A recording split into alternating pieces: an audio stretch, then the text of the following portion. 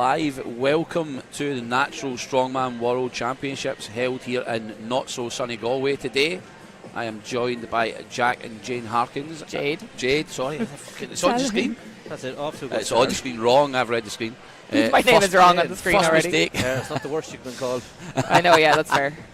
We are currently busy, just setting up the last of the stuff for today. We have 4 events today. There we go. And there you go, Patrick is on the ball. 4 events today, 4 events tomorrow.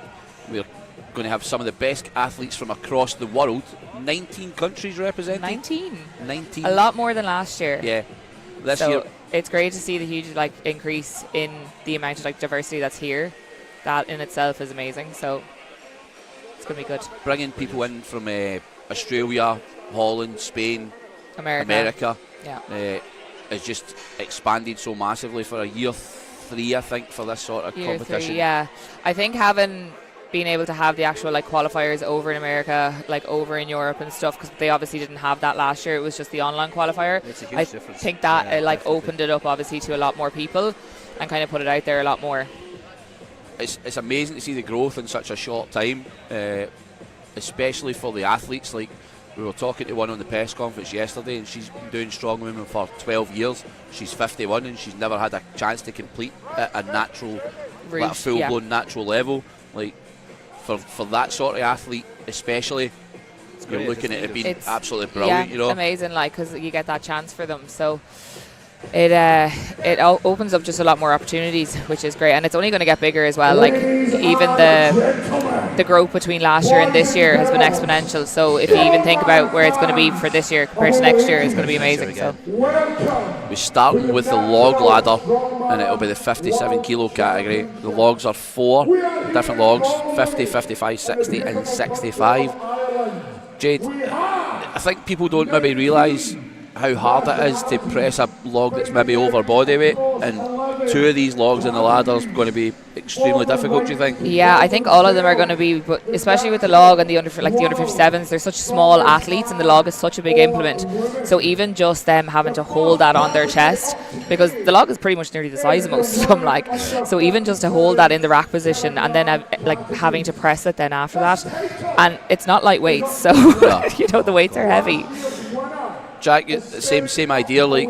For us, the bigger guys, body weight's always the first goal. And then getting above body weight. Yeah, definitely.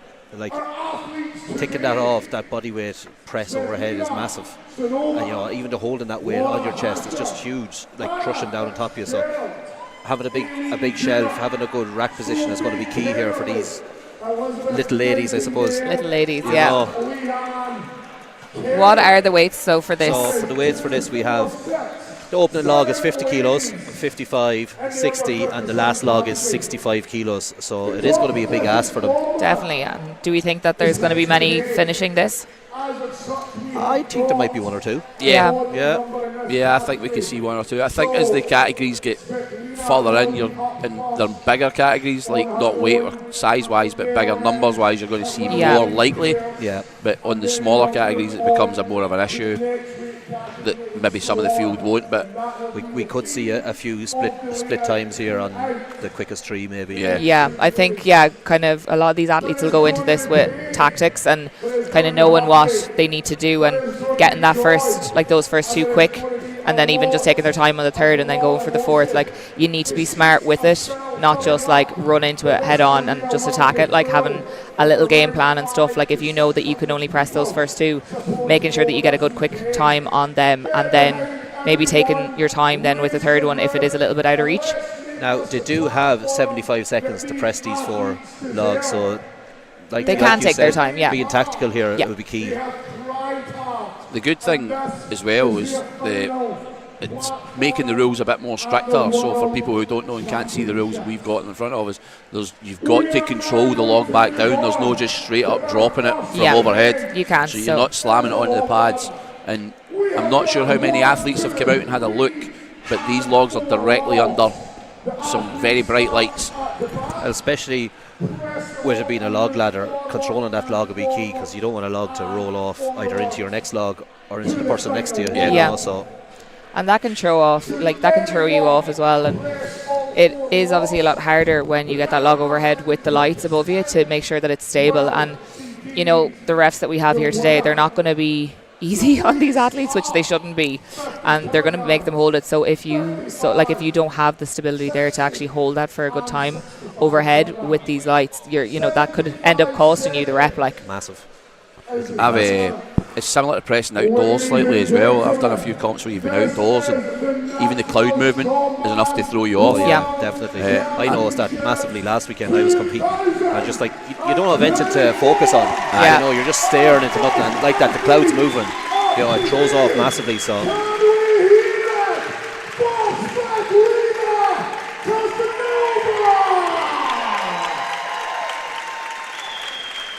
So do we know who we have out first?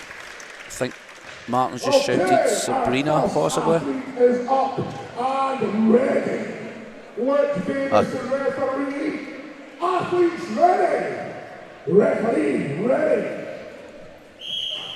So we have Svetlina up first. From the United Kingdom. An easy first rep with that 50 log. She made light work of that. Yeah.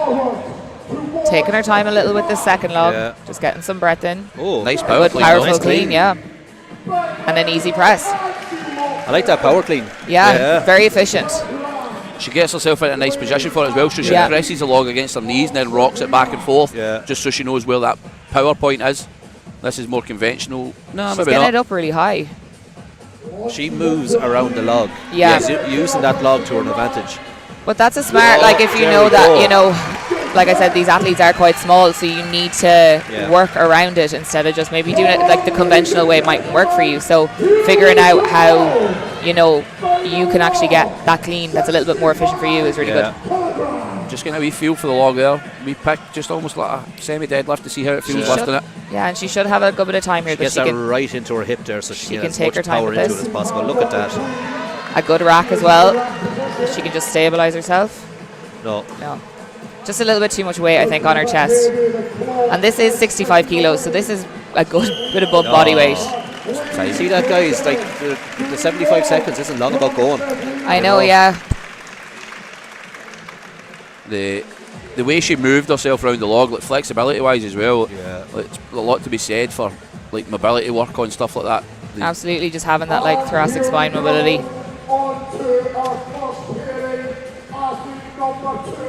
Well, by the time these athletes get to this third log, they've already they're already working with above body weight. Yeah. Just above, Yeah, so 3 kilos above, and then that last log is 8 kilos above body weight. So having that just on your chest, it's going to crush you. And some of these girls might necessarily be 57 kilos. They could be lighter. Yeah, they could sit naturally under it.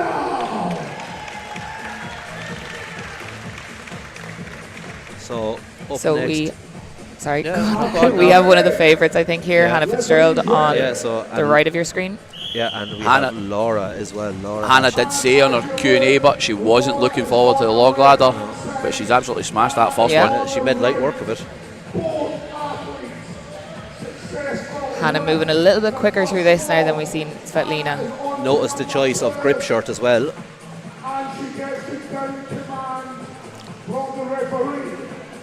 We can just see Laura just struggling now with that second rep. That rack position doesn't look optimal at all. No. And Hannah now onto the third. Just pushed out in front of herself there, but like she has a good dip, but the log just seems a little bit out in front of her.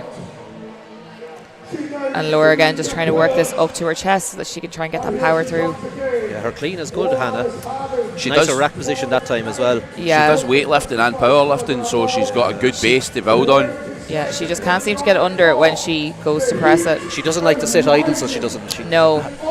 She dips her toe into any sort of sport. Yeah. So both girls just struggling now to get a rep. That just goes to show how hard this log ladder is. Yeah, and I think like if Hannah maybe was just coming out and only had to press the 60, she probably would have got it, but because she had those other 2 logs before, it makes that just that little bit more difficult. It's an interesting one as well, log ladder, because you think about like a press for reps. If it had been mid-range on this, you would see multiple reps, and you would imagine she'd probably got that as her first rep, but the first 2 logs is just a killer on that. And also it's the first event, you're going to have nerves. I always think it's a little bit harder when you have a pressing event as the first event, because obviously your legs are a little bit shaky, a little bit jelly. So having, dipping when your legs feel like that and trying to get that power through, it can be a little bit more difficult. Impossible nearly. Yeah. That's why you should strict press. Fun fact about Aileen, she messaged me to tell me she hadn't filled in her Q&A and then didn't fill in her Q&A. You can just call out all the people who didn't So fill out did their, Sophie. fill out their Nice Q&A. cleans so far. So Sophie trains in Shetland. She's one of the Shetland crew. They're always notoriously good pressers. Aileen trains at GBA. She's also good. This is probably about the best condition I've seen Aileen come into a comp. I'm looking forward to see how she does over the weekend. nice split jerk from Sophie. Yeah. Cleans are looking very powerful for her too. Yeah. And I know Sophie's coming into this comp meaning business. Yeah. That's an awesome clean. Power. Look at that. Aileen just giving that second log a second go now. And I think we can see Sophie hit this now, last log. Oh, Aileen just struggling just to get under it. When you're split jerking a log, like, you really need to commit to it, because it is quite scary to trust just dropping under it and trust it, because it's such a big implement. That's what I was going to say. Like, it's Oh. so daunting there in front of you. Yeah. I think if Sophie can just take a second, just gather herself. There we go. Nice clean. Aileen's up again. No, neither of the girls getting Again, just underneath can't seem to get it pressed out. Sophie's pressing was absolutely wonderful, by the way. Yeah. The clean looks so efficient. that. Yeah. Again, like, she definitely would have had that if that was just a single log on its own there at the end, but because the other three were in front of it. It just shows the difference. What them other couple of logs and the little run in between will do. Yeah, I do think she was quicker than Svetlina on the first three, so that'll probably put her into the lead now at the We'll moment. see now. And anyone who wants to keep up with the results live, you can head on over to Strength Results and look up Natural Strongest Woman. Ladies and gentlemen, let's give it up for Lizzie Nightingale. So we have Lizzie up now, with Leanne Kelly. And this is our last heat, I believe. This is our last heat of the under 50s. So this is the last heat of the under 57s. Lizzie's only been doing this a few years. Trains, and her coach is also competing, Willow. Yeah.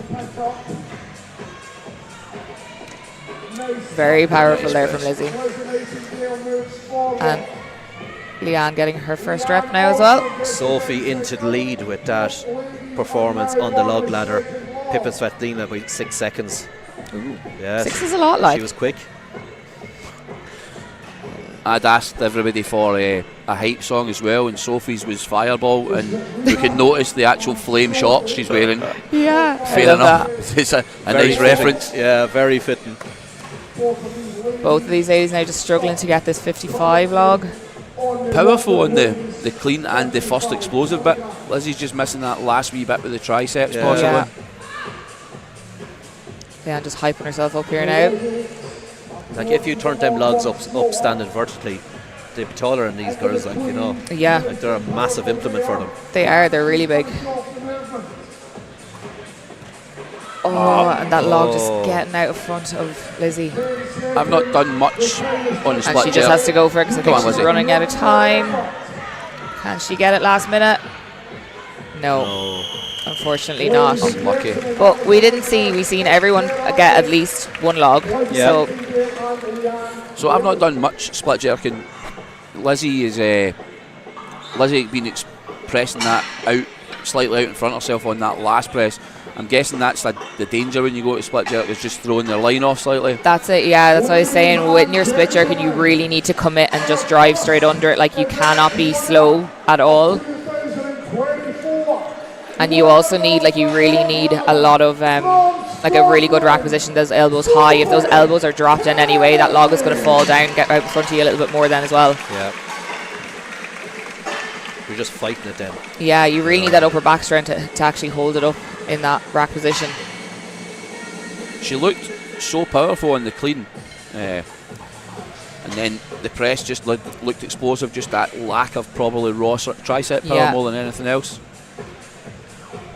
Sophie will be happy with that, 3 logs. Yeah. I think Sophie probably would have came into this event now thinking that, you know, if she just put in a good performance in the first one, get into the lead quickly, and she's kind of off to a good start then for the rest of the comp. The big thing here too, I suppose, just to point out, is that none of the girls zeroed this event. Yeah, they all got points.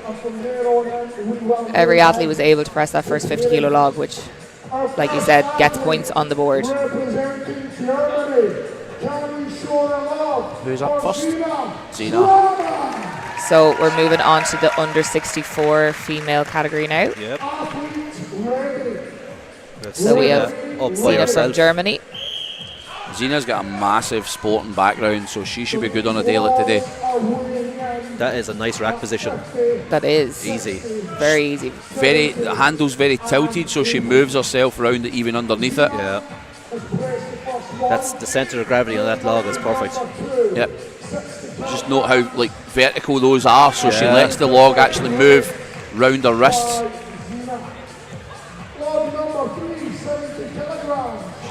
And I think even having that sporting background, because obviously this is very much a strength event, you can either press it or you can't, but you do need that conditioning to be able to move through them and not tire out by the time you get to those last logs. So, and she gets the third one. She had to make use of her triceps on that one. Yeah. Ironically, this is the event she wasn't looking forward to as well. She seems to be doing just fine. Yeah. She's up onto the last log, which is 80 kilos in this ladder. So a good jump between the under 57s and the 64s, because the last log of the under 57s was 65 kilos. Yeah. So that's a 15 kilo increase, which is a bit insane. Yeah, that is big. Even to clean that weight, that's nearly 20 kilos above their body weight. 50, 60, 70 and 80 for this log ladder. That's quite a nice tasty ladder. It's asking a lot, isn't it? That's obviously the level these ladies are at, you know. The level the sport is for that category. I think you probably find that on other comps as weight selection's always very difficult, but with the progression, the way that the sport's going, the weights are only going to get heavier. That's it, because I know Willow will be coming into this wanting to hit that last log. And often you'll have times athletes giving out about promoters' weight selection, it being too light, it being too heavy, it being a cardio event, you know. It's hard to find that sweet spot. Yeah, it is a fine balance getting that right. I think that's a good thing with the way that Natural Strongman's run thing as well. Last year was a deadlift ladder and an overhead medley. This year you've got a log ladder. So I mean, it means nobody's zeroing an event. You would expect everybody to be trying and get at least the first implement. Yeah. And it's not like you're saying, you're not bothered about people zeroing an event, but you want people to get points on the board. Absolutely. You never want to see the athlete zero an event. No. This is an absolutely insane pairing. So you've got Willow, who's last year's 57s champ, and then we've got Camilla Foggiano coming out. This is her first year competing in Natural Strongman, and obviously we know her from previous or other comps. And Camilla, being as mad as she is, plans on doing two categories this weekend. That's 16 events across the 2 days. So, thank you, but no thanks. No, easy for Camilla.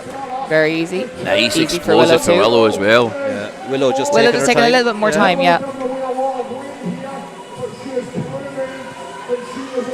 Camilla getting that third rep. Yeah, she's making light work of this log ladder. She means business. Willow just steadying herself on the rack. Nice, Willow. Very easy. That was a lovely split jerk. She really got under it. Yeah. Willow will use her time here, I think. Camilla big tricep power here. No. Just couldn't get that press out. So Willow just taking her time. I think this is a good tactic. Just get a bit of breath in. She knows that she can hit this. So and it'll mean big points for her if she gets this last so log. it's just about executing it. I think she's just going to wait until those last couple of seconds. Willow fairly new to the sport. Camilla's obviously been in for a few years now. Yeah. So you've varying levels of experience. Willow just took. Just trying to steady herself in that rack. She bailed out. I think she just rushed that a little bit too much. I think she tried to be tactical, asked the referee how long there was left, and then went on a certain number. And that's what makes the difference with something like of an event like that, making use of the time, especially when you had three quick, but they are heavy logs themselves. But like that, you could see Willow when she cleaned it, she just needed that little bit of extra time to kind of stabilise herself in the rack position, and unfortunately she didn't have it, so she had to kind of commit to it and try and get that rep without being fully stable, and unfortunately that kind of cost her the rep then. Sometimes that's what you need to do, just go for it. Here's a question. Camilla fails to press the 80 there. She's going to move up a category. Do you think the women in the 73s are looking at going, well, I've got a chance to take points off her here on the overhead? Definitely, they'll definitely be paying attention to that. They'll be either warming up, getting ready, or they'll be standing on the barrier with the rest of the crowd, and they'll possibly be going. Yeah. That'll light a fire underneath them. Yeah. You know. And like there's not going to be a lot of time, like we've moved very quickly through that first category, so there's not going to be a huge rest time between her having to go out again now. So I think Camilla will have the advantage that it'll be I think the Masters are probably going to be up next, and then the 73, so she's going to have a category in between to get a bit of rest, reassess. I've no doubt she can press that weight, but again it's the element of the log ladder. Yeah, and I suppose she knows kind of what to expect now going into it. She kind of knows how bright the lights are going to be. So up next we have our own May Frawley from Ireland, and then we have Heather Eastlake represented England. Ireland v England. So both women just attacking that first log. And Heather just a little bit unsteady, but she gets the rep. Still making it look easy, just the stability. She looks a bit gassed from that first one. Come on, Maeve. Heather was saying that the log was a bit of a mental block for her. This was the event she wasn't looking forward to as well. So 2 done. She just needs to take her time here. Maeve didn't decide to do the Masters category as well as the under 73 or the 64s. Maeve is one of those sane people that just decides to do one category in the weekend. Maeve just looking a little bit unsteady. And that weight's just buckling her. Yeah. It's a heavy weight. I think it was a little bit low on her chest. She didn't have that nice rack position like she had in the previous 2 logs. She can just steady herself now. Plenty of time.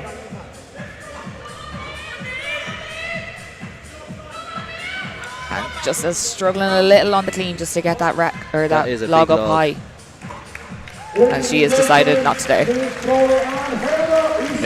Maeve doing well with the 2, obviously. Like if Camilla set the pace with 3, and Willow as well. Seconds. 24. And then Willow wasn't too far behind her, 31 seconds on 3 of them. Given Heather wasn't looking forward to the log ladder, she'll be happy with 2, I think. Yeah. She gets some points on the board, that's all that matters. So next up we have another Irish girl, Mary Egan. 2 and 24 seconds for Maeve. And up with Mary we have Carly from the United States. And it's great to see these athletes flying, because it's obviously a bit of a trek now from America to Ireland. So Carly also competing last weekend at the Shaw. So I think she actually said at the press conference yesterday she had a poor log event last week, so possibly looking for redemption this weekend. Yeah, absolutely. And both ladies moving through this quite smoothly. Yeah. Both on roughly around about the same time. They'll be challenging. Carly will be at least challenging for first if she hits this. Oh, easy. And that looks quite easy, so I actually think we could see this 80. Mary just kissing that log. Mary just needs to steady herself now, take her time. Carly, one of the few of the lightweight categories we've seen actually come out with elbow sleeves on as well. There's not been many come out with sleeves on. A lot of the time you don't see them using that sort of equipment. I find sometimes with elbow sleeves, like depending on how tight they are, it can actually restrict you when you're in that rack position, you know, and it can kind of hinder you on the clean. And Mary gets that 70 log. I thought Carly would have pressed that now, just judging by her last log. Yeah. She made it look easy. Just wants to show you how big of a jump that is. Yeah. I wonder if part of that was tactical as well. I wonder if she thinks she's done enough to either a quick enough 3 that she's gotten ahead of. I think Camilla or split her and Willow. Camilla and Willow, yeah, so we're 24 and 31. And that'll be good points for Mary as well, because you know we haven't seen a lot of people press that 3rd log, so that'll get her up there too. Next up we have Rachel and Hannah. Mary Egan 3 logs at 62.5 seconds. And Carly 28.61. Is that the lead? No, Camilla just pipping her by a couple of seconds. Oh, beautiful place there. Rachel Hannah only from 2 there years from in the sport. Hannah. Also against the man. So we have got Hannah the same, she's only just started as well. Netherlands and Rachel. Finland. That's it, that first log. Just needs to steady on that dip. I've noticed quite a few girls coming out wearing the grip shirts. Do you find that they actually do benefit you on an event like this? Because I know I don't. For myself, I find that they actually just hinder my clean. I struggle a lot with the clean. Once I get it into a good rack position, I'm fine. But the clean, I find the hardest, and I find that it just sticks a little bit too much to me. I think if you set it wrong as well, if you don't get the clean prop, you need to pop it off your chest and get Yeah. it back into position as well. And that can hinder that as well. I wear mine for overhead, but that I'm always shuffling underneath Yeah. the log Yeah. just to get position. I always find you can't create that slip on the log to get that spin The into roll, the rack position. yeah. 10 seconds remaining on the clock. The So both girls here just looking to press this 60 kilo log. Nice clean there by Hannah. Oh, Just run out of time. That was Rachel and Hannah. So we have our last heat up now, Alexia. and Tanita. who's the last two out? Alexia and Tanita. Alexia Alexandra. Ladies Alexia Boyer, Is it? Boyer All right. from France, and Tanita from Australia.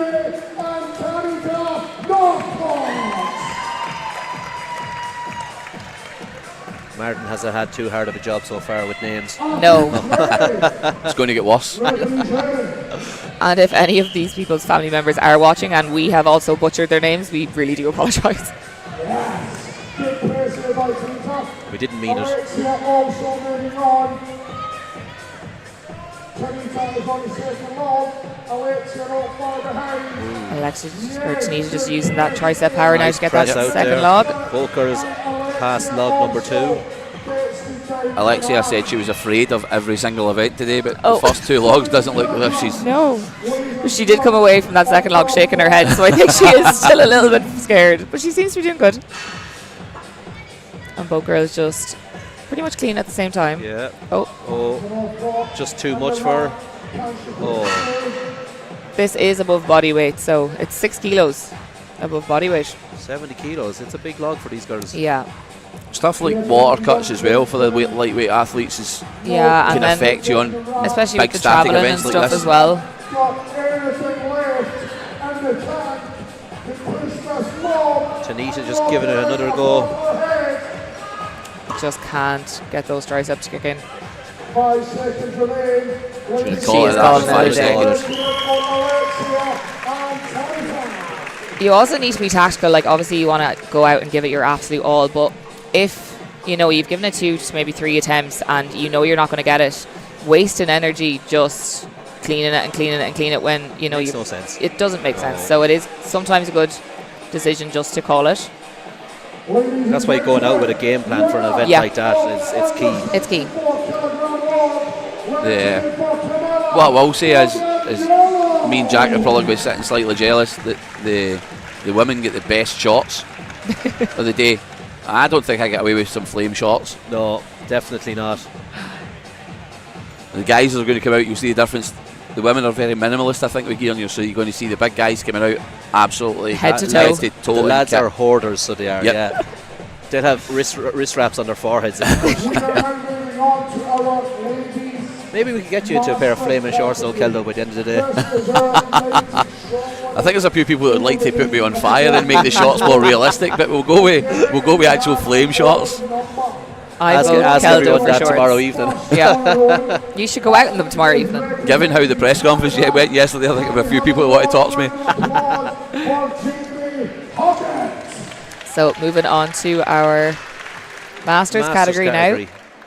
Sorry, no, I need to scroll. This is all over the place. Masters there.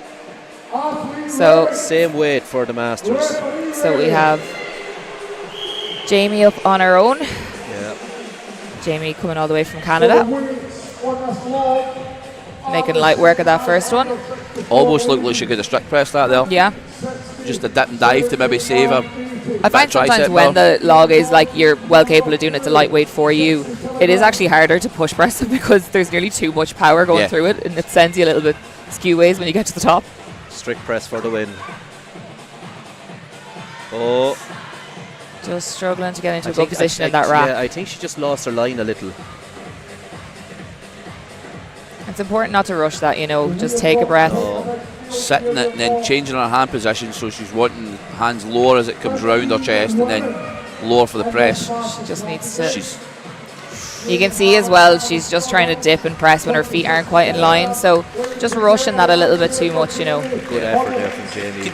you can tell for the first log that she's good raw power, Yeah. and then I maybe just try to the rely on it technical too aspect. much on the second I one. think if her positioning was better on that second log, she probably could have got it. Yeah, know. absolutely. The It is ma- a 10 kilo increase though between the logs, and First like 10 event. kilos when you're doing a pressing event is quite a lot. Like, Yeah.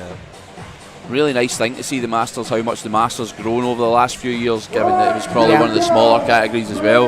And as you said, there's 2 or 3 Masters dotted about the weight classes as well. Yeah, definitely. and we actually have one Masters athlete who's doing the same as Camilla, who's doing 2 categories. Two, she says, She's doing the Masters and the under 73s, so even less time between. quote her yesterday, I think she said, fuck it, why not? Yeah. She did. Wendy. Wendy. Yeah. Wendy actually texted me on Instagram, and she apologised in advance for any hand movements or gestures that she may do that may offend people. A nice Viper press there from Jennifer. She said it's like a tick. Jen- can't help going it. for the Viper again. Jennifer's the 51-year-old, 51 years young. I was talking to her earlier. She's so unassuming. I know. She's after Viper pressing the first 2 logs. She means business. Yeah. Elbows just a little low there. Oh, If she could just get that log just a little bit higher on her chest, get those elbows up. oh, oh, oh, oh.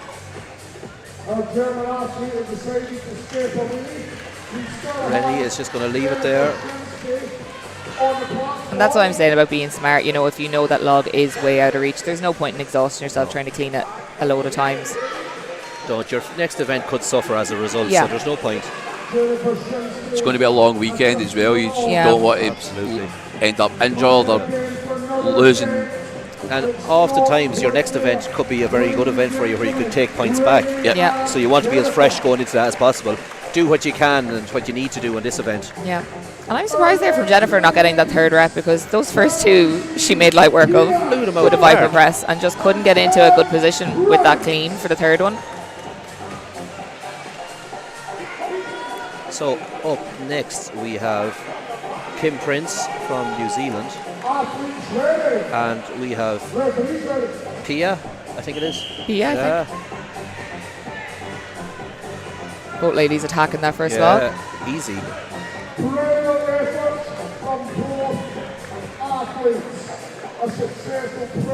Pia's 50, so she's probably our second oldest competitor today. Nice split out there. Very explosive split jerks, aren't they? Kim making really light work of this. Finland versus Australia. Just take Again, a second. think I And said you can New see Zealand Kim is earlier. beltless, wrist Yep. strapless, elbow sleeveless, everythingless. yep. Yeah. There's raw dogging it out there. And nice. Absolutely lovely pressing there. She stands it up and then she almost does a second pop to get it that wee bit Yeah. higher. So you can see how explosive she is if she does the same here. She's going to stand the log up and then she's going to shrug her shoulders and pop it just a wee bit higher before Yeah. she. And that could be just to get, like, that'll help her get a breath Yep. in and everything. And Absolutely. Especially on an event like log. so can The we see breathing this and 80 bracing. log finally fall? There you go, just Yeah. pop. Massive. Very efficient. Yeah. Oh, Just didn't quite get that power coming out of the dip. thanks, Jack. Wanna leave it there? That. Absolutely wonderful pressing Yeah. all the way through those first 3. Again, That like, will be a quick time. for people watching and listening in, we'll probably will go over old ground when it comes to tournament stuff. But again, if you sent her out, she'd do an 80 kilo log for a single without 3 in front of it. She's definitely hitting that, I think. Yeah, I think so too. So next heat we have our own of our own. Irish Dolores McGuckin, And Maria. and we have Krasinska. Maria. Another an Ireland versus England pair. And Yeah. I think coming into this, Marie is probably one of the favourites too. You know, she podiumed last year, I think. Yeah, she's an awesome pedigree. Trains. Nice. She pretty much strict pressed that first On one. Dolores. I know pressing wouldn't be her absolute favourite. She does struggle a little bit on it, so Dolores has retired multiple times as well. yes, multiple times. I think after every competition. She retires and then all of a sudden she's just at the next comp. Maria. Just struggling with that second log. Dolores did say log with the death there on her Q&A. Yeah, Like she log- hates it. She was also one of the athletes that at UKNS, competed at UKNS, flew home and then competed in Ultimate Strongman, Ireland's Strongest Woman on the Monday then. In Belfast, yeah, that was mad. Yeah. I tell you though, like the growth of the Masters, like you've seen a few. I've got a few of the ladies' ages in front of me. In the next few years, you could fully expect them to push for a Masters 2 category. Yeah. 50s, 49s, 47s. Like It would be great to see similar it. to, similar to powerlifting, there could be scope for a Masters 2 category. Saying that, Both ladies just struggling now with that Yeah. second log. It's a big ask. It is. 60 kilos on the log. And just out of time there. Again, though, points on the board. That's it. Both That's hitting all that first rep. It's about. There's quite a lot of girls in this category. We've I 15 told you, ladies the in this Masters is absolutely stacked. massive. Just scroll in there. I think it's probably one of the biggest categories over the weekend, and then add in the fact that Mary could have done it if she wanted to as well. Yeah. And Maeve. And Maeve, sorry, actually, Yeah. there's another 2 or 3 Yeah. really good athletes out there who could have been like, I'm in for this. Yeah. So up next we have Evelyn Bennett and we have Christine Stefanik from America. Ooh, 2 good presses there. Yeah. Both girls mean business here. If these girls want to get to that last log or even the third log, they do need to be making light work of these first Yeah, couple to give logs. themselves that time that they Yeah. can actually just gather themselves, get a breath in Get into a good flow. before they attack it. And Evelyn moving through is these moving, pretty yeah. quickly. And dead cleans are looking effortless. Yeah, Look she's at that. just firing it up. She's quite explosive. I like her hair too. Looks like candy. It does look like Ashley. Yeah. Both athletes now moving on to this last log. Yeah. Both ladies on the last log, 80 kilos. Can we see it pressed? Just Oh. Evelyn just trying to get that into a good position on her chest. Eve's got it. Oh! Come on, I think I you think have it. You can see Evelyn just has that right knee strapped up, and when she put that log down, she gave that leg a bit of a kick. So hopefully she isn't experiencing any pain and she's able to get that power through her body. Because I definitely think she has this. Us people with dodgy knees tend to kick them out and do things with them anyway, so Keep them limber. yeah. She ended up walking forward on that last clean, so you can see the log just taking control Yeah. of her rather than her controlling the log. That was a very quick 3 though by Evelyn, so I It think was. that's definitely going to put her into the lead.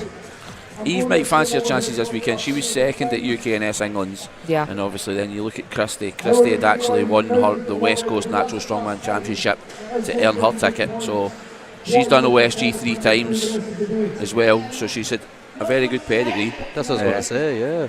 Eve Bennett has went with Eve Who's That Girl as a hype song, so she's went for her namesake. And Eve Bennett taking the lead there with that. Yeah. Absolutely. Yeah. Aye, beautiful She'll press. be happy. Blowing it out of the park.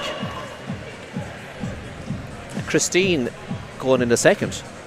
So Kim Prince's time was 39.49. Christine With hit 35. 35.43, and then Eve 27.32. Ooh. That was a quick Sub time. 30. Yeah. I don't think we'll see many of those today. Sub 30 across all categories would be very good. Yeah. So next we have Micah and Sarah. Micah's quite tall. Micah is very tall. Yeah. She's out angling Martin down there. And sometimes that can be a bit of a hindrance because obviously it's Oh, longer yeah. to get the clean, but you also generally will have longer arms. Longer arms could be harder to press, but geez, that log is in the sky. She wasn't looking forward to log as well. A She few that I was. think of not looking forward to log. No. I don't think, has there been anyone that said they are? I think you'll see some of the sadists, the Very guys liking explosive. it. Some of those like pressing monsters. Yeah. Oh, And Sarah just trying to grind that out there. She hits this, she could be in good time. That's a Easy lovely from Micah. press. That is good time and still quite easy. So I think we could see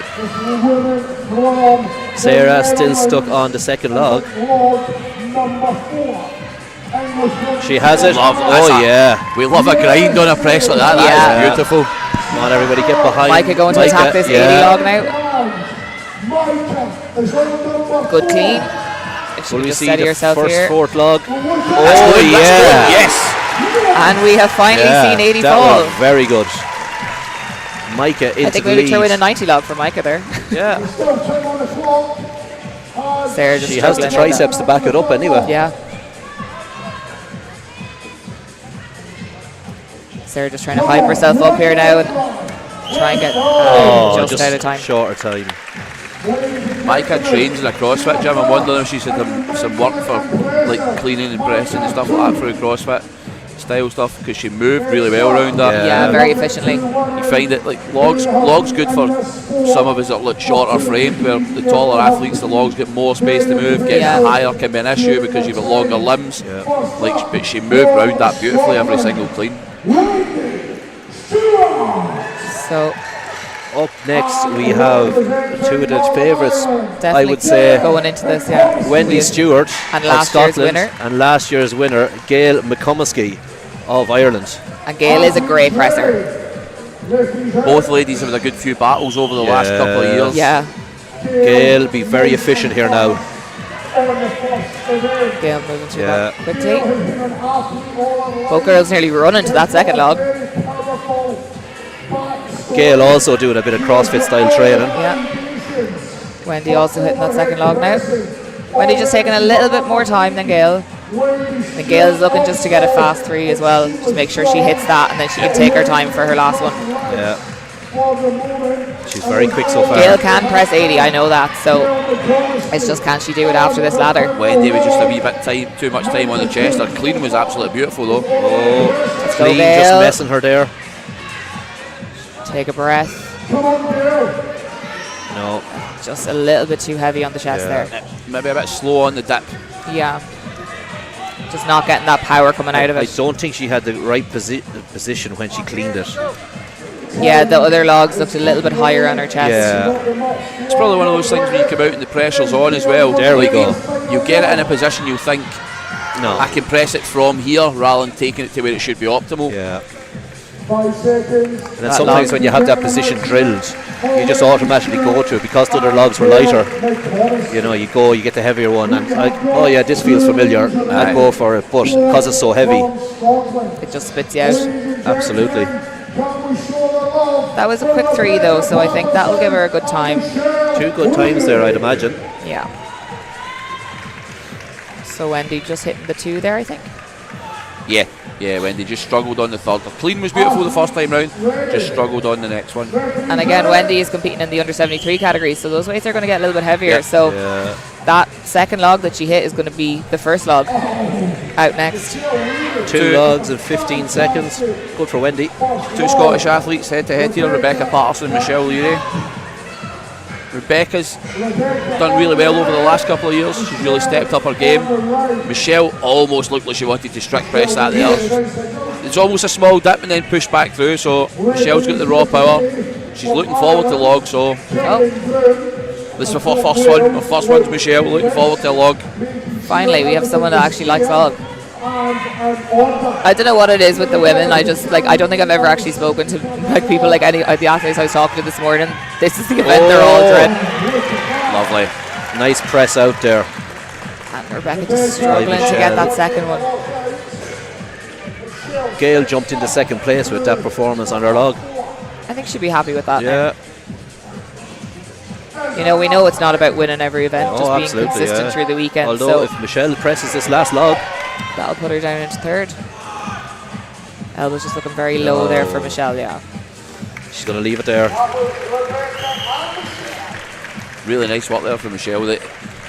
Popping it off the chest and then repressing it after that. She maybe created a wee bit of air for herself and then went again. That was an exciting heat. So we have a weight change now for the next category, the under 73s. So I think it's 60, 70, 80 and then 90. Yep, we're increasing it by 10 kilos. Up first with the 73s, we have Alicia and Chloe Brennan. So Chloe, obviously last year's under 73 winner. And I know Chloe will definitely be going for this because I know she sat out of Europe's last week just to focus on this. This should be a good category. 73s over the last few years has really exploded, and then they're quite strong as well. Yep. Like, they are. It's hard to think the last 5-10 years there wasn't a 73 I know, category. yeah, It's it's 64 straight to 82. So Which is that such a big jump, you big, know. Big jump. 20 kilos, you might as well say, you know. Well, I think, like, you know, even watching Europe's last week, like the 73s is always a really competitive category. Like, you know, you very rarely ever exciting. see someone just running away with it. Like, they're always on top of each other. So the talent is unreal in it. Well, it gave those girls that were doing a harsh cut down to 64s and couldn't quite make it up to the under 82 weight. Yeah. It gave them somewhere to go, you know. Yeah. And Chloe is actually a previous under 64 athlete. Like, that's where she competed. Even with the 73 category, that first year or two, she still stayed with the under 64s. So Chloe, the first athlete to come out and actually move every log by the looks of it into a position she wants it. Just showing how professional she is. Yep. I said that's experience, you know. She's basically like wanting her pads where she wants them, where like she knows she's coming. So we'll see if she goes to set the fourth log, if she's planning to do 4, or if she's looking for a fast 3. Yeah. Just every tiny bit you just Making see her Killian off, work here, so she is. Killian's just definitely slightly off just shot. You press can it. see her, but when she's on shot now, you can see her just making sure every log is exactly where she wants it. And if you're Alicia standing on the start line, you're just waiting to go. Yeah. You know? And that can affect the other competitor too. It can get into their head. You know, seeing someone going up and setting up the last couple of logs for yourself. You're already thinking, oh, this person means That business. person means business. You just have to focus on yourself, you know, stick to your own game plan. Chloe with the power clean. And an easy first rep for Chloe. Easy from both girls. Elisha doing a nice split jerk there. Power clean again. Jerk press as well, so just nice and efficient. Nice clean from Elisha. Chloe's had a pretty heavy schedule over the last couple of months. So Nice split jerk from Elisha there. Yeah, her split jerk is nice. Yeah. You can see she really drops under and really flexes back. Split jerk now from Chloe. Yeah, she's going to do a strict press the last one. I'll flip the table if she strict press the last one. I'd love to see it. And she looks confident. She's just, you can see her just taking a breath. She's composing herself. Elisha, maybe a bit too long on the chest there, but she does really try to get underneath it, doesn't she? Yeah. She came up more on her left-hand side by the looks of it than her right as well, so exploded just off centre. Oh, no. Too heavy. Call it a 3. And again, that's that experience, you know, she knows, okay, this isn't here today, so I'm not going to waste my energy. I'm That going to was conserve a it for the next powerful clean event. from Elisha. Just can't get under it. Elisha technically a junior as well, but we don't have a junior female category for this weekend, so she could have been competing in a different category. Yeah. She's in the weight classes, but she is technically a junior. I think she holds a couple of junior records as well, so Interesting now to see, do we get anybody getting to that last log here now too? So next up we have Hannah and Camilla. Camilla hitting 3 in that last thing, so that's the first 2 logs here. Was it madness or was it a tactical warm-up? So it'll be interesting to see now if she can hit this 80 this time around.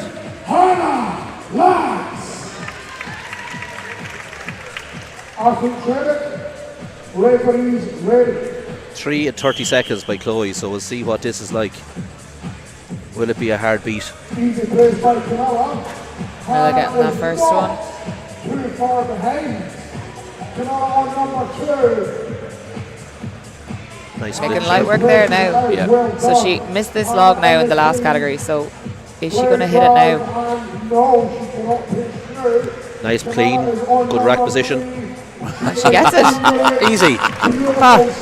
Camilla Not the same playing, person. Camilla playing games in the category. I think She's so, going for the yeah. last log now as well. She's going for the 90. A statement or intent. If she Cute. presses this now, I don't know what she was doing that last time round. Here we go, guys. Let's get that. Come on. You can just see Hannah struggling to get that second one. Kilogram load. Now, do we see the first 90 log of the day? She's not quite getting into the position I think she wanted it in. Yeah, there we go. Good rack. Just slipping on that buckle. Yeah. You can see her core just shaking, Yeah. like from head to toe there. The legs just buckling. Yeah. And what people obviously don't realise is, like, obviously we're talking about Camilla doing 2 categories. She had to cut to get under 64 Yeah. to make that category. She'll be obviously be in that sweet spot now where she usually sits maybe like 67, 68. Yeah. So, but she's also coming in maybe 5-6 kilos lighter than these Yeah, the rest of the other girls. competitors, you know. And then that end log is nearly 20 kilos over 73. So Yeah. it's more than 20 kilos body weight for Camilla. So it's no wonder it's trying to crush her. Wendy in the unfortunate position there isn't a category between them, and she's straight back out. Yeah, and there's not actually that much time because she was up in the latter end of the previous category and she's up first in this one. So Oh, Camilla, 26.92. Pippin bit Chloe faster, by yeah. 3.5 seconds. Wendy getting that first one. No, pipping her exactly by 3 seconds. Exactly. So Wendy obviously failed to get this now in the last one. But we seen with Camilla, she came out and she blasted through that. So maybe with a bit of rest. Oh, Again, just struggling with that log. The miss actually gave it a wee kiss there on the way back off. Oh, so both girls just calling it a girls day on gonna that leave it 70 there. log.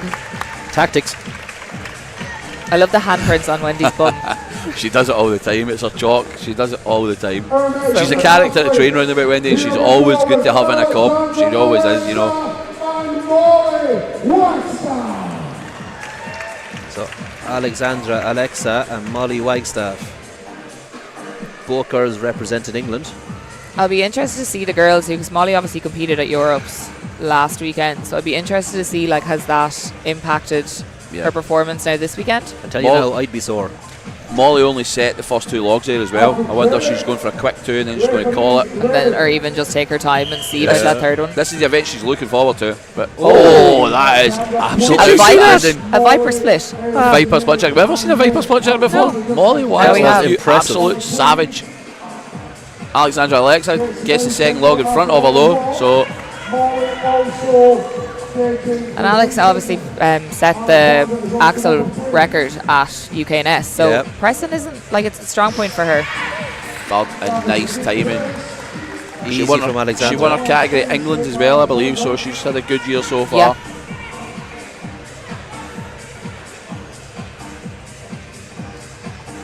Just taking her time for this 90 log now. Molly just struggling with the clean there. Can we get Molly's Viper jerk on playback? Just loop it. I'm not going to lie, when we go for a break, I might screen grab it off of the YouTube feed and just post it everywhere I get the chance to. 'cause Absolutely. that was Looping it, everyone. outstanding. That was cool. Let's go, Alexandra. 90 kilos. Nice looking rack position is. Just needs to steady herself now. Get a good dip and get that power. No. A long time on her chest. Setting yourself is paramount in this, but being there too long. The longer you're there. Absolute killer. Crushing down on you. And that's it too. When that log is on top of your chest, it's so hard to get air in. That's why the breathing on a log is just so key. Yeah. The places, like you've seen a couple of girls giving it a bit of a jump when it's in their lap, getting get more that breath air in. and then going for it. Because more times than not, people do hold their breath from that position on their lap to when they get it up here on their chest. So Yata, another athlete that competed last weekend.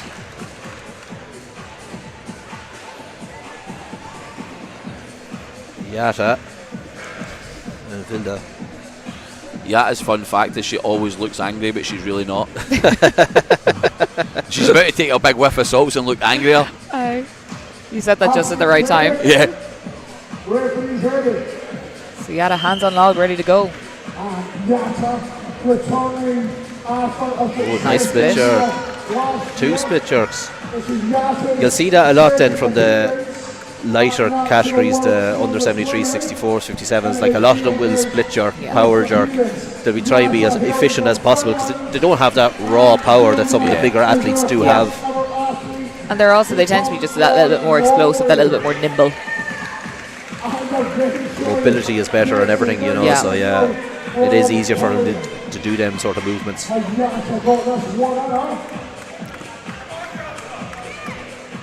So Vilda onto the 80 kilo log now. She's getting herself in the zone for that log. Yada just going to clean that 70 again. Yada giving another attempt. And you can see just as she goes to dip, the log nearly falls away from her.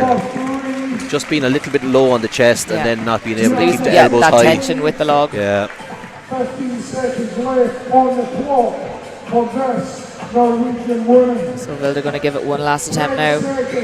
Really planted her feet in there. Yep. Stamped into the ground where she wanted to be. Big drive, no. Just not today. No. Great effort from both ladies. Split jerk's always, like, it's not controversial, but it's one of those ones that everybody's got an opinion on. Yeah, always. I suppose a lot of the time people say you don't necessarily need to be strong to be able to utilise a split jerk. It's all about A to B, really. That's it. This is Strongman. Laura Hollywood up next. Another one I'd say a favourite for this category. Just lift the fucking thing. Yeah. Laura making podium at this last year. Again, same as Chloe, coming out, setting the logs the way she wants them. Yeah. Darina from Hungary. So she's Hungary's strongest woman in the 70 kilo category. Before she'd done finished second place in the the online qualifier championship, and she's been to the Arnolds as well. So she comes in with a good pedigree. Interesting to see how these girls get off against each other. So Laura with a Viper press. Lovely work. Easy from Darina. Just struggling a little bit with stability. And another easy one for Laura. Yeah. Just taking a little bit of time there in the chest. Laura's had a really good year, like second at England's OSG England's. She's done the European Pro as well, where she was high up fifth. She's always a really good and solid athlete to watch. Yeah, powerful clean. Oh! She just got under that a little bit too much. Yeah. Quite literally. Almost like a spring she's there, the going in log again. spat her out. Thankfully it didn't fall on her though, so she's not Nice injured or thumbs up there from Luke Davies to let her know she was alright. But and heading straight back into she's it. okay to continue, so let's go again. Oh. Great to see that she wasn't afraid to get back in under that power jerk again. absolutely. Laura's fun fact is that I claimed I wanted hair like her, which I actually Is that do. correct? It's wonderful hair. make that ginger like mine, and Is we'll it not just you Hair. want hair, dot? probably. But Maybe we'll go with that first, and then we'll work on the style. Ruthless. We are ruthless around I here. might need to shave that for It's tomorrow. it's actually quite shiny there. That's light is why hitting I've it. got a hat with me. Blinding the camera. Alexandra Alexa with the win on that category, I Taking the believe. win. Nice. She'll be happy with that. As I said, Alexandra's had a really good year so far. Yeah. So up next we have the under 82 girls, and they will be lifting the same weights. And Alex as well, also she works as a sports psychologist, so she'll really have, utilise her own work and make sure that her head is in the game. She'll know exactly the tactics to use to make sure that her mindset is ready going into this. We have under 82 kilogram. Don't know about you guys, but these seats are uncomfortable. It's just because you're too big. I'll get you a cushion. Something at all. So weights again moving up on the logs. First out is last year's Triple Crown winner, Becca Morgan. She won all her UKNS categories last year, didn't she? Yeah. She pretty much dominated last year. Obviously she didn't perform at UKNS this year because she was recovering from a bicep tear. But competed last week at Official Strongman Europes and came second, so Hannah's coach Pip decided to give me some fun facts about her. Oh, so very she's good. incredibly jacked right now, but Yeah. when she was really skinny, they said that she looked like a lollipop because she's got a massive head and she was really skinny. And I was like, thanks for that, Pip. I'll be sure to mention that as soon as possible. Brilliant. Martin's called the wrong person out, and Becca Morgan's gone back off stage. Well, on the running order, it is Rebecca Morgan. It is It's up. Rebecca Morgan, so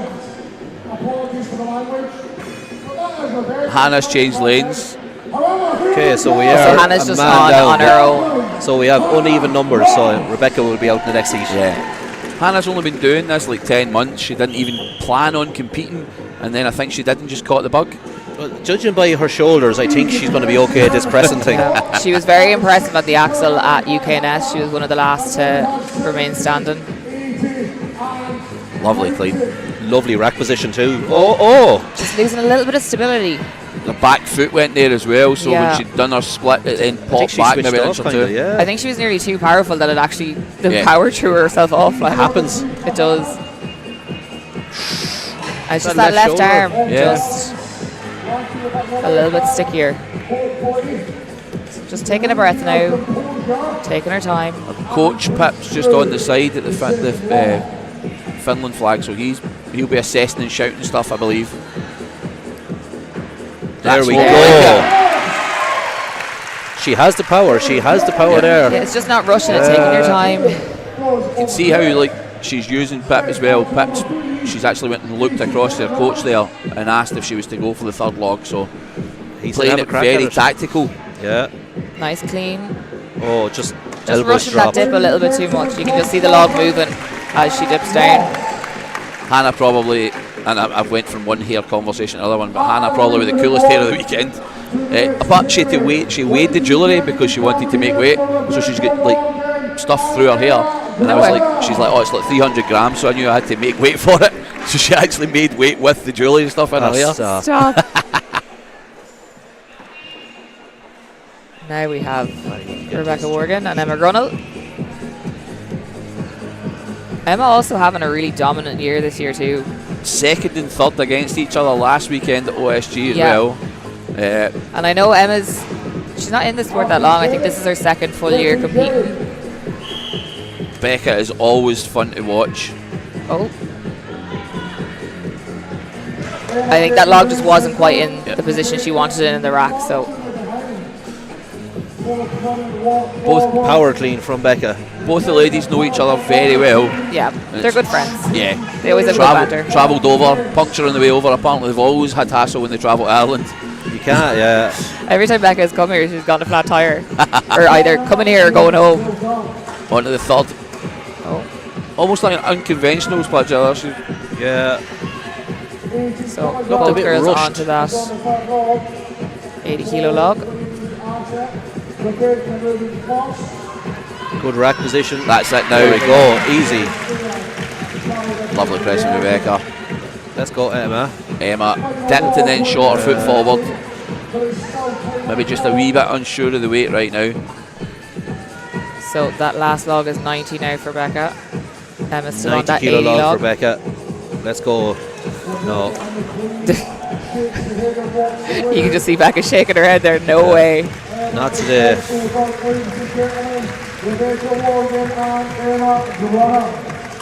And again, like Becca has that. I've seen Becca press 90, I think, on a log before. It's just in a ladder. It's different.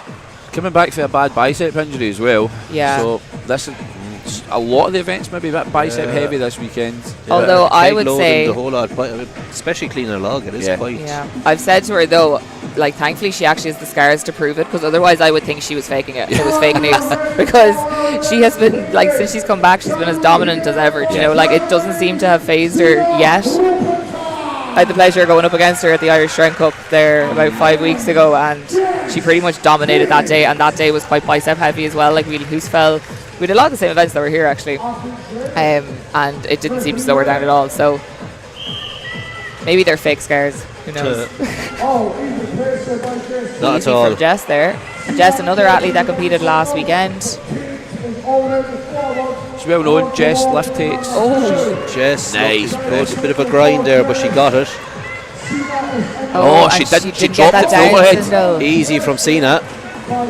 So as we said at the start, if people tuned in, the log had to be almost controlled down, so she's dropped it and had hands off. That's Been how forced- strict the refereeing's going to be here this weekend, guys. So That second rep though actually looked a little bit easier than her the first time she did it. A really good catch. Sometimes people don't give the referees credit, but they do see stuff that maybe we don't straight away. Yeah. We've seen a really grindy rep and then down and just thought she's moving on. Yeah. Cena just missing that third log. I think she put her head through too soon and headbutt the log. It is also Cena's birthday. Oh, Yeah, happy birthday. She's 25 today. Nice There we birthday go. present. Oh, and control down just as well. Easy. Imagine looks like no, press that again. He'd be gutted after a celebration like that. She has decided Yeah, no for that last log. She made good work of that log anyway. Yeah. And unfortunately, Jess just not getting that 80 log. And I wonder if she hadn't had to press 70 twice, Would she have got it? Yeah. But like you said, that 70 log, the second one looked easier than the first. Yeah. You know, so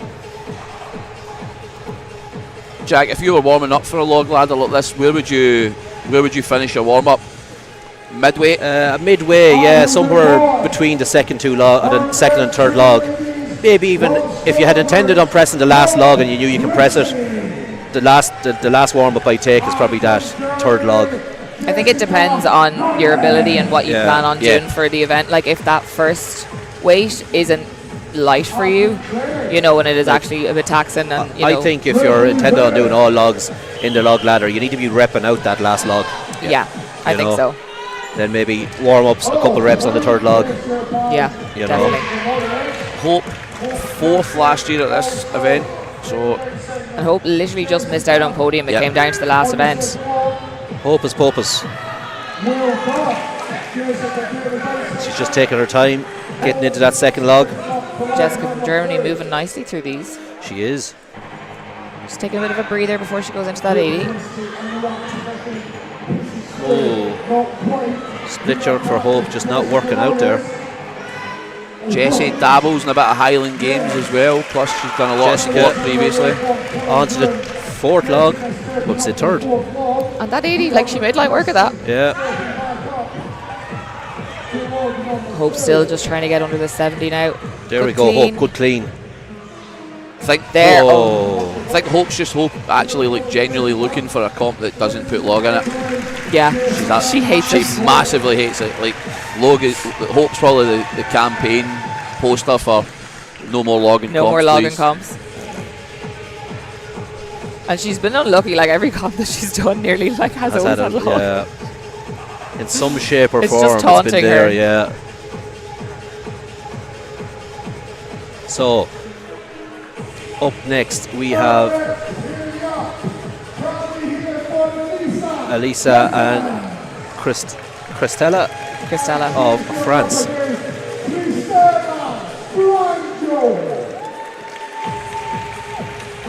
Elisa is quite tall as well. Yeah, long arms. Yeah. Both not looking forward to log.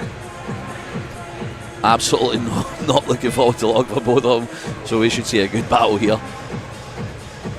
Both girls could turn around and be quite good at it as well. Yeah.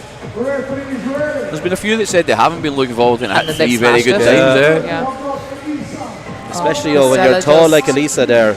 So Like, just struggling with that clean The there. log is so far over your head when you have it locked out.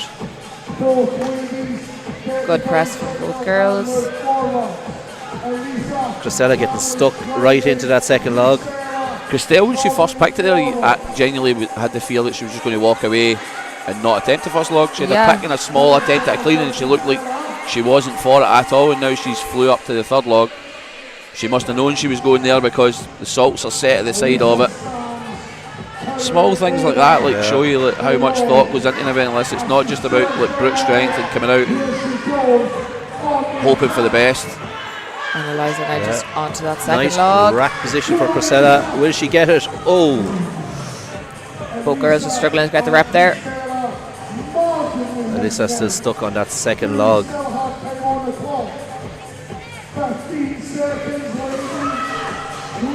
Elisa hyping herself up for that second log. Let's go. Big dip, big drive. Oh, thought she might get got it that time. Again, it is just a little bit more difficult for those longer athletes, you know. Oh, just ran out of time. I genuinely did get the fear for Christelle there right at the start. She's picked it up and then she's went no and put it straight back down. I wonder if she just maybe picked it up and thought her hand position was off. No point wasting a clean if she was going to get it in the wrong position. Yeah. Could have been. Then if you go trying to fix your hand position up on the rack, yeah, you lose that rack position or brace even, you know. And also it's spending longer on your chest, Oh, you know. yeah. You're wasting time on your chest, and having that weight, just even if it is a little bit lighter, it's still crushing. Ladies and gentlemen, I give you from Australia. So we have our last heat now in the under 82 category, Megan Clark. all the way from Australia. Yep. And we have Antal from Germany. Athletes ready. Representing Both ladies looking like they mean business. Megan came for the win, going by what she said at the five press for her conference. first one. And Thal as well with an easy first rep. She sounded confident last night on the press conference Yeah. anyway. on number 2. She nailed me on the press conference. She's moving quickly between the logs as well. Tala just getting that down signal. Bit of a strict press on it, so there wasn't much leg drive. Megan in with a good rack position on that clean. Tal coming in, she's won Germany's strongest women under 23, under 73s a few years ago, so she's performed. The German scene's quite big, you'd imagine it's a good level. Good clean from her.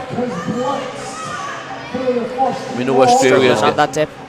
packed with good athletes, so Megan just Going for this 90 log now.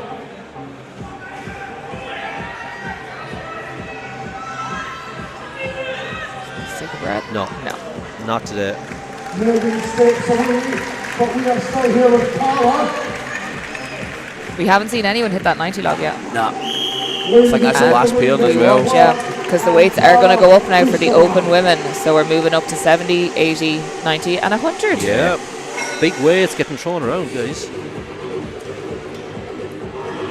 I think it's going to be fairly similar for this one too. People are going to be looking to get fast 2, fast 3. 9 athletes in this category. I know there's a few of them that have already pressed over 100 kilos, likes of Rosalind Cole and Ella Gibbs. I've personally seen do it. It's can you do it at the end of a ladder? Do it at the end of the ladder, do it as the first event. Yeah. It's the other side of the world. It's a hell of a lot of travel. So Megan Clark taking the win there for the under 82s. I want to see if she understands Martin better than she did me yesterday. Martin's just giving her a wee interview. I think she did. That makes me feel very bad about myself. Yeah. She's done really well on I that. wouldn't have said your accent's stronger than Martin's. I think the beard was the problem. She was trying to lip read. Couldn't lip read. Beard was throwing her off. Lovely pressing there from Megan. So Great again, performance. if anyone wants to keep up with the results, you can head on over to strengthresults.com and just look up Natural Strongman Worlds, and you will find a live feed of the results there. For You'll all find the link category. for both the women and the men. They're in 2 separate pages Yeah. down, so they are. So We can see Gemma Moore just getting ready to come out. She has her sunglasses on. We haven't actually seen that many athletes with sunglasses, and normally it's quite common with a log event when you have those bright lights to put your sunglasses on, so you're a little bit more protected from the glare of the light shining into your eyes when you're in that rack position. That can throw you off. and especially in this arena that we're in, the roof is quite high as well. Yeah. So a combination of that with the lights can be quite distracting or off-putting when Yeah. you're staring up there in that rack position. Because most people be training in a gym, with a low roof, they can pick a point on the roof to There's stare something at. to focus on. So up by herself is Gemma Moore representing Ireland. Athlete ready.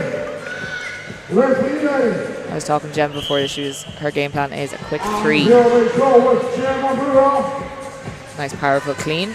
Easy on the first. You do her nutrition, Jay, don't you? I do. But you look at that. So I'm not biased at all. No, not at all. As I've said, this lady is I'm talking to Gemma. How is she feeling? She's feeling good. Normally she struggles with eating coming up to competitions with nerves, but we kind of nailed this prep coming up to it, so she was actually able to get her food in, which always helps. Hopefully she is fueled and ready to go then. She's always been a solid presser, Gemma. Yeah. Probably best described as a better deadlift than a presser though. Yeah, good clean. She obviously holds the Irish deadlift record Yep. at 265 kilos.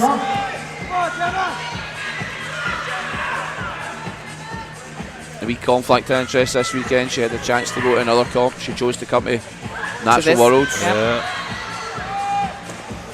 Just not able to get the power through off that dip. Disappointed on that last log there because her clean was powerful. Clean was good powerful, position. yeah. Just getting out in front of her. So up next we have Ella Gibbs and we have Sala Romo. Ella obviously being one of the favourites, I'd say, for this event. She's kind of known for her pressing. Very strong presser.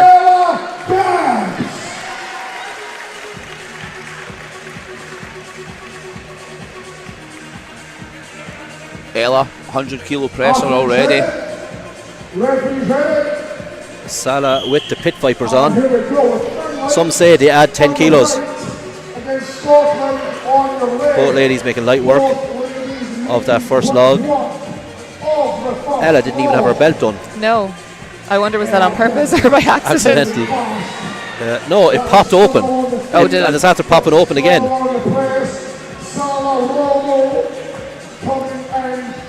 Both girls on the third log. Ella just moving a little bit quicker through it.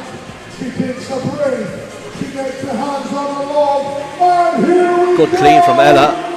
Yeah. Nice third rep. I blinked and she was underneath it.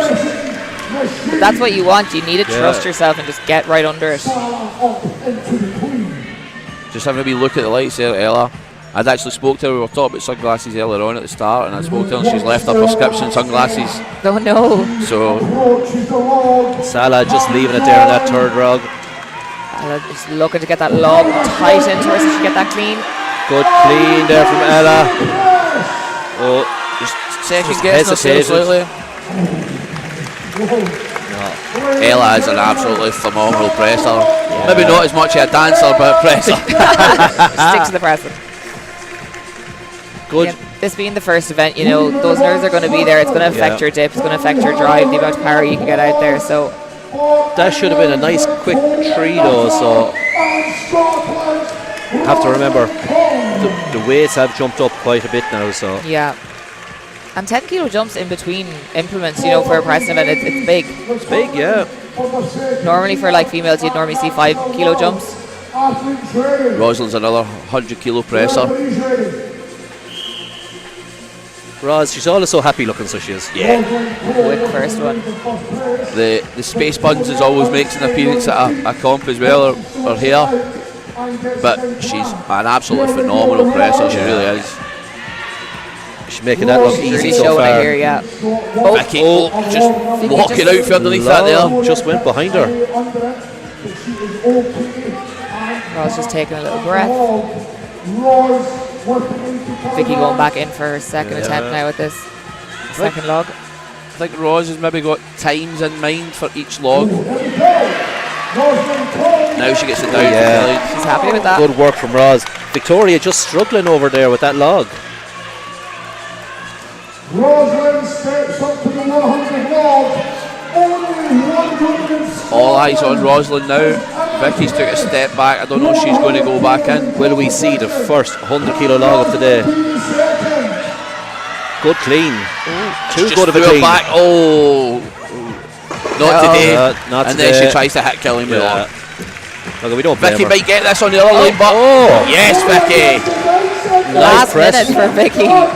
Nice press for Vicky there. She'll be happy with that now.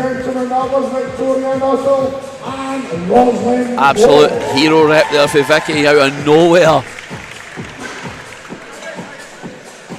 Vicky can do the fast part of Eminem's Rap God. That's her claim to fame. That's impressive. Interesting.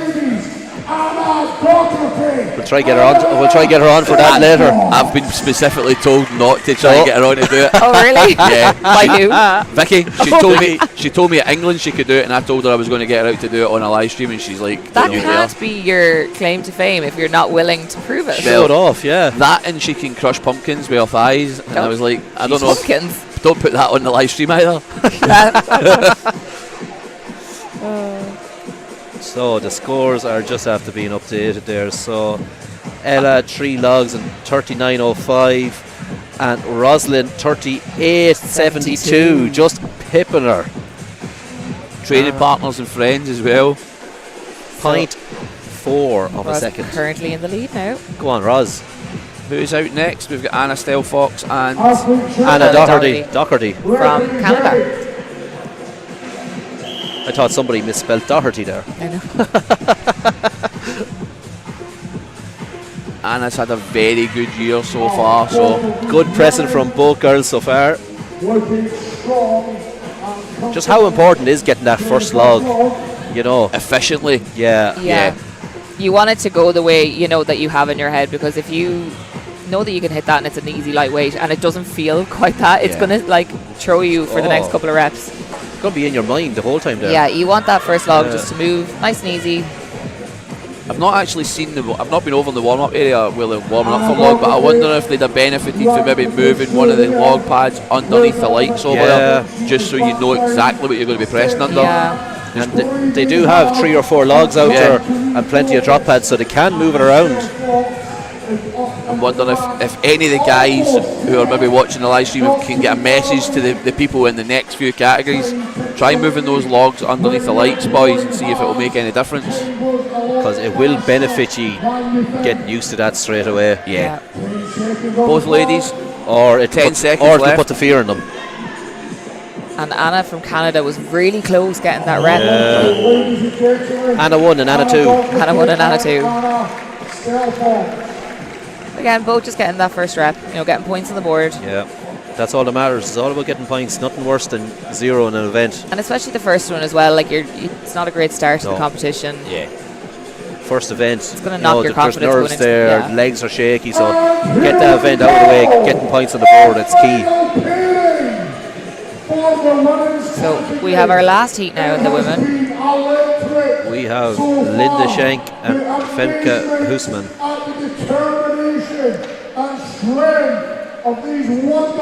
Both girls representing the Netherlands. Both girls, yeah.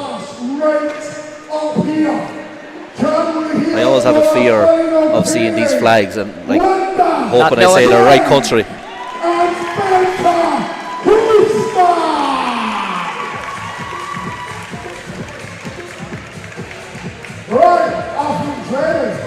So if neither of these girls press this last log, we haven't seen anyone complete the last log in the last 3 categories.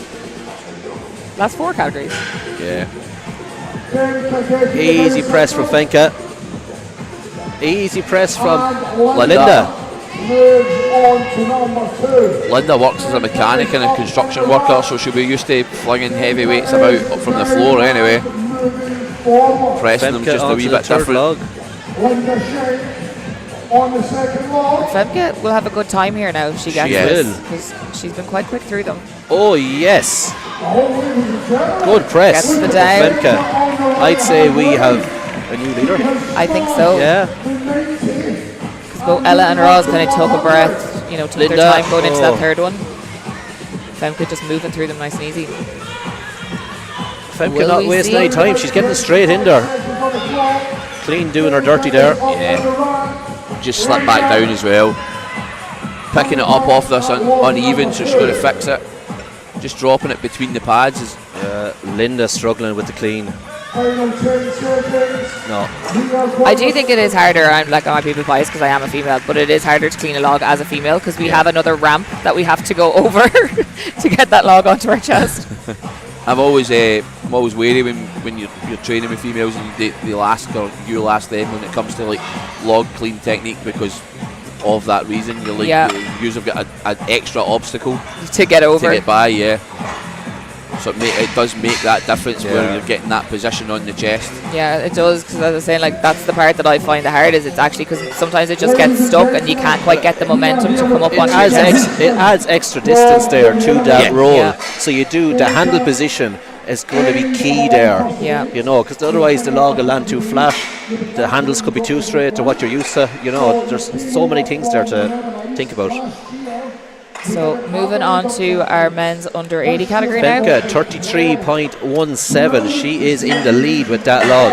Lovely work. Yeah, Roslyn in second and Ella in third. And then I think that was the kind of top three that we probably all expected. Yeah, I would have thought so. So we are on to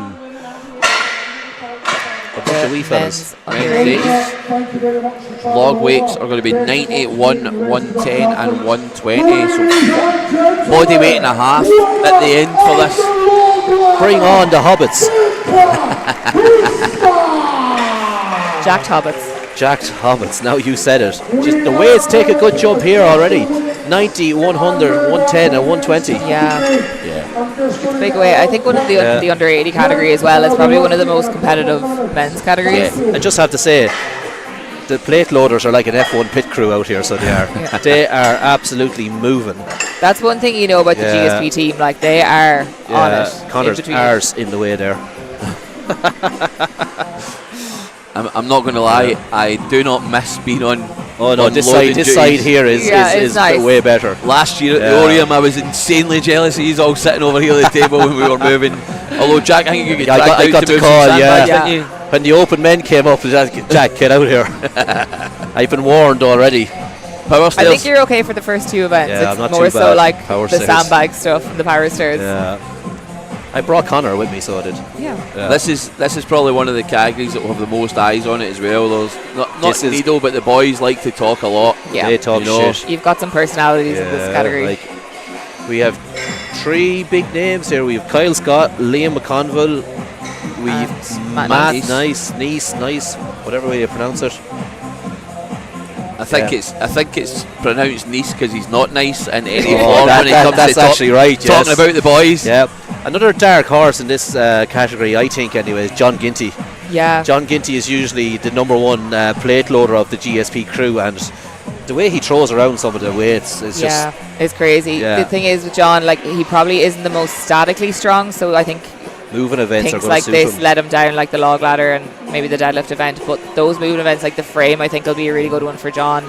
It's quite a tall ask now, this 120 log at the end for these under 80s. We'll see some split jerker for sure. Definitely, a lot of these lads utilise the split jerker technique. Again, it's just I'll a little get a bit sign, more. make strict pressing great again. Mason Cup as You're well. on your own there. I know. Mason Cup, who was in the press conference last night, he's done OSG a good few times, so Okay. he comes in with a good level. So that'd be He somebody just to watch out. posts absolutely nothing on his Instagram. Yes, you so said that last night. I think he wants to be a dark horse this weekend. Yeah. Is that tactical, or is it just like myself, just useless with it? When he said last night, I think he genuinely just enjoys only training. Yeah. A peaceful life. The power, strength, grit, and determination of our natural. And last year's winner, Kyle, obviously in this category, competed at OSG Europe's last week and probably didn't have the performance that he wanted to last weekend. So I wonder, is that going to get into his head Definitely. coming into this? Yeah, I definitely don't think it was what he wanted last weekend. Yeah, like I was talking to him last weekend and he said compared that. to the year before. Yeah, he said that he was just feeling a little bit fried kind of coming into Europe. So hopefully he's been able to kind of relax for the week, refuel. The man does compete twice a week, like so. Literally. He was telling me he made up a spreadsheet, like a statistics spreadsheet of all the comps that he's done in the last 2 years, and he's pretty much competed every 6 weeks. Every 6 weeks, that is and he's crazy. He's done 20, I think, cuts to under 80 in the last 2 years. I've done 6 comps in my last 3 years. That's probably why he's so good. What are you all saying? that experience. I'm not saying you're not good. That came out very wrong, sorry. Yeah, you're going to turn off your microphone now. That's it, domestic over here in the commentary box. So Keldo's refereeing it. When you come back, I'll be sat between them, just like Maybe sat here by himself. Why's everybody moved? Making an excuse that Jack's went out to load plates. He's had enough. Yeah. one event and it's done and dusted. Things are fairly bad when you choose to do that. I know, yeah. So first up we have Daniel and James. Daniel, Nice and easy by Daniel so far. very James quick on that first one. just behind him. Very powerful clean there from Daniel. That's lovely. We've quite a few over from the Netherlands. Yeah, It's like I brilliant. was saying, I think having that Central European qualifier was really helpful to get it out there and get them over here. Just like Daniel there, that log didn't even look to be quite sat in his chest the way he wanted it, and he just threw it up. And just as we were saying that this is a heavy log ladder, Daniel is There he is, proving blitzing this it. otherwise. This now. Oh, You see the way his arm position is, he definitely wants to try and press it out in front of Yeah. himself just a wee bit to get himself out of the way. Nice split shot down there. there we Go on, go, just puts feet stabilise together. it. Good rep. Good right there, down command as well. Now Daniel, Second will we get, attempt was oh, 120. that clean, just taking a little bit over maybe. No. And you can see he just tries to lean back just so that he can try and get that power. It's kind of like a jerking sort of movement too, though, because like he threw himself back and all of a sudden his arms were almost locked out. Yeah. You know. 110 kilos in the first round of this log ladder is not to be No, sniffed at not in bad at regards all. to press, especially how easy he done it. You know, Yeah, and given if they've paid any attention to the last few categories, they know that 3 in good times is going to be very good points now. yeah. Yeah.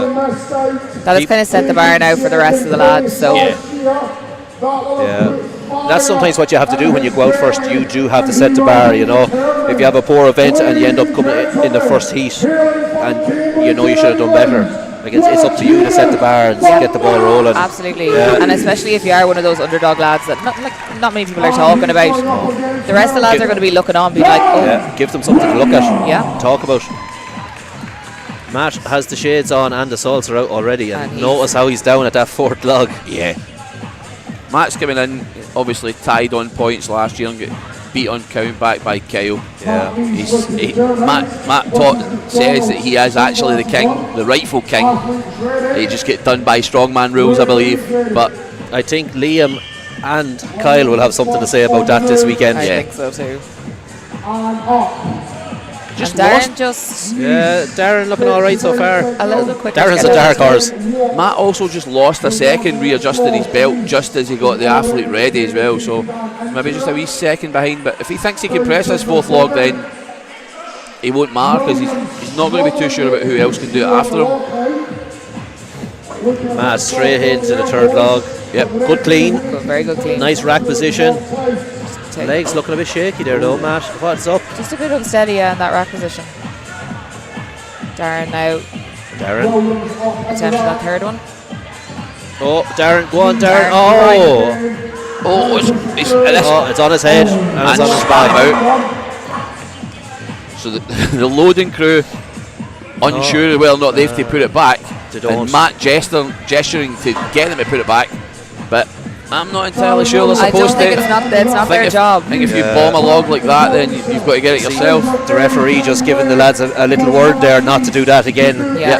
Because like if they get the rep, they have to control it back down to the pad. So if Yeah. they don't get the rep, they still should have to control it back down to the pad.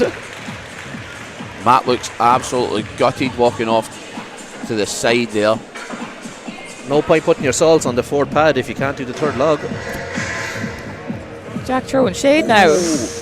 Ruthless over here, so we are. Big words from a man sitting behind the table. Oh yeah. Jack doing what the Irish boys on the panel didn't do Touchable. and taking a stab at Matt. Yeah. Oh. But his first two logs were very impressive and he did pick up some good time on them, so Yeah. he will be absolutely gutted. He's Yeah. got to walk back through his competitors, so he's walked by Kyle and Liam there. We know Matt's a good athlete. Like he will be using that as fuel now going forward. And that's the thing about having 8 events, you know. In a Anything 5 can event happen. comp, you know, there's not as much time obviously to claw back if you have one event that doesn't go according to plan. But with 8 events Even and so many competitors, anything can happen. even that comp that we did 2 months ago there, like there were 6 events in it. Even having a 6th event in a competition can change things. It Yeah. can blow things wide open. It is the good thing about the 8 events as well, with like percentages wise, it's like it's 12-15% of your day. It's not on a 5 event, it's not a 20%. Yeah. You know what I mean? You reduce those percentages, it gives you a better chance of So Kyle picking leaving up the points. chalk there on that last event. Clark Kent looking a bit like Slim Shady out there now. Don't know what's after happening there. Rocking the blonde hair. And Kyle is good at pressing. Kyle is kind of known for his press, and he's really good at split jerking. I don't like the hair. You don't like No. But look at that. I do like the press though. Phenomenal. You don't need to like the hair, but you've got to at least appreciate the press. And Kyle's split jerk is just awesome. Like his knee when it gets heavy is almost on the ground. Literally, he really gets under it. He really commits to it. Kyle Not looking even to taking a breath in between these. get some redemption after last weekend as well. Very That's quick. it, Kyle. Easy. Go on. Do the last one. Show us how it's done. Stephen Now he's wasn't. just taking his time. Stephen wasn't looking forward to the long ladder, but he looks fired up to at least try and hit this second. Come on, Stephen. This will be good points for you if you get this second log. Good clean. Good clean from both athletes. Stephen's been doing powerlifting and strongman for a good while, so he's a strong base of an athlete. He's been doing it for over 19 years. One thing I've always noticed about Kyle's pressing is he actually takes no time when he gets to that rack. The minute he gets up there, he dips, he's gone. It's so Efficient. yeah, Boom, boom, boom. methodical. Boom, boom, Yeah. boom. Yeah. Let's go, Stephen. Go on, Stephen. Oh, just missing out there. Kyle's just Not confident on that clean. He got a good fast time on them 3 logs, so Yeah. it'd be a big ask for Liam McConville to come out and pip that. And Liam, another man that loves to talk some shit. World's strongest zookeeper. We're the strongest shit talker. Well, there is a lot of shit talk in this category, like, you know, like between him and Matt, you know, and then Kyle's like a silent assassin there. Yeah. He will be fired up, Kyle. Oh, yeah. Last weekend probably didn't go anywhere close to plan. Of the National World Championships, let's hear it for John Binkley. That's one of your dark horse pixies. Yeah. For this particular event, I wouldn't say so. No. He's not quite statically there, but because he's normally like the leader of the pit crew, and he is so used to just firing sandbags around for like the open men and running up and down. Like his move and stuff is so like quick, but he just hasn't quite, because he's quite new competing, so he just hasn't quite built that static strength yet. You see that with some of the GBA crew as well, like guys like Liam Kelly and Patrick, who's helping with the feed today. Patrick over from Scotland to help with the feed that you're all getting to watch. Awesome at sandbags because they do a lot of it. They're just so used to it, yeah. Aye. Power jerk into Viper for Liam. John making it look good. John just taking a little bit more time in between them. Liam getting that Push second. press there from Liam. Got the good down signal. John with two John too, logs yeah. in good time, so Killian making him hold it. Good clean there from Liam. Split jerk. Nice flat jerk. Got it. lovely Good work. time. He's going to be happy with that now. Good time. Put him ahead of him at Nice. He had a wee tongue out there, he was posing for the camera, I think. John just struggling Liam to would- get that. Liam would put himself in a great position now if he got this last log. Come on, John. Big points, John, if you get this. Liam, No. Liam just having a wee look over his shoulder to see what John was doing, but that's Good effort there he from doesn't need John. to worry about that. He needs to worry about the 120 kilo log in front of him. Yeah. I would also. No. Not today. Why is John in a different t-shirt? John's in his own white leader t-shirt there. John is in what looks to be a GSP grip top. Is there a grip on it? There's grip on the front of it. Yeah, That not just quite the, I thought that possibly. was just the print. I think some of the tops, obviously, like on these, this vinyl's quite slippy, but you can actually get vinyl that will be stickier, Yeah. so you can make them that doesn't need to be like an actual grip top. So The there's no vinyl- actual grip on the Yeah. shoulders and stuff. It's just on that bit here. Which I think is a good thing too, because some of them grip tops, you get quite warm in them. Yeah. You know, Yeah, 'cause they're it's very ju- heavy. It's just like a gimp suit the whole way around. Again, You know, similar there's to what you rubber were on saying it about everywhere. You when, know. when you get in the rack position, maybe the grip being off of that Yeah. area It'll- helps, so you get that pull Yeah. from the chest position Then while you you can get up, create and then that when you bit get of a a slip. you can Yeah. still slip Yeah. it around and move your hand position. Especially because some of them are like even the whole back of them, some of them grip tops are grip. Yeah. There's no need. No. You know, like it's just creating extra heat. Because you see sometimes like that is generally the place where people will struggle. Like it'll get caught on their t-shirt and it'll just slip depending on the material of the t-shirt. So just having it there right in the front where you need it is probably a little bit wiser. So we had Kyle Scott there with 3 objects in 23.17, and we had Liam 3 objects in 30 seconds. 7 seconds behind. Good difference there. Ruben and Sean. Ruben, were first ever South African competitor. Yeah. Making that first log look good. Yeah, I think Matt Neese called him out for one to watch yesterday. Matt said Ruben be a good watch. No. Nice press on the second. Nice, yeah. Nice clean from Sean. Oh, elbows just dropping a little on that dip. Sean Cassidy of Ireland. Yeah, Sean has made big improvements over the last year or two. Oh, massive, yeah. Tell you what, it'll be interesting to see the time on that third log. Yeah. Might not be a problem. The way the third moved, he could get this fourth. Come out, set his salts next to it again. Chalk, set something up next to it. So let's see how this goes. Sean still stuck on this second log. Interestingly, Ruben keeping his forearms long but not using elbow Head sleeves. through too soon. Yeah, his elbow sleeves are nearly on his forearms. Yeah, just keeping his forearms warm. I wonder if it's maybe more just comfort, grip, fatigue, possibly. I don't know. Just ran out of time. I think Sean Cassidy just trying to put his head through a little too soon on the log there is what's causing him that issue. Yeah, just not getting under it. And you said Sean not been doing it long, did you say? No, he hasn't been competing that long. I think this is maybe his 3rd year, I think. Definitely, yeah. Just in the last year, like he's really made good progress. He's kind of up there now with the under 80 lads. He's kind of pushing. He's a very good stone lifter. Yeah, very good. He's consistently just tipping away there, improving bit by bit, So. But it's good having the likes of Kyle and Liam in Ireland because it is pushing those other lads to have to step up to them. Oh, definitely, without doubt. They're chasing them guys that are at the top of the hill.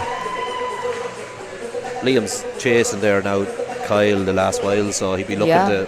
That's the thing about being on the top. Like sometimes you can get complacent because you don't really have anyone there to properly push it. Absolutely, but, for those low level guys, they're trying to keep up with them, and it's making them better. Is it the saying about the wolf at the bottom of the hill's hungrier than the wolf at the top, or something like that? Yeah. I think Kyle does definitely look as if he's like in a good spot for this weekend, even after last weekend. Like you see him come out smiling, he hit his 3 logs, and had a stab at the 4th. Mason's out now. Mason Cup from America. Mason is jacked. Yeah, and not very Hobbit-like as well. No, he's quite tall. Yeah. Well, that's the thing. Like obviously, under 80 for men it's quite light. Like so, if you are that little bit taller, he is moving. Kyle Scott, watch out for your time, buddy. Hits this, and he might beat that. Are we going to see the first 4th log? This was your dark horse, wasn't it, for this? Let's go, Mason. He didn't even take a breath there for this. Straight into it. Go on, Mason. There we go. 120 kilograms overhead. 3rd log there from Nails. Some fun as well. And the way he did that was so like there wasn't any bend in his elbow. It was on the rack and then it was pressed. Niels is going to give this 4th log a go. Yep, we could see another log. He's had a very good time for his 3 as well. I think obviously all the concentration on Mason because he was just ahead, but Niels just now on the 4th. Mason blew that out of the park. Yes. Let's go. Good use of his time here. Nails. No, just too much.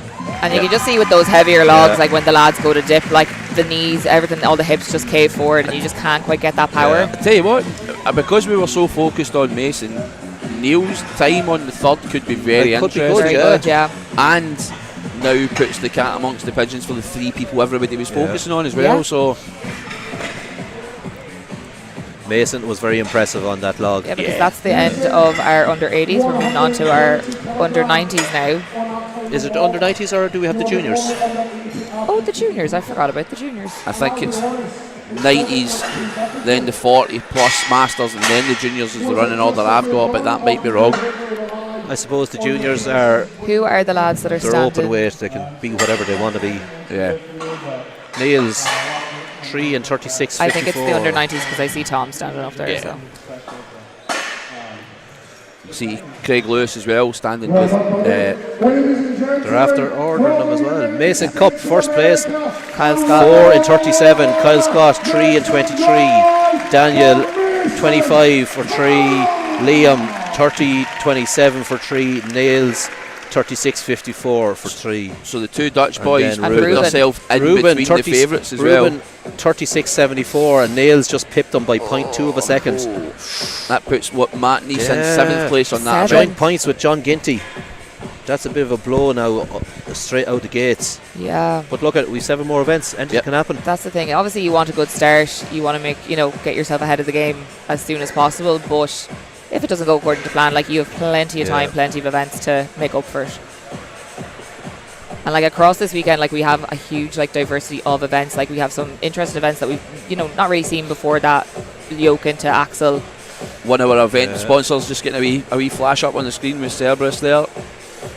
Cerberus is sponsoring the event. A shout out to our other sponsor then, Strom Sports Nutrition Ireland. Yep. We've got factory weights Our on board lovely, as well. well-placed shakers. We're Sorting us not. out. We're not strategically putting them up this way. I'm not sponsored by them at all. The 90s boys is a really big category as well, and some absolutely solid competitors in this.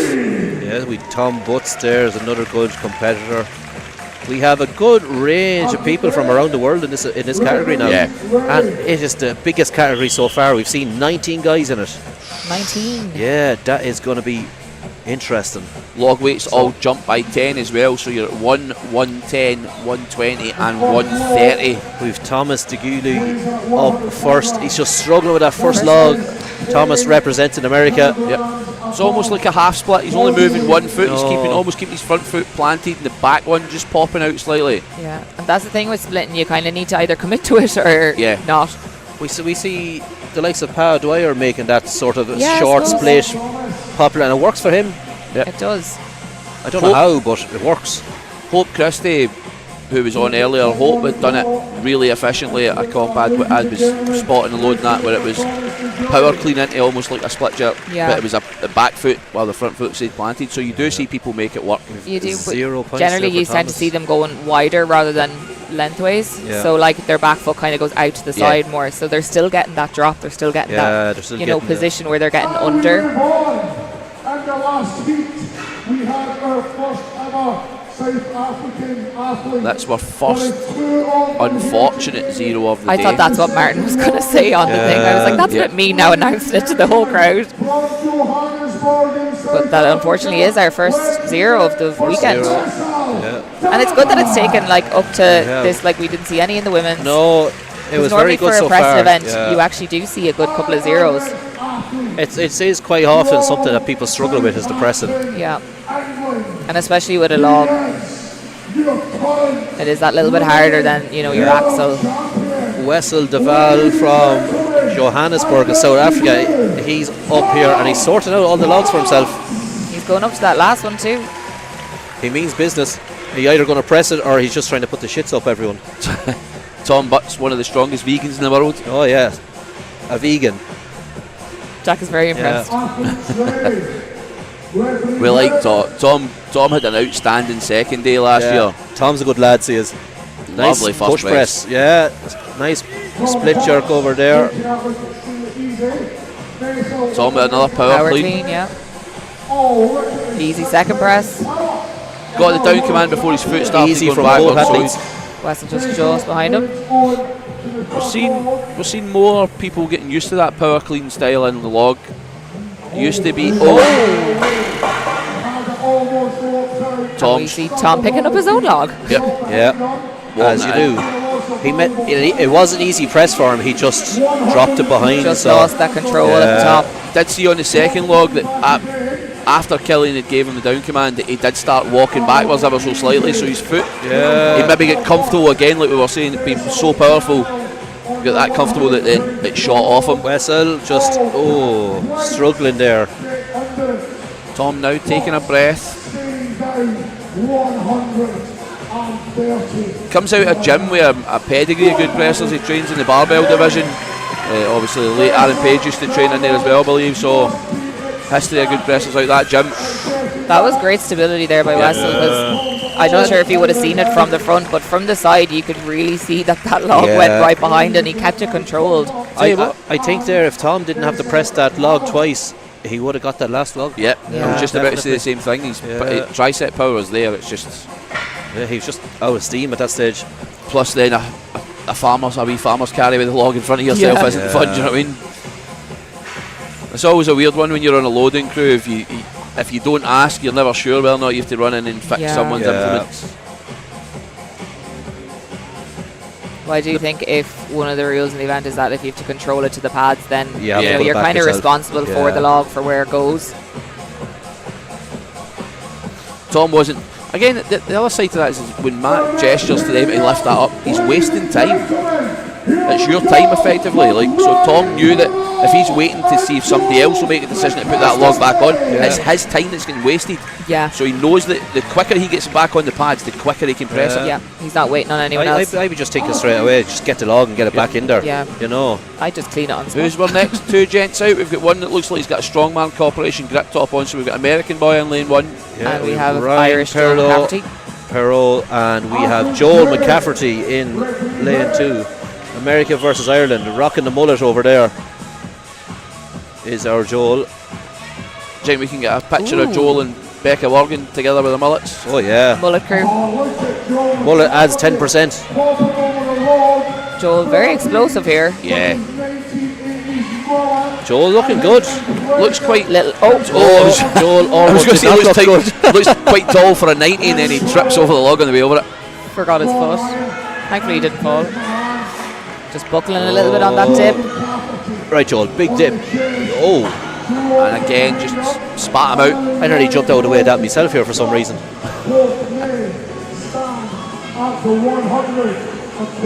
And Ryan also onto that third one. A little bit slower, but if he can get it, he'll get ahead of Joel then. And he gets it. Nice. Just came down on the back of Joel.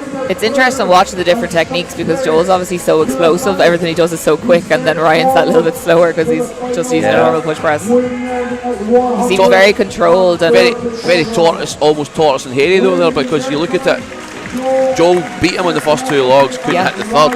Ryan catches up, hits it, and he gets at least gets a stab at cleaning the fourth. It's like, that's why it's really important just to, remember your own game plan, not pay much attention to what's going on beside you, because if you see that other person rushing, but your plan is to, I know the time that I can hit these logs in, and if you see them rushing and you're all of a sudden like, I'm going to rush too, it could end up throwing you off. But like that, if you know what you're capable of, stick to your game plan.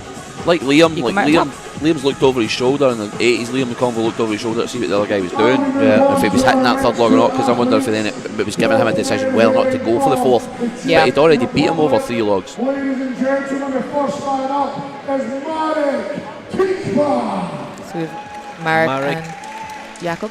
Tikva and Jakob Navratil. And this man up next, the 105. Representing the Czech Republic. He had a phenomenal competition. And he is stepping down. Our boatmen, boatmen are representing the Czech Republic. Ladies and gentlemen, Jakub Navratil.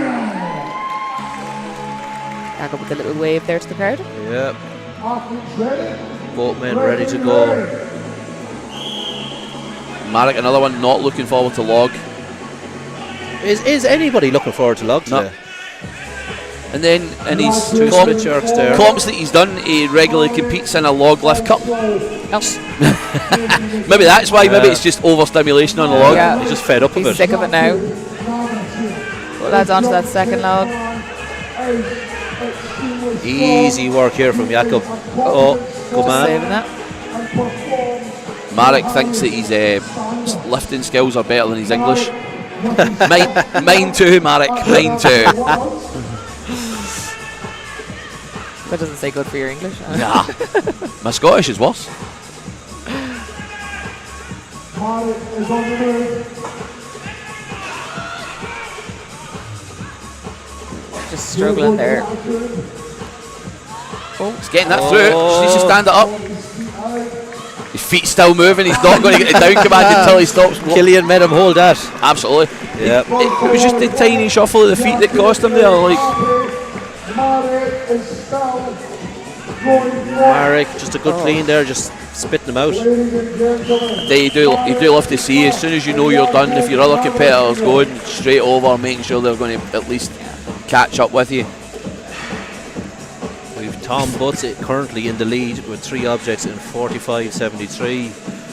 Ryan is in behind him with 3 in 49.98, and then we have Wessel in 67.62 for the 3 implements. Still have a lot to That's go. tight. Yeah. So up next we have Luke Kiger and we have Bradley James.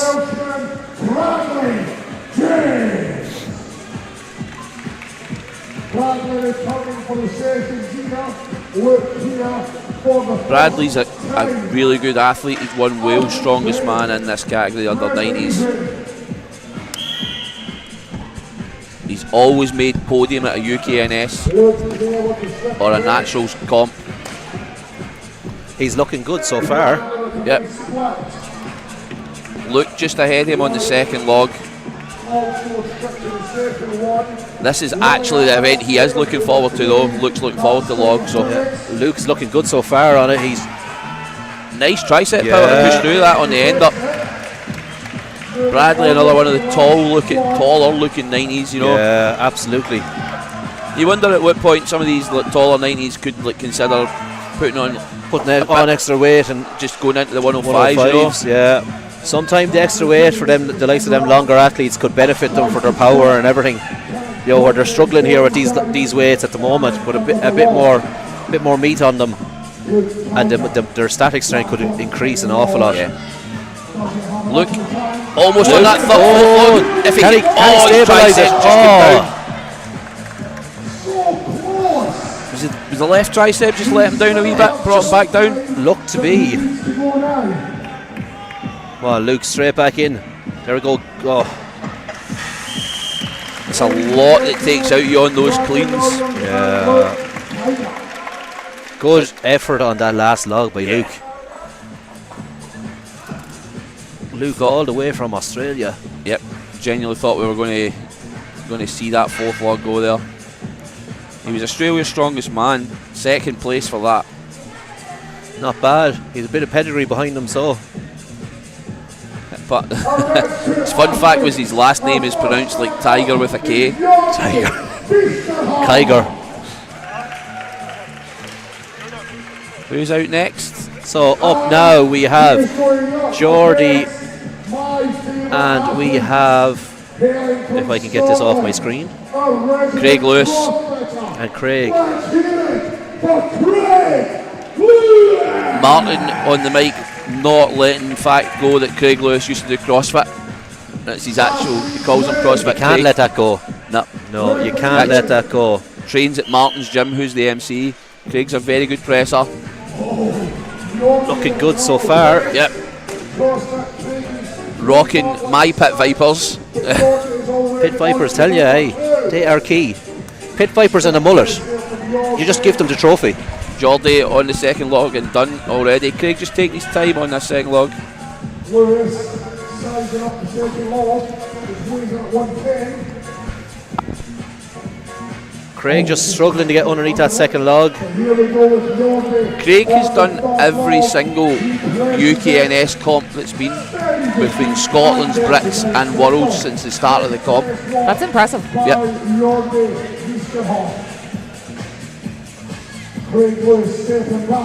This is his weakest event on paper. I say he is a good presser, but he's not a massive static monster. He's efficient at what he does when he presses. Geordie is sizing up this last log here. Yep. He's going to get straight into it. The clock is ticking. Good clean. Yeah. Could we see the 4th log go up here? No. Wonder if that hit when he popped it off his chest just made him know that it wasn't going. You know, he flicks it up and he just gets that wee bit of air. When that 120 lands back on your chest, you maybe get the idea that it's not. You know at that stage what's happening or what's not happening, should we say. So this is one of the biggest categories. So the 90s gents will be what 10 heats. 10 heats, yeah. Yeah. We're about halfway through now, I think. We are just halfway through there now. So up next we have Jan and we have Yaroslav representing the Netherlands and the Czech Republic respectively. Ladies and gentlemen, our next athlete, let's hear it for Jan. Again, it's great to see the growth in countries that we have here this year Yeah. compared to last year. It's just not Ireland and the UK. Yeah. Jan's looking forward to log. Says his pressing events are getting a lot better. He was fourth place. He was so talking about putting on size. Jan done Yaroslav done under 80s last year and was fourth, so he's moved up a category. Moved up to 90s. Interesting. That'd I be wonder interesting if to see that, how it goes. Yeah, if that extra body weight will help with his pressing. that's what we were just saying. Some of the taller athletes, it could help them to put on the extra weight and move into a different category. And then also you don't have that weight cut that you have to try and. He looks a good height size for a 90, so like putting on maybe sits naturally 86, was cut into 80s and was decided to just sit 86, 87. Even go up to 88, like, you know. Both men on the third log. But you also have the fact that obviously if, you know, technically most of the time, say if you put on a bit of size, it could help you statically, but the weights are also increasing. Triceps. Lovely from Jan there. We love a grind. Yeah, those weights are obviously increasing with the categories, so. Jan is playing to the Yeah, crowd. just trying to get a bit of crowd. We actually haven't seen that much from these athletes. Like, maybe it's just those first event nerves, but a lot of them just seem dead focused on the event. They're not doing too much. Let's go. Oh, that last log just being too heavy. Jan's coach is actually one of the 105 boys, Joel. And third log just being too much for Yaroslav. Jan, in the fun fact bit of the Q&A says his dog's name's Trudy and he loves his mum. Oh. Who was that, Jan? Jan. Hello, Jan's mum, if you're watching. Jan's mum. Hope the dog is watching as well. Hope the dog's watching. Trudy and the mum. Did he say what kind of dog it is? He didn't. I knew you were a massive fan of dogs. I thought I'd fling that out there. Me and Jack are big dog people. We have 4. 4. It's like a pet farm, so it is. We have one of every size. We have a large, a medium, a small, and an extra small. Oh, when you say large, we well, mean it a probably small means horse. XL. Yeah, we have a Great Dane. Perry Franken, and who's in lane 2? He's heavier than some of these competitors here today. Yeah, he actually is. He can put him into the under 90 category. So He'd be okay. Perry and Chris. Perry Franken and Chris Herbert. Perry representing the Netherlands and Chris representing Great Britain. Perry says he's a full-time nerd. I wonder what that consists of. If he's like anything like us, it's strongman nerds with stupid facts and stuff, but both boys with different pressing techniques, but both nailing log 1, no bother. Yeah, both making light work of it.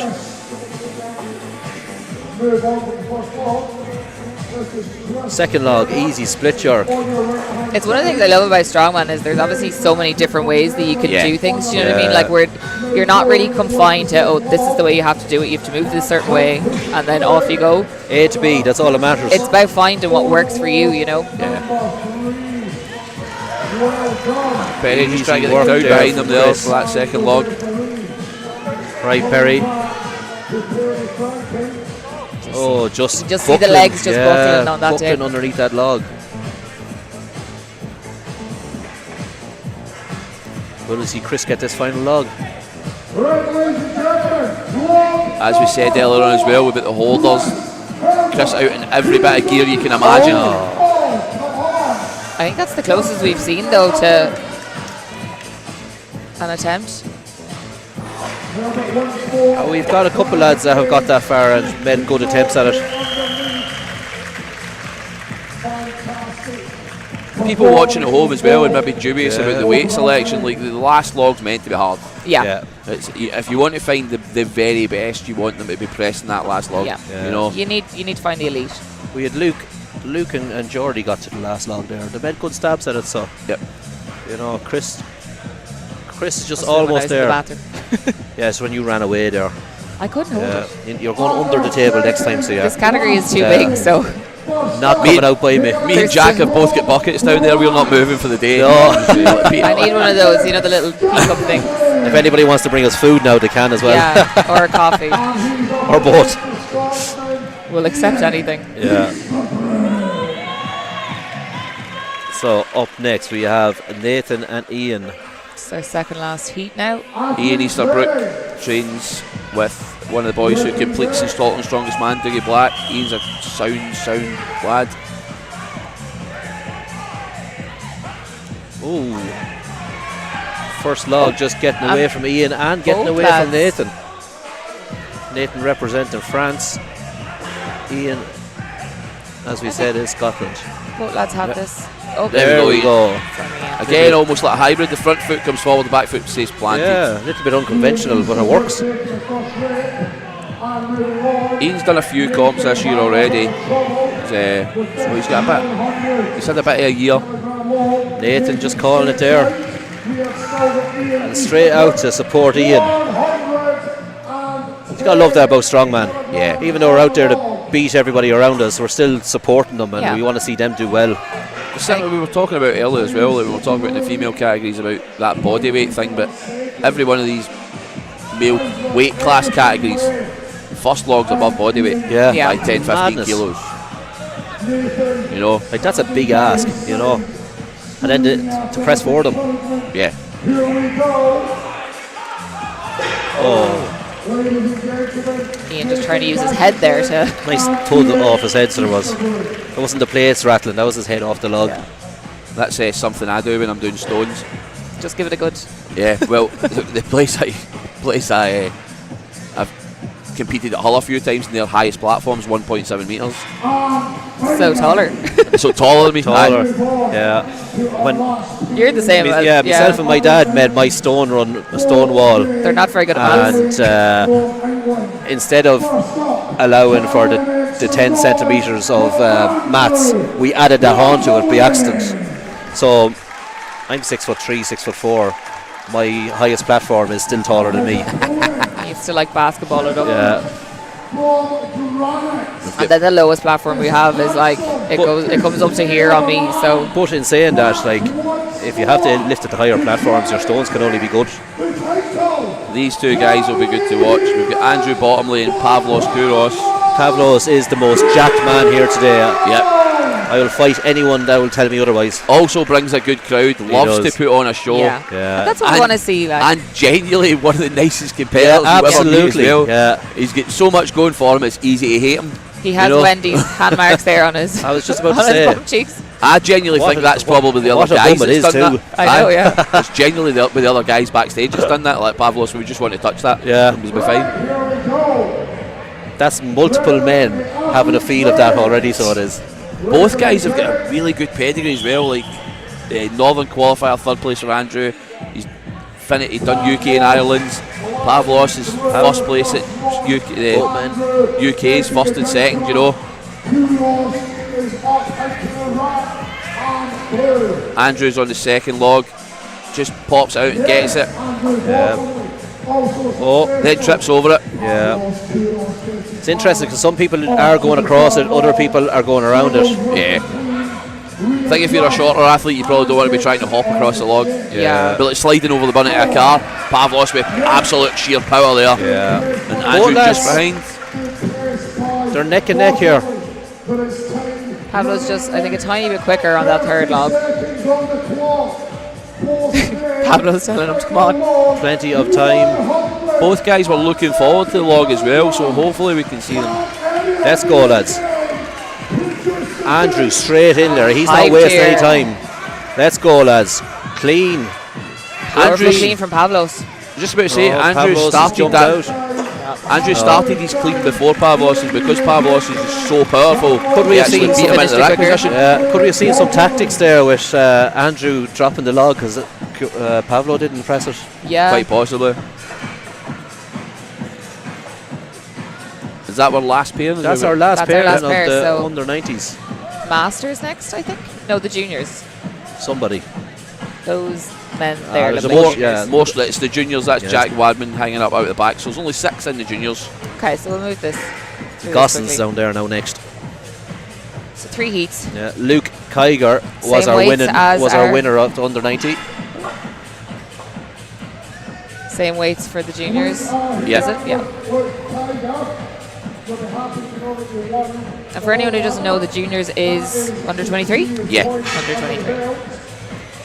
So sub 23 for the juniors. Guys like Jack Wadman. Jack's actually competed at the England Strongest Man qualifier, and he comes in. I think he's finished very highly at Brit Strongest Junior as well. So Jack, solid competitor. And then you've got other guys like Ricky, etc. The boys. Jack will be one to watch. So today, And it's great to give them their own, like, to see this category. Hopefully it'll progress, because obviously there is only 6 of them in it. But hopefully over the next couple of years we'll see it grow. oh, definitely, just get more and more into it. I suppose it's not something that every young lad will be trying to get into, you know. I know, but like this, hopefully this will push it, it'll put it out there. And Hailing from Australia, let's hear it for Luke Tiger! Our winner of the under 90s category there, Luke, up for a chat with Martin. Ben Gillespie, one of the guys in this category as well. He's been first at Wales Strongest Junior and then third at UK and Ireland's. Okay. I think Jack possibly done the online qualifier, so this will be his first natural strongman comp in that person. he's actually done, yeah. His first day out. We are going on to our junior category. And obviously doing something like an online qualifier versus a competition, like, it's completely different. Like, you know, completely different environment. Obviously you're in your own gym, you're not going to have those nerves. Doing it event by event over the course of a period as well, and then getting to submit your best attempt is so much more different than doing This, like it's you're on your own equipment as well that you train on. You know, you're used to everything. Yeah. You know, yeah. So the equipment that you're on, it does make a huge difference. You know, That's it. You have all the lads you usually train with around you, hyping you up. You know, like, it's different than going out to a competition where, like, it's just you and that platform. yeah, That's it. you know. And now stuff like the way that this is getting run, when you've got live streams, interviews, press conferences, photo packages, the full actual pro experience is night and day different, you know. Finlay Roberts just setting every single one of those logs. So many static monsters. I was going to big say, monsters in the juniors, you know. There's a lot of Finlay there, like, so, you know. But he looks like a presser. Yeah. You know, when you He look looks, at certain people, they look like pressers. Yeah, he pressed that like he knows. And he is in fact a presser. He'd remind you kind of Joe Oliver out there, so he would. Yeah. Joe, another young man that's an animal of a presser, so Absolutely. That one maybe Finlay will be show us some of that. And the really good thing about the Running juniors between them. the juniors category and the masters category, the really good thing is there's no weight classes. It's just getting people into the sport. Oh, that's Yeah. it. Come on, Finlay. But it's probably taking the pressure off some of these lads, like, you know, that maybe might have to cut weight and stuff. That's taking that whole thing out of it and taking the pressure of that off. Especially for the juniors, I don't think you want to be forcing them into water cuts too early. Yeah. Let them build that solid base and then find their natural level where they are in the sport. Oh, Absolutely. Finlay, easy. Finlay, lovely. It looked like he didn't want to do that a minute ago. He just like left it a wee second. He's just asking Luke there for the time. Again, Going for the salts. Ben over there cheering him on. Yeah. And he's straight in. No, he has decided not today. we've got a side view of that cleaning. You can see he wasn't comfortable as soon as he picked it up. He was hunched put way it down. over it. Yeah. What, hips were high. He wasn't in a good position whatsoever. If you're going to do a slower clean like that, you're going to want to sit almost like the bottom end of like a squat. He'd hips high, hunched over it. Nice and vertical. Yeah. What's our next pairing? Oh, we have Matt Stevens and Jack Wadman.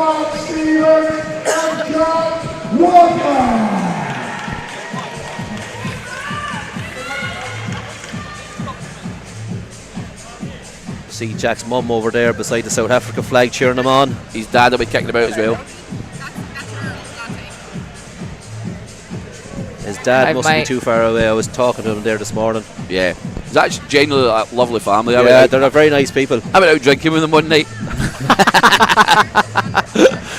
There's you can see Jack's dad there over beside the Scotland and Wales flags there, video and everything, and the mum as well. I would put good money on Jack finishing this ladder. Ooh. Genuinely, I think he'll get all 4. What is that last log? Of course he'll finish it. His name's Jack. 130. If he doesn't strict press it now, you know. Easy. Ooh. Matt was very good there too. I'll tell you what, when you talk about guys built like pressers, Matt Stevens looks like a presser. Yeah. And that he's got that whole Iron Bibby style pop back and dip through. Yeah. Even those Jack's jeans not are getting looking really powerful. Dropped that before he got a down signal. I think you've jinxed Jack. I hope not. I quite like the family. I don't want them. Matt is built to press. He is a tank. Yeah, and you can just see when he gets that stick of point, he really leans back and keeps his arms engaged and gets it through then. All right, Jack, breathe. Matt's second place at Britain's Strongest Junior 2023. So I mean, he's coming in looking good. Won his first Inters comp at 17. Impressive. What age is he now? 19, I believe. Right, Jack, stuck in. Good clean. Let's go. There you go. Big press.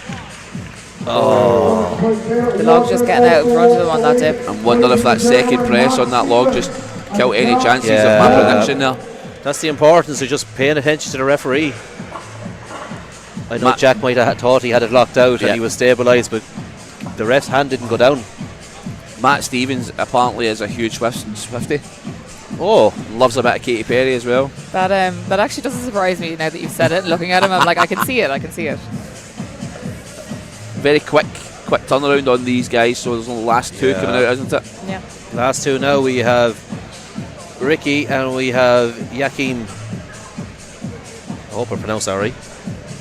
Ladies and gentlemen, our final. He's put his name just short as Joe, so we can call him Joe. We go with that. So we'll go with Joel. And he's going up against Dutchman Rick Van Kong. I always think these categories are so interesting, like the juniors and the masters categories, because you have so many different like body types, heights, everything. Just it's a free for all. Yeah, let them at it. Rick's looking forward to a Guinness this weekend. So am I, actually. Going up, adjusting that last one. Look at the size of these absolute units. They did leave the 2 probably bigger lads till last. 20 and 22, and look at the size of them. Yeah, monsters. Both doing strongman for the last 4 years. Jesus. 4. That longer than me. 16 and 17. Joe very good on that first 100 kilo log, and Ricky not far behind. Making light work of that. Rick just taking a little bit more time to make sure he executes. Rick has a game plan. He's going to stick to it. Will we see the last log? I think we will, to be honest.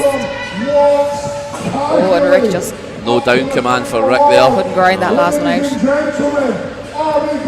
All eyes on Joel here now. This is lovely. Beautiful press. Yes. Is he going to give him I don't think he's going to get that rep.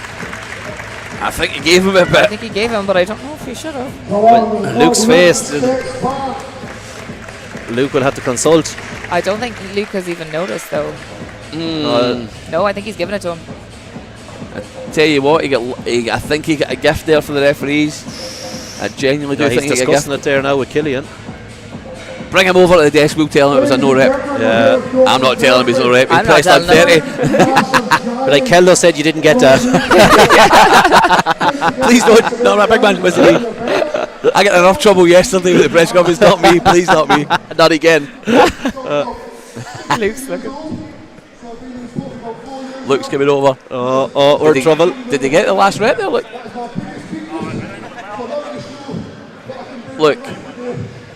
Did he? Look. He's not listening to me. Thankfully. Is he not listening, or is he purposely ignoring I think you? he's purposely Four objects in 43.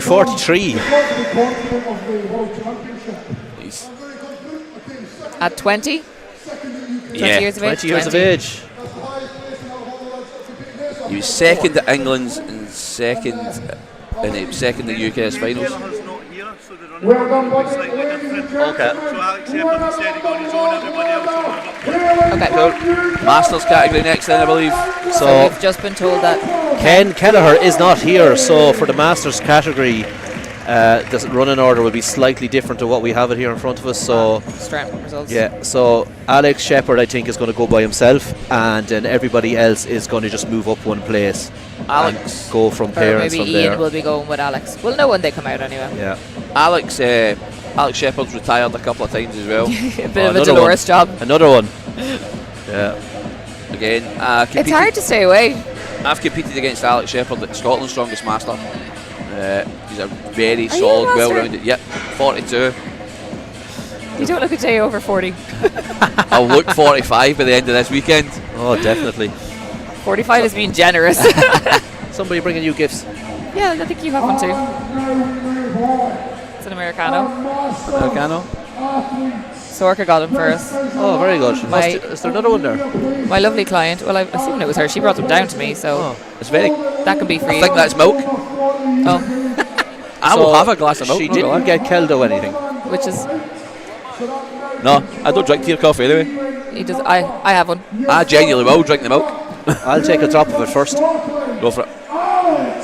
Here, look, we'll have words with her anyway for not Yeah, giving so we have giving Alex the engine. up on his own So now. Alex was second last year to Tim Meadows, who isn't here, and he was second last year, and I think it was the last event that cost him was Fingles Fingers as well. It was, yeah. Alex I was remember ahead it until the clearly, last yeah. event. And we have no fingers this year. Who's came out with Alex? 'Cause I thought Oh, Alex was so still out on we his do own. have Ian. No, I think we have Ian. So we've Alex. Weights are staying the same for this as they were for the under 90s and the juniors. So we have 100, 110, 120, 130 for that final log. So Alex's fun fact was that he beat Stephen Wiley at the 105, so he's one of the organisers of this comp, and retired him. Brilliant. And given that Alex has retired a few times, it's an ironic fact, I guess. Very Easy nice first person on the rep. first log. Alex is Nice press pressing. from Ian. Just Ian from America getting that first rep as well. Alex's pressing over the last couple of years has really come on. yeah, he's looking solid out there so far. Yeah. And sometimes, like, you can see with this older, with these older categories, the masters category, that mobility issues can sometimes be a thing, and which just makes that press and finding that position a little bit harder. Curious to know what happened to Ken. Ken, obviously one of the Irish lads, meant to compete. Yeah. I would have had anyone- good money on Ken to Yeah. do well here the weekend. So if anyone knows Alex, what happens hit to this. Ken, Come on, Alex. Come Push on, Alex. just walking needs to it. steady it. Oh, down. There we And go. he He gets to gets walk it down. back to put it down. He's calling it He's that. happy with that. Big smiles for his referee there. It's just too much for Ian. Yeah. Still gets a rep on the board though with that first one. Yep. Ian came out first rep on the board. No zeros. No, Alex. I think we've only seen 2 zeros so Yeah, far. 2-0 so far, yeah, correct. Alex setting the pace again, like the other categories. We'll talk about the juniors. The varying size of these guys. You're going to get some of these masters boys who will come out and Are they will the be same. look much bigger, much bigger. Alex is very lean. Could probably do a 105s. I think the next person that walks across our camera is going to get hit with that cup of milk. Yeah. Can we hear it for Alan Wallace and Doug Byrne? Alan and Doug. Alan and Doug. I think part of me thinks Alan and Doug train together. Athletes ready? Referee ready? Could That would be a nice battle, so. Pretty much in sync there. Oh. Oh, Both of them do train together. Both train in chaos. Yeah. nice viper little- there from yeah, Doug. I was just going to say it. Doug is looking forward to the log. Oh, come on, Doug. Another viper. Nice. Alan just right behind him though, so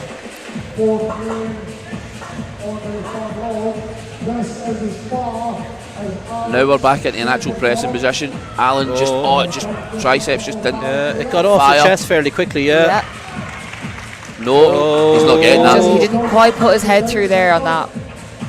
I always find it interesting watching people change their tech in a log ladder, like starting off with the Viper and then going into push press, because obviously you need the log to be kind of in two different positions as you clean it.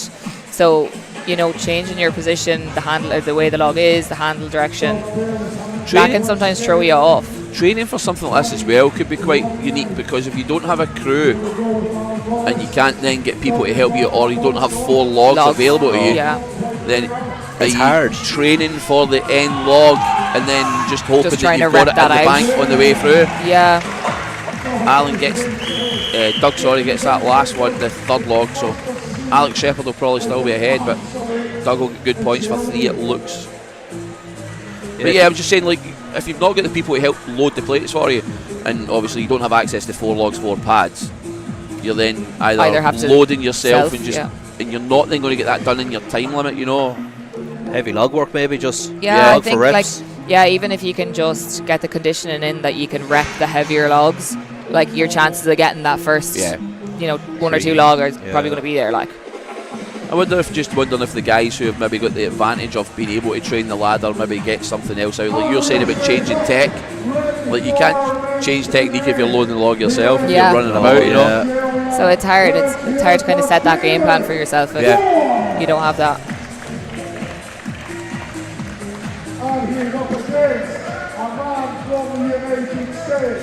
60.1 seconds for 3 objects there for Doug. So up now we have David Ford and Nick doing Australia versus America. 2 long haul flights here. Yeah, literally. Light work there for Nick. Nick looking very relaxed as he walks to that second one. Nick more suited to Highland games. That's what he does usually. David looking good. David just struggling. Stabilising it.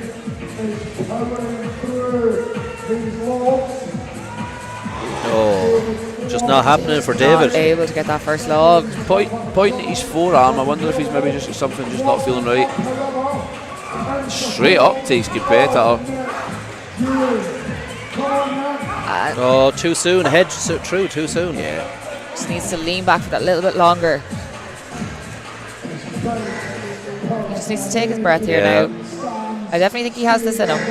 Oh, without doubt. I'll tell you what, when it came to athlete, there we go. Just can't get the triceps to follow through. When it came to athlete bios, David was definitely the most in depth, man. He's put a lot of stuff in there. Misses his dog. I miss my dog too. That's his training partner, he says. His dog's his training partner, yep. Oh, dog as a training partner. Drive me mad so much. Especially our dogs. Yeah, in the way, so to be. I genuinely think there's probably a few dogs that'd be being Husafil. You know, just run away from our dog is a 90 kilo Husafil. He might be a bit long.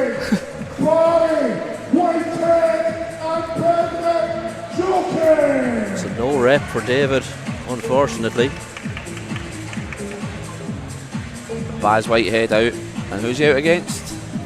So we have Barry Whitehead and we have Bedrich Joachim. You're doing a great job with these names, sweetie. I work with quite a few companies in Europe, so you get good at recognise the name. Yeah. Both boys on the second log very quickly. Bedrick flew through that. Looking good there, lads, so far. Bedrick trains at his house in a tent in the garden. Jesus. In a tent? Yep. Bedrick is looking good. He looks like a man that likes to press stuff. Yeah. Barry's walking that through. If he can get that tricep locked out, he's stable enough. Now he gets his down command. We go. Just making sure his feet are in line there. Bedrick's got that, by the way. Absolutely wonderful. Nice little bit of a jerk. It got underneath it as well. Yep. Not that he doesn't have the shoulders or triceps for it. Efficiency. Killian Groom is lucky he's handsome because he's standing in my view of this log. He makes a better wall than a window. Baz will be happy with that time for his 3 as well. Yeah, definitely. That was a good heat there now. That's what you want to see as well. You want to see good battles, and as the weekend goes on, it'll start to even out. and you'll see the better head-to-head battles. Because once those people pull ahead of the events, obviously, you know, the way Strongman works, the next event, whoever came last, they'll be up in the first heat, and then so on. So your last heat will be your 2 winners from your previous You're event. still going to get those anomalies, that guys that will maybe be bad at an event and come out and be really, really good at the next one. But which is always great to see, because it takes, like, it's so surprising. Yeah, and it really changes things up to the point standing, and you know, kind of gives people a bit of a shock, you know. We only have 6 men remaining. Oh, just still a few people here, Yeah, so we have, I think, 3 more heats left. We will soon find out as I get to you the next 2 men. Up next, Ian Kirk. And then we have a Spanish athlete up then as well, Victor. This is our first Spanish athlete I think we've seen.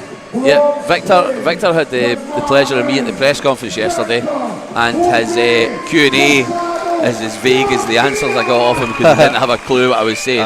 No. So he's got a 500 kilo yoke, by the way. Ooh. 15 metres. He'll definitely be one to watch for tomorrow. Yeah. He looks like a big presser as well. Looks like he's built like a presser. Like, don't let me down here, Victor. No. I love the Spanish names, how they always have like 4 names, like when they're signing. You're like, what? Looking at them, it's like, I'm just going to call you Victor. Garcia is also like those Spanish. Victor Jose Casado Garcia.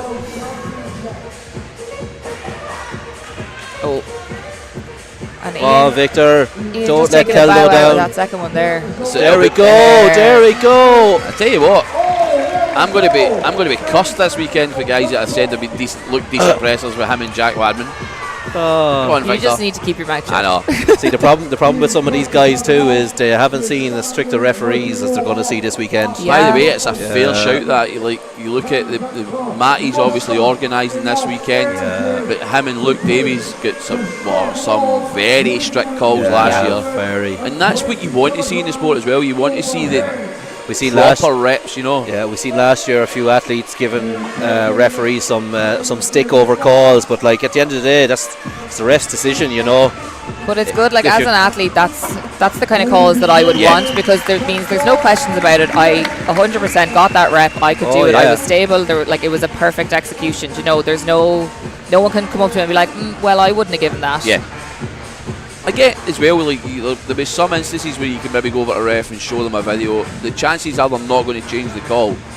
Yeah. If you've got a 5% chance and you know you're in the right, then fair dues. But absolutely, yeah. Most of the time, the refs are going to call it as fair as possible. Say we've seen a couple of the day where maybe obviously I said that maybe Luke gave an easier down command. There was no control from the overhead, but it was 130 kilo log. He'd probably won the event by that point anyway with the third log. So instead of making him do it again and getting the 4th log wasn't going to make a difference. Isn't going to make a difference to the scores, you know. Absolutely not. So up next we have Olaf and we have David Wright of England. Olaf is from the Netherlands. Great to see so many guys over from the Netherlands. Massive. The qualifier must have been a good turnout then, if we see so many of these athletes over really the scene. Victor also travelled to Netherlands to do the qualifier. Yeah, when I was talking to Krisha, so she competed in the under 82. She isn't here this year because she's getting married soon. But she was partly responsible for running the Central European qualifier, and the effort that they put in, the turnout that they had, it was really, really good. So, and it's shown here because you can obviously see the amount of athletes that have come over from that. Both with very good first presses. Olaf's looked technically sound all the way through. I put the 2 names together there. Olaf and David. Dalaf. David is a Sparky by trade.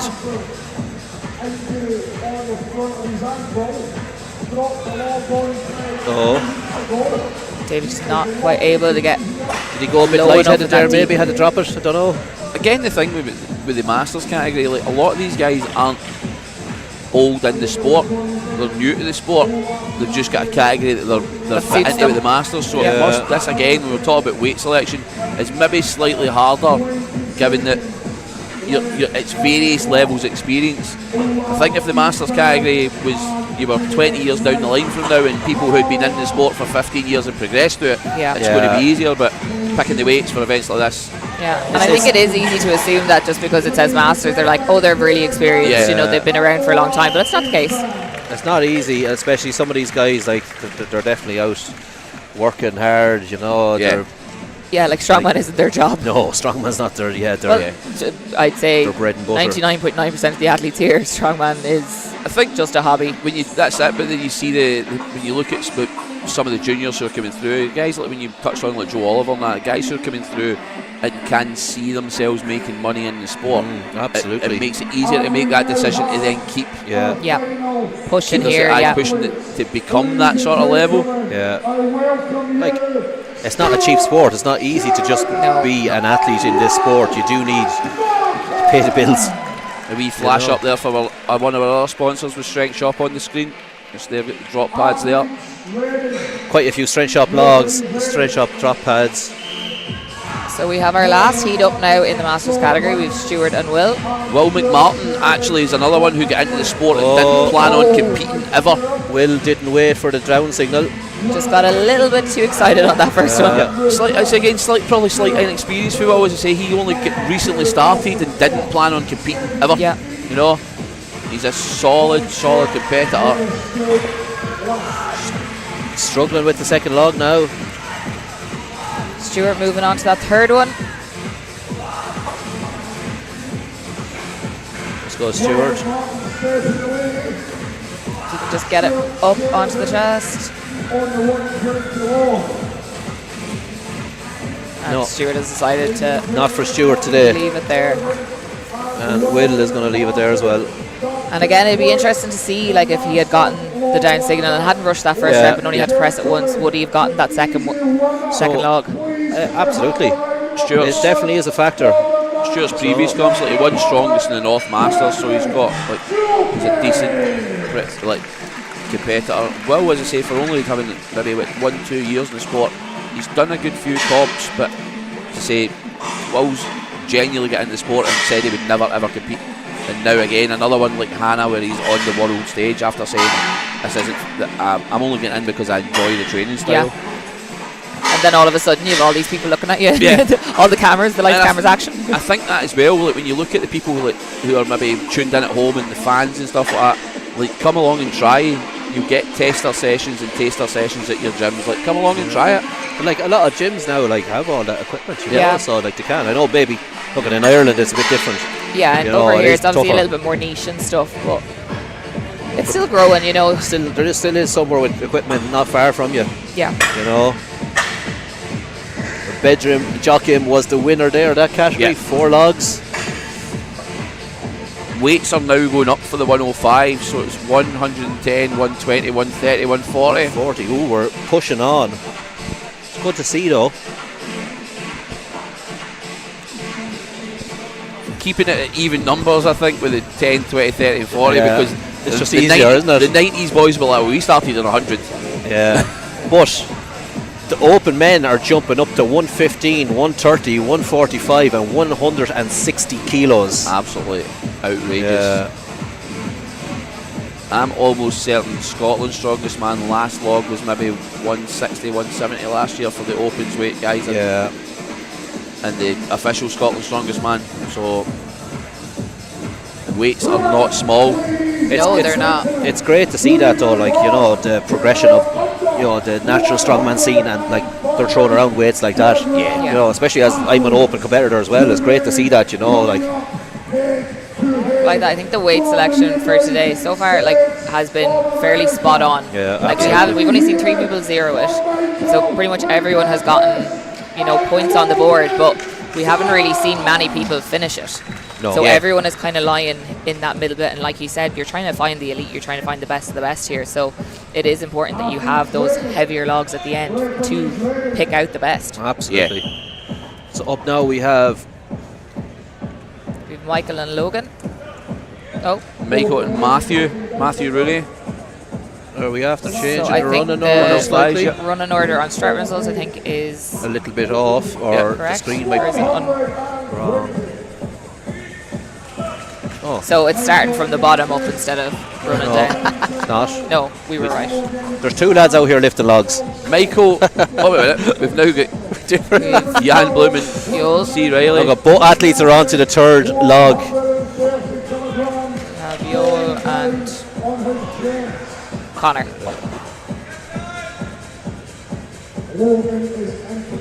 Both guys standing. 3rd log, yes. Solid. That 3rd log. Yeah. Solid there from Logan. He is now going to move on to this 140 log. Oh. Logan on to the 3rd log. So, yeah, both athletes are American. Should have copped that with the Strongman Corp. Strongman Corp up top. So I was right in saying it's Michael and Logan. Yep. Yeah. The live stream just had a bit of a. So it was Logan there that did that. Logan 3 logs, yeah. And Michael with 2. This is Logan's first trip over to this side of the world. Oh. Logan's done lots of stuff, man. He's got Strongman Corp, He powerlifting. A long list of stuff. Yep. Qualified and competed at the Bodybuilding. PSL Service Super Series in the under 105s, Mike as well. So again, you're not going to comps like that if you're not very good, you know. Did that say 27? So like he's still quite young. Yeah, Logan's 27, Mike 33. So the 105s is always a really good category to watch. Again, So- it's that. Yeah. Up next we have Yoel, Blom and Conor Riley. Netherlands versus Australia. Conor Riley from Australia. It sounds like somebody that lives down the road. He does actually. He sounds Irish. He's been lifting weights since he was 14. He's now 31. Jesus. Let's see, does it He's stand to him? he's not the tallest of men out there, but he's quite wide. He's Sometimes that can help though with pressing because Yeah, it means he's oh, shorter arms. absolutely, Less yeah. distance to press the log. Good press there on the first log. He's active. He actually serves in the army as well. Oh, active service. Yep. Fair play. Australian action man. Taking some time away to Nice. There we go. the Australian Sean Dimmer. That's what I said, Australian action man.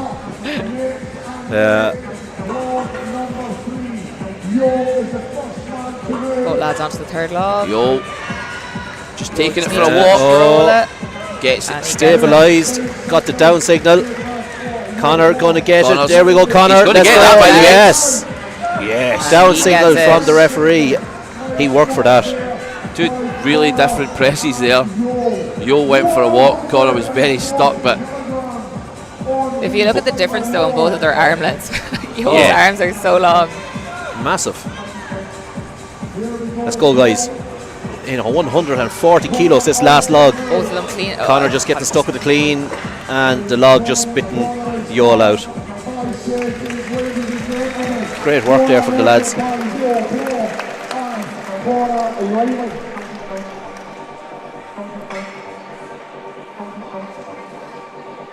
So on to our next heat now. We should have James and Andrew. Should. Andrew, good lad. Good lad, Andrew. Absolutely solid know Scottish Andrew. competitor. Yeah. He's another one of the Shetland crew. Had to come a queer distance, so. Yep, they just breed them different in the Shetland. They're That's for absolutely sure. wild through Yeah. there. Like, So you're not even in Scotland anymore when you end up in the Shetlands. Like, come on. Away from all civilization. Andrew's got a few records, I believe, as well. This is only Andrew's 4th comp as well. 4th. Yep. He's not doing too bad, so. Yep, only his 4th comp. He's quite tall.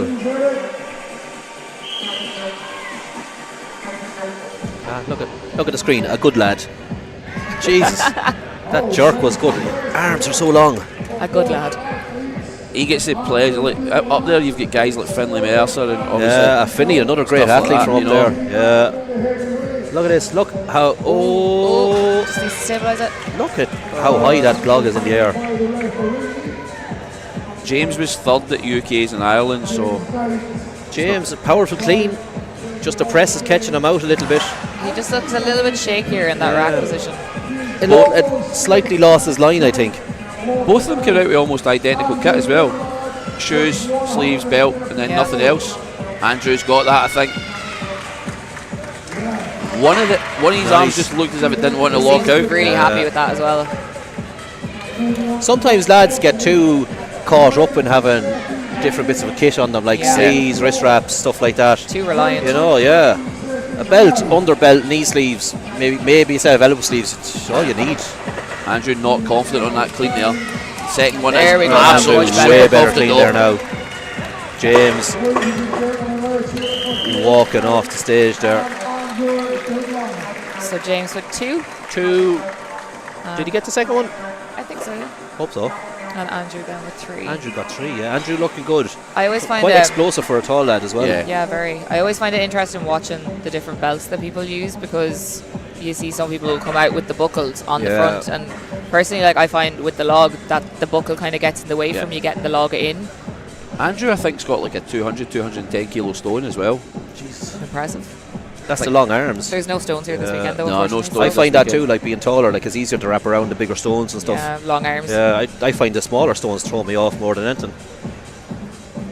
Another very tall 105 coming out next by the looks of it. But you're touching a good point there with the different belts and stuff. Like the buckle gets in the way, I find. I tried using that loop before. Yeah, some lads will use the loop to let the log kind of nearly sit on. I find it's in the way because when you're cleaning it, when you're picking it up, you have to get it past it first. Yeah. You know. And sometimes that can leave it a little bit high, so that when it gets to your chest, the log hasn't quite rolled up into the good position.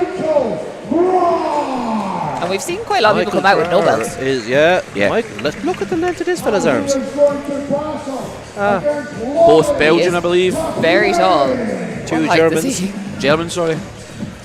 This is why we need the These tall Germans. roof for just for He's him. massive, man. He's This fella- really tall. Do we have throwing bags this weekend? Yeah. We This do. fella's going to win them. My money's on him. I mean, is he throwing them or is he slam dunking It's them? like But Blaine. Is he just? it's like basketball. Blaine O'Donovan from Kilkenny. Blaine, like, if you're up against Blaine in a bag toss, you just might as well go home. Yeah. Yeah, Blaine just puts it across the bar like that.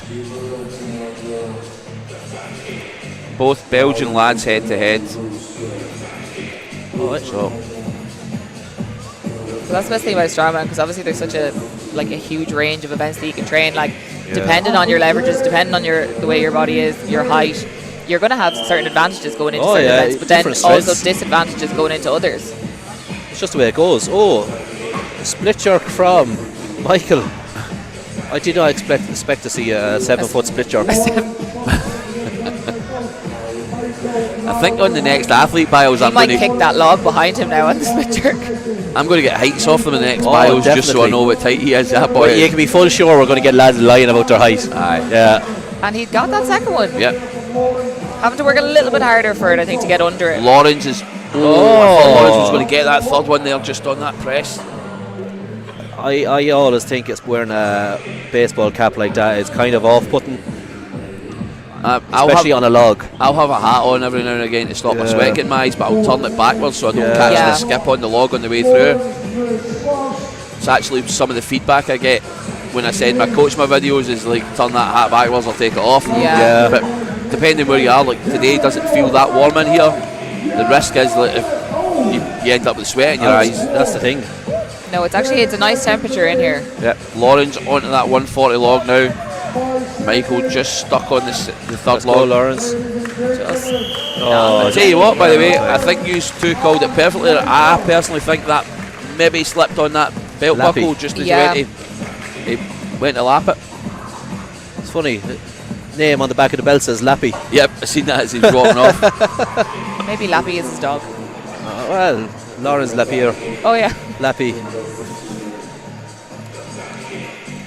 Both the guys weren't looking forward to doing log anyway, and to come away with 3 logs and taking a stab at the 4th. But sometimes, because I know there's certain events for me, like, I could look forward to them. Doesn't mean I'm going to be good at them. Yeah. But, like, say if you aren't necessarily good at an event and you've been training it really hard, you could actually really look forward to it in the comp, because you just want to see what you can do and see can you actually execute the way that you have it in training and see the hard work that you've put in. It doesn't mean that you're going to be the best at it, but... So up next we have Coffee and we have Matthew. Coffee representing France and Matthew representing the USA. Can we hear it for the total Coffee? And from the United States of America. We've had a lot of French athletes here. We do. This weekend, yeah. It's good to see. Coffey's a 6-time French champion. Oh, Ooh. He was 8th at Ultimate Worlds and 11th at Well, OSG in 21-22. I'm going to say Coffey isn't bad at the old pressing. A little trick I used to do as well. Knee sleeves on as elbow sleeves. All right. Why? Little bit thicker material. So it is. If you have the Seven- Cerberus 7 Extreme, mil? or if you have the Cerberus Extreme knee sleeves, they're Right. 9 mil. Ah, right, okay. They press themselves. Again, it's probably more. Oh, yeah. Wow, man. The first, is that our See, first Keldo, 110 Viper? that's how it works when you say that someone's going to press it. They actually. Yeah, this is what we were looking for all day. Aye. Yeah, oh, yeah, this fella's going to be good at pressing. And they all dropped it on their head. Matthew's not that far behind him, despite No. Coffey picking up that time on those Vipers. And it could then be about. See, I was see just that about to say, it change in could then be about who hits this third log. Now, Jack. Don't be doing it to us. And Matthew could end up taking it here. And he does. Gets that down. Nice by Matthew. So there's the thing, the Viper pressing's all good, but now he's having to change his Yeah. technique, Yeah. like Jay said. So I think a Viper press works very good with somebody that strict presses because you're kind of in the similar position. Yeah. You know, whereas you're going to a push press now, it's a totally different mechanic. Yeah. here's a question then, right? So Coffey's Coffey's stuck on this third log. He's Viper pressed the first two and he hasn't managed to do it. Would you, at your very last attempt, would you take a stab at a Viper? Absolutely, yeah. Yeah. Because you also, I know, like he probably has warmed up his push press or split jerk in the warm up, You'd but you're standing there for a while. Your legs are going to go cold. You haven't really, you haven't warmed up your dip on those first two logs. So then, once you get under that heavier implement, you haven't actually warmed up that. If you're on that last 10 seconds and you know you've not hit it the first two times, it's a shot at nothing. But even if it would be a PB as a Viper press, you'd just well go take for a it, stab Go at it, for I it. think, Yeah. because you've done it for the first two. It's the motor pattern That you've went out ingrained, with. yeah. And I think that, say, from the Viper press to a push press, they're very different. Whereas, this is what my own opinion on anyway, a Viper press and a strict press, there's more similarities in the positions. Because from the Viper, you're pressing from that lean back position. Hips are a little bit more forward. The hips are forward, you're leaned back, you have that big shelf created. On here is going up against Jordan. I think unless the weights are very light for you, I think going from that Viper to the push, it's not really the best option to go with. Yeah. So up next we have Thomas and we have Jorgen. Both guys very similar in ages, 26 and 27. Belgium and Norway.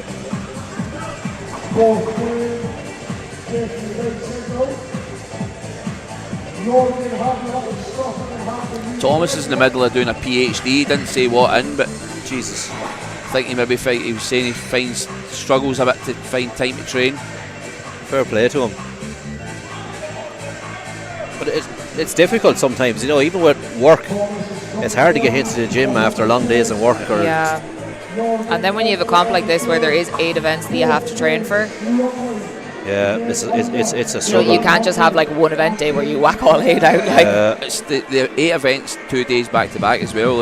Essentially, you'd probably need to find a time where you could do 2 events days back to back to try and otherwise, simulate.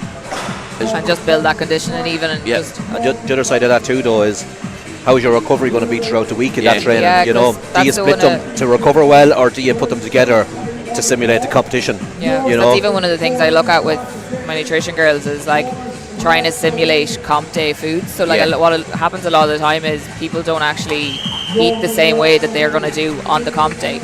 And just kind of getting that pattern, like you said, making sure that you can recover before the next day and stuff. The few times I did cut to 90s, that's how we done it. We would bring in our food on our events days and eat what we would eat on a comp day. Try and lay it out. Between event 2 and 3, you would have thin bagels or thins with try to get a muffin in or something like that. And keep it exactly because the Opens boys get a bit of stick, right? And this is going to be probably quite a disgusting conversation. The Opens boys get a bit of stick about the toilets at comps. It's always the Opens boys because they eat so much rubbish. And you'll probably find it's the weight class athletes who binge eat after making weight that then ruin the digestive toilets. system is just non-existent. Because water cuts, they do, like, they have such an impact on, like, your digestive system. So when you go from, like, not starving, but when you're not obviously eating any carbs, you know, you have a completely different nutrition plan kind of leading up to it. Then when you just all of a sudden start loading carbs in. Elliot, one of the Welsh boys, very good press on the first one. Mikel and Elliot. Another thing too on the food aspect of things too, most people come in and train after work, so they're after being fueled all day. Where you're going to do an event session on a Saturday, you're generally in the gym 10, 11 o'clock in the morning, maybe 12. You're not after getting them 3-4 meals into you before that. No. You know.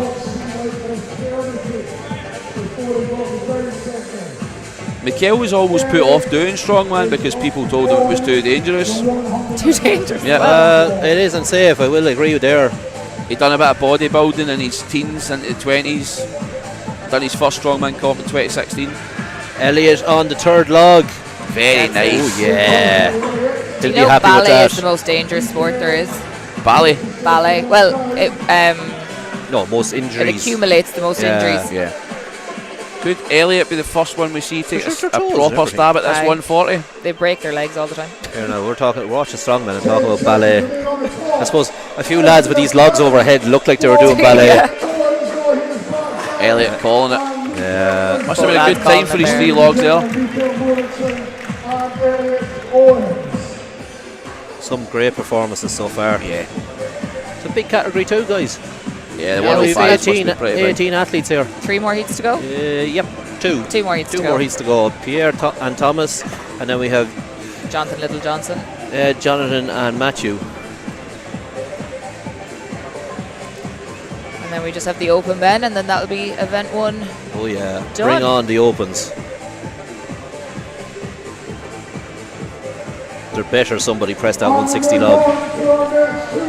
And Ger Buckley better fall over. Jade's going to be the one to make the predictions for the pressers and the opens, because me and you have been an absolute disaster when it comes to the pressers so far. We're just going to go lock it up, throw away the key. Could we see Ger Buckley pass out again like he does on an overhead event? I think it's put on. He's like, I'm not getting this, but I'll need to make it dramatic. I'll fall over and lie on the ground. Oh, that was a powerful Viper press. Thomas hasn't had much time in the sport either. I think he'd done an Inters comp in 2023 in Blackpool, and now he's here 2.5 years, only been in the sport. She's powering that clean. He'll be taking it for a walk down. Now, he'll be with the Viper there. He'll be explosive. He used to do judo. He was a judo coach, so he'll be used to. But you'll find that too often though, that people that competed in other sports, be it football, soccer, rugby, other strength sports, they will learn the events and they'll take to them very quickly. So they will. Athletic people are like that. They pick up stuff very quickly. Thomas, I have somebody that wasn't in a sport or didn't do anything for a few years. It's harder to teach them people. Yeah. He's actually coached by Tom Owens. Tom, another very strong man. Yeah. He competed last weekend after dislocating his knee.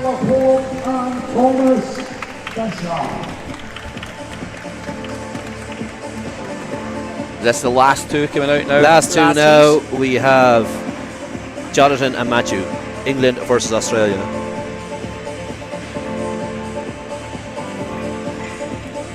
Jonathan Little-Johnson, a regular at these natural strongman comps. And we move on to our final couple and the 105s.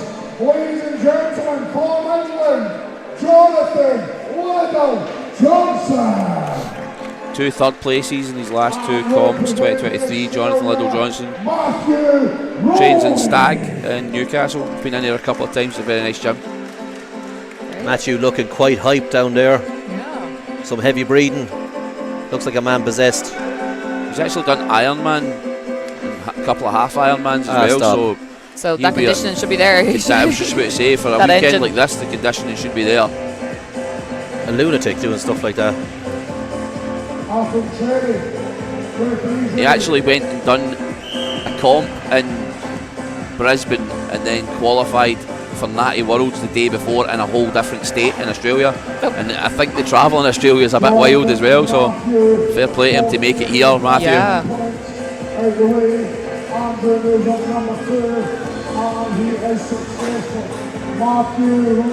Jonathan, yeah, pressed the second log fairly easy. Matthew get that clean. Matthew just not looking comfortable under that log. Yeah, the hips just look a little bit too forward. Jonathan on that third log, he's pushed. Oh, that is lovely on the third log. Jonathan's looking good. Yep, just taking his time. Yeah. Big improvement. He was actually on my bus for the airport to the hire car place. He didn't know it was me. I'm glad to be a faceless face. Matthew's just going to call it there. I think Right, Jonathan's taking his time. Yeah, utilising the time. Salts at hand. Looking for a shout for like 10-15 seconds. Let's go.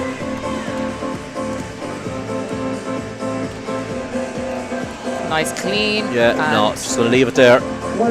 I think sometimes you know once it gets to your chest. Like, it's not happening. Sometimes like, nope, not today, guys.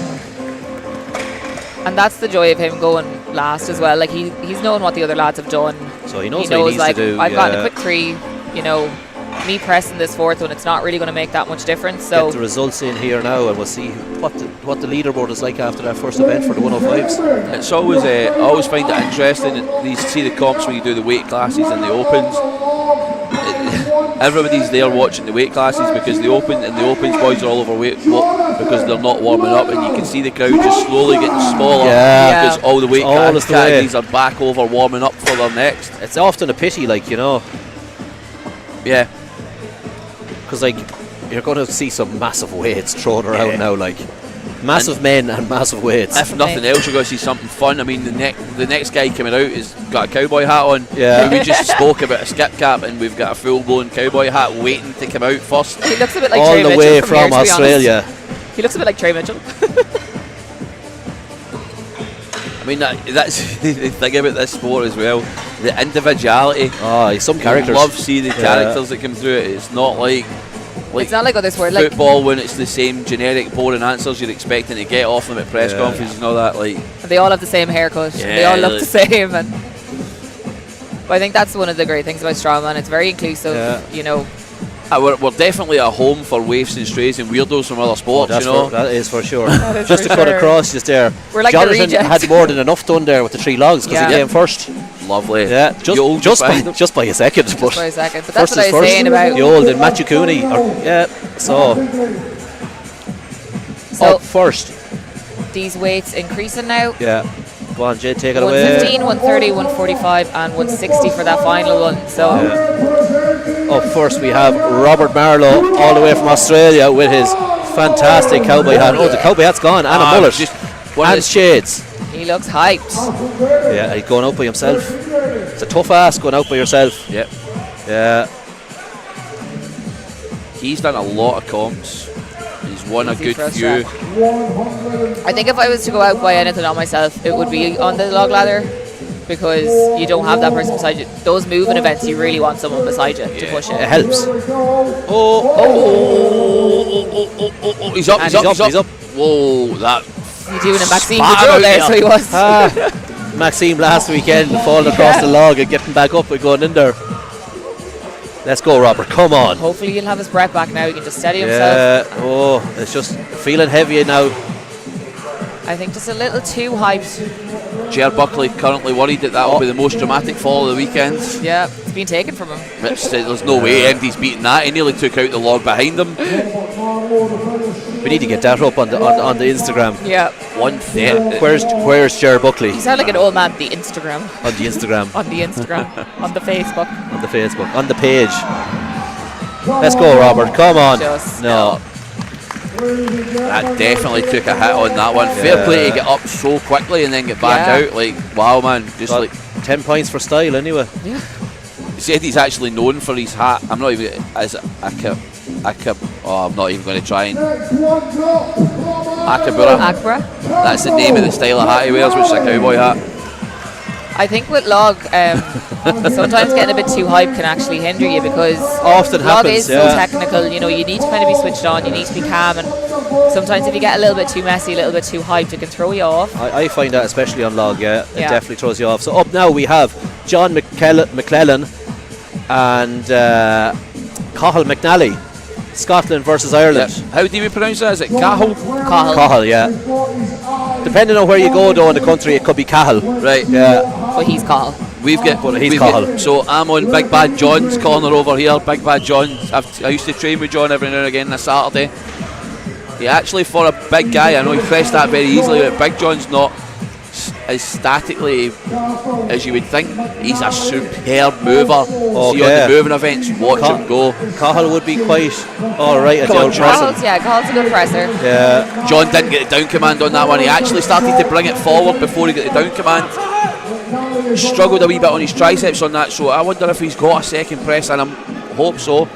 Cathal, is that the Pit Vipers on? It has the Pit Vipers on. Cathal recently competed at World's Strongest Firefighter at the Arnold in Columbus. As I said, he's done it for the last 3 years over there as well, so let's see if Big John can get that. He needs this log. He's actually helping get Ireland's Strongest Firefighter off the ground as well, so he is. So. Yeah. Come on, Cathal, in here, get stuck in. A 145 log, you got this.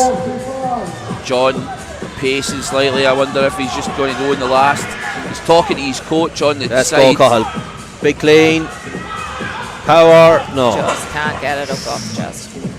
I think it's so disappointing, you know, when say for John there, where he had pressed it, obviously didn't control it enough, but it was the whole there. forward move. As soon as he pressed it, he started to bring it forward, so he's trying to control it on the way down before he got the down command. And then just not being no able to way get it. to save that when you look at your ref and he's not getting it down. There's no way to bring that back. I did that exact same thing last November at the Giants qualifier. 170 log, and the minute I started moving my head forward, I was like, "What are you doing?" Aye. And at that stage, you just go with it. At that stage, your line is gone, and you just like that, you tip forward. Even like on what you would class as like a 70-60% log, pulling that back as it starts that forward motion, like it's unless it's super light, you have a small chance of controlling it. But the heavier that gets, there's just that log is going. You're going with it. Oh, you're gone. So up next we have Stepan. And we have Julian, Czech Republic versus Germany. Stepan, I got a chance to speak to him a couple of times yesterday. Comes across as extremely lovely. Oh yeah, nice guy. That's the thing about all these guys. Like everybody here. Yeah. You know, especially the opens. They're big, scary looking dudes. They're all big teddy bears. I'll tell you how big a teddy bear Stepan is. He writes poems in his spare time. Stop. Writes poems. I wonder will he do a poem recital at the end? I'm getting him on the Instagram and I'm asking him for a poem. There you go. Talk to me about that Viper press. Look how quick he moves, by the way. That was one of the quickest Vipers we've seen now. And transition log to log as well. Let's go. But I think that log is light enough that you know it's not a heavy ask for him. So it's a nice little warm up. 160 log. Let's go. Let's go, he big has man. this. He's taking no time. Julian's just struggling on the second log there. Come on, Julian, take your time. Let's go, Stepan. Come on, Stepan. Oh, yes. Things you absolutely love to see is 160 kilos pressed overhead. And I say that's probably like in the ladder. The quickest time at all natural world's strongest man and woman. I think he could. Brilliant. I think he could go again. Yeah. Stick a 170 log there. I'm telling he could run that ladder again.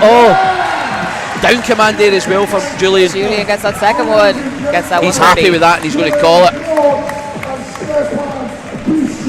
That's outstanding. That was unbelievable. You cannot downplay how quickly he moved between the logs really as well. want to see the time for that. Oh, we'll let it up. I would say that was unreal. Matty's 22, 23 seconds maybe. Yeah, it's definitely. I would think sub 30, and like we haven't 27. Sub 30 for 3 logs was quick, you know. 27, we'll say. And we're all just focused on the screen, like what is the update? Come on, let's go. That was impressive. That's wild, man. That was impressive. Absolutely wild. You give Matty a shout, he'll tell you what it is. 30.3. And like that is outstanding. Every other category around 30 seconds was a really quick time for 3 logs. Took something for 30 seconds to clean a log. He did 4 of them. He was quick. The man can move. The man is a big man and he can move. Power and speed. We've got good pressers. We've got the next one coming out. Andy Taylor's a good presser. Trains in Chaos. Yeah. Dude did train Chaos. I think he trains in Luke Richardson's now. Andy Taylor and Vish.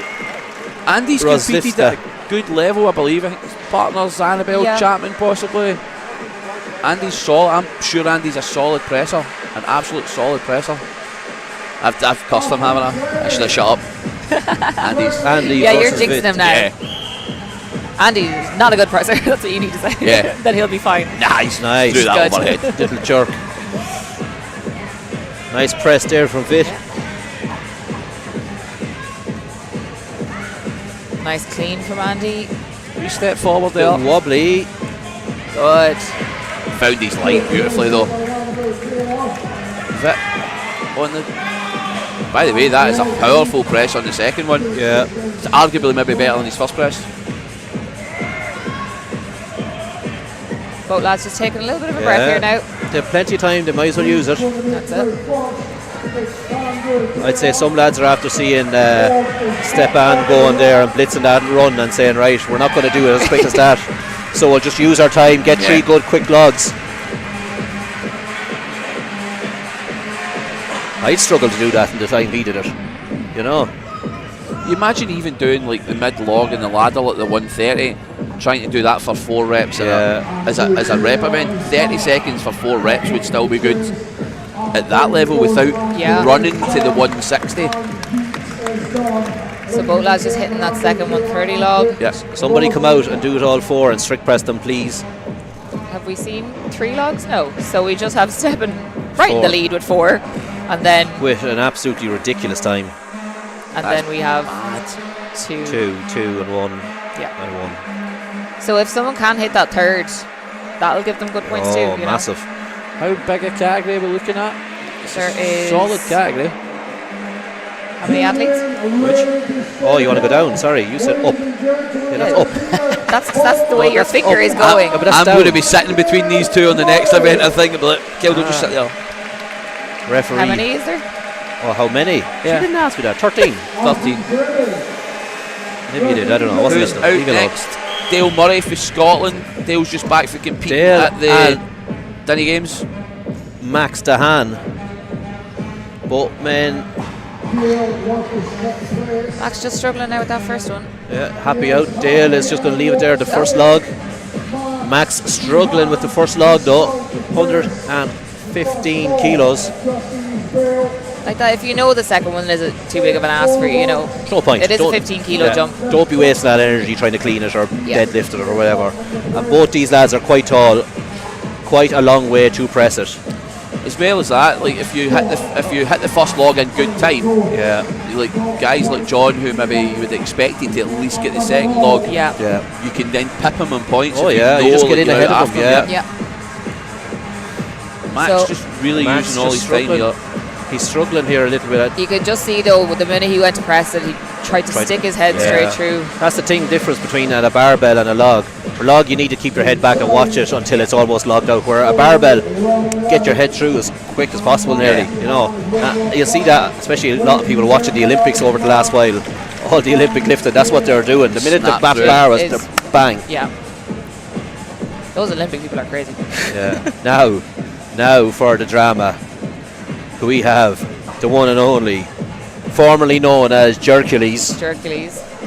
Ger Buckley. You know that sound that's like, am I the drama? Oh yeah, he is the drama. That's Ger. Yeah, that's Ger right there. That should be Ger's national anthem. So I asked him at the press conference last night, and I genuinely do believe the social media break over the last 6 weeks is going to help him this weekend, because he does get bogged down in a lot of like making memes, and the stuff Ger put on Insta was hilarious. Yeah. But you wonder how much time it takes out his day just ticking away, and like now that he's got that creative flow to go just train. Yeah. You know. But it's where you're diverting your energy. It's where you're diverting your attention. You know, if you don't have that distraction, you don't have that there, more energy is going to go into your training. I tell you something. I said this after last year at the Orium. Ger Buckley was genuinely one of the nicest guys to the loading crew last year. See, after every event, he thanked a random someone on his way off. Like, he was super polite. Ger understands the effort that goes into one of these comps.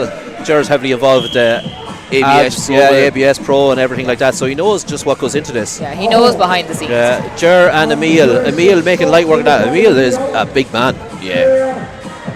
He's only Another big 29, presser. Emil. Is that all? Only 29. Same age as myself. 2 babas. Oh, Jer was not locked out on that one. Just couldn't get. Jer's pressing wouldn't be one of his favourite now. No. I think he needs to take a wee step back there and just take a second. There you go. Oh, Emil, keep that head back. Just try to pop through it too Yeah. early again. You can see him moving his head No. Trying to far get too quickly because his forehead's almost on the log. I Yeah. don't know if you can see it from the camera angle, but we can see from his forehead's almost touching the log, so he's not letting the log clear overhead before popping through. Yeah.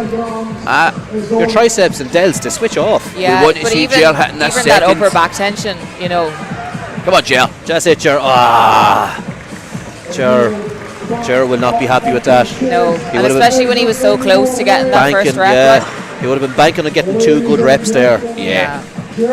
Jer's similar to John McClellan then as well. Like it's going to be a bad result for him with the 1 log, but with the only Stepan so far doing all 4, Yeah. the points are going to be bunched, so it'll be Yeah. dependent on how quickly you do the first log. Yeah, and we haven't actually seen anyone hit 3 still. No. So Emil just missing out on that 3rd log there. last heat. So if one of these lads can hit 3, that log immediately would just put them into 2nd place. So if they just take their time. I wonder how many of them have been paying that much attention that they know this, but you know, Yeah. how many of them have been, because they're obviously in an athlete holding area, they have been watching, but I wonder how many of them who know they can hit 3 have realised that they're in that position, that they know that they can. That they can do Yeah. that. All they need to do is just execute. Another athlete from the Czech Republic, we Adam. Yeah. Let's go, guys. Adam versus Danny. Not getting that first rep. Danny Brumpton, a I just very don't think he was popular quite figure. right in the position there for that first one. Danny does a lot for outside the sport with the deadlifts over depression stuff. Very popular figure. 2 good lifts there. Yep. Danny looking for the help of the crowd there.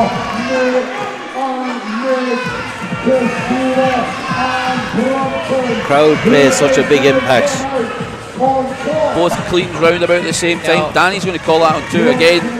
He's maybe thinking he's 2 quick logs is enough for good points. He knows then too that wasting energy trying to get that log isn't going to gather him much more. Yeah. You know, As all that effort for a point, half a point. You know. Yeah, as we said over the weekend, it's 8 events. Like, it's a lot of effort.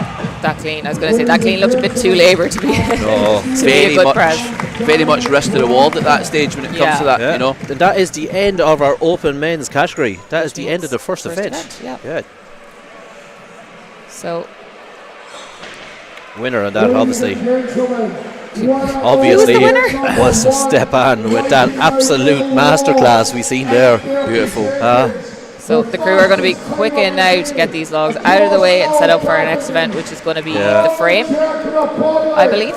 Yeah, the frame carry's next, sorry. Yeah, so we have a frame carry, we've 10 metres drop and turn, so 20 metres in total. Yeah, and this event is going to run quick. It will We're be going to see some fast times. And you see some nice frames too, built by Matty Costello there. We're going to cut to some adverts, give you all a break from listening to us 3, and we will be back in roughly 10 minutes. 10 minutes. So 10 enjoy minutes. some adverts from See our you then, sponsors. guys. We'll see you back soon.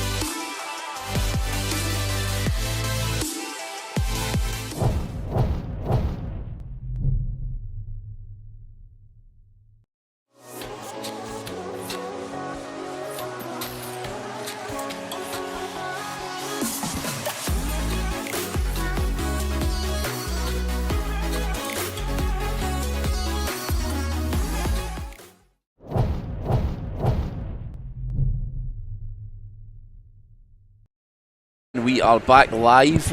Event 1 Finished. Some awesome log pressing. There As was. you've all hopefully seen Stepan's one his 30-second run. Next event out, we have got some lovely custom built equipment for the weekend with the timber frames. Was it Matty that built them? Custom bit by Matty himself, yeah. There He built them actually for Ireland's Strongest Woman Right. back in March, and then obviously they look kind of cool. And he was like, I'm going to throw these into Worlds as well. So there was one brought over to GBA in Scotland. Yeah, we so had they one, could have and there them. was one through here. So people have had a chance to get hands on.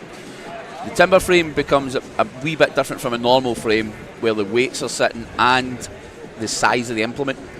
So This is actually a really nice frame. So I obviously competed at Ireland, so I had the chance to use it, and it's really nice to pick up. The handles are actually, some people were giving out about them because they were a bit smooth, but I actually prefer that because I find with the grittier handles, they actually cut your hands more. Yeah. They kind of ruin your grip a little bit more. So I actually kind of prefer the smoother handles. But it's one of those frames. It's not too wide, you know, say for like the smaller girls and stuff, where your hands, sometimes you see like their hands are literally right out. This one you can still kind of get your back engaged and without your hands being too wide. And it's not that low that, you know, if you say struggle with the pickups and stuff, that that's going to be an issue. Yeah. It's just a nice height. It's not too high that it makes it a little bit too easy. It's just, it's kind of, say for me, I'm 5'7", it's just below my knees. So it's nice. I like this frame. yeah, some of the smaller athletes maybe run the risk of it. If you don't get your hand position right, you catch the front or the back. And it is unforgiving. Obviously, it is wood. So if it does, there's no slide to it. It will catch you and it'll throw you. Proper square edge on it as well. So if that bites, it's going to bite. You know, if you go down with the front, if you tilt forward, like some people will do it with farmers, they'll maybe tilt them slightly forward, so the weight of the farmers takes you with. Yeah, so you can kind of get that I run. don't know if you'll get away with something like that if you're a shorter or smaller athlete on this. Some of the taller boys will have a lot of clearance and they'll be fine. I think it was actually Aaron McLaughlin at Ireland's. That actually happened to him, and it went in and it actually just tilted up and fell back on top of him. Yeah. So yeah, it will catch you out if you don't get your hands in the right position. So there's been a couple of really interesting fail videos from the GBA team as well. I think a few of them have done it. They've caught the rubber matting and then tilted it and flipped with the frame. And even when you're dropping it on the way back, because we had an athlete back in March who dropped it when she dropped it, she was expecting it to go and ended up actually like catching her foot in it because she kind of moved but the frame didn't. So when she finished her run, her foot kind of caught. There's you can see there's like a gap in between it, so her foot caught there. So you do need to be careful with it. This is 170 kilograms for the 57 ladies as well, so over 3 times body weight for a pickup and run on the frame. That'll be interesting to say the very least, and I'm assuming then the categories kind of follow suit with regards to that sort of weight wise. 180 for the 64, so just jumping slightly. That's for the masters, sorry. So the weights will jump very quickly on this. Yeah, I'm expecting the guys to be up there very, very high weights, but and I think the people who have like say a stronger pickup, they're going to gain a little bit more time because those transitions between, because we only have 10 meters up, 10 meters back, you don't have a lot of time to waste. So if you are someone that has a little bit slower of a pickup, or you struggle kind of turning around and stuff, that is going to that's where you're going to lose time. And the athletes that have that stronger pickup are going to gain some extra seconds there because they're going to be able to spin, pick, go, rather than wasting the time up the top. I've seen a few of the athletes who actually don't have access to the frame training on farmers, and while the pickup and the moving is very similar, the width of the actual run can make a massive difference as well. Yeah, definitely. Well, that extra width there makes it a lower pickup for them, Like they have further to go because they're out so wide, especially with these smaller athletes. It is going to be a harder pickup for someone, say, that has that longer sort of arm. But then again, your longer arms are generally taller, sort of. Yeah, I do find though with the frame, it's a little bit easier to move with it because you don't have to worry about the things kind of beside your legs. You have that little bit more freedom to move your legs. So for, I suppose, a slower pickup, you have quicker moving times versus the farmers, which would be maybe a quicker pickup but slower moving times. So absolutely. So your running order for this category, the 57s, it'll be Leanne out on her own first, then it'll be Lizzie versus Laura, Aileen versus Hannah, and Svetlina. Svetlina, yeah, and Sophie. Versus Sophie. So they obviously being our top two from the last event. 6 seconds between Svetlina and Sophie on the log ladder. 33 and then 39. This will hopefully, like, I know it's been a couple of hours we were doing log, but it's a time intensive one when it comes to it.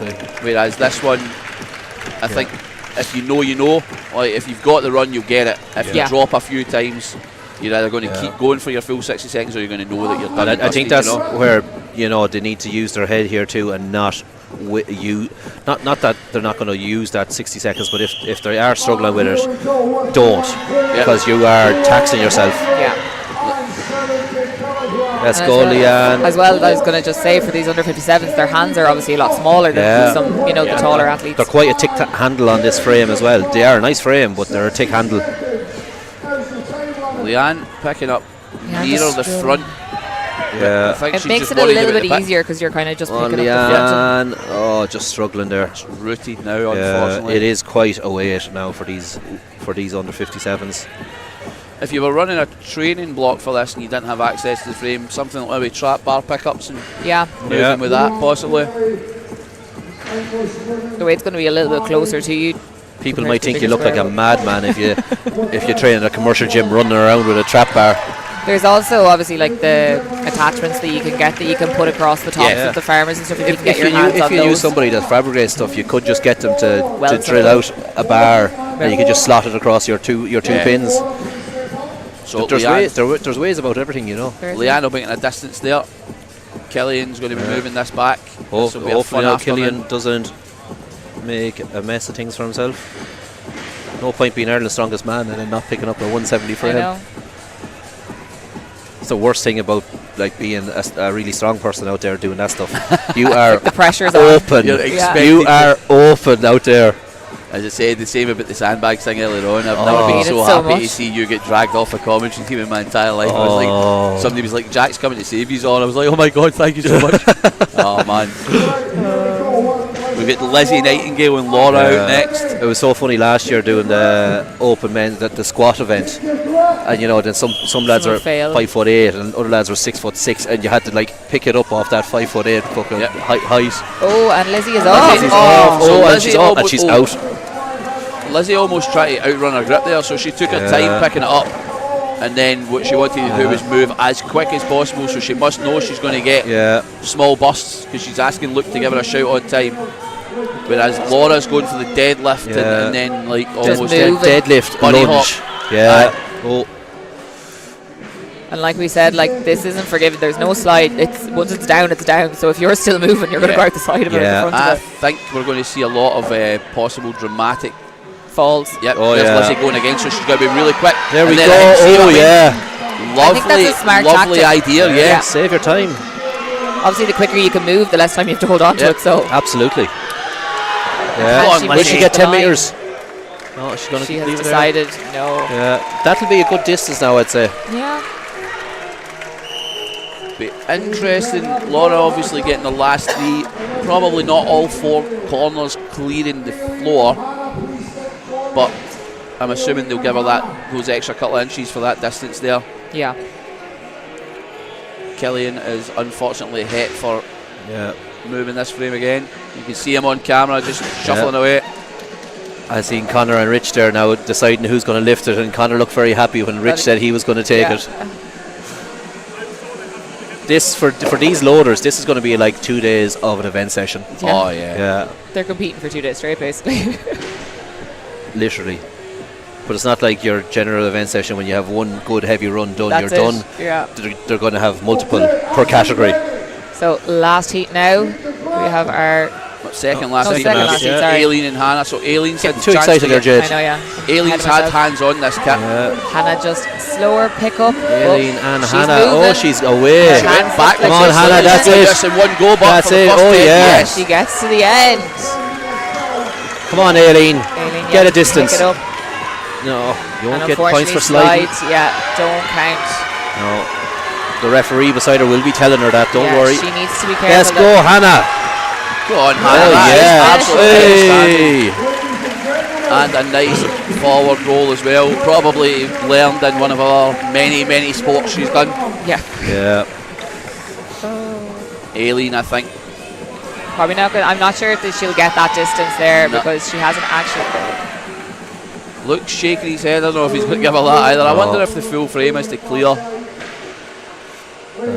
He's just Unfortunately, explaining. she I hasn't actually got it up off the ground. Yeah. She's kind of just sliding it forward. She's probably not going to get a distance. Sophie Kennerly is out, and she looks like she means business. Real shame for Aileen. I Yeah. did say earlier on she's coming in. She has been in a very good place for this comp, cut wise, weight wise, and training wise. But 170. Aileen herself will admit she's never been the best deadlifter, so having to then do a heavy frame's probably not. I Not think what they have sometimes given it's- Aileen a bit of distance there. It's funny. Sometimes you will see though people, and they're not great deadlifters. But be But good at this sort Yeah, of they'll thing. manage a farmers or Just changing Yeah. that grip possibly maybe helps. it's funny. Yeah, it's centre of gravity too. One thing I notice here now that Svetlina is quite smaller than the rest of these Sophie's athletes. taken a little bit of time there. She Yeah. didn't go when the ref said take your grip. This is definitely going to be one of those events like you're saying, like she didn't go with the ref said because she knows maybe it's a shot at nothing. Yeah, Svetlina's just not going to go at all. She tried, and she's not going to waste any more energy on that. She, as you see her walking by the crowd there, she probably is one of our smaller 57s. Sophie Kennelly maybe as well. A little bit taller, yeah. And this is what we talk There we about go. with the 8 events and them so being so different.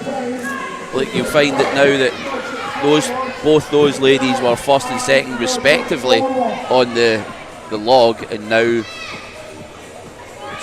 Fina will be on a This will 0. really change up things now. Yes. Yeah. Yeah. Just shows you how good 'Cause I Hannah's think time was Sophie, there. Sophie knows that she needs to kind of get by Lizzie's distance Yeah. and make it that one Oh, lap. where is? Oh, look think- at, there we go. I Lizzie's reckon distance she's probably was gonna be 8.9 metres. I think she's going to be a metre or metre and a half I short think maybe. she's going to be, yeah. I think she might even be. I think a little bit. Laura's was Yeah. 7.1, so it could. I don't oh know no. if she's made that. Aye, 7.1, so she might not even beat Laura's. Yeah, that's going to drop her a little bit, and Hannah's obviously going to take the win there, be the only one to actually complete the full 20 metres. Absolutely outstanding run by Hannah. So up next we have the under 64 ladies. Just going up 10 kilos for these. So just Yeah, that's all. Just to 180. Yeah, just 180. no biggie. Sophie a Just metre 10 shy, kilos. 6.1. Yeah, so that's going to drop her a few points.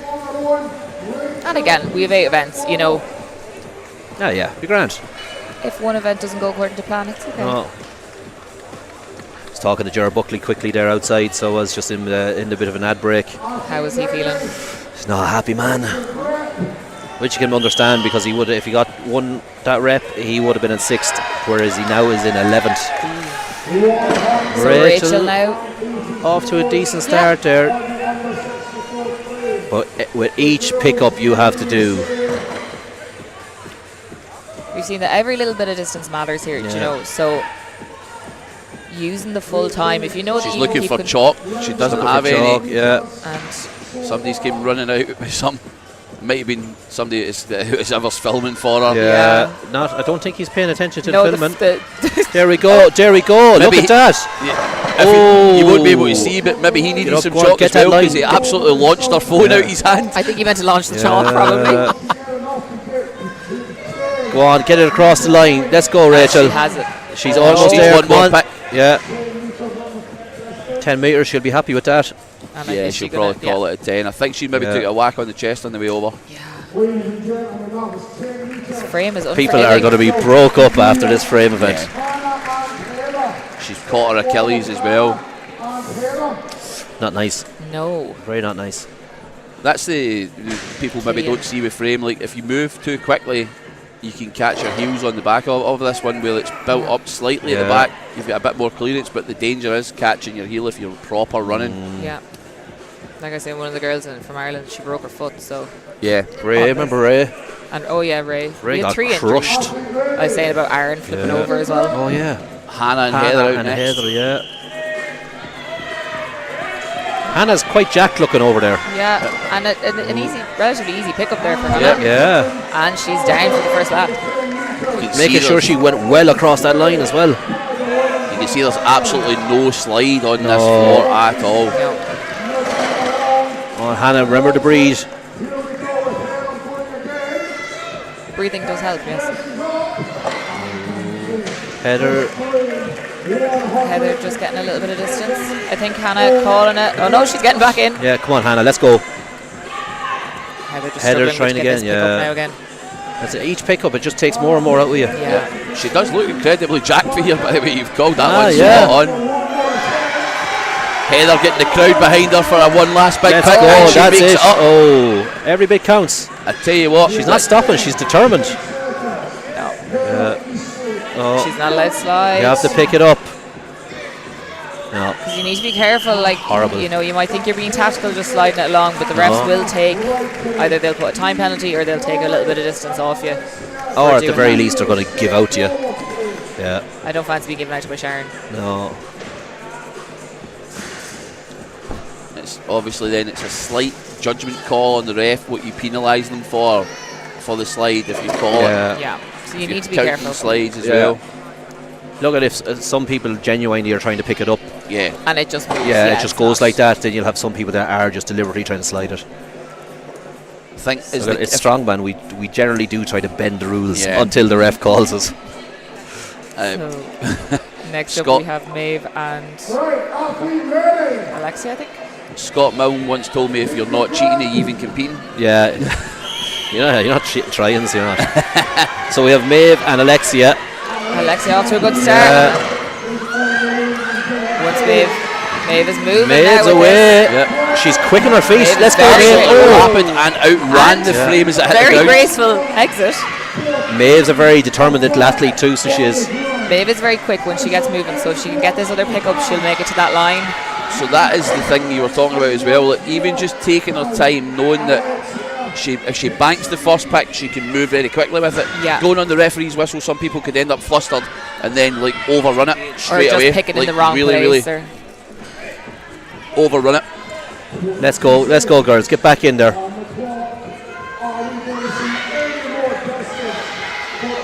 Just struggling with the pickup now. Alessia has called it.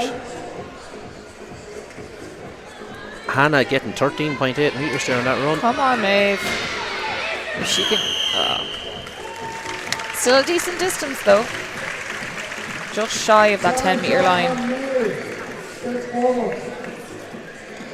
Again, it's like everything could make it.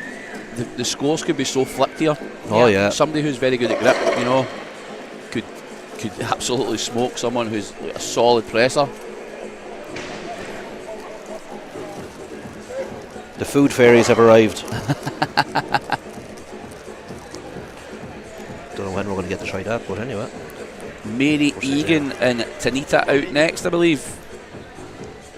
How's Mary's grip and moving? Would have been problems if you went Mary's a good mover. I think her grip is decent. She's obviously used this frame. She's been able to train on it before, so I think she's been looking forward to this event the most. Oh, Mary is looking good. Look at that. And it clearly shows. And straight back in on the turn. Phenomenal pick and turn there by And Mary she's Egan. moving. Oh yeah, that's She's it. going to that. finish this. Wow. Now, come on, Tanita, let's go. Tanita just struggling with that pickup. Mary flew that. Yeah, she absolutely blitzed it. Come on, Tanita, back in, let's go. Get it up, get some sort of extra distance on it. Oh. Horrible, horrible, horrible, horrible. As much as this is a grip event, it's also a deadlift strength event. Like, you know, if you don't have the pickup power there, It's going to be big on the lower back. yeah, if you don't have the leg strength to get that up. There's going to be a bit of that over the weekend as well with deadlifts and Yeah. Husafel. Yoke and into axle will be more. Like the spinal erectors, lower back, glutes, hamstrings are all going to They take will a be hammer feeling this it, weekend. yeah. Spine loves strongman. Like, I used to be 6'4" before I took up Strongman. Have you ever thought about, I know we'll talk about yoke tomorrow, it's yoke's tomorrow in it, but Yeah. have you ever Tomorrow. thought about maybe measuring yourself before and after a really heavy yoke to see Oh, how much let's the try spinal it sometime. compression is? Is it actually? I'm it is a tempted. thing. just do a mark on the wall like when you were a kid. Yeah. And then like do your really heavy yoke and then do another mark, see what the spinal compression is. After 10 years of strongman. I can't afford to lose any more 2 inches on my height. I'm already short enough. I'm glad you specified height there. Yep. Don't want to get kicked off.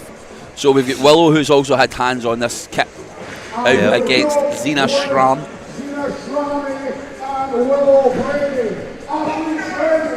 Willow is very good at a moving event. Don't cuss me, Willow. Stand up to what I said. Oh, Willow's down.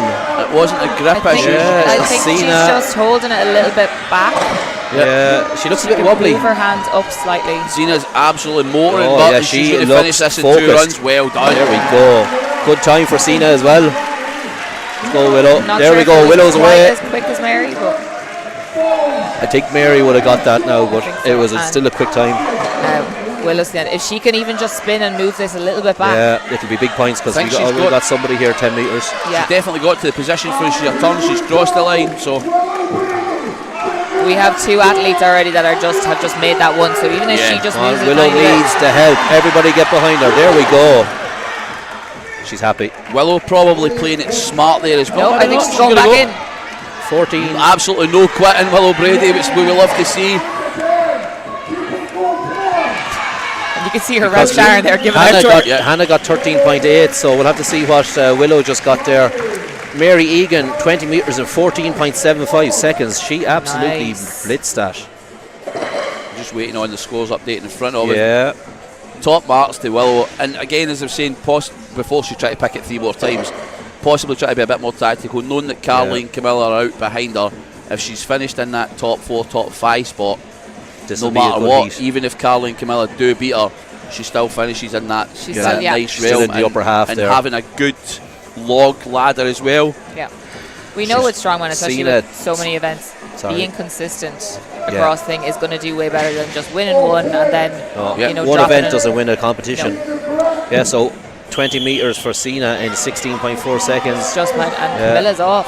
And Willow obviously got 14.3 metres, which beats Hannah, who was in 13.8, so she will keep Camilla herself moving top very five. well. Camilla Moving. is rapid though. I think that could be the new leading time. That's definitely Camilla's last warm-up for her next event. Yeah. Carly also finishing. I Mary- think maybe a little bit, I'd Yeah, say. Mary might have pipped Carly on that one. I think she would have, Yeah. Camilla, Camilla's a phenomenal Yeah. athlete. Like, she is. there's not enough good things people can say about her. I think just the fact alone that she's doing 2 categories. Doing 2 and doing it like just enough that- as she came out with the log event there. She actually did well in both of them. Yeah. You know.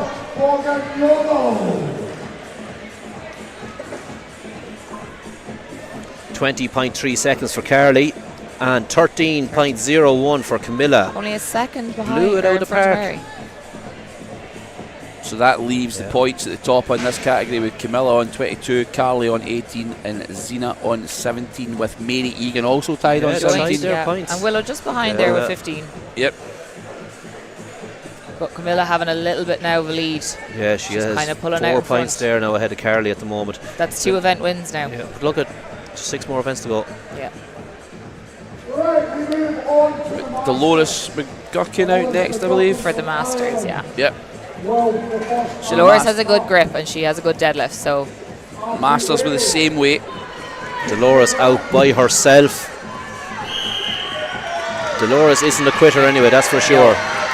I think this event will suit Dolores a Yeah, little she's bit more moving than that very long well, ladder. so she is, isn't she? Come on, Dolores. Come on, Dolores. There that we is go. Absolutely outstanding. And She she's is stomping. moving. Go on, Dolores. Crowd favourite as well. Yeah. Over. She made that look good. Yep. Yeah, very easy.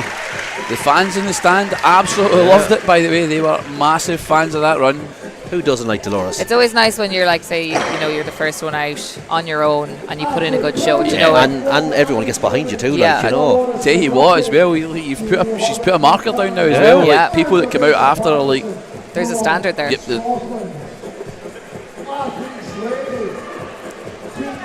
Rebecca Patterson. And Jamie. Yep. Rebecca up and moving.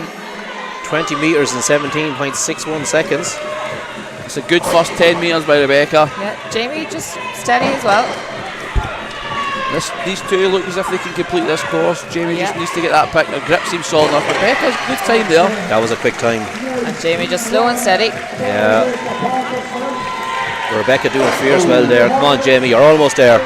Holding Just her before the forearm line. slightly. And she is struggling a little bit with the pickups. Luke Davies will be shouting her back. Let's go, Jamie.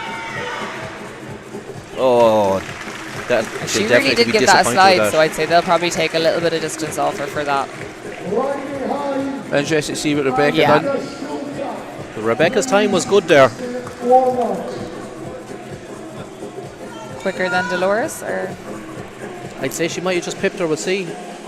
Dolores 17.61. or 61.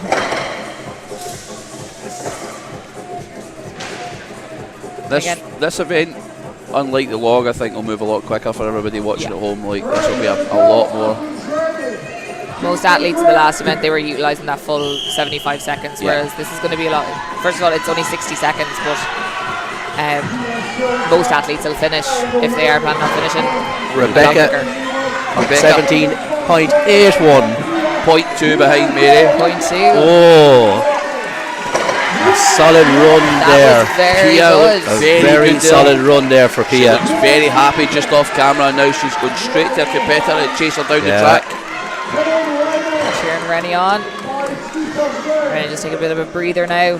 But Come halfway on, down Rennie. the track. Straight back in there. Let's go.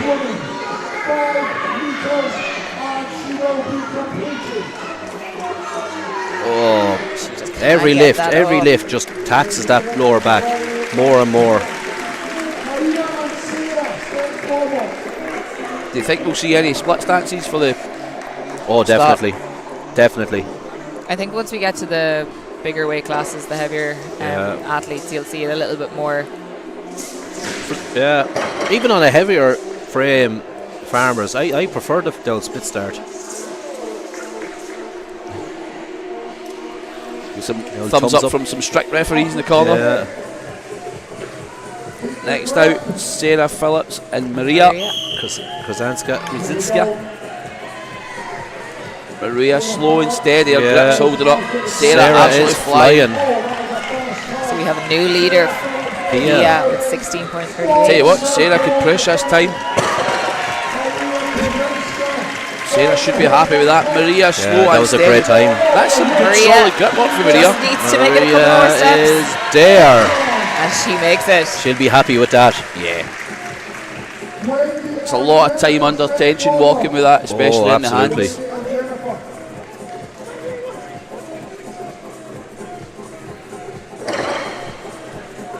Just getting the frames reset again, so we're flying through. Yeah, One or another.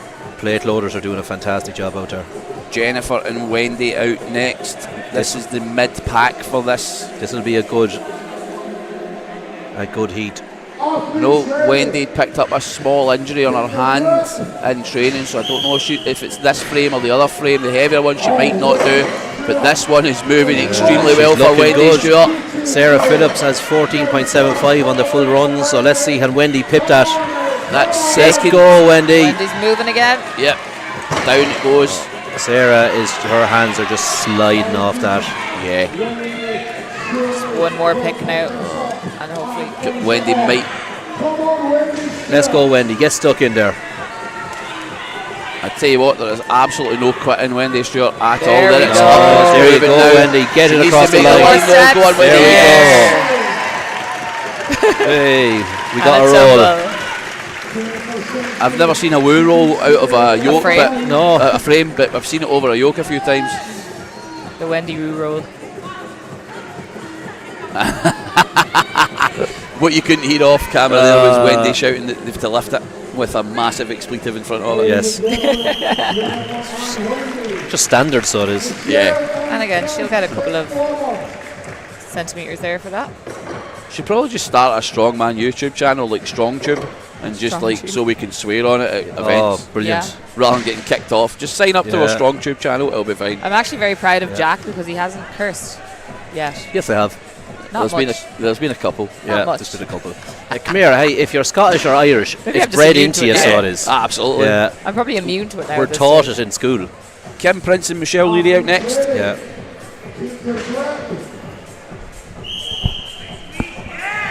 Two easy picks for the girls. Yeah. Kim moving with this.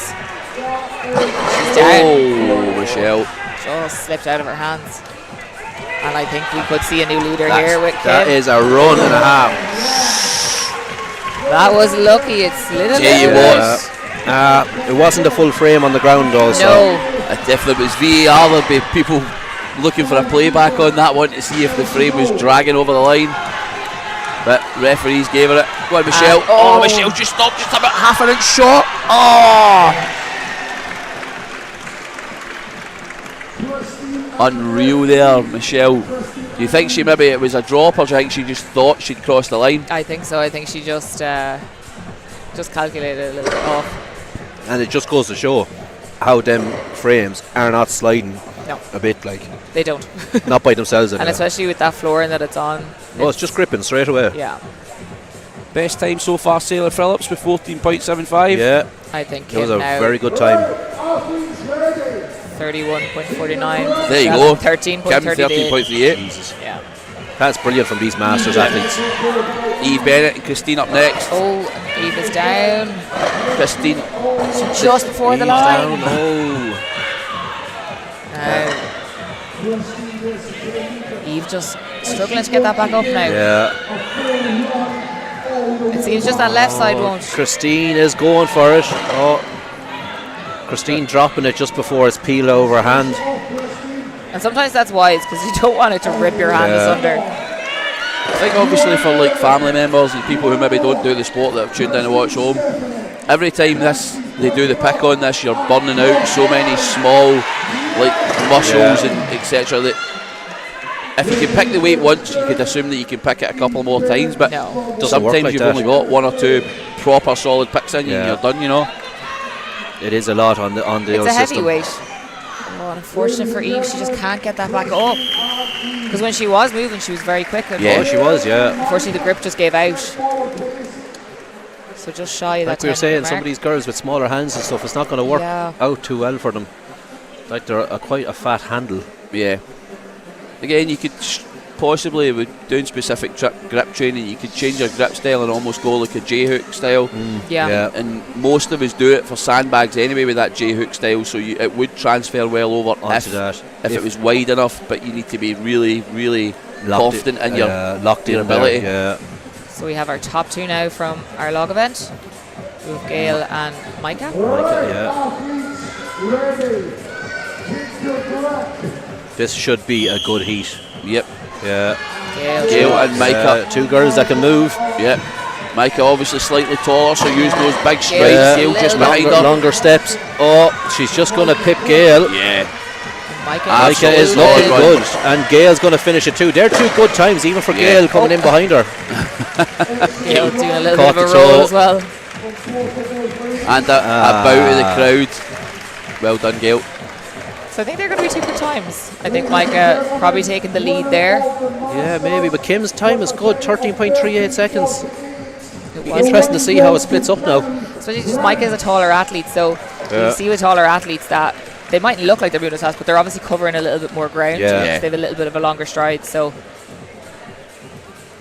Just inspecting the handle. I wonder if somebody's maybe put too much chalk on it or something like that. I noticed that sometimes too, if you are using liquid chalk, that it does kind of cake the Yeah. handles a little bit. and I'm assuming that yellow chalk is probably not allowed, so they probably just need to keep an eye and make sure that no one is cheating. So, Kim was first place in that event, Micah in second, and then we had Sarah third Phillips was in Sarah Phillips. Them times are all like on top of each other. There is a second splitting them up, you could say. Micah on 29 points.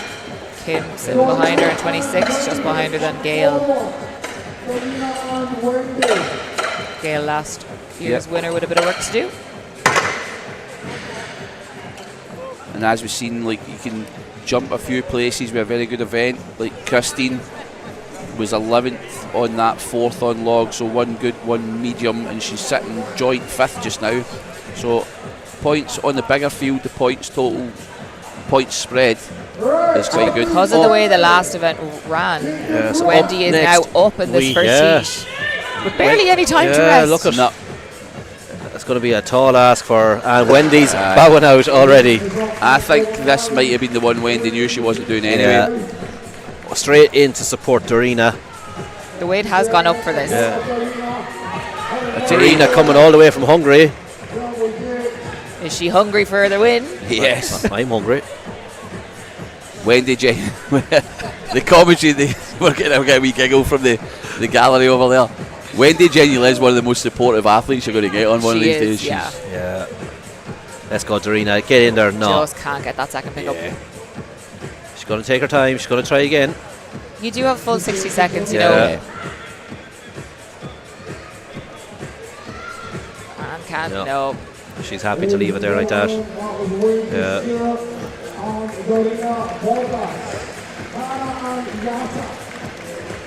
Yeah, so Hannah and Yata up next.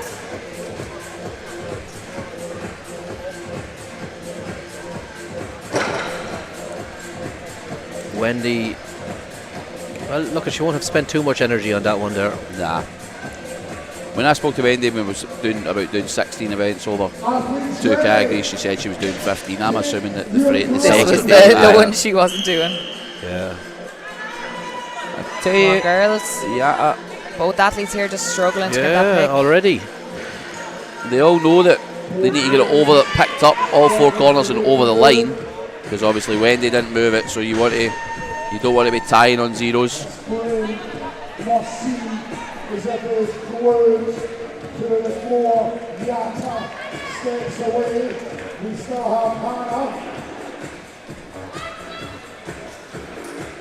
So this frame has gone up to 200 kilos. 20 kilo jump for Wendy, so you can see why she probably didn't fancy it. Massive jump. So both athletes there struggling with that one, so they were also zeroing it. Yeah.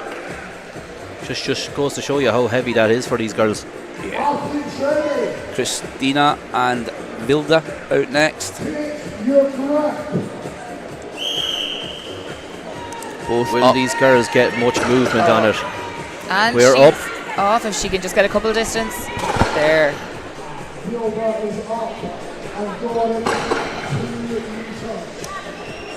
It really seems like every little step is going to matter here. Yeah. Again, it's finding that sweet spot with the weights, because if you give them at 180, 190, then is it maybe too light, and then 200 is, it's amazing how much every kilogram matters on events like this. And there's got to be an element of looking towards tomorrow when you've got the Kratos dead as well. Yeah. So trying to pick this frame far too many times, there's going to be an element of like fear that you ruin yourself for tomorrow. I mean, today you've still got 2 very heavy pick events with Husafeld and power stairs. Yeah, like the power stairs is going to test, and like if you spend all your time ripping your hands to shreds, that's going to affect you for your power stairs later.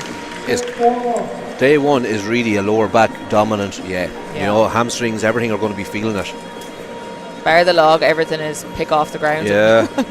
Even with the log, you know. Yeah, the first element of the log. Even still, the pick is still hard enough. 2 very popular athletes out next. I know Laura is quite good at farmers. I've never seen her on a frame, but I've seen her on farmers and she moves quick. Alicia Lombard, she's in a couple of very dramatic falls in training with the frame. This one will be interesting. So she would have had access to this frame. She's trained at a GBA, but she's she'll be a little bit more familiar than some of the athletes. A few very dramatic falls. This is going to be an exciting heat, so you're trying to say. Hopefully. I think we're afraid to say too much now. Yeah. And Laura's away, just like I thought. Laura's away. Alicia's up and she's gone. She's almost got there. Laura means business here. Again, she looks absolutely jacked holding that frame. Oh, the athlete photos are going to be all framed. They're going to be brilliant. There we go, Laura. And we finish. Crossed. And Alicia's crossed the line. Now if she can just get that pick and move it. Just getting a shout to see what the time was. Yeah. Coach in the corner just telling her to take a minute. Shouting her there on. We go. There we go. You're up. Oh, Getting told to call it. You can just see her looking back at the two of them. she's going to go again. It's great. There we go. There we go. Every bit counts. She's going to call it there. It's great to have your coach there in your corner at these competitions, because like that, to tell you whether to keep going or not, or give you some advice coming up. Because like a lot of time, people are coached online by different coaches, and they can't attend every comp that every athlete that the coach is doing. Like, you know, especially for somebody like her who's a junior athlete as well, new to the sport, maybe needs that extra level of guidance. Support. You know. Yeah. So next up, we've got the Battle of England. We've got Chloe Brennan and Molly Wagstaff. This Both will be very interesting. I know Molly isn't a huge fan of grip events.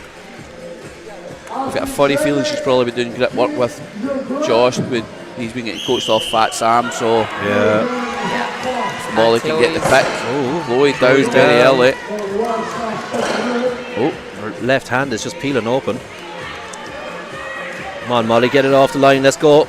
Molly knows that there's been 3 or 4 zeros and nothing off the line. And I know Chloe has been working with Paddy for her grip specifically for the last while. Yeah, there's a couple of good specific grip coaches out there. Yeah.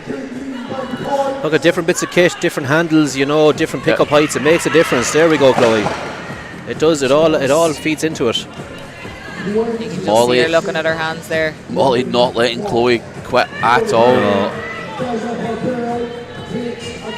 Side by side. Chloe, a very popular athlete on all circuits that she competes in. Yeah, Chloe just calling it definitely there. always a fan favourite. So we've had one girl finish, Laura Hollywood. We've had a couple of zeros now. Yep. I think that distance will probably put Chloe into second. 1, 2, geez, we have 1, 2, 3, 4, 5 girls zeroing it so far. Oh no, sorry, Elisha. Yeah. So Chloe will be in third now at the moment. With 2 That'll more be to go. good points for Elisha now if she can kind of hold on to that second. 11.9 metres. Chloe Brennan 6.4 metres. Not at the event. I'm going to put you on the spot since how we bombed the overhead predictions. Yeah. Camilla and Alexandra, they're both finishing. Camilla obviously blitzed that 181 in the under 64s, so We're looking at the same again. yeah. But No. obviously with your grip fatigues quite quickly, so has that 180. She looked quite comfortable on the first I 10 think metres. she's okay. Yeah, We will see. she's going. And already she's Absolutely got second at outstanding least. by Camilla. Wow. If not first. That was brilliant. I don't know if she was as quick as Laura. I don't think it will. Alexandra I think just it'll matter struggling too here. much with the way that the scores have went. If Alexandra doesn't get 10, 12 metres here, she drops gonna way drop, down. And obviously the zeros will help her because she's going to get a score. We have a So match. 5 zeros will Yeah. help her, so she'll still pick up maybe 6 or 7 points for this. Just need but- to watch that mat now that it doesn't. I think they're waiting to kick it underneath as she picks it up. Yep. There we go. It sorted itself out. 19.32 for Laura, so we'll just have to wait and see did Camilla get in there ahead of her. Is it Alexandra? No. That right hand just giving up. You know, She'll still get some points on a the hand board. that's ripped open this early in the competition would not Not be gonna be good. ideal.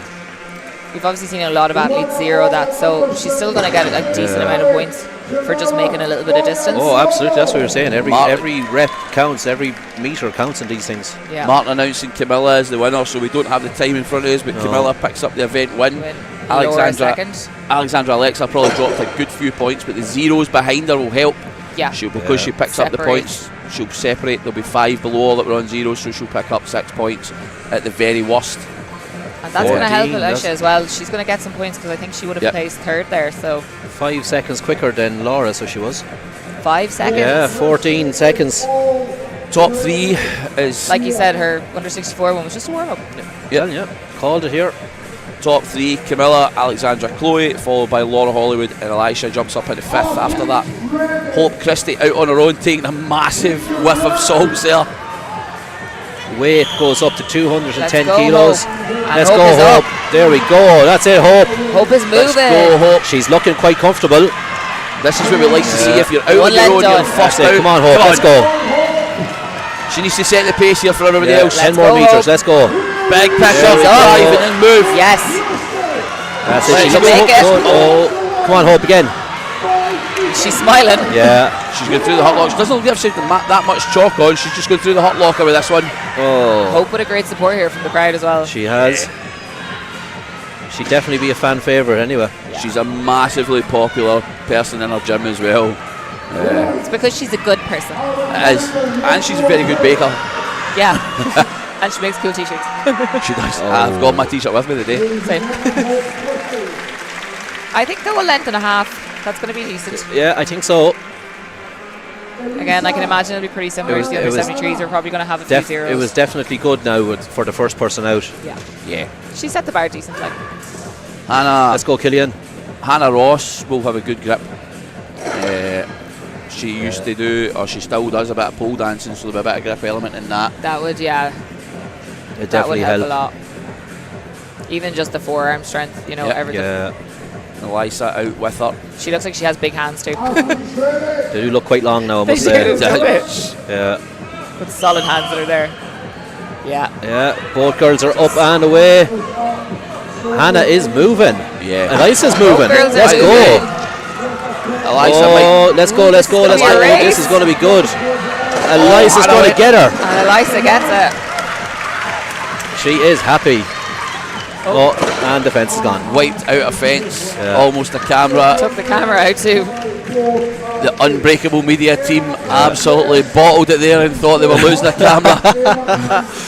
They Hannah were Ross sweating. also finishing that though. Yeah. But live stream, as I just mentioned, lovely provided by Unbreakable Media. They're the crew to the side of us. They've done a lot of outstanding live streams this year and involved in another one this weekend, which is how we can bring you this over 2 days. So next up now It's a we team have effort here all weekend. Emma Grunell and Jess Tate. Two girls I've had the pleasure of competing alongside before. I'm not going to lie to you, I had kittens for a moment then. Elisa with 14. Incredible. I'll be really excited to see Emma's time here now because she was the only under 82 athlete at Europes who finished the Farmers. Right. Obviously, different implement. Those Farmers that were at Europes were very, very spicy. But Spicy, yeah, that's she one was way the of only putting it. one to finish them, so I can imagine that this is going to be a good event for her. 14.92 for Elisa there and 20.26 for Hannah Ross. Good Twe- time too, all the Yeah, same. 20 metres as well. So we've seen in the Yeah. previous categories that finishing the course is good enough for semi-good points already. So let's see how Emma and Jess do. Emma and Jess. That's it, both girls are away. Good pickup by Jess. Yeah, Jess is down though. Emma's going. Emma's grip quick is looking top. quite good. Is really good. She just get this pick, yeah. Once she that's gets moving, class. she's good. Yeah, she is And determined. She she is is- going to get there. That Yes. was a good time. A wonderful belt flick from Emma Grunell there. Yeah. Jess just going to call it there. Again, we've seen the distance, it matters. That's it. Every little bit helps. You'll see when this category is over. Like, you know, it'll really matter. Them little half meters or meters, they all add up. Especially with the next event, and obviously being the Husserl carry for there's a Husserl carry for For distance distance, in it. yeah. So I mean, Horrible. I love it. Only Matty I think Costello I'm could the think of only all these person on the events. planet that actually enjoys Husserl. do you know I what? don't know why I love it. I was terrible at it. So good at it. Terrible at it and trained it for a comp, and I ended up finishing third in it. Jeez. It's a 99.9 metres. I was so gutted. 99.9. Yeah, so good. In fact, I was 99.89. It was 0.11. I was shy of 100 metres. That's embarrassing for you. I know. I What was a failure. gutted. You're a failure. Absolutely gutted. I find the pickup the worst of it.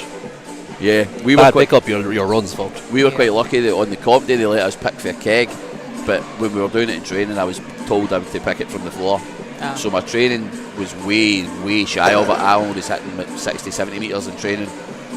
See, the difference the pickup makes is ridiculous. Yeah, Like, it is. It's the same for this as well. Like Yeah. if you're really slow on the pickup, you put all that tension through your fingers. You can see your grip go. Do we have some times yet? Not for yet. Jess and Emma, it's not but finalised. we've got Christella and Tail out next.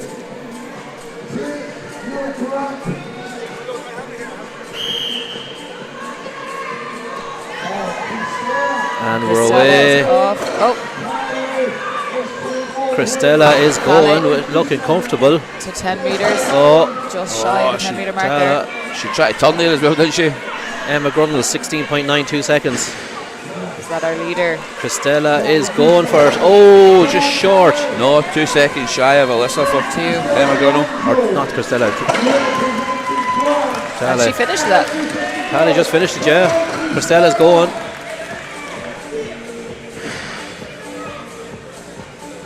So just using all the time. Yeah, she's up. She's going One again. last effort. Go on, and again, you're almost there. Martin doing his best to make the crowd make some Come on, noise. let's go. Let's go, Christella. One last pick So and lunge. close. Pick and lunge. Yes. There we go. Both girls finishing the run. So yeah, as we were saying mid-commentary there, Emma Grunnell's time not enough to beat Alyssa. Still, she's sitting second there at the moment. So. Yeah, just 2 seconds bang on Yeah. the difference.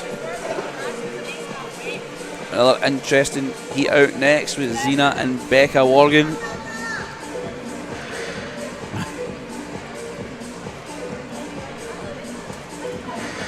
I think Becca's mullet is outgrown its mullet status. At the bag. It is. It's getting very long. Yeah. Becca. Oh. Becca just struggling. I know Becca had a little bit of a back issue before Europe's. Right, Becca, settle the head, get in there again. Again, like last week, she said last week she's zeroed the deadlift to give everybody a full sense of security. But no, I think pick for the floor is an issue for her. Zina is out and back in. Not covered that. I don't think she's crossed that line. She's going to need to take it forward a wee bit more. Come on, Becca. She needs to give it one effort. Just get a little bit moved. It's glued to the floor. That is going to mess things up. Yeah. Again, as we've said a few times today, we will probably repeat ourselves quite a bit. 8 events means that it's not a total disaster for Becca. Although again, like she zeroed the deadlift last week and still came hit second. Podium, If there's one thing she can do is come back fighting. So it's almost the Rocky Balboa thing where she needs to get punched in the corner before she gets herself angry and perform. And gets out. Come out fighting. Needs that pressure. Yep. And she's a dangerous athlete in any category she would do. So like put her in there against Andy and she's going to be dangerous. She doesn't really have many bad events either. No. Yeah. I know she was obviously, I think she was struggling a wee bit with deadlift. So again, pick off the floor, similar muscles. Yeah. Obviously a different grip, but last two out, Jessica and Megan. I'm going to go ahead and say Megan's going to be very quick. It's just a hunch. I'd like to think so. She talked the talk yesterday, so. Yeah. Easy enough pick up. Up she goes. Yeah. Oh. Moving smoothly. I don't think she's going to be fast enough though to take first place. I don't think so. And Jessica just struggling now. Yeah. She gets second pick of it. It's whether or not. Yeah. No, Jessica's just going to leave it there. So that obviously we talk about the points go. That's our second and third place at the moment. Yeah. Yep. Going to drop a lot of points there. So it'll keep Becca close to Jessica no matter what happens. Megan, if she wasn't first or second, means she's a wee bit closer to Becca than she thought she would be when you come to the top three. And then obviously you get Zina, Tally and Christina all finishing as well, so they'll pick up good points in between. So it could change. Yep, there you go. Megan with a bit of a lead now. Puts Emma Grunnell in third. There's three joint on third. Emma, Zina and Alyssa. Becca Morgan drops down to ninth. Hannah Ross up above her. Christina, Jessica and That's Megan. after changing it up an awful lot. A lot. And Megan has quite a substantial lead now kind of going into these next couple of events. So the mid to the pack after Megan is absolutely bunched up though. Yeah, it's mad. Between second and eighth there's only 3 points.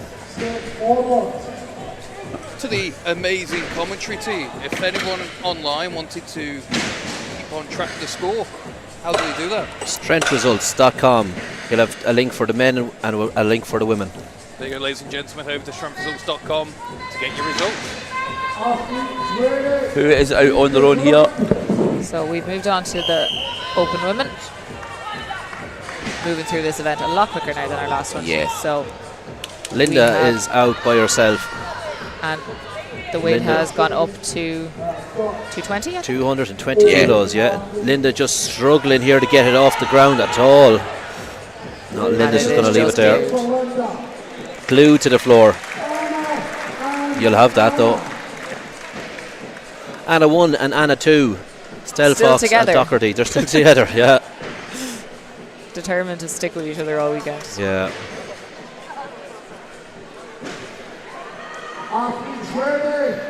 They're not wasting any time. The shout of athletes ready, and both of them are standing behind the frame. Oh, Stell Fox is away. Both Moving girls are well. away. Oh, jinxed it. Anna She actually looks as if she's slightly off centre as Yeah. well, Anna Stell Fox, just a bit. looks that way. Doc is flying. Yeah, she's finishing And this in she's Oh, second. yes. Yeah. Nice. That was a solid Yeah. run. That left hand of Anna just constantly opening up. And I noticed too, as Anna Stell Fox is getting into the frame, she's wearing lifters on this event. Interesting.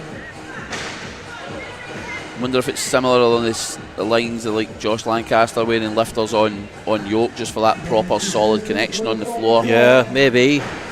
If you're used to a more stomp than run, keeping a solid base on the floor might be more beneficial. It'll give you that better purchase, better power output.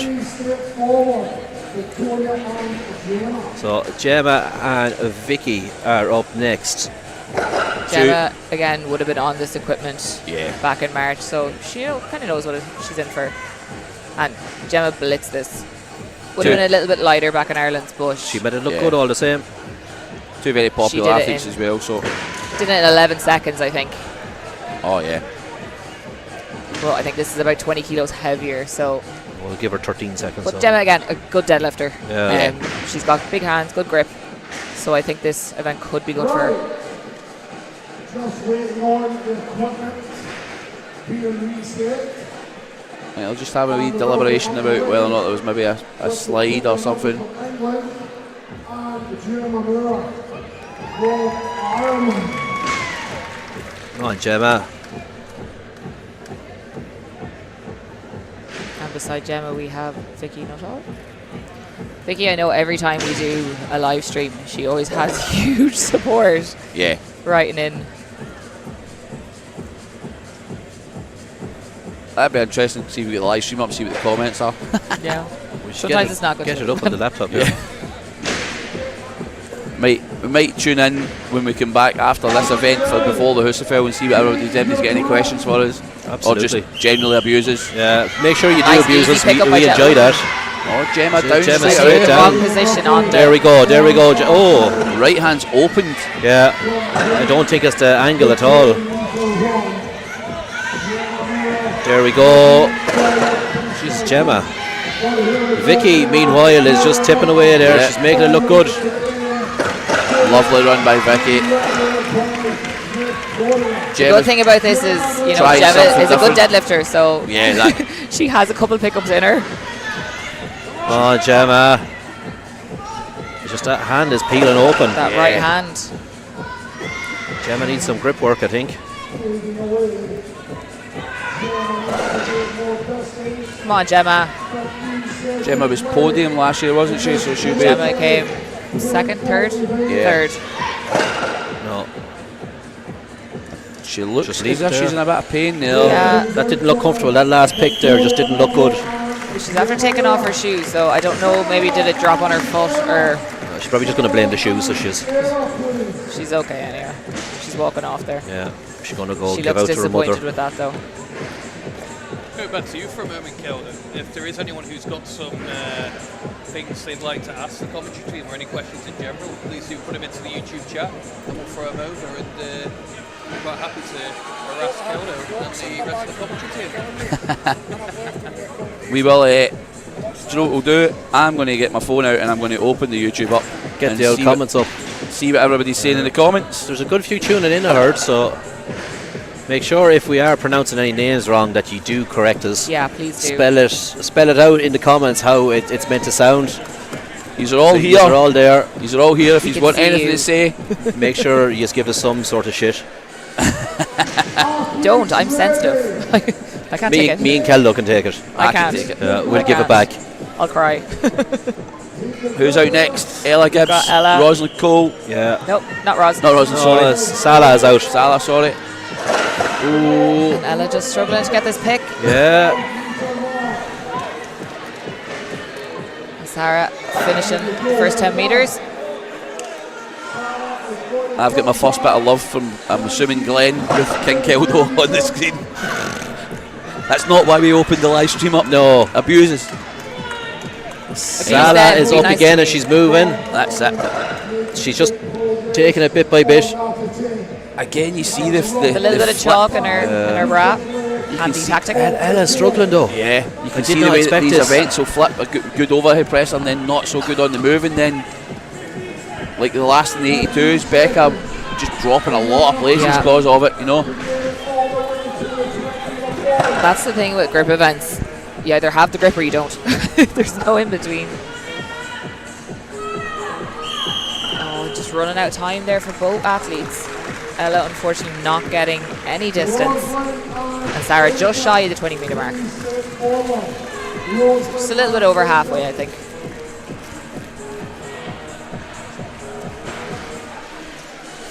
Rosalind and Femke, the last two out in this. Rosalind and Femke, come forward, please. Both ladies putting in good times on the overhead, so let's see if that speed can transfer over to the frame carry. Is this our last? This is our last one This is off. our last off the heat. over, Yeah. So, again, Roz would have had this frame over GBA to train with. So, Yeah.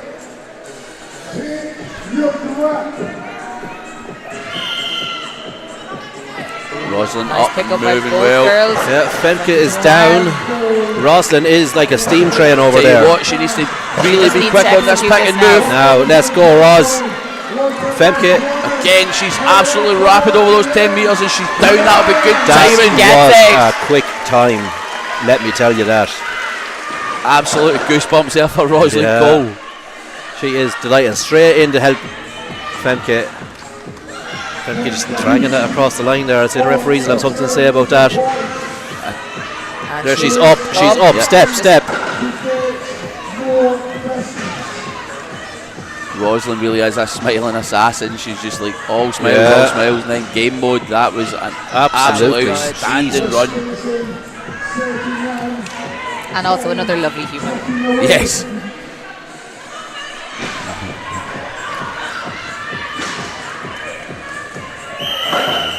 A good distance there for Femke. Not bad at all. Big smiles from Ros. Winner of the Open Stream Carry from Scotland. Yes. Roslyn Cole with a with win. the event win there. That was a blistering time. So that's probably going to extend her lead now a little bit. She was sitting in second, so I think that's going to put her into the lead and give her a little bit of breathing room. Give her a nice lead as well. Getting ready to set up for the men. You've just Stacey, one of the females that trains at Victory, she's reminded us that Rosalind's mum and dad will be in the stand. So Rosalind's mum and dad took part in a strongman team comp at GBA last year. Did they? Yeah, Brilliant. Jumped in just for some fun. They They're dead right. They brought the weights down a wee bit for them, but it was like a novice comp. They jumped in and took part all weekend. Brilliant. They're always at comps with Rosalind, and they're just super lovely Super people. supportive, yeah. But jumping in, I got to referee them on a couple of events for the comp. It was great fun. I bet. So finishing up now with our women's. We're moving on to the men's under 80. Roslyn jumping into first place there with 17 points. Femke in second with 14, and Salah in third with 12 points. But followed closely by Vicky and Anna on 11 and 10 points. Ella on 9, Gemma Moore on 8, Anna Stelfox on 7, and Linda Schenk on 1 point. Gemma will probably be the most disappointed down there with her positioning right now. But still 6 events to go. Yeah.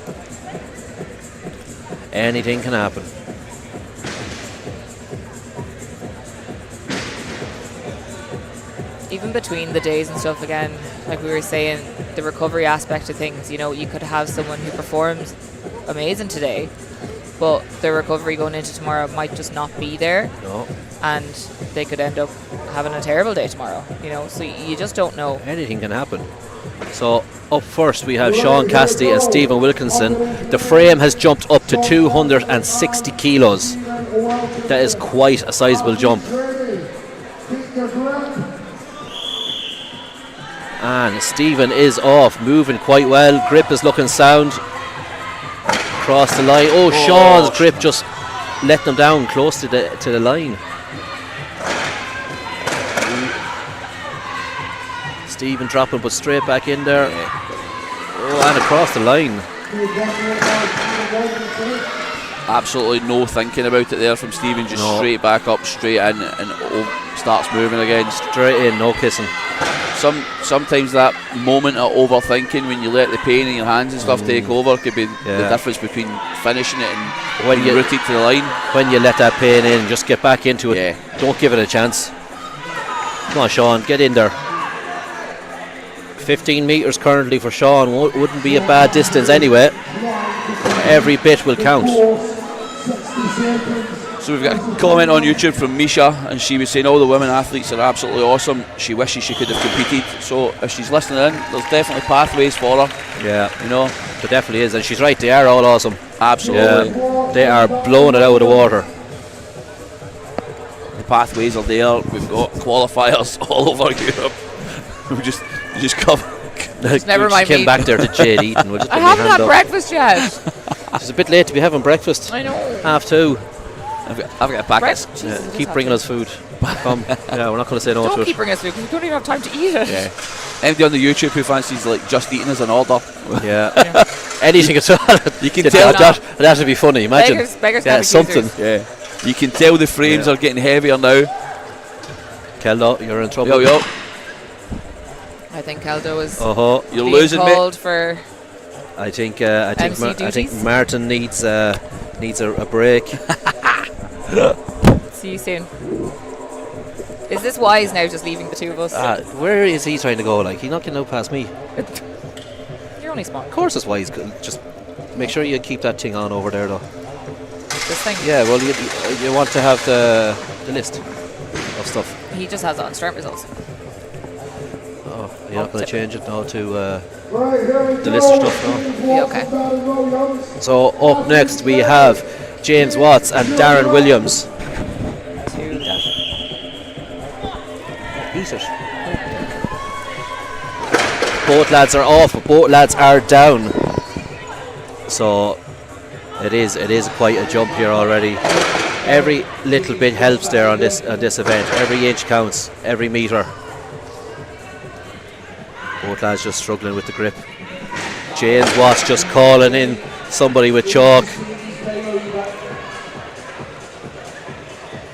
And he's up and he's down. It's just the grip is just killer on this frame. The frame is so wide as well, it's just making it difficult.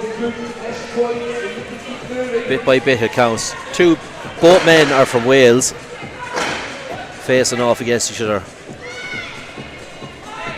Darren just closing in on that 10 metres. I think they're just both going to leave it now.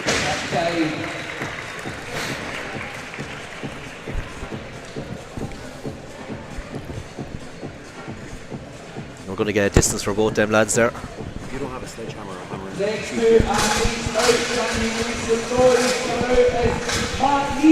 So we have John Ginty and Matt Neese up next. Matt Neese being one of the favourites here today. Didn't do so well in the first event, but he'll be looking for some redemption here on this. And I would definitely watch John for this event because he's a very good mover. Yeah, he is number one. He is the lead of the GSP pit crew, so he should be very good, very, very good at moving with this frame. And like that, John would have trained on this bit of equipment before. He would have used it at the Ireland's Strongest Man comp back in March, so he will be looking to put in a good time on this event. Just depends on how his actual grip is, If his grip can hold out, we know that he has the speed. Look at him. He looks like he has good grip. Yeah. No, John is definitely one to watch. Matt, I think, will be coming back for the bit of redemption here in this event. I don't think that first event would have went No, it maybe as definitely according did to not. plan for him. Sometimes that's what people need. Get Yeah. a bit too complacent or too relaxed on an event and like that make a mess of it. So they could need that bit of a kick up the arse to get them into gear for Put what. it nicely, yeah. Ah, look it. We're all grown-ups here. So Matt still has his headphones on. He's just staying Getting in the focused, zone. staying in the zone. Not letting any distractions get in there. The lads are just getting that second frame into position there.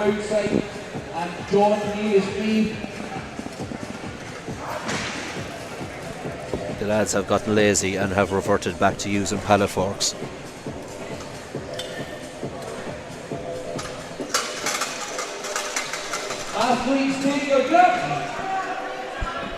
Both athletes ready to go. Matt Neese using a split stance. John Ginty is off and he is looking unreal. Oh, both men down. I jinxed at the it. exact same time. Come on, John, across the line. There we go.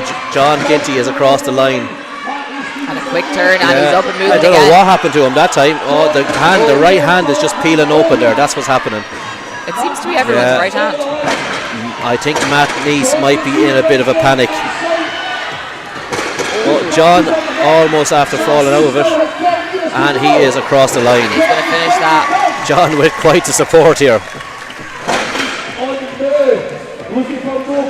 Matt Neese struggling as well here. Matt is not looking good at all. Hopefully that first event did not get into his head. He's down. It is a heavy frame, 260 kilos. You just see him opening his belt there, just getting a bit of breath in. And He's down again. I think And time. that's him. Yeah. Matt will get a distance there for that, whereas John Ginty will get a time, and John could have set a very good time there on that. The little drop Unfortunately, he might, had a couple of drops, so the drop might have affected it, but it depends on just what the rest of the lads do. yeah, exactly. This is a large category, so Yeah, there is quite a number of lads in it. We do have 3 more heats left to go, so Matt looking like anything he's could just about happen. halfway Yeah. through that 10-metre mark. We so Ruben, Niels, Liam, Daniel, Mason and Kyle left to compete. And we're just waiting to get the scores here, waiting to get Matt's distance. While restating the streams, can we make some noise next to your athletes out? We've lost Kello. Kello has gone MC in because I think Martin needs food. So he does. So next up we have Niels and Ruben. Another 2 lads that got good times on the overhead medley, so let's see do they have the same sort of pace on the frames. It's always a funny one. You don't really know what they're going to be like on an event like this. Grip is such a... It's such, yeah, that's what I was saying. It's such a touch or go. Yeah. Like it's you either have the grip or you don't. You don't have it, no. But it does, like, it is one of those areas with athletes that you see it lets down so many athletes. Yeah. There's ones, lads are very lazy with training. No one wants to train It's boring. it. Yeah, it's Let's not be exciting. real. Yeah, everyone wants to train stones and logs and stuff like that because, yeah, it looks good. It's exciting. They're going to put that Like up the on their actual Instagram, frame aren't they? is fine, but you know that kind of accessory work that kind of goes along with grip With it, training. yeah. It's not fun. It's like core work. No Nobody one wants to do actually it. It's extremely important. Lads are just fixing some mats down at the end. Just make sure that. Yeah, just with the frames being dropped at the finish line, they are starting to dislodge some of the track. So we're just a small little break to get through that. There is no.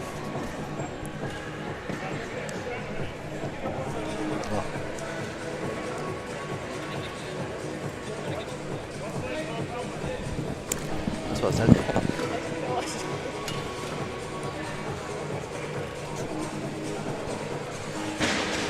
So up next we do have Ruben and Niels. The lads are sitting eagerly waiting to go. Frames are set up, referees are ready, and we have a great crowd here today watching all the action. Quite a few spectators. It is great to see it because these athletes feed off the fan support, off all the shouting, the screaming. I like Neil's paddy cap. Aye. Definitely rubbed that off Killian. So just getting the mats sorted, making sure it's obviously safe, that the mats aren't going to catch in the frame or anything. Yeah, that none of the athletes trip across it either, because that's the last thing you want to happen. So far so good, we haven't had any incidents with it yet. No. There's still a while to go though, don't jinx anyone just yet. I know, yeah, we're only halfway there. There's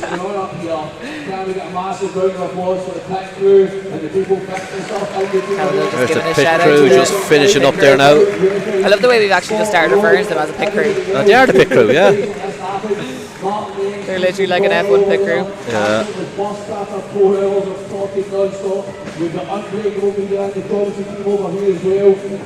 Us getting a bit of support as well. Us getting a bit of support too. Everybody's getting a shout out now. Everyone's getting some love.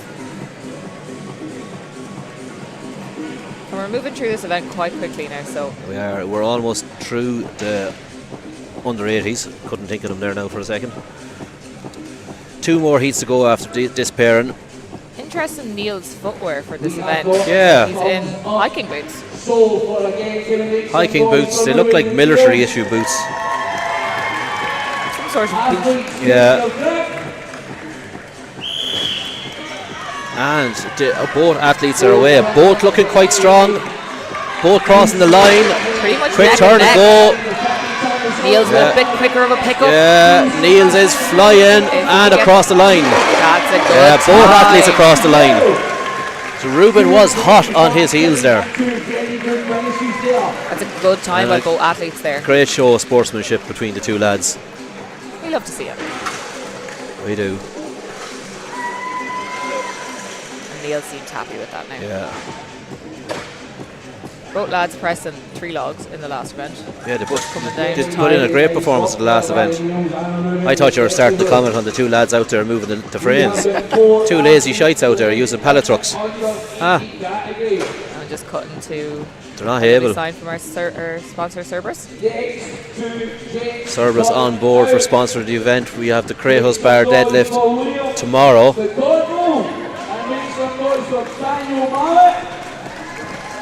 And all the sandbags are obviously Cerberus sandbags and some of the drop pads and the plates and pretty much everything that's here.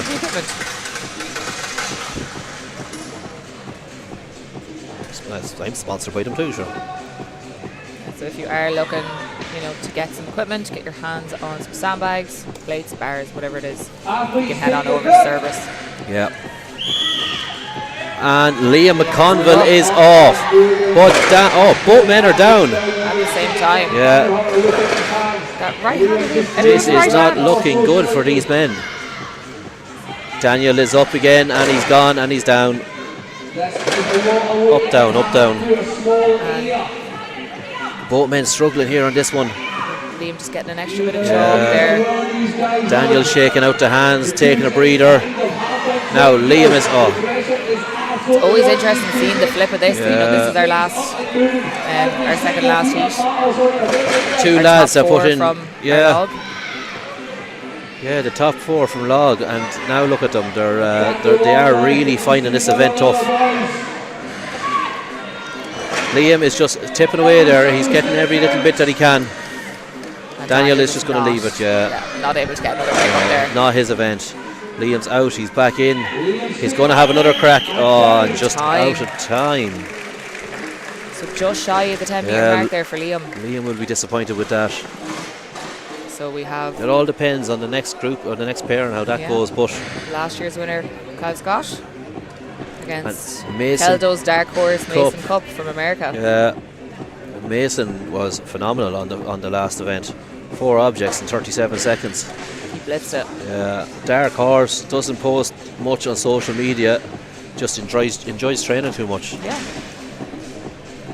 It clearly shows. Yeah, absolutely. Yeah. It's going well for him so far. Absolutely. Lads there giving each other a little fist bump. We are just resetting the breaks for the last 2 games out in this category. Last 2 up in this category. They need to lose that.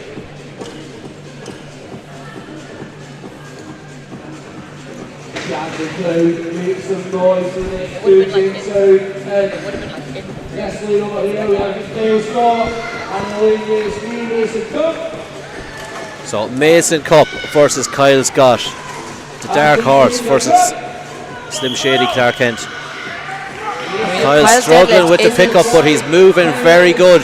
Mason is on absolute fire. Yeah, Mason is going to blitz this. Kyle really struggling with that pickup down there. And Mason is graceful dismount. Kyle's deadlift, we know, isn't. It's not his the strong best. point. It's not the strong point. He needs to have the super trackies on him.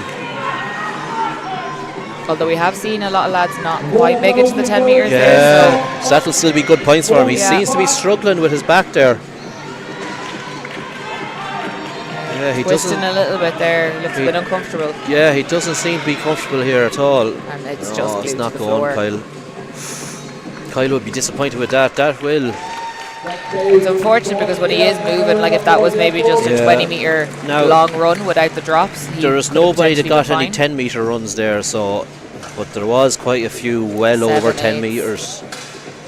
So he'll put a mid pack there at that one.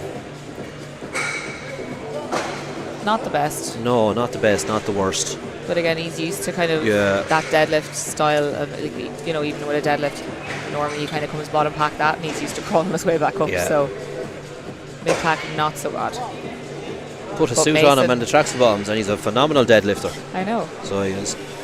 Unfortunately, I don't think putting a suit on and trying to run with a frame would be I don't think it'll work. would be very fun. So our results are in. So we have Mason Cup in first place Taking that with first 24 points. Two first there now. Niels is in second with 19 points, followed closely by Ruben with 17 points. Kyle Scott is still in fourth place though after that performance. Just 1 point behind Ruben with 16, and then John Ginty's on 13.5, followed by Liam McConville on 13 points. Things are That gonna top start six there is, like spicy. there's from third to, you can say it's sixth, I suppose, because look at they're not too far out of the running order Mason, yet, just though, because. is pulling away. He's Yeah. a 5-point lead now, so the lads just increasing the weight now for the under 90 men, going up to 280 kilos for the 20 metres. So we'll get our running order up here in front of us. This is a big category, I think. What, 15? There is 20, 18, 19 in 19 this. lads. 19. Up first we'll have Thomas DeGooley and Nathan Gakassan. So again, like the more athletes that are in each category, the more you really need to make sure that you finish it, because there's more of a chance that people are going to get in between you and say the person who's on top of you in points. Oh, my mistake there. Thomas DeGooley is up by himself. 280 kilos for 20 metres. It's hard when you're by yourself at this kind of event, because if you have someone beside you who is moving fast, it tends to help you kind of push that little You'll bit tend to more too. move a bit faster. But a nice and steady run there by Thomas. Making the 10 metres. Yeah, Just getting his breath back, get this lift, and a good solid pickup. Just step after step for Thomas here. Thomas will be looking for a good run on this just and see the legs finishing it. starting to tire. Yeah, he'll get there though. There we And go. he makes it. He'll be happy to finish that event Yep. there now. It's almost 300 kilos. It is a heavy frame to carry. More than 3 times body weight. Won't be nice for them whatsoever. So up next then we do have Ian Easterbrook and Nathan Gakassan. I definitely butchered that there now, but anyway, they tried. And the lead, one over there, Nathan Gashin, and lead 2, Ian Easterbrook. Crew just lining up that second frame.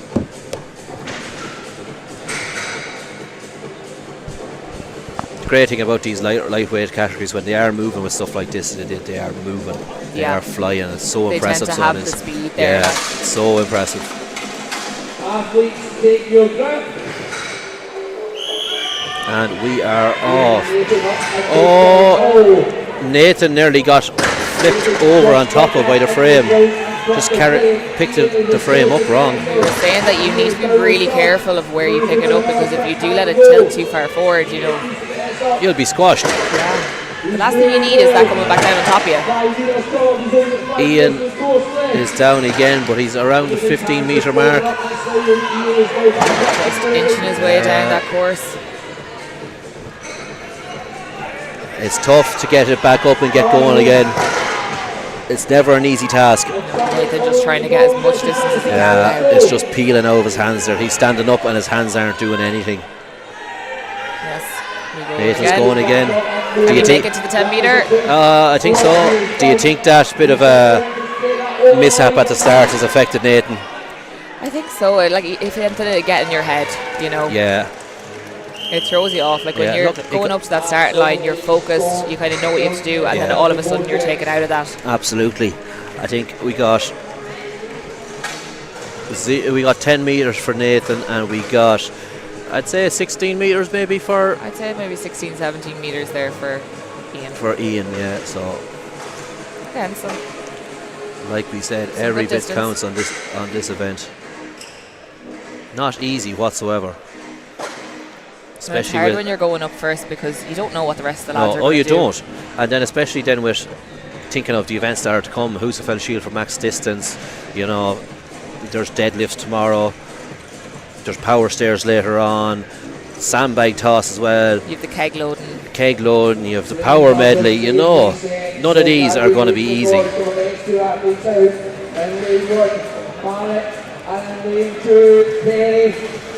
Marek and Perry. Czech Republic versus the Netherlands. Ian got 14.45 metres. so we were a little bit off at our distance there. It's a good thing we're not measured. Jesus, both men are moving and both men are down together. Was that Every bad? time I said they're going, they drop it. They're making a liar of me. You see that frame again, just getting caught. We will definitely see some dramatics as these lads get faster. And faster,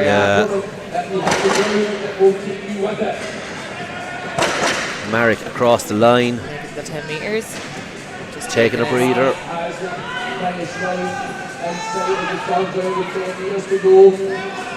Perry just.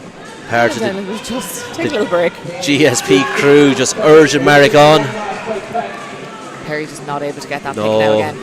It's not going well for him there at all. If he could get to the 10 metre mark, it would be big points for him. Mark as well struggling to get that pick again.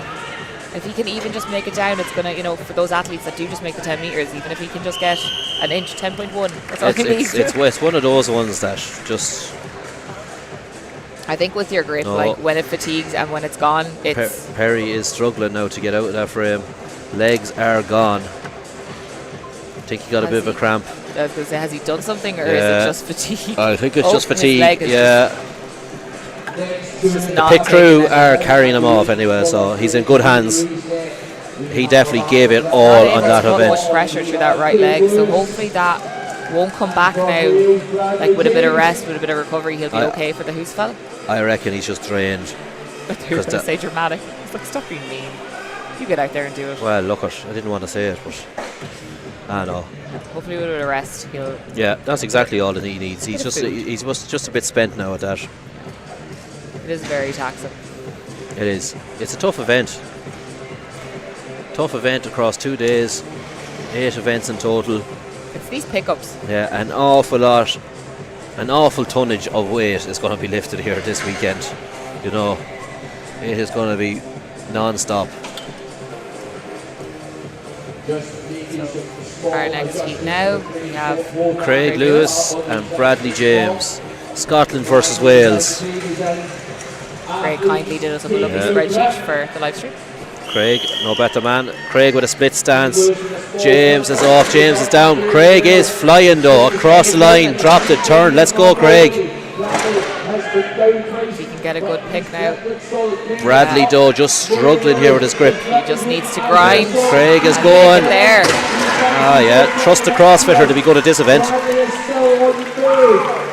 He's hyped from that. Gave it an old Ric Flair there at the end. Bradley crossing the line. Now, this will be points for him if he just gets Another 2-3 meters. 0.1 meter. Oh, Bradley. Get behind him, everyone. Kick. There we go. There we go. Points. You really want to start moving the minute you can get that frame up rather than waiting until you're fully stood up. Craig Lewis, 17.2 seconds That's a for quick the time. full course. It is a very good It's going to time. be hard to beat. Yeah. But we have some And- good athletes coming up. Yeah, Bradley just exhausted. Yeah, absolutely.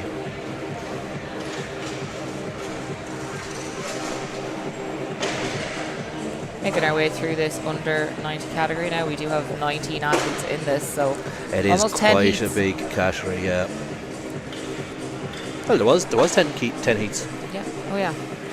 My maths is good. It's okay. So- I got you. Next up we'll have Joel McCafferty and Yaroslav. One of our own, Joel rocking the mullet man.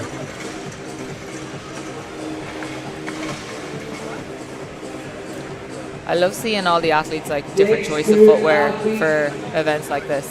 Yeah, You see a lot of people in barefoot type shoes, but then you also like you see there's some lifters. lifters. You Hiking see, boots. yeah, you see anything really. Sometimes Metcons. stuff is questionable. Yeah, it wouldn't be my choice of footwear. No. Like, are they a deadlift boots that Yaroslav is wearing? I think so. I know, but like it's up to the person. You know, if somebody's training them and they feel comfortable in them, they move fast. Yeah. Personally, I like barefoots. Gives me a better connection with the floor. I don't. Moving events. I feel like I'm just hitting the floor. That's what you want. Stomp, stomp, stomp. No, you don't want to stomp, stomp, stomp. You want to glide. Like you're on a cloud. Like ice skating. Yeah. Joel first to move with it, and Just straight back down. yeah, Yaroslav is also down. Both men are struggling. That's gonna tip. That's Joel gonna tip. is. You can see he just picked up the handles in the wrong spot. Yeah, you know, that's all.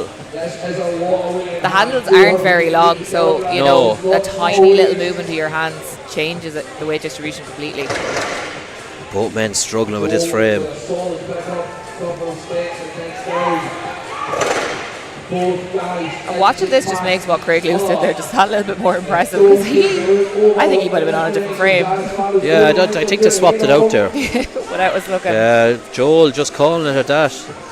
Not happy with that event at all. And Yaroslav just trying to inch his way up here now. Joel will be one of the younger athletes here. I think Joel could have done the juniors, could he? I think he was junior last year, so he Has was. he just moved out? He didn't do it last year because there wasn't one. And obviously this year there isn't. He must be 24 now. There isn't an option for him to do that, you know. So So both lads finishing up there. yeah, Yaroslav looking just a little bit ahead there, Joel. yeah, So both men will get a distance on that. And like that too, one of the leaders could come out and they could bottle it. You know, their grip could give up. They mightn't get that far, so that could be big points for somebody. You know. it's interesting because frame isn't really like when it comes to people's social media and putting up videos. You'll often see them putting up their pressing, their deadlifting. You know, Exciting stuff. You rarely actually see Yeah. people putting up, unless they're very good at it. But it's one of those kind of unknown events that you don't really know what your competitors are going to do. Like you No. follow them on social media or anything.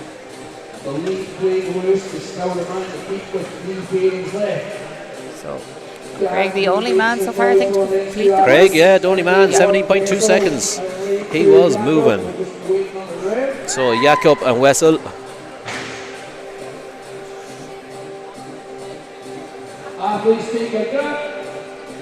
Jakob with some colourful leggings. Oh, I thought they were tattoos. oh, he frame is looks moving. like There it. we go. Jakob is moving. He used that.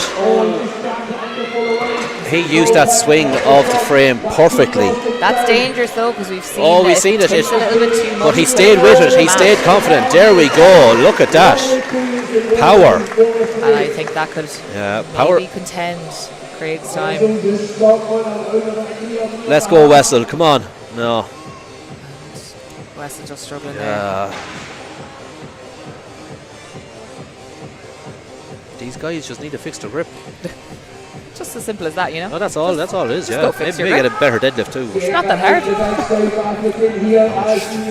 Jack is compassionate as ever. I am not. least empathetic man on the planet. Yeah, absolutely. Don't be coming to me if you're looking for sympathy.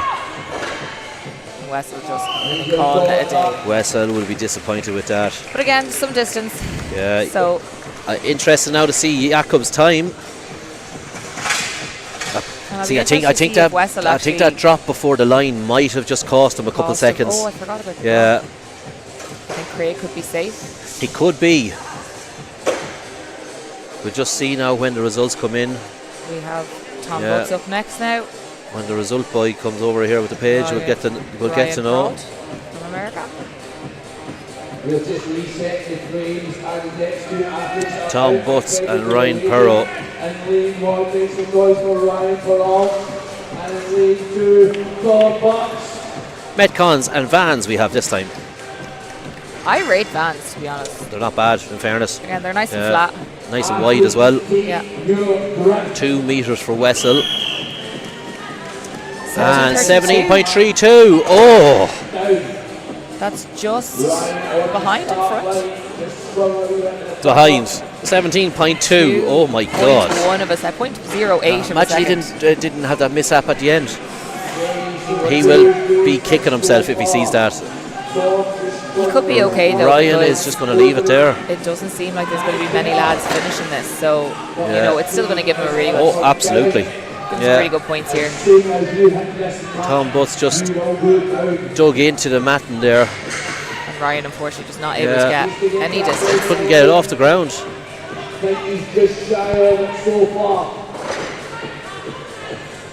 Yeah, to get the full front of the implement across the line. Referees making sure of that, just in case anyone was wondering what was wrong there. The full front of the implement needs to cross the line. Not just one side, the whole way across. And time. And he's got a little bit of distance He'll there get, on the back, so. looks to be 12-ish metres there, so I said ish, so it'll give me leeway to be wrong. We're coming up now Ryan to didn't budget. our last 3 heats. So the top lads from the log. Get Tom's distances now, and then we have Jan and Jordi. 2 athletes out in the last 2 in this heat before we move on to the next category. Colm Harper, the owner of Strom Sports Nutrition Ireland, is doing our scores today. Colm also is one of the sponsors for the weekend, sorted out goodie bags for all the athletes that had to do weigh-ins and whatnot. So No, every athlete, even the open one's got one. They're just a bit more helpful for the weigh-in athletes, which is hydration. 12.2 metres for Tom Butts. So it's a care package for the weight classes. It's a goodie bag for. There's Colm now. Would you look at him? Look at him. Cutie pie. And both men are up. Slow with the pickups. Oh, both men down. Jan and Jordi.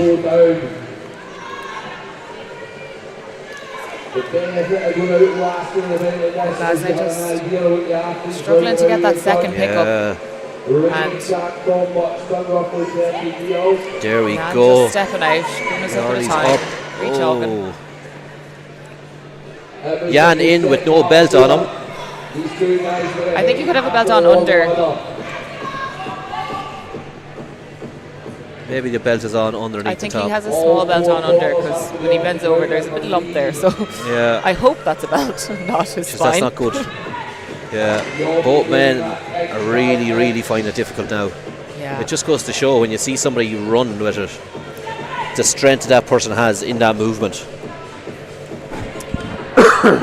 This is what it's always interesting because these are obviously the top lads from the last event. Yeah.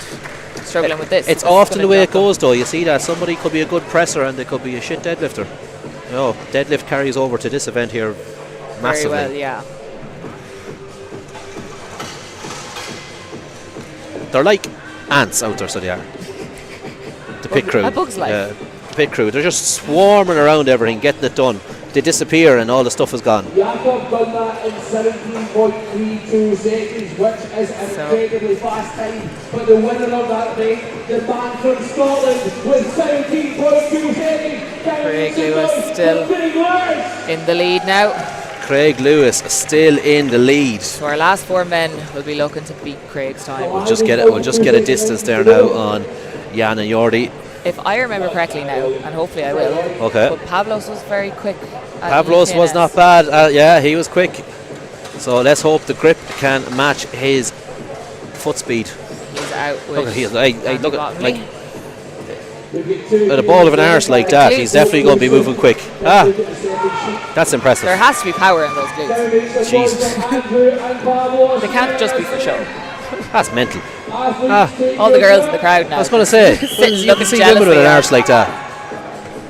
Oh, okay. just struggling a little bit to pick up. Just Anyway. tilting back a little bit. Now Pavlos, there we go. Oh, I think the weight just a little bit too much. in this category or just for both men struggling? I did not expect this at all. But it's interesting because maybe if this was 20-30 kilos lighter, Should it be too fast for everybody then? You know, athletes would be everybody be finishing it. Be fucking photo finishes the whole way. So, but So it's great to be quick, but Excuse me, you French. still need to make sure that you're strong. yeah, oh, absolutely. You know, And that's it. Like it's the strongest people on the planet in this federation. You know, like they do need to be pushed. You know. that's what we want to see. Yeah, we don't want to see people. We don't want to see photo finishes. We don't want to see people run away. It's not CrossFit. Like what we were saying with the last event, we're really trying to find the best of the best here. We're trying to find the elite. You know, you're not going to do that by making it. Trying to find the all over strongest. You know, if you're looking for it to be faster and stuff like that, CrossFit's a bit lighter and faster. No, but it Head is. over there. No, but it is. Don't That's head what I'm over saying. there. Come to Strongman. Yeah. Some of This is and the there's better great sport. crossover at the moment between some of the CrossFit and Strongman events. So there is. But Yeah, like, you see a lot more people yeah, coming in from this CrossFit. CrossFit is getting heavier, but it still is quite a bit lighter than Strongman. And you know, like you Quite said, a if you bit. took 20 or 30 kilos off these, everyone's going to be running with it. It would It's just going to be turn way into a too natural light. race, You know, like once the lads sweat and struggle and bleed, get sick, Cry. shit, piss, you name it. I'm in full flow now. So Yeah, Jack's gotten a bit too comfortable now on this live stream again. So, our top two now from the log event coming up. Luke Kiger and Chris Herbert. So we got a 0.1 metre there for Andrew Bottomley, and we got 3.47 metres for Pavlos Kouros, the most jack man here today. Luke with a really quick time on the log. On the log, yeah. We know he can move quickly, Yeah, but can he move quickly on this event? I think he could. He's athletic looking. Yeah. Luke just getting himself a bit hyped there with the salts. Athletes, take your grip. Are we going to see a race? And he's straight up. Oh no, but Chris Herbert is away. Chris taking quite large steps as well. Yeah. Yeah, looking comfortable. Chris has And Chris, very, after changing very his grip. long hands. Did you see that? Luke, Or Luke, sorry. I did see that. That was a quick time for Chris Herbert. I can understand Luke, what he was thinking in his head there. You could just see, I don't know for anyone who missed it there, Luke actually inverted his hands. turned his hands around and tried to pick it up I think with his palms facing out. what he might have thought there was he'd create some sort of tension in the twist of his arm that he Yeah. would keep the hand pushed against the. That's my logic of it as an engineer, you know. So again, we have our winner from our last event, just struggling. Oh, struggling. This is it, how it goes, guys. This is going to shift things massively for him now. That's time. So And he about was only halfway, 1 point 4 or ahead. 5 meters, I think. He was only 1 point ahead there as well, like so. So that's probably going to push Chris Herbert into the lead now. in this Chris will category. go 27 points now. But Sorry, we don't know the time. So 19 points. No, Jesus Christ, he'll go way more than that. Sorry, can't add. He'll go to 37 now. Craig taking that Craig event win. still taking the win. Come on, Craig. What a time that was. So I think Chris, well, Who am I on to now, Jade? we're going on to the juniors, I think. No, It is, yeah, it it's the is juniors, yeah. We should have an even number though for this. Oh, We he's do. making his way down. So same weight for the juniors. And for anyone who doesn't know, the junior category means that they are under 23 years of age. They So are, and this is huge for lifting at such a young age. yeah, absolutely. And these guys are quite big. This as is well. a new category. Obviously, this wasn't Yeah. at Worlds last year.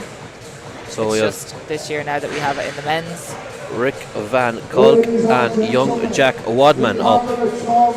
6 lads in this. It's still a relatively new small category. Oh, absolutely. But it's great to see that we have 6 lads here under the age of 23 competing in the sport. And that's what's going to get other young lads in. Do you That's know? it, like, yeah. Start them young. They don't just see. There we go. Both lads with a solid pickup. Yeah. Both lads moving here. Jack has quite big hands just looking from the side. Jack looking really Jack solid is as moving. he moves. Come on, Jack. Let's go, Jack. And across the line. He didn't quite finish it. That is devastating. Oh my God. And I didn't even see what Rick did. Unfortunately, he thought he had crossed the line. Yeah, But it just hadn't. stopped. And that's the thing with them. He just hadn't crossed That's that the thing line. with this padding, matting and these frames. Once they hit the ground, they hit the ground. And he is going to be good at doing Oh that. But my again, God. this is like they're inexperienced. They're young lads, you know. They have all the time in the world to learn. My heart breaks for him because he was moving. He was so solid. He's going to be sad with that. Yeah, he'll be annoyed. Log didn't go quite the way he wanted. So Rick then taking the win with that. Martin is back on the Now, MC. he was so only 3 seconds behind yeah, Rick, so he did recover quite quickly from it. You know, he ran straight back in. He got so it. unfortunate. He didn't waste any time. You know, Oh, correcting gutted. his mistake. Absolutely gutted. Oh, this little leprechaun coming back to us now. Yeah, fine. Both guys looking ready to rock. Finley hyping himself up. Couple smacks across Think he his could have face. broke his jaw there. Ben Gillespie is in the frame, ready to go. He's like, come on, Finley, get in here. Let's get this done. Don't want to waste no time. No. I'm ready now. Both guys looking to put in a good time here. Finley is Up a little bit moving. quicker. Oh, and he's down. Both lads down. Yeah, Finley's up again. Finley down again. It's just a thing of up and down and up and down. Up, down. Yeah. It just goes to show you how good the last pair of lads were, because they absolutely were moving. Yeah. And And if again, these lads can complete this, you know, Jack, he's probably still going to be quicker. So yeah, Jack could still return a hold on to second place there. yeah. Finley is just up making his again. way back down now. Poor Ben is just struggling over there. Did I Ben miss looks it? like one of the smaller juniors that are here. Do you know? Welcome back, Keldo. Did I miss anything fun? Yeah, you actually did. Apart from me making an absolute bomb scare on the MCing duties. Oh, Jack I started getting very vulgar. got a little bit too excited. Got a bit excited. So did I, and announced Craig Lewis as a winner with 2 parents to go. I know, yeah. And it turned out it was the first prediction I'd got right all day. Yeah. So I'm all for it. Like, You're yes. fine. At least We were just you're fine. gutted there for Jack Wadman. Wadman. Just missing the line by that much. He had the quickest time. He blitzed it, but he just dropped it too soon. Dropped it in front of it. Yeah. And like that, the refs aren't being any way lenient. No. Nah. So, but It's nothing personal against anybody. They don't like everybody. Yeah. But he recovered quickly the minute he heard. He did. He Sharon jumped shout. back in He and jumped went back again, in. in fairness. Oh, there's my country's flag. So on that note, And mine. we have got Scotland's Strongest Man coming up on the 21st of September. The tickets are on sale on Eventbrite. Anybody wants to come over and see 24 of the best of the country go at it, the open weight boys. I think it's lining up to be quite a good one this year too. Absolutely. Yeah. There's been a couple of date? pull-outs as well, so the top end could be Yeah. absolutely super tight now. What date It could is be anybody's. 21st of September, Saturday afternoon. It literally could be anybody's. Guys like Fraser Gullen, Chris B Will we from take a Andy trip over Black. to Scotland? Huh? So will we take a trip over to Scotland? I just know. You just don't want to be in. If you get me a Guinness this weekend, I'll get you some tenants and some Buckfast if you come over to Scotland. Sorted. He just doesn't want to go over Yeah. and get abused by Stu. That's the only. I think I get abused by everybody. I'll tell you what, Stu Graham, with the names that fell out, we might be rubbing his hands together. Yeah. Oh yeah. So who have we got up next? We have our last. I'm heat excited to see the Matt overhead medley. and Yoakum. Yeah. So Yoakum yeah, and Matt. Matt straight up there. Matt and Joel. Oh, come on, boys, straight in. Matt, quicker on the turn. That's a good time. Super. Yeah, 2 good times there. very good. So Good finishes. Joachim put it down like that. I'm guessing what I missed was Jack doing similar and then just missing the line. Missing the line, yeah. Literally, it came up to the line. Stopped, he hopped out, he shouted, he celebrated, and then he had to run back in and grab it and throw it over the line. Absolutely gutted. You could just see that it was just up to the line. And I do think he probably would have taken the win. I think he would have won that, yeah. Look at his time there to that as well, like 17.38, and that's with getting back out and back in. Yeah, it was. Yeah, so he looked solid and he was moving. Like, that's only 4 seconds behind. And you think about it as well. So Jack's sitting down there on 5 points now. So because it's a smaller field, you're looking at 11-10. Matt on Stevens on 11, Joachim on 10, Finlay on 6, Rick on 6, Jack on 5, Ben on 4. But you look at it, Jack had a tough call on the log. Yeah. He's now had a tough call on. But the correct calls, going his way today. That's it. Like they're not taking it out against anybody in particular. It's just that was the call. It's the same rules for everybody. Yeah. But whatever event, like, you just need a park that you can go. You can be annoyed about it for 10-15 seconds, and then you just need to put it out of your head and move and look forward to the next event. You know. David is already on the way back with his frame in the Masters. Yep. Ian is just struggling to get it off the line, unfortunately. Same weight for our Masters? Same weight for the Masters. There was no change. Straight in, so we had the Masters. And so we're still at 280 kilos. We had the old fellas and the young lads out together on the same weight. And the under 90s. The frame weight very broad category there for people. Frame weight won't change until the 105s, where it goes to 300 and then 320 for the Opens. It's been 280 for the last 3 categories. Masters, juniors and under 90s. It's a very vast range of people there. Which, for people at home wanting to watch and maybe go on to strength results where the scores are, which is what we're looking at on the screens just now.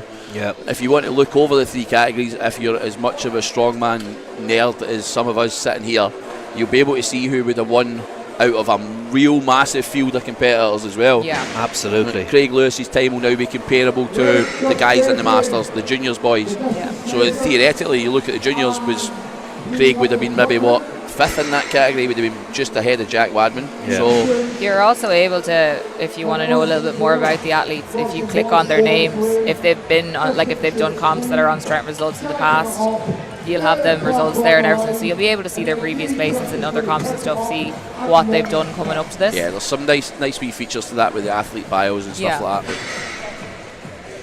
But I believe the Keegan Leachfield used to he's done a couple of UKNS comps as well. I think Keegan with the run strength as well. Yeah.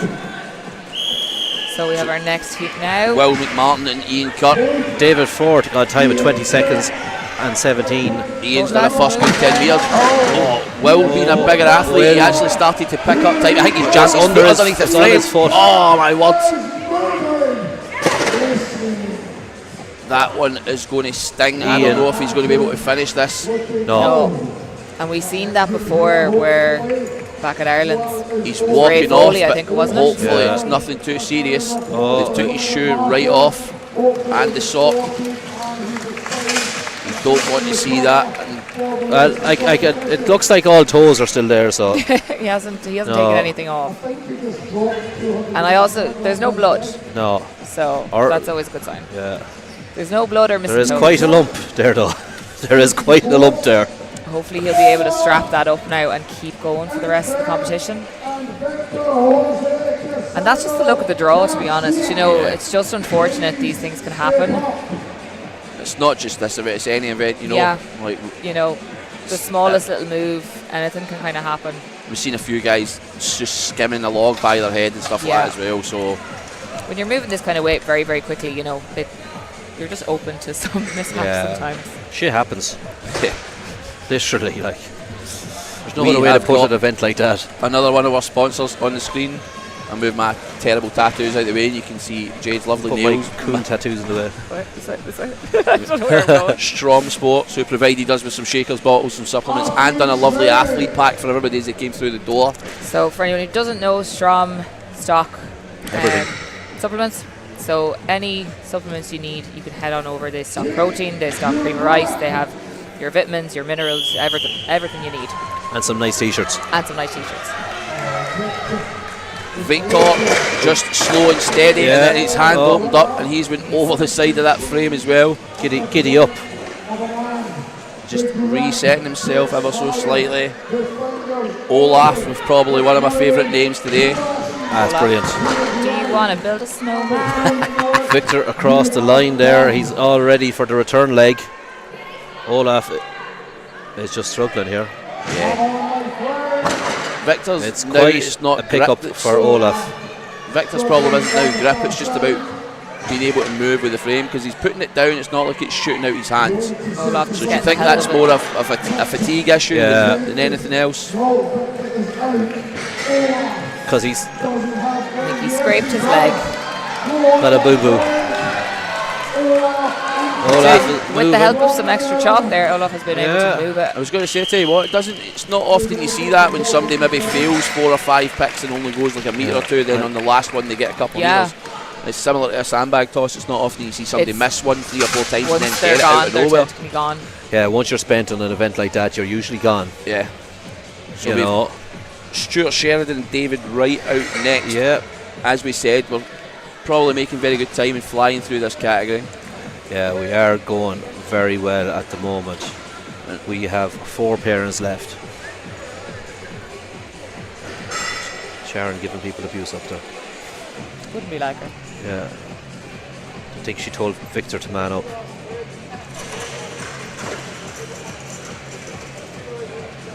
Just getting the frames back out.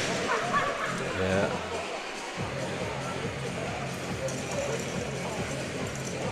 Or you can see he's struggling to just push that frame. It just goes to show you how heavy it is. It is absolutely shocking.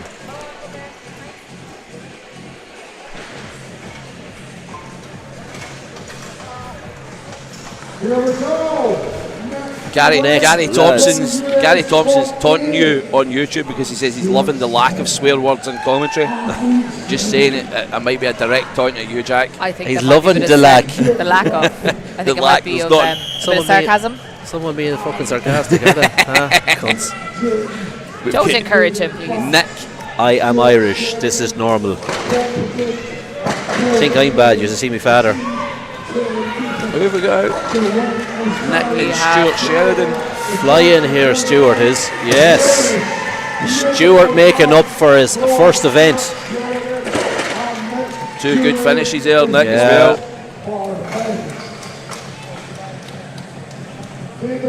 Because of the split points, the way the running order looks is it should have been Stuart and David Wright, but it was Stuart and Nick. Stuart and Nick, yeah. So then David and Alan will be David and next. Alan Yep. next. Did they go out together on log as well? Was that the 2 boys that trained together at Chaos, I believe? Yes, it was. You're Head on to the head, ball. head to head. Oh,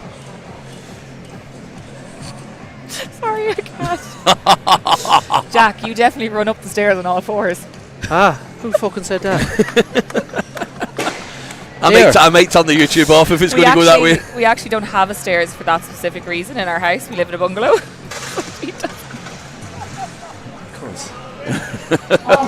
Who said that?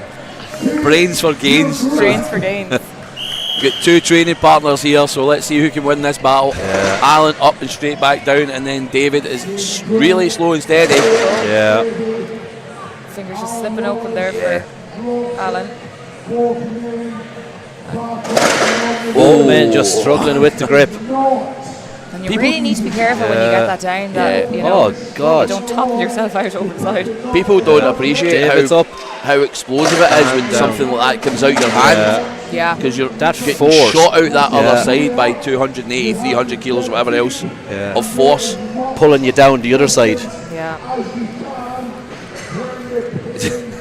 They said you heard you train farmers with figure 8s too. In fairness, depending what comps you can do framing farmers with, Who is with that? straps.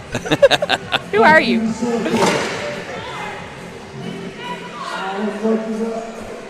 Funnily enough, on the You were the one that Scotland's, said at the start, Huh? you can give me abuse, I can take it. Oh, I can take it.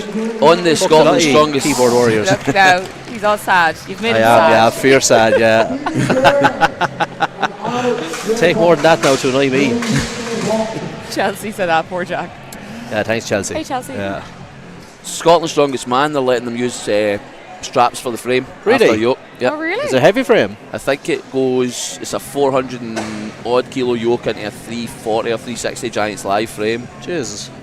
So they're going to let them tactically use straps or on it if they choose. So it could depend on if they want to. They sent you a heart. That's It's interesting. the Giants Live frame. Brains for games. Brains forget. They feel bad for you now. No, I don't need your love. On the subject of Scotland's strongest men, we have one of Scotland's strongest masters out next with Alex Shepherd. Yeah. And next to him is Doug Bell. Alex and Doug. So we're moving into our top lads. I now tell you for the what I last do know event. about Alex. Alex loves a moving event.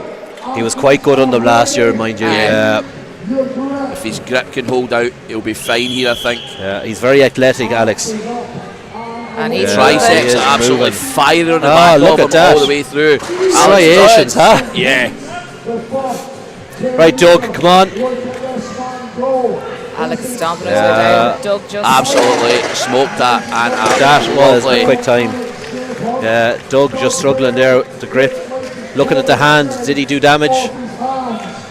He's just blaming his hands now. Come on, Doug, let's get straight in there. We've all been there on an event. I love that. Yeah, I love that. It's the first thing you go for. Because you don't know what else to do, so you just look at your hands. Yeah. You go full John Cena. You end up talking to it and all that. Yeah. Like, what's going on here? Pointing at your hand then. Listen here, you. You're getting relegated to other duties for the next week if you don't do better. He's definitely. I think Doug is just a little spent now. It might be one of those ones. Callus open as well. Gave it his all until the very end. I was going to say maybe one of those ones where you know you can almost feel that the callus is about to go and you've got to make that calculated gamble.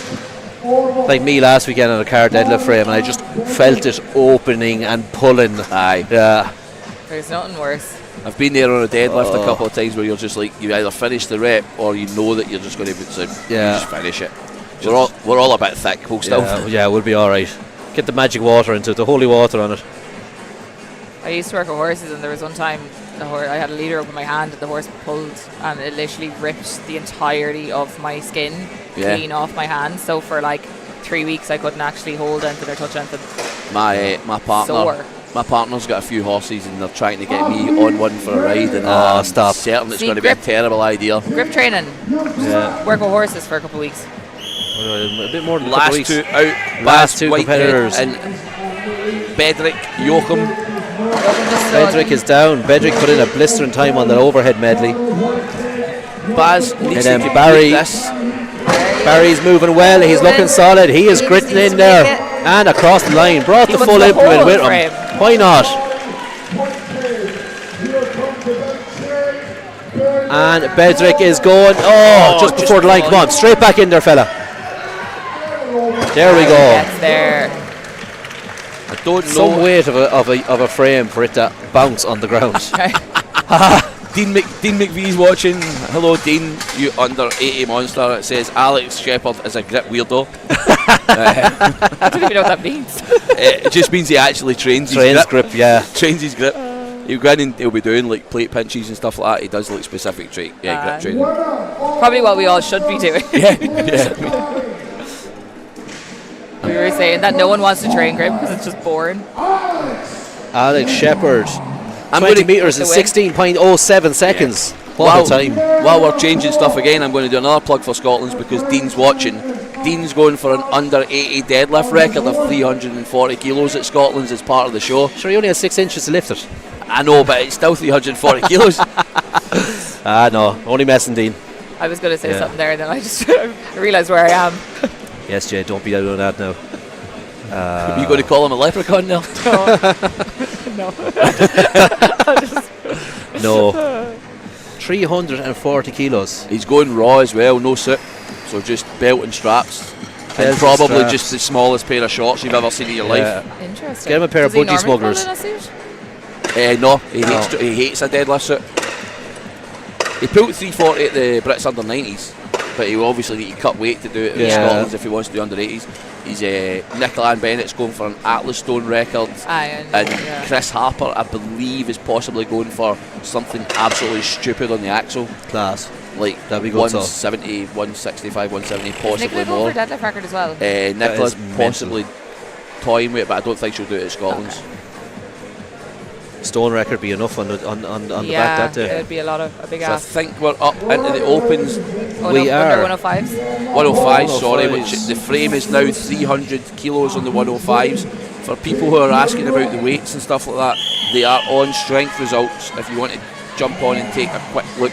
So we have Pierre, we do it 300 kilos, not 220 like the screen says. Yes, the screen just. Women's opens, it says there. This is not the women's open. No, this is the men's God, under no. 105. Pierre and Mikel. Pierre obviously zeroed on the first event. Yeah. One of the few, so he's at least get points on the board here. Yeah. And He's happy with that. As we've seen with the heavy frame stuff, it's these sort of distances can pick up mid-pack points. Jack, do you pull in a deadlift suit? Pardon? Do you pull in a deadlift suit? He used to. I used to, then I lost 30 kilos and I don't fit in it anymore.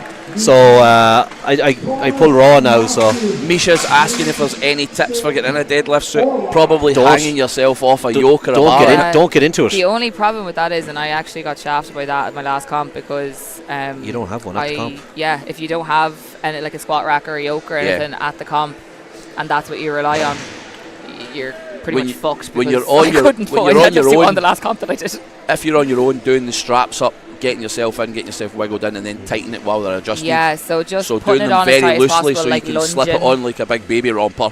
Yeah. And then Lunging sit around, into it, lunge in it, sit in it, stand up, squat in it, and then you or can just try get and very adjust. big people to Yeah. hold. Oh, if you're in with people, do you know randomly my training partner was she used to compete at under 57s Becca, and she was one of the best people to put me in a deadlift suit. I find She's people tiny and just flung you about. I find people crank them too much. Yeah. Another good little trick is to put your belt on you before the straps are cranked, because otherwise you're just pulling the suit up into your crotch rather than actually creating tension on it. Yeah. Thomas up and down. Matthew got a good distance on that first part of his run. This is His right hand is just opening. This is what I was saying about Pierre on that last one. He got 6.95 metres on the last one, but like Thomas is just struggling to do as much as that. Matthew is still trying. He's almost at that 10-metre mark. Get across that line. Is he Almost there? there. Almost there. See it on our screen Yeah. here, he's literally half a minute short. Yeah. It's a bit like poor old Jack. Thomas just. There we go, across the line, 10 metres. Thomas is struggling though. Pierre probably just ahead of him.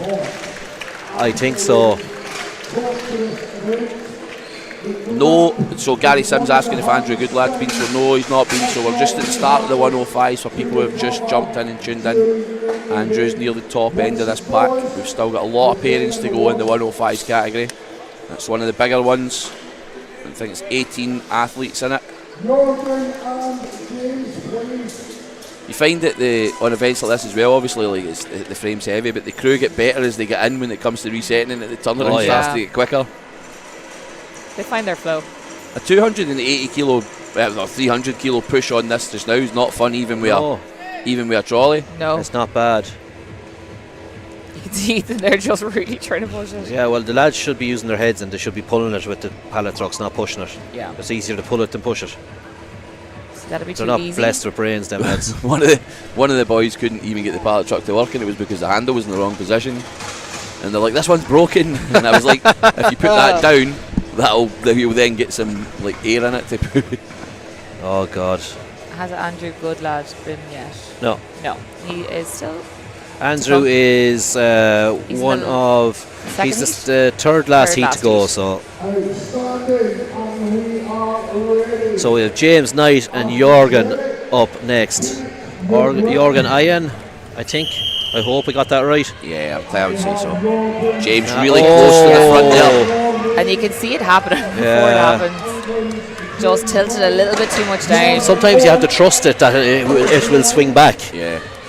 I missed some. You must have had some good commentary on some of the ones that went almost up and over on the frames.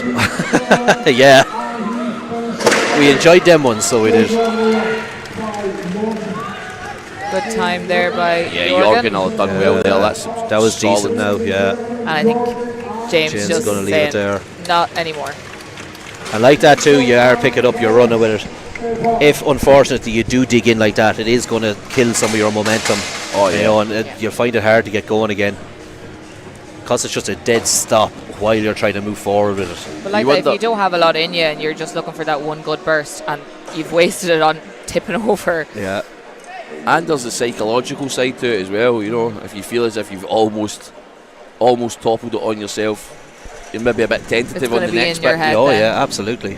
But I was saying as well, like, you know, when you're psyching yourself up, you're in the zone and you're committed to it, and then all of a sudden you're jolted out of that. Yeah. It can be quite hard to get yourself back into it then again.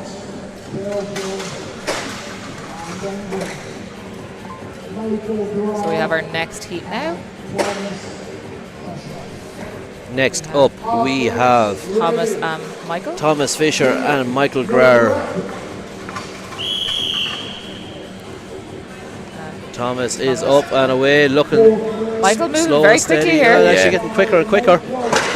Did we find out Michael's height yet? Long, No. long. 7 foot. Thomas Struggling a is little off bit with the again. pickup. Thomas is off. Thomas is Michael is off. coming. Oh, Michael Close. is Oh, I want to see the times on that. Yeah. So that Thomas- was a run. That'll Thomas be picks interesting. quicker and then obviously moves. Not obviously, but moves a wee bit slower. But Michael just is very quick. But again, that height, because he is that little bit taller, he does have a little bit longer to pick it up. Yeah, and then obviously the taller with the bigger, longer strides makes Yeah. it work in the frame. He's getting a little bit more distance each step. Well, you tell them gobshites with the fucking pallet trucks to pull the frames and not push them. That's why the mats are all lifted. Right.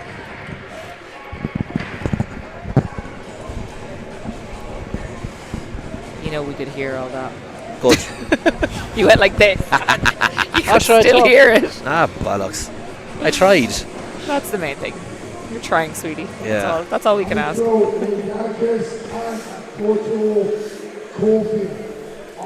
Just means they won't have to be resetting the mats every time and stuff. Do we have the time now for that last one? It'll be up on the thing now in a minute. 18.38 for Michael. Nice time. And 18.87. So he was quicker. Oh, 0.5 of a second. that is mad. That'll shake that up.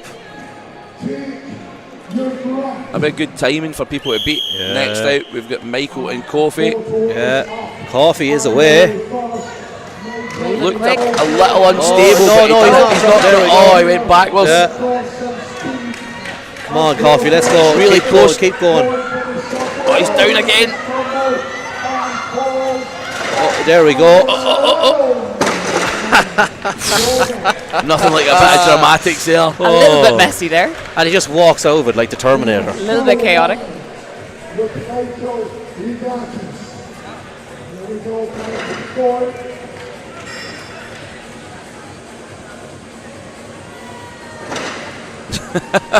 Heidi said, you know that ah sound you all made? That's how you pronounce iron. Ah. What? We get a pronunciation for how we say You it. know that sound you just made? That's how you pronounce iron. Ah. I don't think you just said it. You didn't even. Yeah.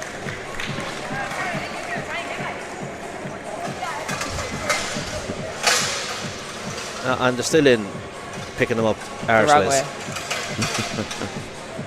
arseways. Talking to a feckin' wall. Jack's getting upset with the way the loading crew's working, but what he's forgot is he's going to be getting dragged out there at some point to do power stairs. I know. Yeah. You're going to learn across this weekend that Jack has no patience, no compassion, no empathy, no nothing. You can see he's getting his face is merging with the wall colour as he gets more annoyed at how the crew are doing this wrong. So he's like his t-shirt and his face is just going to be. Your face is actually very red. He's basically a chameleon at this point. Yeah, you and can't all- see me. all we T-shirts can and the see whole is- lot, yeah. Just floating arms. Don't like Next out. stupidity. Aptly, we've got Logan Sad, just like Jack at the crew, and Lawrence Lapierre. We can find the leaderboards Lappy on and Logan. strengthresults.com, and if you just look up Natural Worlds, you'll be able to find it. Natural Strongman Worlds. So Logan and Lawrence. Lawrence and Logan, athletes ready, take your grip. Lappy is away. Logan Lappy's doing good time here. Across the line. What was Jay at being in the way down there? He nearly hit him with the frame. Drop and tongue just Lappy's costing going Struggling here a little bit. almost out across it. Logan is struggling though. Just No. that is. I tell you what, we were talking about putting straps on for something like this. There'd be a lot of big falls when you see how that's dug in. You imagine being Yeah, strapped imagine on being strapped on and you flipped across it. Shoulder. Yep. Oh.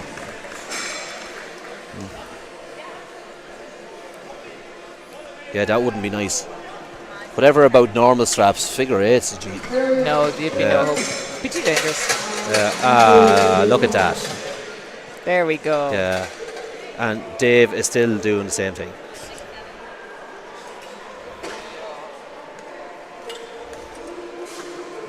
Three pairings left. So, I think we have Andrew Goodlad in this one.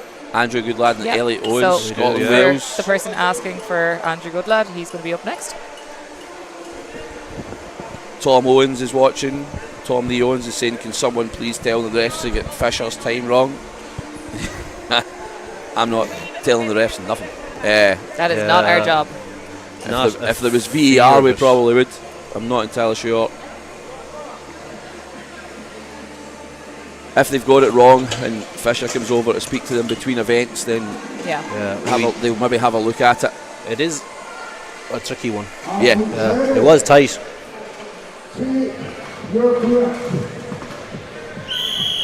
Andrew up, moving Very extremely well. well. That is Away. Oh absolutely my God. rapid. There we go. Now we're in for a Turn time. as well. No drop. Lion. Wow, man. That's it. Look at that. Elliot doing very good time Elliot as well. is moving and as doing well. both in one run each way. It's so interesting when Savage. you obviously have a heat where someone is really, really quick, but the other person beside them is quick, like if Yeah. they're in a different heat, but it looks like they're a little bit slower, but they're actually not.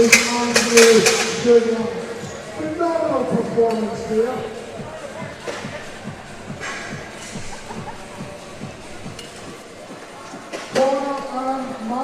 That was quick.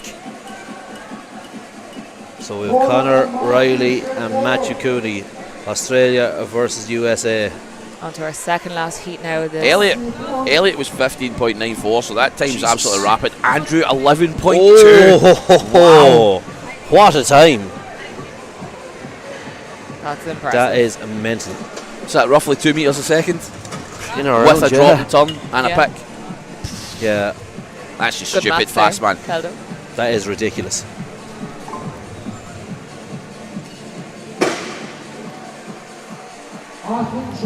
You're making strong arguments now. Making sense. It's going to be a weekend of arguments. I need to keep my powder dry. We've got the last two out. Connor Riley and Matthew Cooney. is down. Just not. Connor just didn't look set from the get-go. Ooh. No. Second, the penultimate pairing, so Connor and Matthew out. Again, we see this with the last events just because, you know, they were top in the log in the last event. Yeah, Doesn't mean they're going to come out here and blitz it.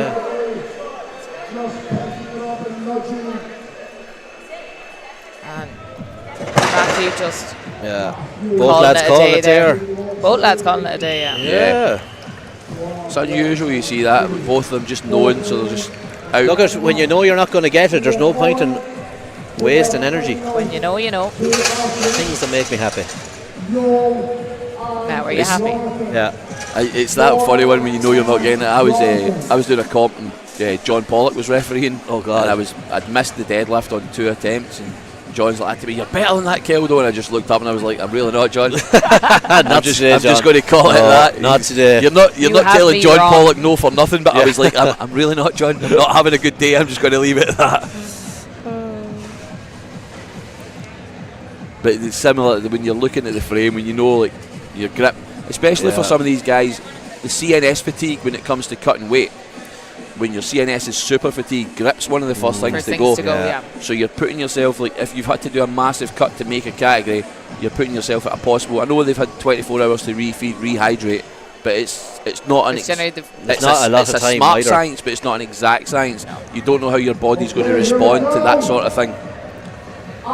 2 left to go, Jonathan Liddell-Johnson and Yoel Bloom. This is the last heat of the under 105s now. Yep. And we'll be on to the open split stance from Yoel.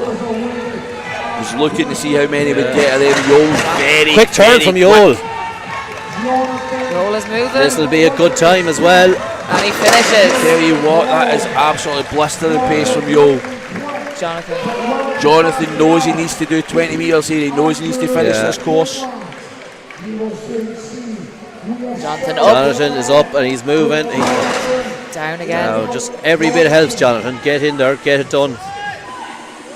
Connor looks sore. And Some of our pit crew are walking by a bit stiff looking. limping already. It's not a good sign for the rest No. of the weekend, is it? Yeah, it's not like they need to reset power stairs in the Husafell next. I know, yeah. I shouldn't be so smug about that. I've got about another 5 comps to work this year, and I'll probably end up loading it most of them anyway. Enjoy this while you can. Yeah.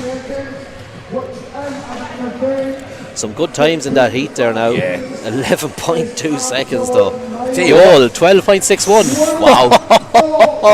I tell you what, if you'd have told Yoel at the start he would have done that in 12.61, and any of us He'd have laughed. would have called that a win. Yeah. Yeah. Like, that's a win for the category.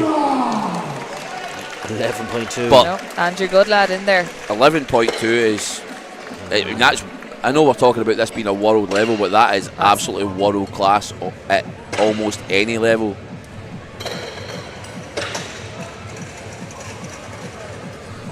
So Phenomenal, Yoel phenomenal is time. in first place. No, second. Sorry. No, Yoel's No, he's first. jumped to first. Oh yeah, sorry. Yeah, I was looking at the thing. Was ours was. Yeah, so Yoel is in first, followed by Andrew Goodlad. That has brought Elliot Andrew up a good Owens, lot. yeah, Jonathan Liddell-Johnson, Coffey, Michael Grar, Lawrence P. Lapierre are joint points, 22 apiece. 23, 27, 29, 32 and 34.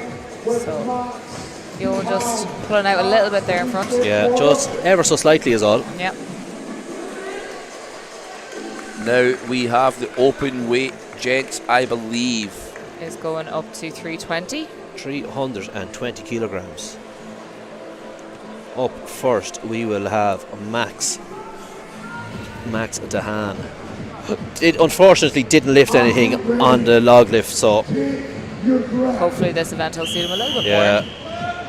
And he's There up. he is, and he's Just up and needs he's to away. steady So himself, yeah. Another Yeah. big Quick. tall boy, long legs, got them moving. That's a good first 10 metres. long hand wrap Gets around second that. pick, and he's moving. Yeah. That's a good time too. That was quick. He'll be happy with that. That's a really It took good about time. 4 steps and he was at the end. I was going to say. And he'll be happy with that now after like, Absolutely. 0 in that last event. Zeroed the last event, yeah, so it'd be nice to Come see out and now. got some redemption. Yeah, You have the Up infamous next. Ger Buckley. yeah. Ger and Dale. Jer, as you said, I was talking to him in between events as well, and he was a wee bit annoyed about his log, but I think he's going to look back at it and he probably knows. Yeah. that 15.2 seconds for Max Dahan. That was a good time. It's a great time for the Opens to aim for. Dale Murray's a good mover from what I remember. He done well on the Dinnies and stuff like that. He's Ger's up and away. Dale is away also. this is a very Both good race. men with good grip. Jer, I think, is just Ger is ahead. looking good. Come on, Ger, Needs a turn. quick Get in there turn. quick. Needs to be quick on the turn. Now we're talking. And he's Ger is moving. Ger just Ger's ahead of quite Dale. quick on the feet. Yes. Good for That's Ger. it, Ger. Ger's happy with that now. Yeah.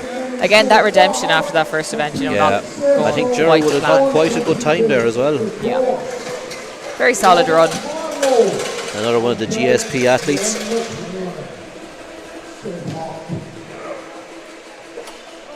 We get times for both men now. Robert looks like he's going to leave the hat on for this event. Yeah. Although he left it on to the last minute for the last one too, 14.94 for Dale Murray. Fired into the crowd. 14.5 then for Ger. 14.55, good time. Yep. Yeah, beating that bar that was set there by Max. I wonder will we see anyone beat Andrew Goodlad's time of 11. 11. Ah, Be a big ask. I know I've made some bold predictions this weekend. I think That's the John quickest McClellan could do this 12-ish. Oh. Yeah. Judging John's- by your other predictions, I'm not going to I'm go not with gonna that. hold John's my an breath. awesome mover. I hope for John. You did say that earlier in the day, though. He was a good mover. Can't wait to see him with a couple of points in him. A little bit slow pick up. John is moving. John's steps are just absolutely huge. He needs to be quick on Yeah. this pick, though. You can see as he moves, he actually gets quicker as he starts to go Yeah. down the course. Finds his stride. Oh, John! That was an error in judgment, is all that was. That's going to cost him. A moment of madness. I tell you what, The chalk on your man's hat. You just done need my to be prediction quiet there, and I built her. for the rest of the weekend. I was spot on apart from the, the last 2 and 3 inches. Be interested to see John's time. Absolutely gutted for him there, by the way. I know I'm laughing, but I like John. I've got a lot of time for John. Trains in the same gym. I used to train the Foundry in Paisley. There's a shout that we miss Ger's Insta. We do miss Ger's Insta. We do. Probably not something to talk about on the live stream. The fear when you see Ger Buckley I know, has mentioned you in a story. story. Oh. There must be some people sleeping easy at night knowing that they're not getting tagged with Ger's tagging them in a story. I've never had anything bad, but like still when he says it, I'd have definitely got it after last weekend. yeah, and it deserved. Oh yeah, I agree with him too.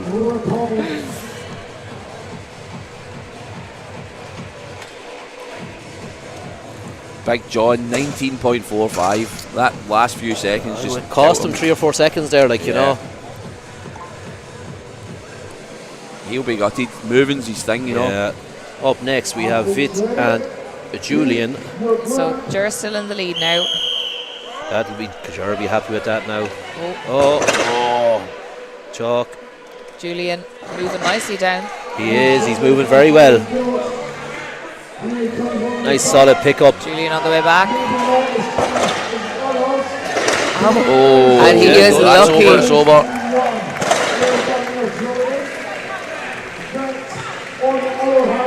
Fit just unfortunately not able to get much Peeling distance each time. You've had hands on these. If your hands were big enough, could you get away with hook gripping the handles, or would it be a terrible idea? It might work if you had a poor grip, you know, hook it. Hook gripping is a terrible idea all the time. But for some of the And Vit is by away. the way, what a run that is after Where that. is he after pulling this out of? Sharon gave him some chalk. A pep talk, I think is what she gave him. He needs to move his hands like half an inch forward and get that tilt out of the way. Yeah, because he keeps nose diving into the ground. Fair play on that last run to get up Yeah. and then back and then off the line. Yeah. Don't know how many points it'll gain him, but And he looked like he was about to actually walk off and just leave it, only for Sharon came in with a bit of chalk and gave it to him. So, you know, if he had done that and just left it, he wouldn't have got the points that he's going to get now. next two out, Adam Costura and Danny Brumpton. As I said, Danny, a very popular figure amongst the community. Does a lot for the mental health side of things. Deadlifts Over Depression, I think, is the brand. So Very good. give them a is wee he look. deadlifts over depression? Yeah, that's Danny's. Ah, I can see the logo on his belt there. yeah. Yep. Yeah, that's brilliant. You need stuff like that. It's all for a good cause. Yeah. As much as it's a solo sport when you go out and compete, but it's Yeah. a team game. If you don't have a Oh, good squad absolutely, around about yeah. you, it can be a lonely place, you know. Yeah. You put yourself out there in a sport like this, and you're very vulnerable when you go out and do comps like this on weekends Yeah. like this. Stuff like Danny does with the Deadlifts Over Depression and the helping people. Oh, Danny, it's get back valiant. in. Get back No. in quick. I think he dropped it because of the tilt. Yeah. I don't think it was a grip thing. I think he saw it. Yeah, there it's off the ground coming towards him. I was saying to Jack, the handles aren't very long on them, so like every like little tiny inch of movement with your hand makes such a difference of where the weight is going to go. We're talking about strongman nerds earlier on, and obviously Craig Lewis Thank God the thing was won his event, and he's actually brought a measuring tape with him because he knows exactly where his hands need to go to keep the frame where he likes it. Really? So he says, if I feel as if it's off, I'm going to bring the tape out and I'm going to mark with chalk where my fingers have to go. It, smart though. Yeah, it is smart. So he's played about with it when it was at GBA, and he knows where it tilts. He knows where it tilts forward, back. He knows where the sweet spot is for his hands. He was quite willing to walk out onto the comp floor, wear measuring tape, and then mark on a line with chalk. Cute hour. He did right though. Yeah. He didn't have the measuring tape though, so I'm assuming he was okay. No, I think he was fine. Yeah, he was flying.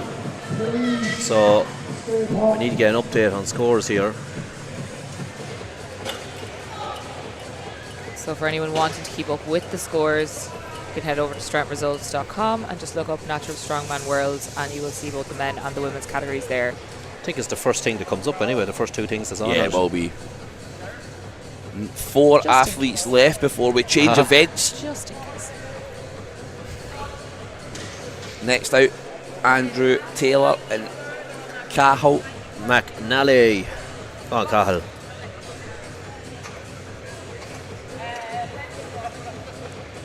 Martin Lennox is MC today. He must cover a lot of ground just pacing back and forth.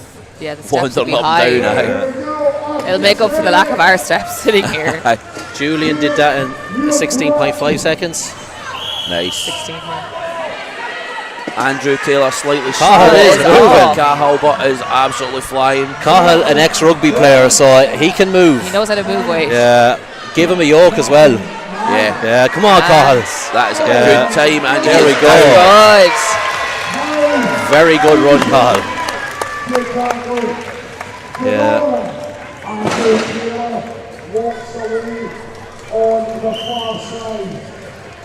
Andrew Taylor, unfortunately, not able to make it up to the 10 metre mark, just about 2 or 3 metres, I think. Here comes last two. Stepan. We've seen how fast Stepan moved between logs. Yeah. I mean, if his grip holds out, I'm putting both yous on the spot. Can he beat 11.2 if he moves quick enough? Yeah. If his grip holds out, big ass. He could. He was rapid between the logs. Built like a fucking fridge. Huge, man. Aye. Look at the width of his shoulders.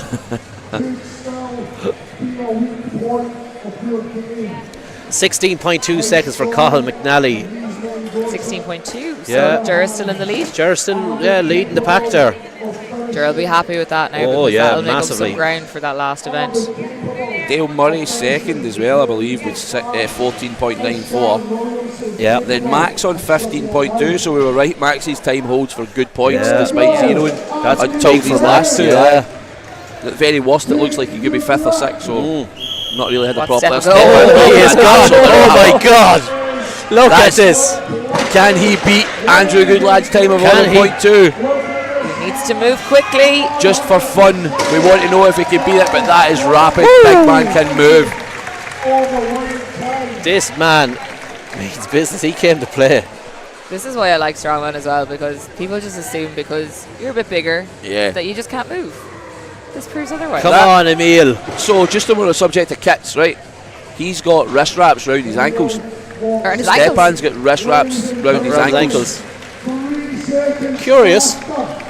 Interesting. I wonder if it's just like keeping the Achilles. We must get chatting to him.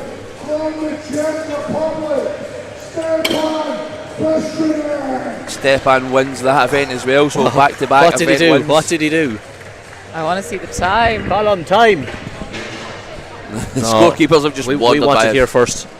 We're not getting it though. So that concludes now our frame event. So we're going to be moving on. Someone on the chat. 3.1 metres for Emil and 11.57. Oh, outstanding. That was. think for an extra event we should just bring Andrew and Stepan out and just make them run head to head. Stepan, Cahill, Jer, first, second, third. In the leaderboard. Yeah, well, Jer's joined third with Emil. So Ger, after making up a good lot of points there, he'll be really happy with that. after speaking to Ger, we thought he'd blew it. He's back into third place. We are going to wrap up this section. We will be back in roughly 10 minutes. We will see you back here for the live stream for the next event, which will be the Husafell Carry It Forward Distance.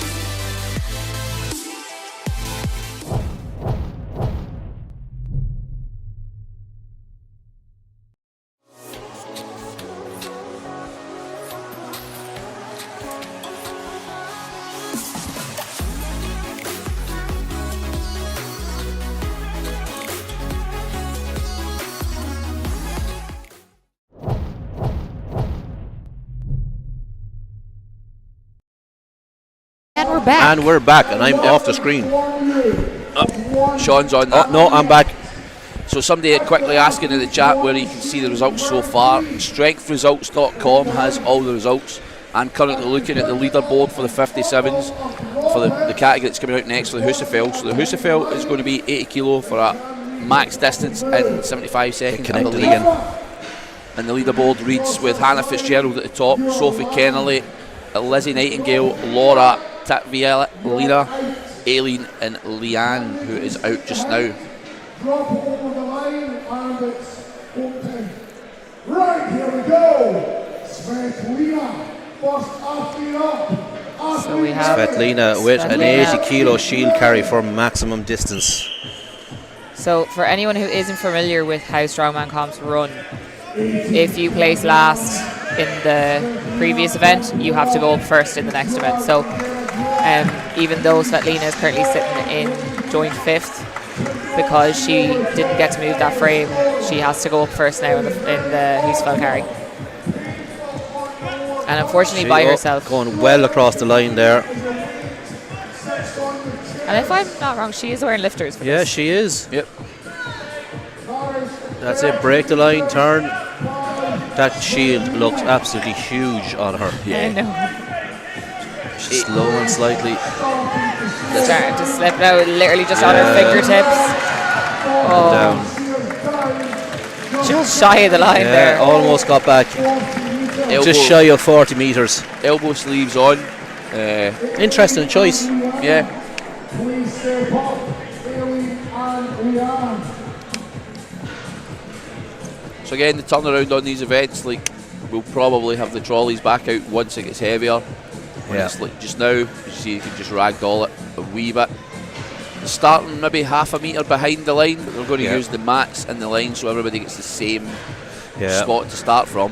The athletes will have a safe zone, so if they do drop it behind the line, they can re-pick it. Yeah. Aileen and who's out? Aileen and Leanne. There we go. And again, And with the Husafell, if the higher you can get it, the better, because it's going to be up off your hips. It's not going to be in the way of your legs. Your legs are, free to move. Aileen's and got the a further very that good shield pick. can drop. Yeah. You have time for it to slide. Yeah. It's a really good pick, high pick for Aileen. Yeah. And while it might look like a race when they're head to head like this, it's all about who can carry it the furthest distance. So often going as fast as you can won't. Often it doesn't serve you. Sometimes you can outrun your grip though. Yeah. But it'll also gas you quicker, and with 80 kilos sitting on your chest, you're going to get gas fairly quickly as it is. Come on. Leanne just starting to slow down. You'll notice a lot of athletes too now with the shield carry will have grip tops on them. Yeah. That's time. Well done, Aileen. Full send on that. Kept going till the end. Very well. How much time do we have for this? 60 seconds? 60. It says 75 on strength results, but I believe it's 60 seconds is what we flashed up on our screen.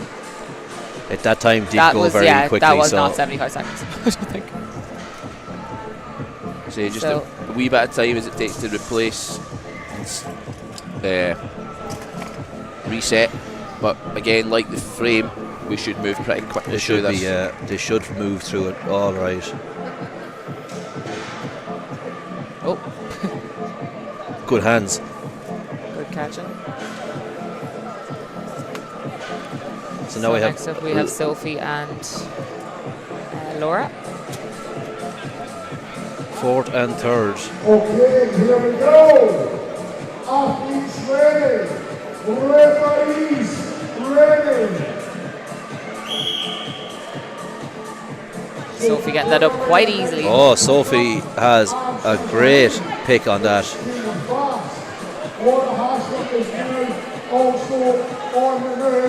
And Sophie's she is running. Wow. And you can see that she's literally just getting her toe to the line. Yeah. She's on that position where it's very, very low, but if she nudges that forward, that's going to flip out. Yeah, she needs to make If sure she that has she any- leans back enough that Any sort of a speed wobble there at all, that could come down for her. She's solid right now, though, and obviously we're not willing her. We're just telling you at home what could actually happen. carrying a bit like that. Yeah, she's still moving very comfortably. Laura a little bit slower, but she's still moving some distance here. Laura is still tipping away there. Every step counts in this event. Sophie It is for maximum distance. Sophie, get across the line there again. And just back. Great by both girls going to the time as well. Yeah. Because let me tell you, that 60 seconds running around that thing is not nice. Especially on a, like, when you do it on a track that's maybe 15-20 metres, you can really get to open your legs out. But on 10, you just get going and you're stopped to get slow down turn again. Yeah. And then on the turn you're a bit slower and then you explode out. So you've maybe got like maybe a 7.5, 8 metre window that you can sprint with it. Yeah. Like Sophie did there just now, like proper run. And then you need to be careful you don't overshoot and lose too many metres as well. And if you undershoot, you're walking backwards with it. Our MC just said 100 metres Bang on. for Sophie. That was a run and a half. Something you could not do. Some people can get to 100 metres with Husafell Shield. This man, People are not you. So we I feel have as if I'm going to be made feeling very inadequate over the next couple of hours with the shield. So up now we have Hannah Fitzgerald and Elizabeth Nightingale, top two of this category. That's how quick this is going to be ran out now. The pick Laura is with super 48 important metres. as well. It's how much time you can get. Yeah. Lizzie just taking an extra jump on that just to make sure it's in a nice position. You have to be very confident moving with these shields, considering the fact that you can't see past it. Yeah. You know, See what I mean about overshooting? That Yeah. Lizzie and Hannah probably a good half metre there. Both girls moving well here though. yeah. That's Hannah nearly really- for full metre. She's Hannah's overshooting that, getting- and so did Lizzie. These are all metres lost as well. They won't be counted when you see it on the screen. These metres over that line don't get counted. Yeah. Hannah just slowing a little bit. Lizzie still going strong. Yeah, Lizzie's starting to catch up with Hannah, I think, a little bit. Slowing Starting to though see at this Lizzie's line. grip starting to slip now. She's after Readjusted. changing her grip. By the way, lucky. Good run by both girls, but I don't think they'll pip Sophie's 100 metres. As it stands, Sophie's 100 metres before we get these distances. Aileen was on 53.8, so just under double what the second best had done. And that's the issue with not going up in that last heat, you know, having to go up before, because you don't know what that last heat's going to do, so you need to just go out and give it your all. Whereas, you know, if she knew, okay, 53 is, you know, the most that I have to beat, then all she has to do is 60, 55. 54. Yeah. You know, and save that energy, but because you're unsure of Just beat it. what those last heats are going to do, you just need to go out and give it your all. And it could mean that you end up doing way more than you actually need to. It's a double-edged sword. Yeah.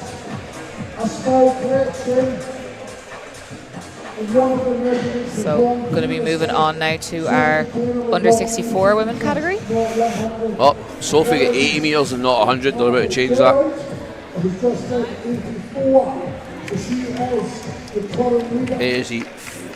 80 metres. Oh.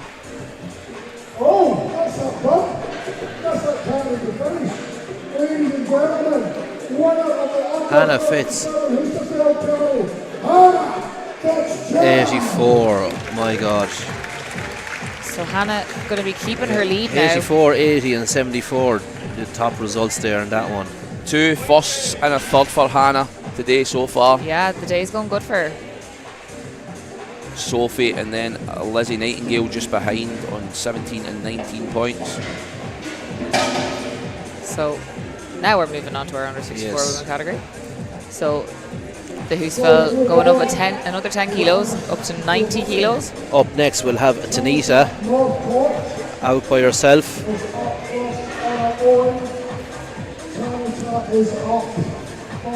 Tanita will need the crowd to get behind her now for this, just out by herself.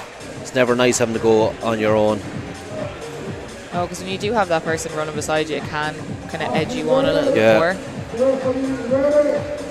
But then you have no one to distract you either. So yeah, you have no some people might distractions, but prefer then you have nobody to, right, I just keep going another little bit. Tanita going there.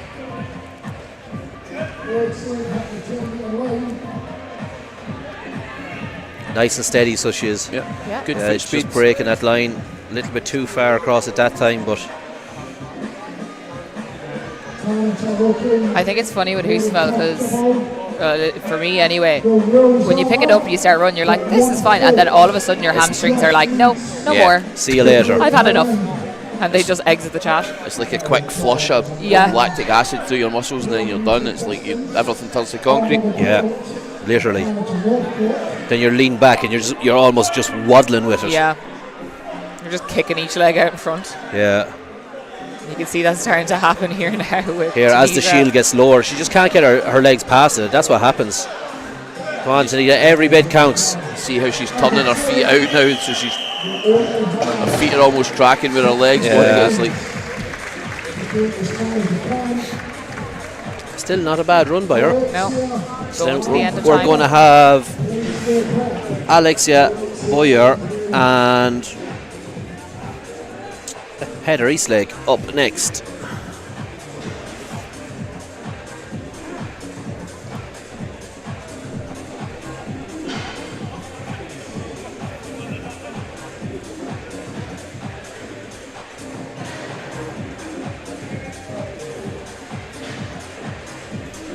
So Hannah and Heather up now.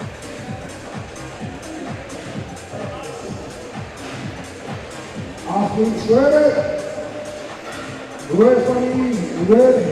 60.9 metres for Tanita. A good score. Yeah.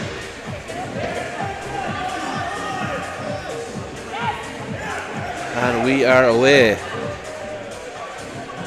Both girls just stepping it out, walking nice and easy with them. See Heather there, very conscious of where the line is. She just gets the foot across it and goes. Yeah. Heather just starting to stumble a little bit. Still stepping. Just taking it a she's little bit stepping slower. away. Yeah. Both girls pretty much neck and neck here. Yeah. Just Moving at the walking exact nice. same pace. Walking nice and easy. See You see Alexia Alexia's just giving her a little side eye there. I'm not dropping it until you drop it. See the use of her elbow sleeves on her arms as well. And that just slipped out of Alexia's hands there. no, she's going to get back. She needs to get back.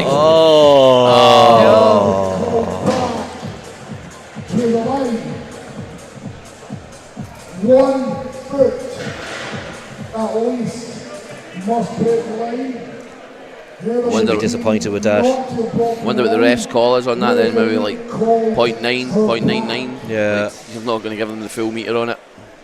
I'd say 0.9 on it, yeah. Please step up.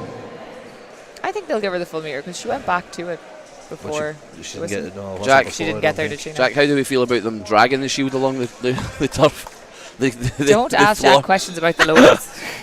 It riles him They're, up. they're doing a valiant job all weekend, but Jack says they can do it better.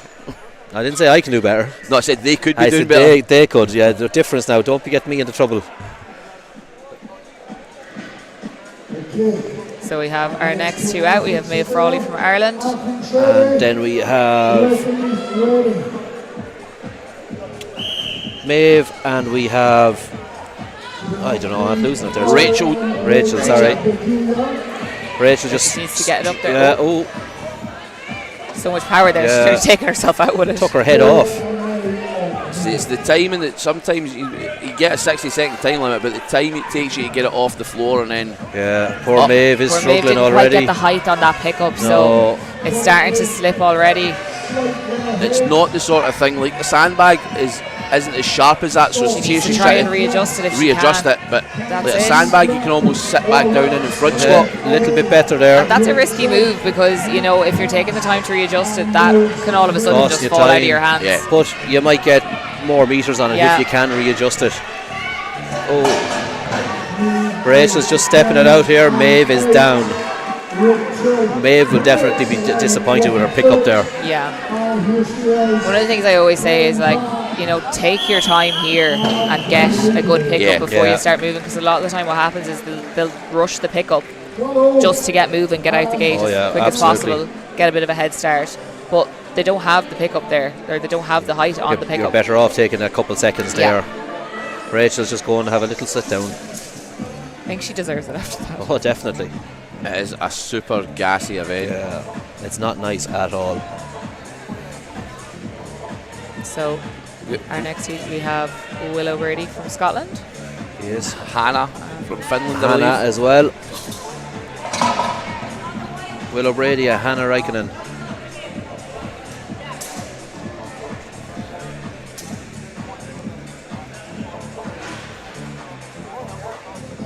Said Willow enjoys a moving event. Yeah. Interesting to see now how she gets on with this. This is one of those events though like that. You could be going great in training, and one error in judgment and picking it up here, then you're... Yeah. Small margins, isn't it? Oh, that's it. And anything can happen as well. Like, you can fall over your own feet as well. Like, you know, a little trip, a little stumble, all of a sudden you're down. Willow. Just both of them using their upper body to tilt that forward and then up. Willow popping it up good and high. Really explosive there from And Willow. absolutely rapid out the gate, Willow. Willow is absolutely flying. She definitely means business Yeah. here. Just overshoot the turn just a little bit too much. 60.9 is still to beat. Willow's already on 30 metres. Yeah, Willow will be looking for the event win here. Hannah I'd moving imagine. nicely as well. A little bit slower, but she's still just making up tipping some away. ground. I think Willow's maybe lapped Hannah at this stage. She's on her 5th lap. Hannah's step is just getting wider and wider now. Just trying to make it to that end line. If she can get turned. Willow just starting to slow down now as well. Big ass to turn there now. That is just stuck between her legs now. Willow have still some tipping. nice bruises for the power stairs there. Willow's if she just can get to this line. And Willow is nearly leaning right back. Yeah, she's nearly horizontal. Good That's probably run about from 78 Willow. metres, 76 Yeah. metres round about. So that'll be a really good time for Willow. That's going to put Willow into the lead now for this. So our second last heat now. We will have Carly and Sina up again. Apparently it's pronounced Xena, like the warrior princess. Zina. Yeah. I got to speak to her yesterday. She's done a bit of stuff for the YouTube. Oh, very good. Selena coming from Germany and Carly from America. Yep.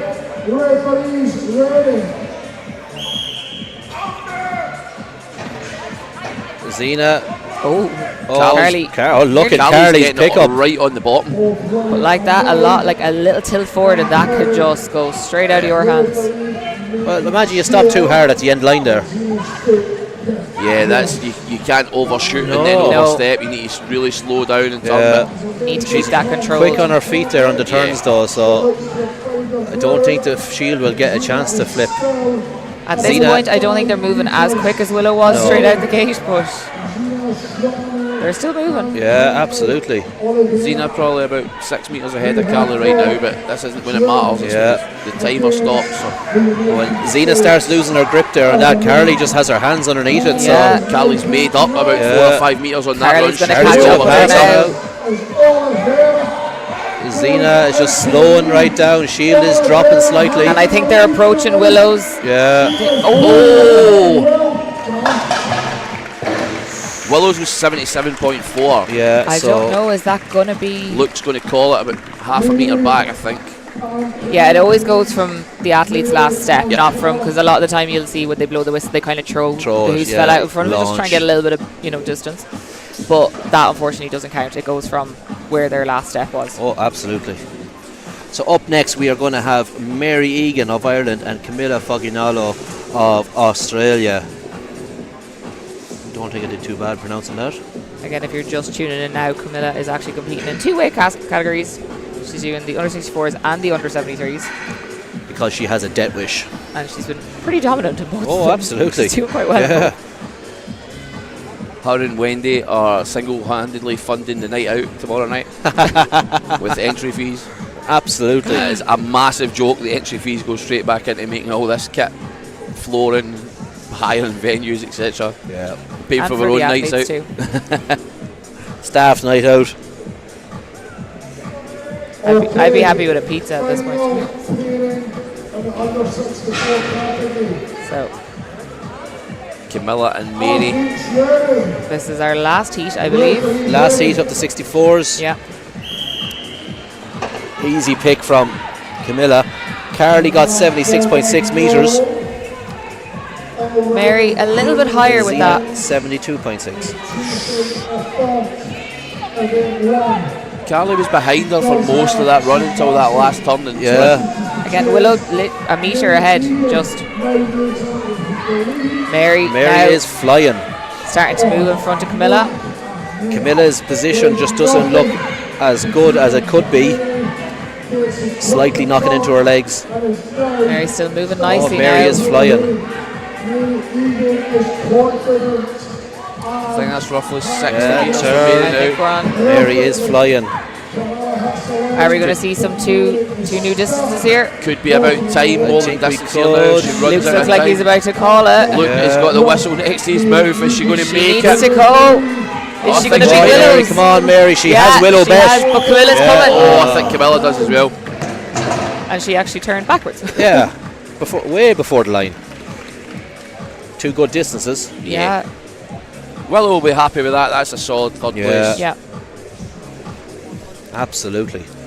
Phenomenal running there with them shields. I think Camilla actually took that.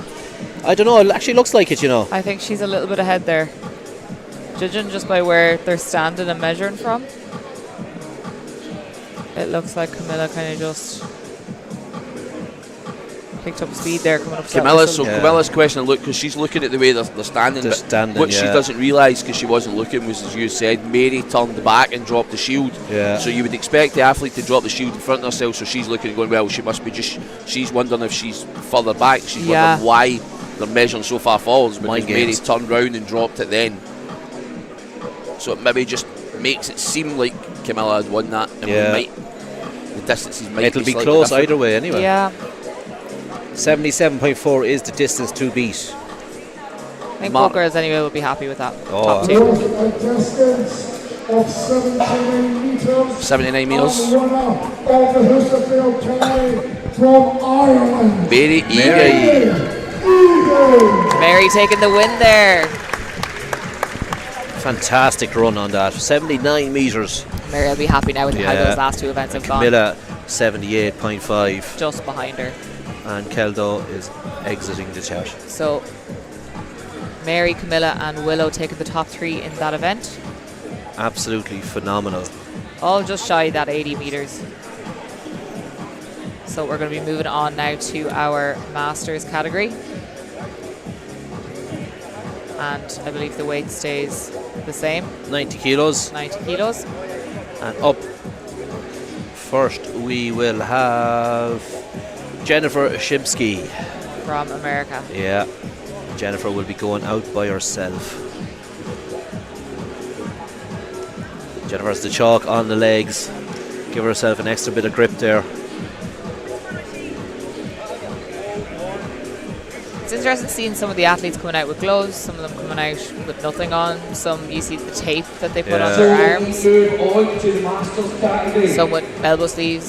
Jennifer with the receiver gloves on. Support. Can you make some noise for Jennifer Shimsky? Athlete, get ready. Happy out. All is smiling. Referee ready. So you can just see there she's just taking her time now, waiting until the actual whistle goes to push that forward. And She could have got another hop on that now. She would have been away with it, but I think so. Get the positioning right. So you can Just sitting a little bit low on her hips, so as that starts to slide, you know, it's going to really restrict her leg movements. She's slow and steady there now. You can see she actually has the legs chalked though. Yeah. Might just give her an extra bit of grip if she needs to readjust. Yeah. She's stepping nice and steady here. She's just starting to slow down. Starting to.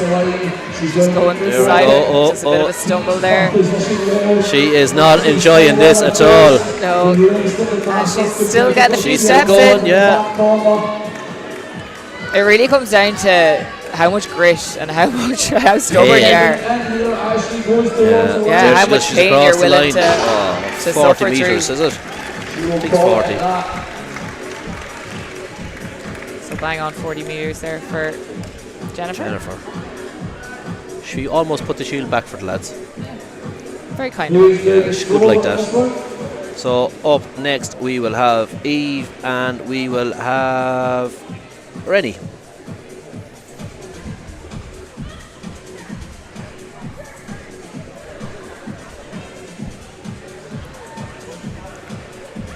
Just Luke and Kelder just having a couple of words in there. Just waiting, yeah. MC's having words with the referees.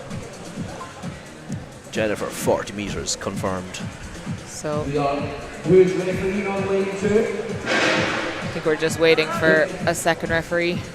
We are getting the next 2 athletes out, so can we make some noise coming out for Evan Bennett and Rennie Howe? So Eve and Rennie. Eve and Rennie up next. And it's interesting, you can see Eve has a belt on. I Yeah, think Rennie, does she have one underneath? she has a it? soft belt on underneath the grip shirt that has turned into a crop grip top. shirt. Yeah. Compression shorts are now on as well. I'd be inclined to go for a soft belt for this too. I don't particularly like wearing hard belts for carries. Number one, it kind of gets in the way, it starts clanking, and that's annoying. Absolutely. And two, it restricts your breathing a little bit. You can't quite get those breaths in when, you know, that belt just bed onto you. And it puts it out there ever so slightly in front. It puts the shield ever so slightly off centred. Yeah, you can't quite get it as tight Eve to is you. struggling there at the moment. Just There using she's her lap to readjusting. readjust that, yeah. There she is. Now she's moving a bit better. Rennie is, Also just yeah, taking she a was going to second give it a just hop there, but sometimes that think can be she dangerous reconsidered though, it, because yeah. you know you could end up just yeah. losing your grip on it. Go again. Rennie just stepping. Every step matters. Oh, absolutely. Every little bit counts on an event like this. We've seen in that last category that, you know, the top three were all nearly within a metre of each other. so- Separated by centimetres. Yeah. I'd say Rennie be happy with that. Yeah. I think so. 48 metres maybe? Yeah, I'd say that 48-ish. 40 get metres better. for Eve then. As the weekend goes on, Oh, we'll absolutely. guesstimate these. Yeah. Knowing what these distances look like. Yeah.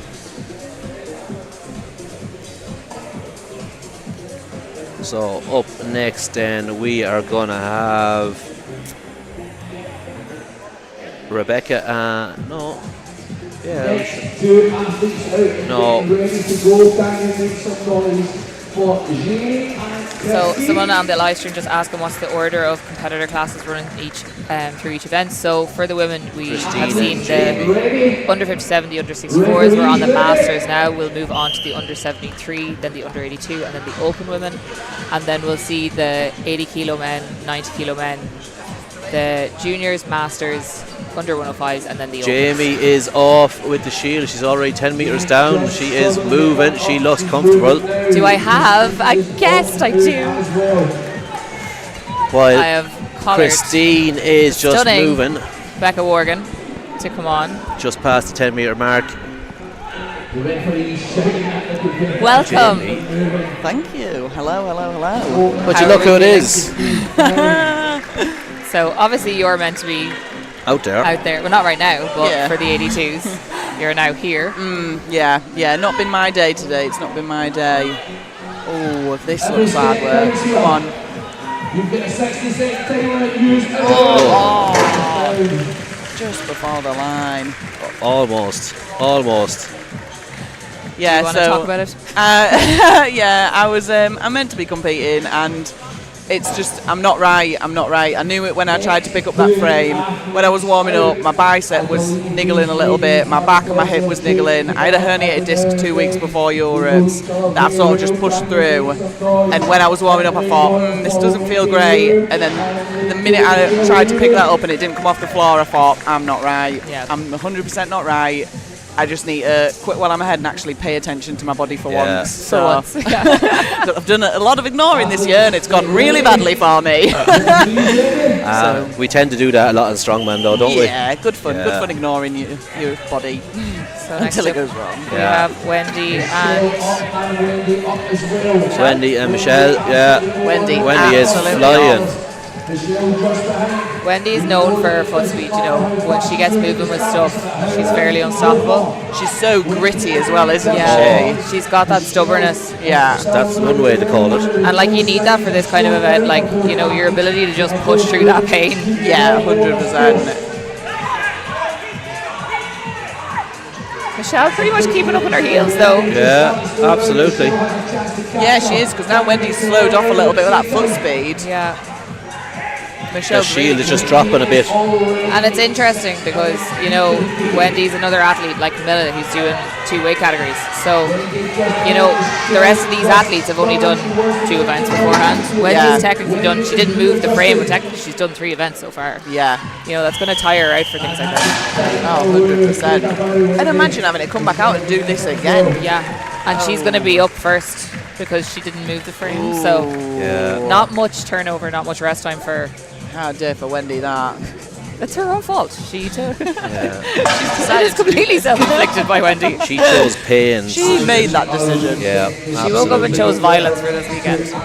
I feel like Wendy always wakes up and chooses violence. She texted me before and she was like, I just want to apologise in advance for like any gestures or hand movements that I make for something. I was like, don't apologise to me. I don't she's care. definitely not very PC friendly most of the time. No, that's for sure. So who do we have next in this? So we Rebecca and Maria up now. Athletes, get yourselves Rebecca, ready. you can see again option for lifters for this. Referees Yeah, ready. interesting choice of footwear. Yeah. Unless it's just for the initial pick. The pick is So I wouldn't feel you'd move as great in the pair of lifters though. I find the heel would get in the way. Yeah. And I find them very sticky because they're that bit heavier as well. They nearly slow me down because I can't quite get my foot speed Yeah. there. Your feet aren't connected as well to the ground, I don't think, but I wouldn't think so. I feel like I've seen it. I'm sure Rebecca Patterson was wearing lifters for moving events at UKNS though as well. And she wore them for the frame too. Yeah. Maybe she just likes them. They might just be her favourite shoes. She might just wear them to the shop as well. Maria's still stepping it out here. As is Rebecca, still going, still digging in. Maria's pick wasn't great from the start, but it hasn't changed the whole way through it. It's starting to slide down her hands though now. It's just stuck at that angle. And we are time. Going to the end of time on this kind of event is Horrible. that in itself is an achievement. It's super impressive as well because this Yeah. is heavy. For like Yeah. a max distance event, this is a heavy event, isn't it? Yeah, because normally you just see like when people are just spent before, like they can't last in 60 seconds. Yeah. the next battle out.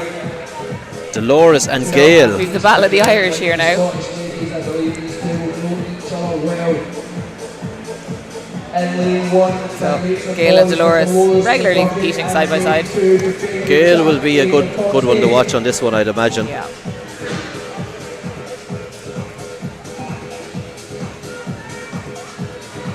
Athletes, get ready. Dolores also moved well on the frame though. Yeah. Both girls opted to tape their arms here too. Nice. Whoa. Gail has High There's pick a from pick Gail there. Dolores is taking a little bit more time to get that up. Out the tracks. Dolores has now moving as well. Gail has a Really good position from Gail there. Gail Her is arms flying. aren't bent or anything. They're nice and straight. It's with the legs. You can see as well she's just doing, She's able to see the line there. Yeah. not going too far by. So someone on the live stream just asked why do some athletes go out on their own and then others in pairs. It's just an uneven amount of numbers in the categories. So if there's 11 in the category, one person is going to have to go out on their own because they don't have enough numbers to obviously even out the pairs. So you'll always see for the first heat that you could have someone out on their own. It's very unfortunate, but it is just the name of the game. It's the way the cookie crumbles.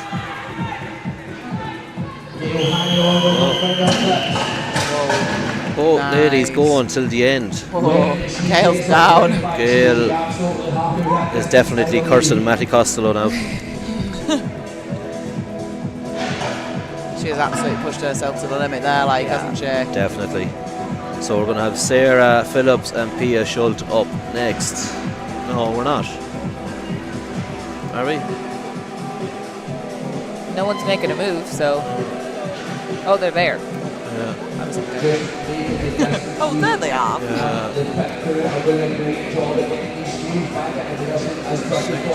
Yep. Fifth, yeah, that's Yeah, them. we do. That's Sarah anyway there. So. And lane 1, can you make some noise for Pia? And lane 2, Sarah. Athletes get Pia really impressed us with the frame. She was very quick on that. So was, we'll yeah. see if she can translate that foot speed over to this now. Dolores Oh, with that's 51 not a good and pick Gail for Pia. with 71. Pia often literally just the minute she got that up just to move. A bit of a panic, I think. Yeah, interesting choice because that is very low. It's touching her legs on every step, isn't it? Yeah. But I mean, she's absolutely sending it. Just finding that line. And I wonder whether she's done it on purpose so that she can see over the top of it. But Yeah. it's obviously just makes it the moving a lot It just makes it a little bit harder. You're making it a little bit harder for yourself.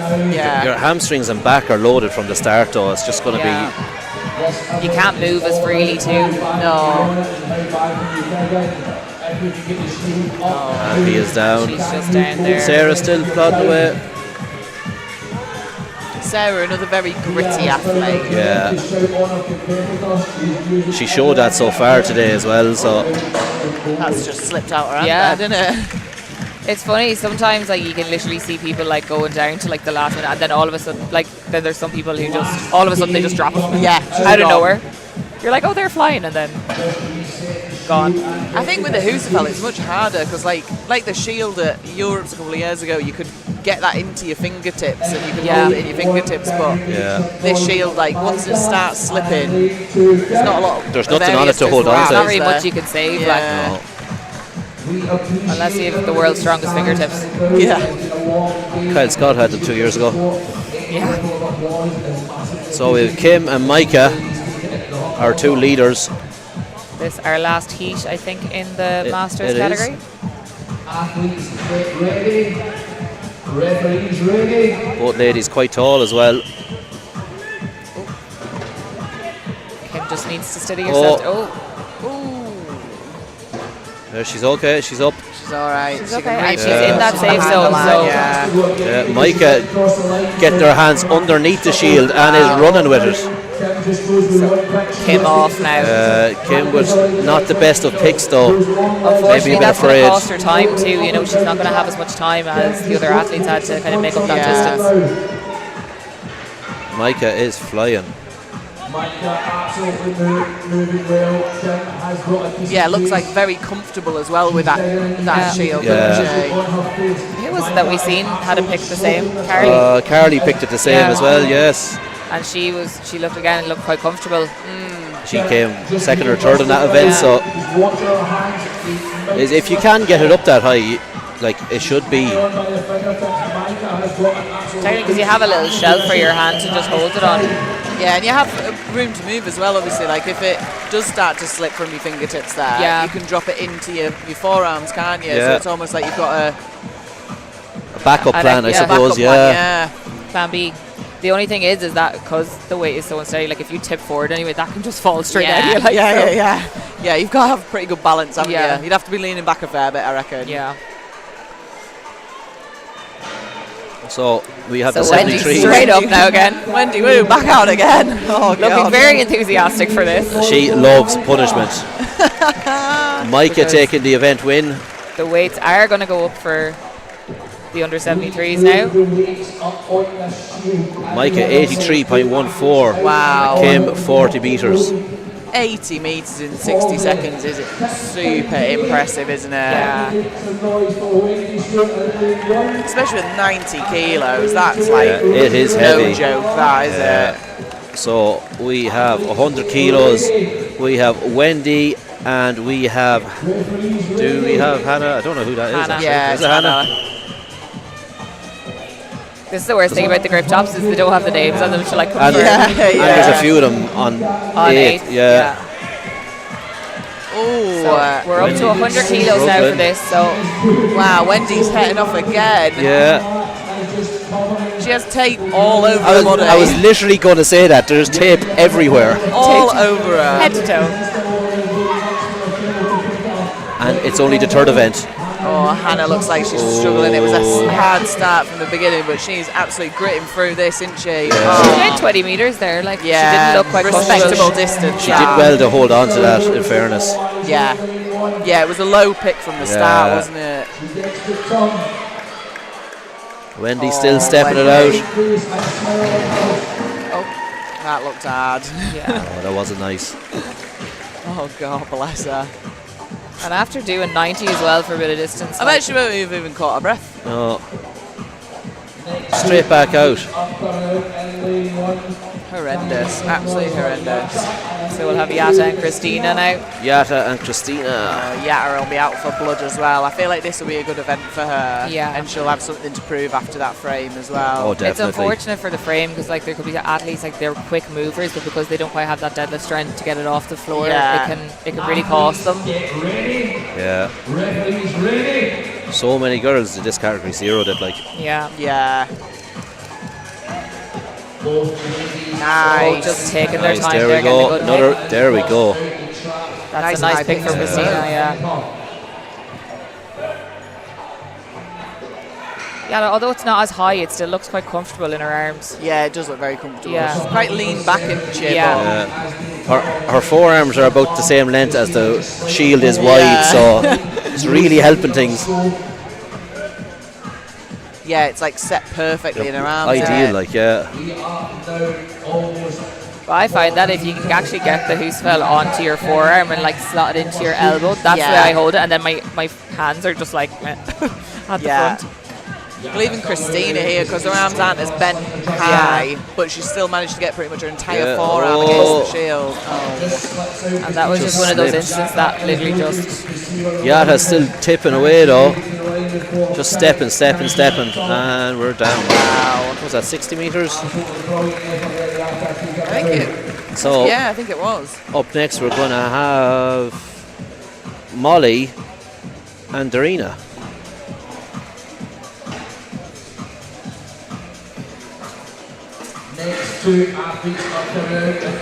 You're obviously quite close to Molly. Yeah. How is she feeling for this one?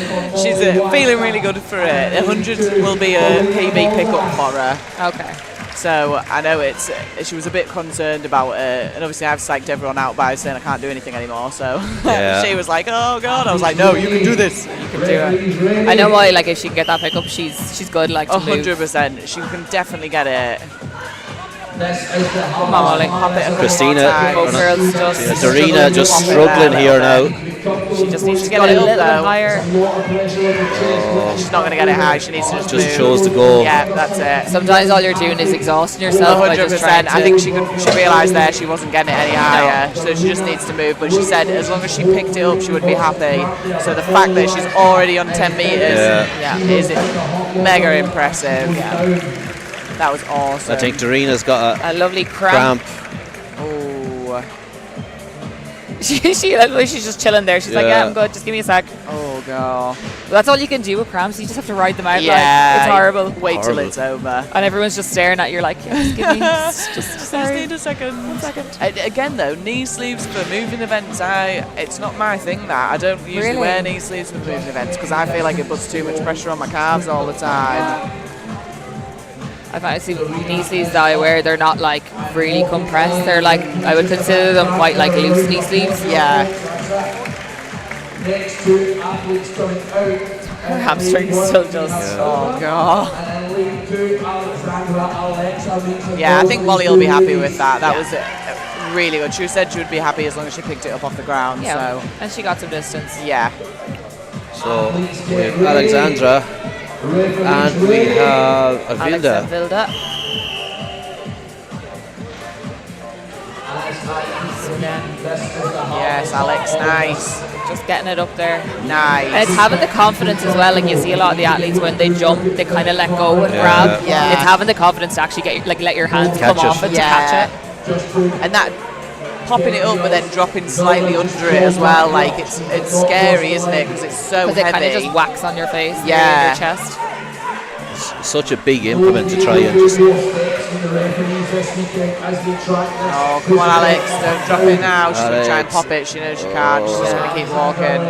It's too risky. far onto It's her risky legs. doing that. Yeah. And Vilda moving nicely. She's at 40 meters, I think. See, Vilda's got it on her legs, but I think because she's so leaned back, Yeah, she can still move underneath it, can't she?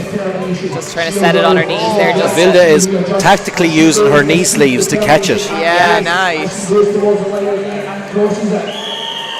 Wow, mega impressive. just over 50 meters there for Vilda. Brilliant. So moving into our last two heats now for the under 73 women. We've got Yeah, Chloe so Brennan, we'll and have- I think we should have Elisha. Yeah, it's Elijah. So Chloe and Elisha, and then we'll have Camilla and Laura in the last one.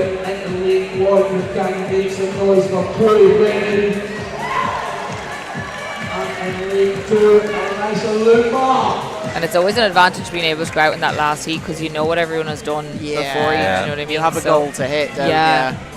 you? It's definitely an advantage. Athletes ready. Especially going up against somebody that could possibly do a good distance. It's going to drive you on to keep going. Yeah. Chloe Wow, put nice an high easy kick. pick there. Yeah. Great picks from the girls. She'll be looking to set a distance, I think. Wow, Elisha flying with it as well. Just a little bit unsteady though. Yeah. Taking massive steps though, isn't she? And interesting enough, she had her hands down lower, and when she got it up high, she adjusted them up. So Elisha nearly catching up with Chloe now. Yeah. Yeah. Elisha's still young as well. Yeah, very young. Too much energy. I'm pretty why sure she's Elisha's moving so still fast. junior. I think so. Yeah, I think she is in Yeah. 22, 23, isn't she? Athletes on about Still 60 flying. meters now, I think. Yeah. Yeah, I think that was 60 there. So that both of them are now in the lead. Good so distances here now. Who wants it more? again, Chloe doesn't know what these next two girls are going to hit, so she needs to go out there and just give it her all. Mega. That's about 77, Yeah. 78. Not bad. Not bad at all. No. We've seen in the other categories, like Yeah. anything over 70 has been like pretty much I top of think the pack. anything over 70 Yeah. is going to be mega It's top of the impressive pack. here. You don't even have time really to do much more. Like No, You see, no. Chloe was moving very quickly there, like, and all it was, she ran out of time. That's the thing. 60 seconds is like, it's not a long period of No. time, is it really? Especially when you include in that pick up there, because it does take you a little bit of time to get it up. Like, And just like it started, it will end with an athlete who is doing two categories. Everyone can make some noise for the so Camilla, having already gone out and done the under 64 weights, is now coming back. Chloe ran 77.1 metres for Chloe. That was really good by me. 66.2 for Elisha. So Camilla and Laura going up now. These two girls though could get serious distances. Whoa, Laura Hollywood is just like a bendy bit of spaghetti, isn't she? She was completely horizontal there, like. She was like laid back like it was a bench press. You can just see on her turns her though, grip she looks a doesn't little look great, bit though. unsteady. You see this No. though, she always looks like that with Laura Hollywood. But she just absolutely nails it. The amount of times I've seen Laura Hollywood doing a moving event and thought, there's no way she's not going to drop that, and then she just carries on. It's that grit though, like you said, you know. Yeah, this looks like an upper body strength thing. That wasn't So it's just down to what Camilla is going to do. And she looks like she's moving a little bit slower than Chloe was. yeah. It looks like a little bit of a struggle. She's got quite a wide stance now, hasn't she? Like she's not able to move her legs particularly well under that Husafell now. The shield is definitely in her way. Down. Luke was just about to blow the whistle anyway, so she would have run out of time regardless. Yeah. And I think that's Chloe safe with the win. Definitely. Yeah. Will she get as good as Elisha did? I don't know. Yeah, Camilla I think and Elisha are might gonna have be just very close together there. I think Elisha might have just pipped her.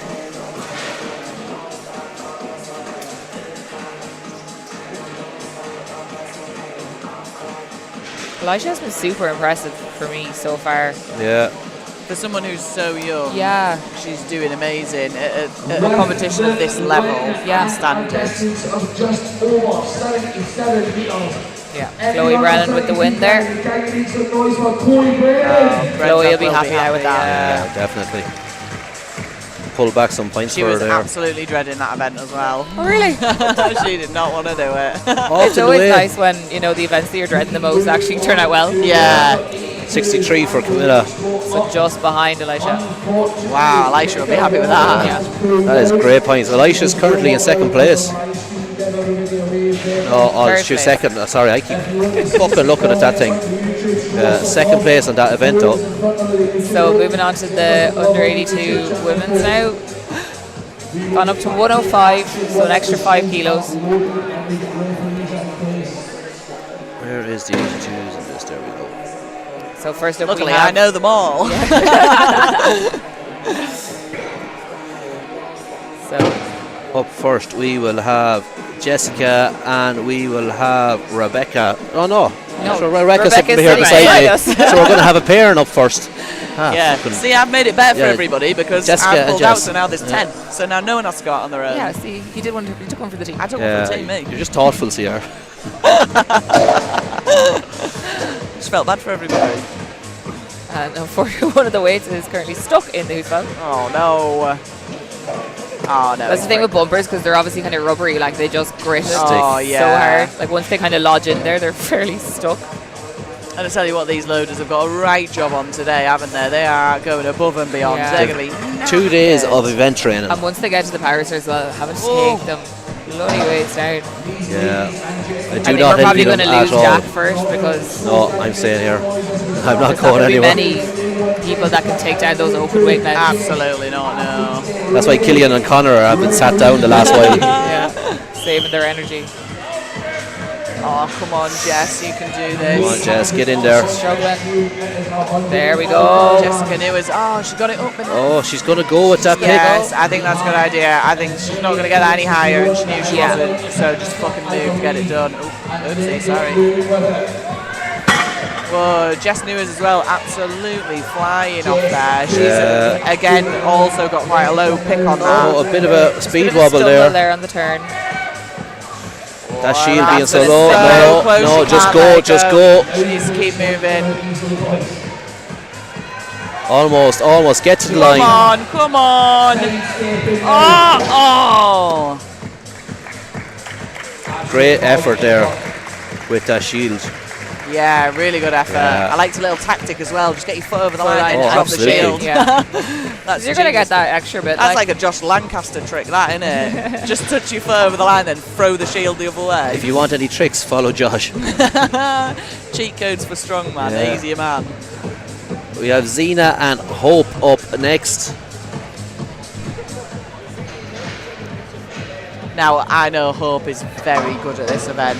I think the only limiting factor for Hope potentially would be the pick. yeah. But she has pushed me on this event multiple times. She did it last year at UK NS, and I got well ahead of her and thought I'm good luck. yeah, see ya. And then all of a sudden she caught up with me on the last run. I was like, no. Where'd you come from?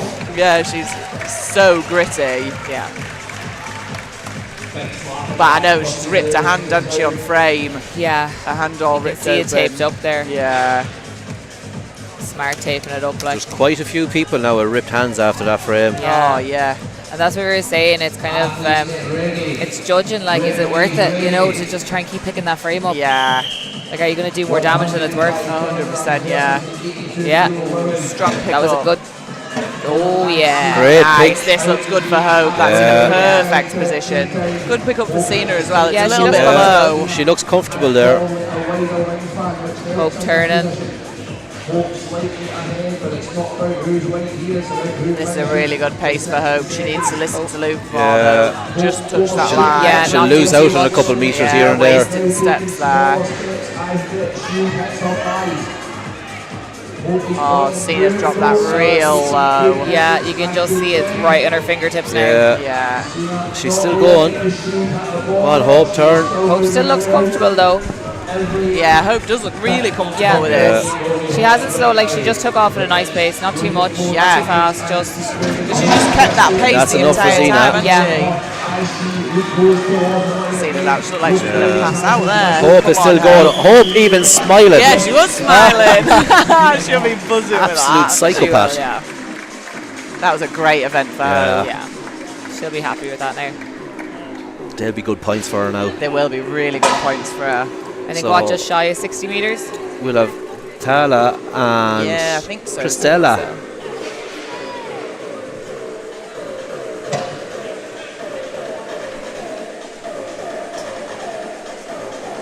Both athletes out and ready. We are just resetting and getting measurements. So in lane 1 we have Christella and lane 2 Tally. Once our referee is back in the So- position. It's one of those Christella events that and Tally anything now. can happen on though. Yeah, 100%. Make sure you've got both It really all does depend on the pick. But I can't understand girls putting on their elbow sleeves on their forearms. athletes. I don't It's like- probably just a protective thing, you know, like Yeah. Way some too people are just a slippy bit. though. There wouldn't be any grip. Yeah, I just think elbow sleeves for this event is No, not useful. Vet wrap, that's what you want. yeah, Vet wrap is the way forward. If you can't tolerate the pain on your arm, just vet wrap it. just vet wrap them. I think just raw dog, nothing. Christella threw the sleeves off anyway. Yeah, struggling a Yeah, little but bit she with that is, pick yeah. now. Just can't quite get it up now. Tala is just readjusting. Oh, come on. You need to get it off the line. Yeah, She needs to she's do in that something, safe zone, anything so at all. you'll see obviously the athletes when they start, they're a little bit back from that white line, so they have a little bit of time. Yes, There that we was go. so much better. That's Yes, it. yes, yes. Wow, that is so gritty. She's moving quickly as well up Yeah, that she course. is. She knew she didn't have much on that. It's still a little bit of distance though, you know. 100%. It's points on the board at the Yeah. end of the day. That's all that matters, isn't it? Yeah. Not everyone's going to have great events, but as long as you've got points on the board.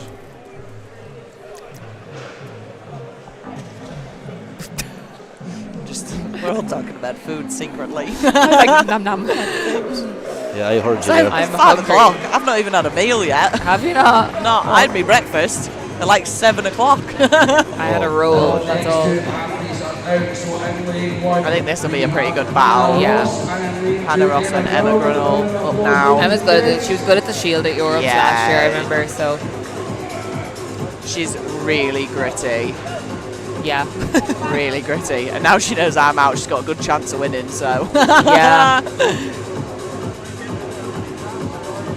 Just making sure both ladies get a perfect and even start.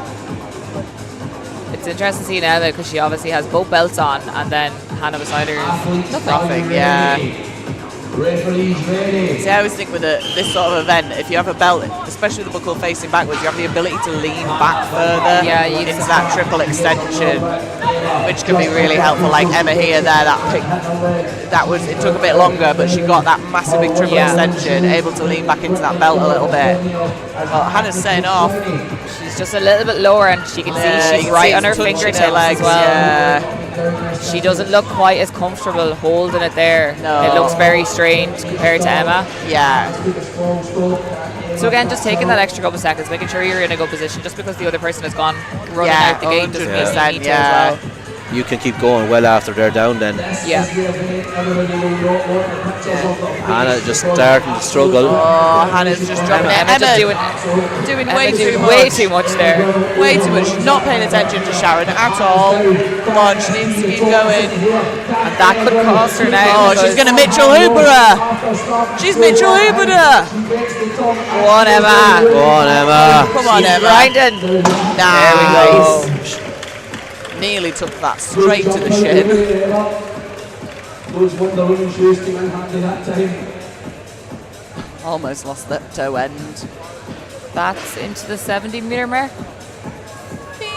Yeah. We're gonna say yeah. I'm going to say I give her 70 meters. I think so. Hi.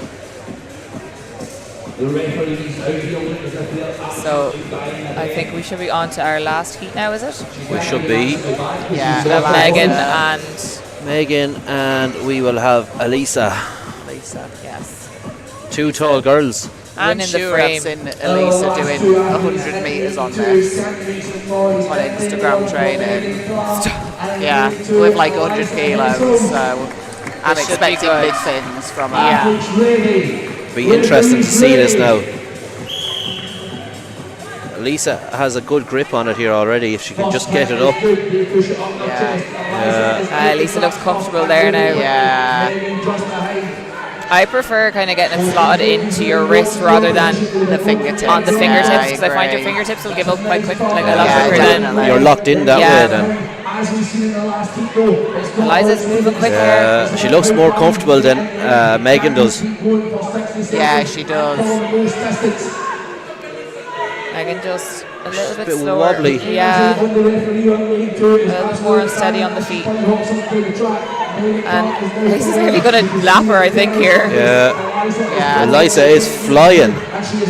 Just managing to keep that pace Yeah. up is insane. She is going for it. And Megan is down.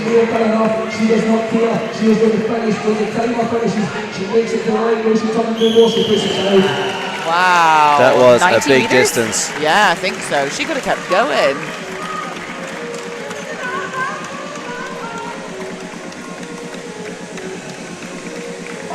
Don't know was she crying or what she was at there. I couldn't hear what she was saying. Yeah. Oh.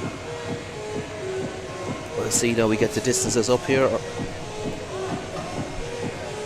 I just seen there we're on 10,000 views on the live stream, so Jesus. no pressure. Just 10,000 No people pressure. watching us. Hey. So moving on to our open women's category now, Where is that hanging out now? and There we the are. Yeah. so 110 kilos. 110. Oh. So And up Eliza. first we will have Linda out by herself.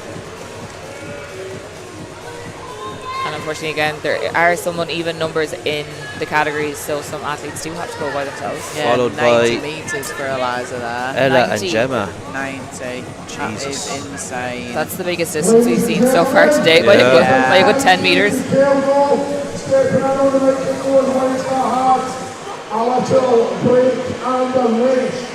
We are learning forward with the open women. We have got 9 wonderful ladies looking to get the And fullest second for Hope Christie there, 59.5 metres. and 10 Giving her some good points there. Yeah. The points are still fairly on top of each other, like, and they're going to be pretty much that way, I think, until like mid-pack tomorrow. Like, Yeah, I agree. It's so close. Like, so much can happen over 8 events, with obviously so 100%, many yeah. people, competitors in the classes. Linda just struggling to pick that shield up. No, if she does drop it in that dead zone, she can re-pick it. Oh, does she have... I think she's trying to hitch the shield. yeah, it does look a little bit like she's trying to hitch it. It's worked though. She's Yeah, off. she's off. She will get points. 5 meters down. That's all it needs. Points on the board. Grit those 10 metres out. Anything else is a bonus. There we go. Nice. 11, 12 metres. She'll be happy with that. And 110 kilos is no joke. No, That is so that is heavy. That is a big ask. Super heavy. So Gemma and Ella out next.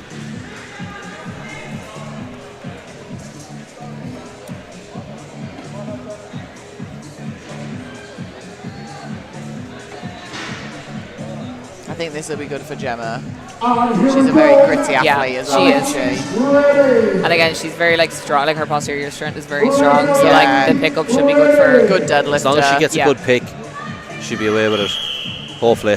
And she'll want some redemption after that frame. Yeah. I think a lot of people are fighting for a bit of redemption after that frame. Gemma in a good position we there. go. Gemma did very well on the shield in Europe too. So yeah, she did at Europe. Yeah, she was one of the only athletes that actually held the shield like a Husafel. She picked it up. She managed to get her arms all the way around it and touch her hands, didn't she? And that was like such a strong grip. Or Ella Gibbs up and moving now as well. Ella just struggled to get off the line. Yeah. Gemma flying along here now. Gemma will get a good distance here now. I think she's setting a distance here, isn't she? That's the unfortunate thing about going out early. You have to set that bar. Oh. She's going to start going backwards. She's going backwards. She's doing a Sean Diver. So.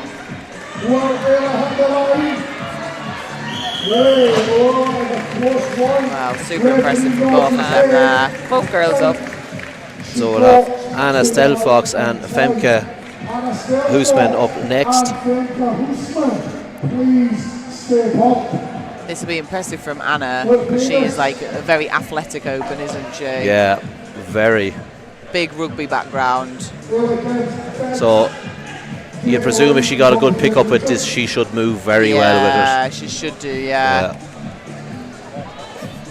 Can't grab it when it's like that. Oh, fat hand.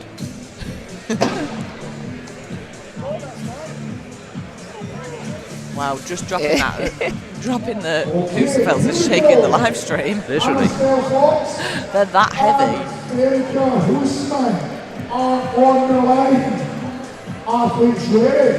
So 51.4 meters from Gemma, the distance to beat. Wow. Femke is away. Straight off the bat. Good pick up from Anna. I thought she might move a little bit faster there, but I mean, if she can keep this pace, it'll still be a good pace. Slow and steady wins the race and all that, you know? Yeah. She looks comfortable with that pickup though. Yeah, she does. That shield is not moving anywhere, is it? It's solid. It's part of her now at this stage. Yeah. Femke is still going strong. Nice little short steps. Yeah.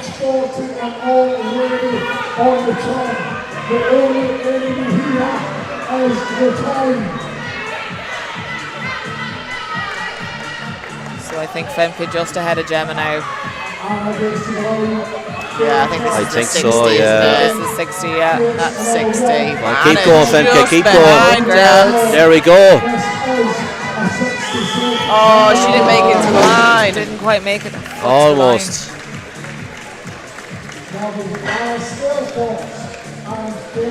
I think we're going to see a new leader.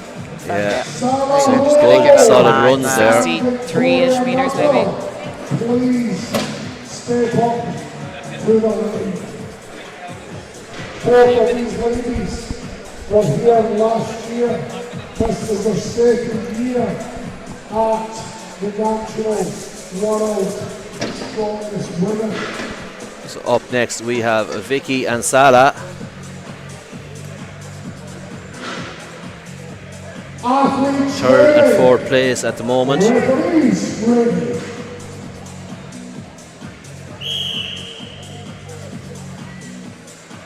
A little bit quicker on the pick there. Wow. Vicky getting get a that good pick. really high there. Really high for Vicky. That looks comfortable. Nice. Sala is quicker off the line though. I think Vicky just spat her. lost her. Yeah. Yeah, spat a tooth guard out. Salah looks like she's starting to slip a little bit now. Yeah, whereas Vicky's grip, like she's moving slowly, but that grip looks Salah is down. Yeah. So Salah is down, I think, just on the Vicky is still 30 going. metre mark. Vicky's shaking her head. Sharon in her ear, not letting her stop.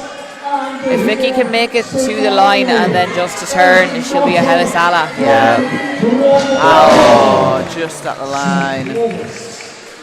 I feel like Sharon's one of the best people ever to have as a running alongside you on that as well. She did it for me at Irish Strength Cup and she was so good. Yeah. Anytime I was able to get into like Sharon's in, I was like, I'm picking Sharon. Yeah. She's just so supportive and so like. She's so like, it's so loud and like. Yeah, so aggressive. Like it's, Yeah. But you need it before when it was warm-ups for stuff like first thing this morning. She was just no prisoners. No. The boys were trying to warm up and she's like, get out of here now. You're not coming in She here. does not care. She was great. Yeah. She's such a loud voice. Like We need her at every warm-up area ever. So we have Roz and our Anna. top two from the last event now.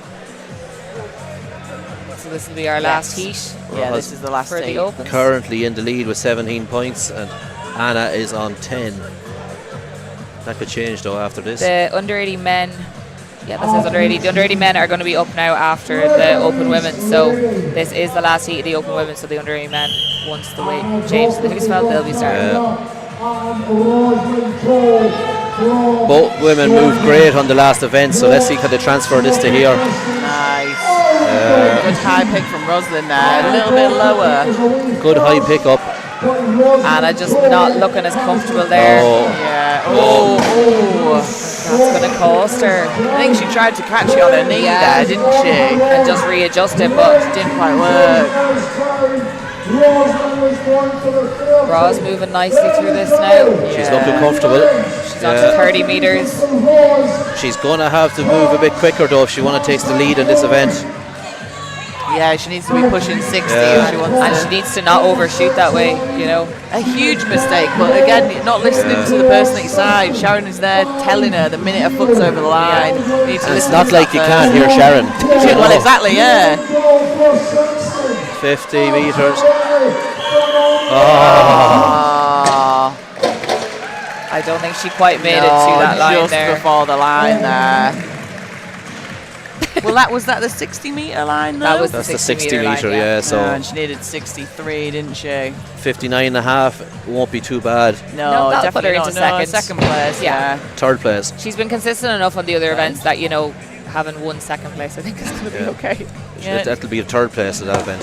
Third. Yeah. Oh. There's a 60 here. Oh, there is Yeah, and a 60. Anna made 63. 60 Yeah. metres. Oh, yeah, and Estelle Fox did 6 metres. So it'll still be good points for her, and Yeah. she'll still hold on to that lead. Just about, though, I think. Yeah. Femke's not behind They could her. be tied after that, you know. Yeah, Femke's not far behind her. I think she'll be in 1 point ahead. So, onto our under 80 men now. If Jack, pay attention here. The Hobbits. And Sorry, just looking at the lads there are stuck.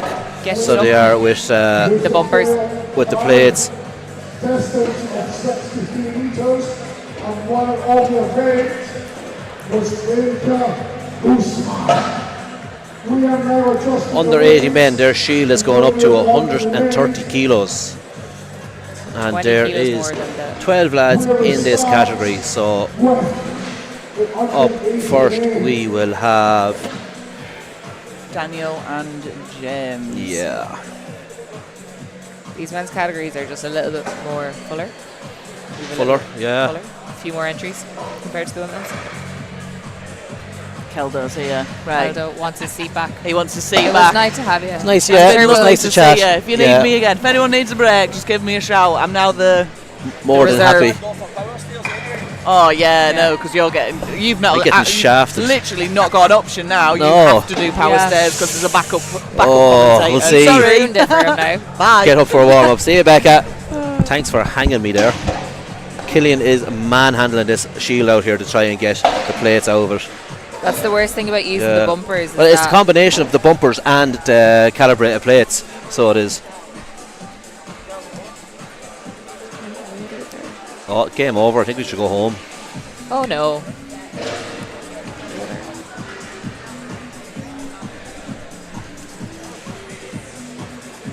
You just gotta get him together.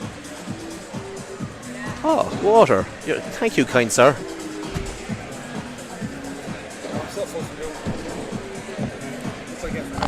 Yeah. What?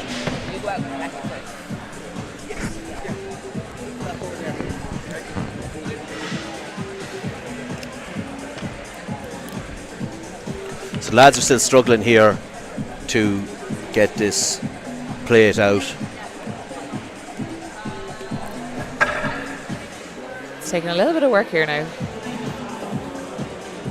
I think it's starting to come out.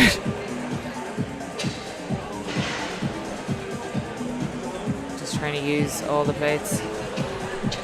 So that's the worst when you drop it. You're kind of, hey, we got it out. Playing to the crowd there, lads. They're just so strong. Keldo, do you want food? I'm going to order burrito. Are you ordering food? Yeah. We're ordering burritos. Order me something plain and chickeny. Plain and chickeny. Yeah. Here, so look at the options there.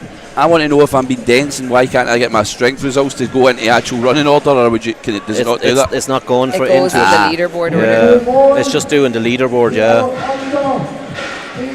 I know it has been a bit shit, so it has tried to scan through it, sees who's in what place, but yeah. So we'll have Daniel and James up first.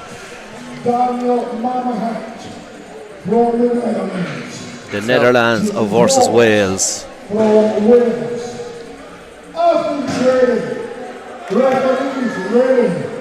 Daniel with a pair of Adidas Superstars on him. And he is away. Moving. Looks very, very, very comfortable. Just overshooting that turn, both there a little bit. That was a bit better there now, just foot on literally the line. the plainest burrito you've ever seen in your life. Almost. Who have we got? Darren, Daniel and James. Daniel and James, yeah.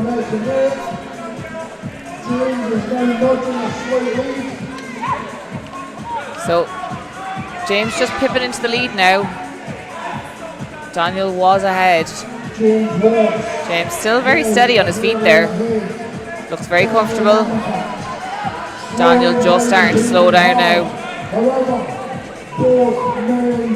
Just using those last couple of seconds just to grind it out.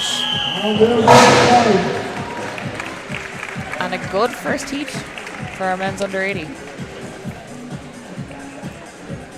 50 kilos over body weight in it, 130.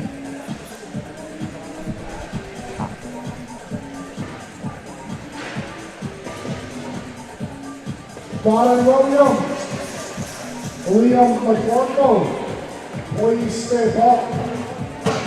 So next up we have Liam McConville and Darren Williams. Yep. Liam probably looking for a wee bit of redemption after the frame. Yeah, definitely. Sitting 11 points behind Mason. Obviously 6 events left over the weekend, but it would be good for Liam right now if he put in a massive distance and put the pressure on the guys coming out of the back end of him. Yeah, he needs to. It looks like he's got the wingspan to get around this.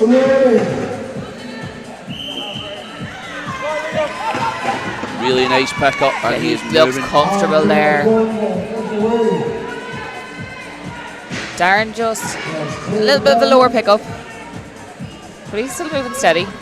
86.4 is the lead that James picked up there, so that's a big distance. That is. Anything close to that 80-90 metre mark on an event like this is going to be grim on the body. Yeah. And Liam's moving quickly still. Yep, and still got power stairs to go as well. Liam McCorkle is moving at a rapid rate, but it's one clear leader here. Darren, however, needs to keep. So Liam has now lapped Darren. We just missed the line there. Darren's down. Liam is still going strong. I think Liam is approaching 70, I think. 70. He needs this. And Luke looks like he's going to blow, yeah. And he just ran out of time there, just wasn't as quick as the other two. I was saying when I went on to the MC, Elisa looked like she could have done her 60 seconds in her when she was on the last. Elisa looked like she could have done her 60 seconds. She just looked as if she could have so keep going. comfortable. You wonder what sort of conditioning work you do, or if it's just natural fitness to get to that stage where you can do that 60 seconds and then a ton more. Some people do just naturally have that bit, like they just have a bit more of an engine in them. Like two gents who know themselves very, very well. We have Kyle Scott and Matt Neese. Yep. As we're looking at the under 80s, there is also going to be an under 70s category that's now opened up for next year. Yep. Well, I don't know if we're bringing it in next year, but AL Fitness are running World's Strongest Man under 70 this week. Is it this weekend, I believe? Quite possibly. So we know Kyle is very good at carrying events. Kyle looks comfortable. Kyle Scott has a good pick. Yeah.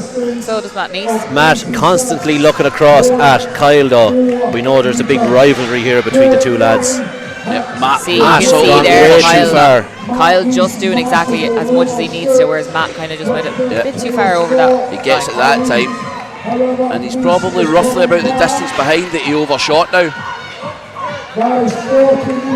Oh, Kyle just readjusting. That's going to cost him a bit of time. Matt just needing to adjust that as well. Both these guys are going to lose. Oh, big points on Kyle that. needs to dig deep here. Now Kyle, let's go. Super Kyle. Clark Kent, Slim Shady. His previous shield carry, he is no stranger to digging in deep for these poster boy for OSG for the last year. He went sideways, he went backwards, he went every direction.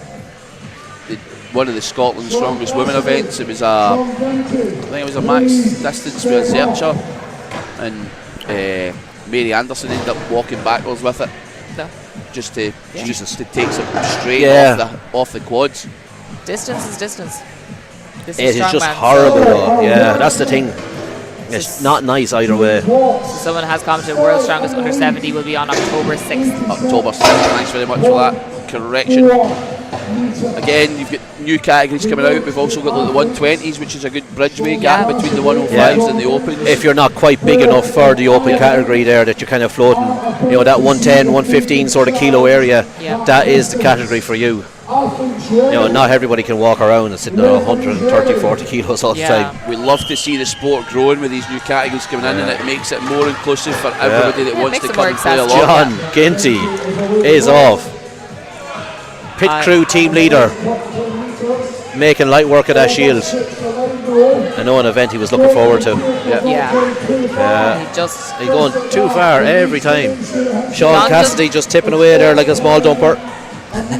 John is a little bit more or less experienced than a couple of the guys. You can see he's probably giving himself an extra metre to go as well, because he's running that diagonally instead of straight up and down. John with the fists clinched as well, creating them two hooks or blocks nearly for that shield to get by. Sean is hot in his heels here.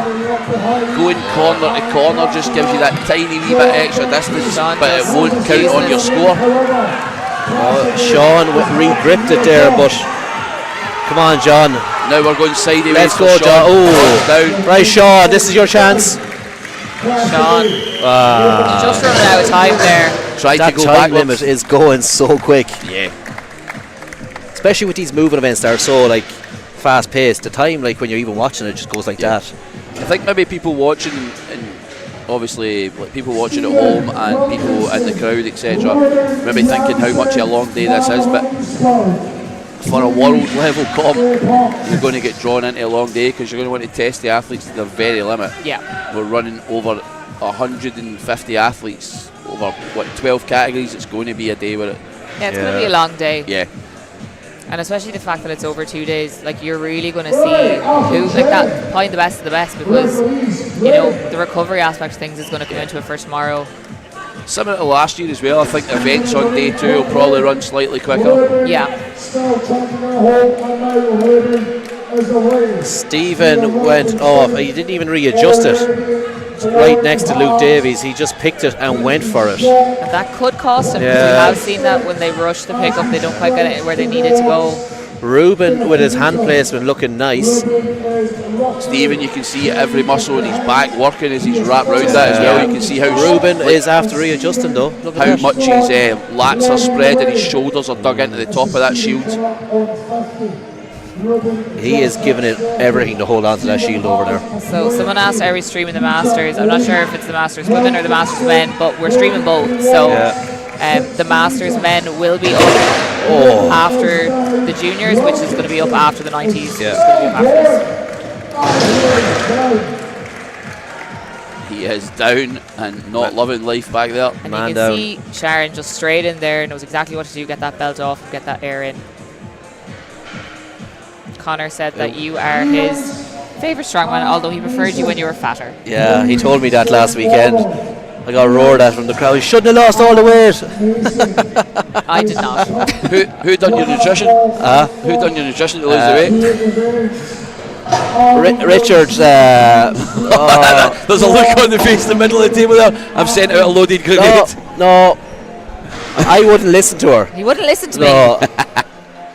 I was trying to do his nutrition. It's harder when you're in the same house. But no, it was actually the most frustrating thing, because the plan Richard gave him initially was pretty much exactly what I was trying to get him to do. But when I was trying to get him to do it, he was like, no that's not going to work for me. How could I not do this in the press conference yesterday with the 80s? Yeah, we should have put us up. Yeah. No, Richie's nutrition was unreal, so it was. He knows what he's at. And clearly, made me drop 30 kilos. Niels and Mason now. Mason. Boys are absolutely flying with it here. Niels has got the second best hat of the day behind the cowboy hat. Yeah. Having a hat off here. Mason, these two lads flying. Absolutely flying. Neil's just coming ahead now. This is going to come down to who has the bigger engine. Niels and Mason, these boys are absolutely moving. Mason just starting to slow down there. Yeah, Neil's still going. That Paddy captain's serving him well. Neil's just needing to stop to adjust it. There's Mason just about taking the lead. He's maybe about half a metre ahead. Yeah, come on, Mason Mason Niels, come on, really Niels. good space on that tongue. Niels just is down. It's amazing how this sort of event shows you how quickly a body can shut down as well. They hit that line half a metre of distance, and as Niels turned and started moving, Mason was about 8 metres ahead after only being half a metre. He made up like 8.5 metres in that turn and run. He shrinted out those traps there, and he still had that second gear to then make it up and back down again. Connor, you're my favourite retired strongman. And again, it shows, see, when we were talking earlier on about events that can flip scores. Until the two are up for these points, James Watt, who was sitting in last place, was on the lead with 86.4 metres. Who would have went out first, so... Yeah. So he went out and set the pace that until we see the scores for these two guys. That's the thing about not knowing what you have to do. You just kind of have to go out and give it your all. That's it, you just need to go for it. You have no choice in the matter. So we are moving on to the under 90 men now. 93 metres. Mason with a win on that. That's 3 event wins for Mason now. What's really good for Mason there is as well that James is going to get in between him and the opposition. So James will place himself in between there with that 86 metres. That changes things up a nice bit. Yep, puts Niels finishing third obviously, so it still keeps him in a bit of distance, but it puts 7 points of difference.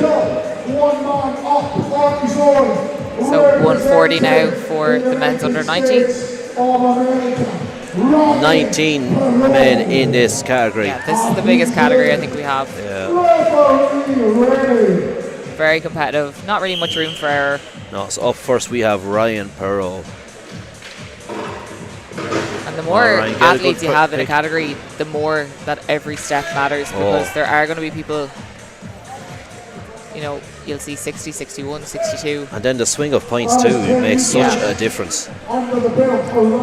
This is the sort of event as well that will decide the podium, and it could be somebody who's nowhere near the podium that makes the difference on the weekend. Yeah, that's the thing. Yeah, that person that got in between that top 3. On the competition and seeing the opposing athlete. Good start here from Ryan. Yeah. He's coming up to the 40-metre mark. He's doing well.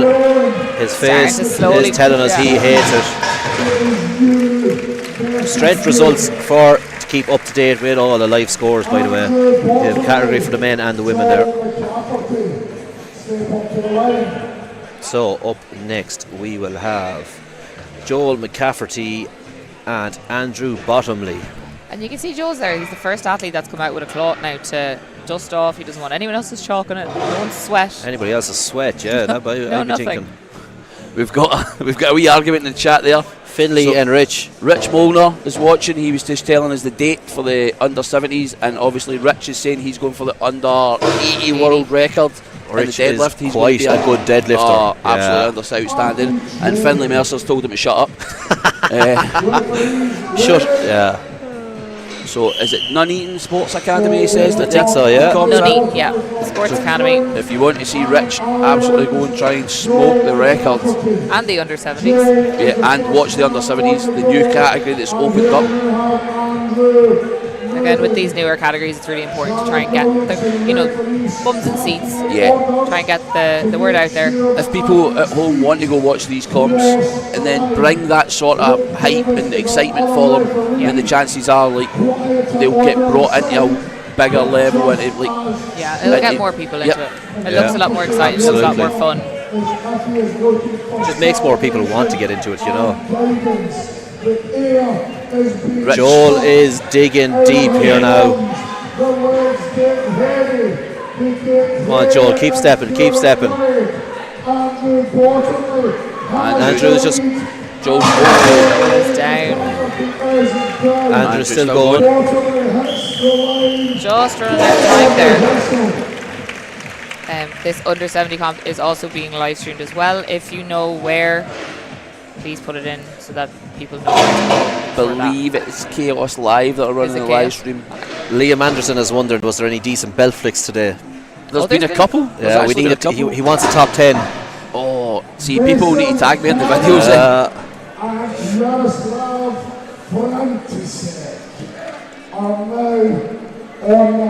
I had Lou French on the podcast this week talking a bit about Natty Worrell's decision to miss out. So Lou would have been doing the 73. She won Brits.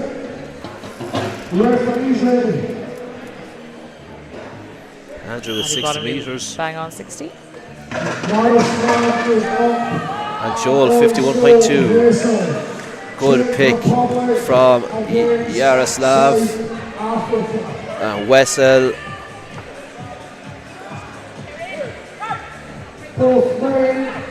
Wessel again. We've seen one or two other athletes really get their hands right in under. They're just hooks then. And he's just adjusting his grip there now.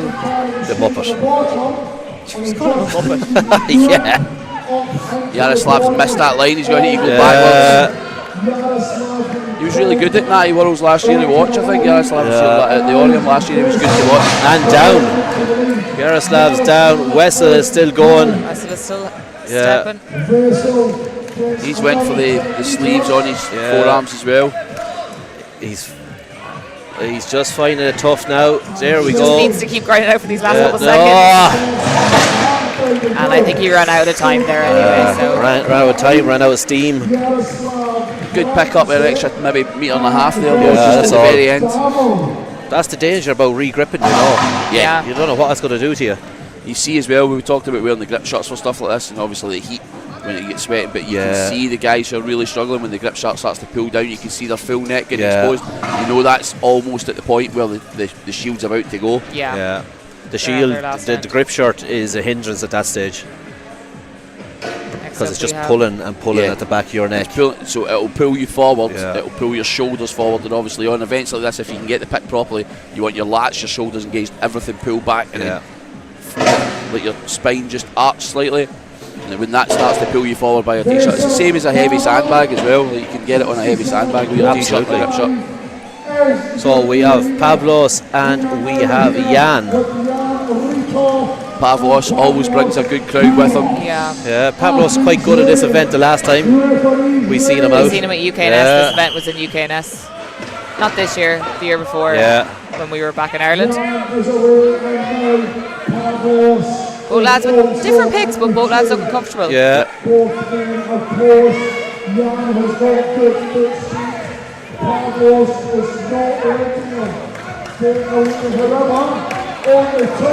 I do much prefer though the way Jan has it picked, where it's kind of locked into your wrist, that you're not relying on your fingertips to hold on to it. I do think it's a little bit more efficient. I think if you can get almost that, if you've got the wingspan, you can almost get that with the wrists a bit lower. It means when it opens up, you can actually use your hands. So once the pain becomes too much in your wrist and your forearm, if it slides down, it's obviously hitting your legs a wee bit. And now we see there Pavlos with the re-grip, which cost him his grip. He just couldn't get around it. And Jan is down as well. Jan is lights out. Davies. That's a bit of dirty compromising position there. I would maybe move Luke. Luke straight in there to catch him. And he's all right. Get up. It's just what happens. You give your all. The pit crew are going to now drag him off stage. It's probably the lightest thing they've moved all day. They're like, oh, you're only 96 kilos, that shield's 130. Yeah, this is a break now. If you keep flinging it on the ground and the plates come out, it'd be appreciated. I think the boys are enjoying moving it with a bit of less weight in it. No, absolutely. So we're going to have Jordi and Luke Kiger. Luke, one of the Aussies. Currently the biggest category of the day. Currently sitting third place, Luke Kiger as well. Doing well. I was talking to him outside there. He's not feeling too bad. Enjoying the weekend so far, anyway. Those are some short shots.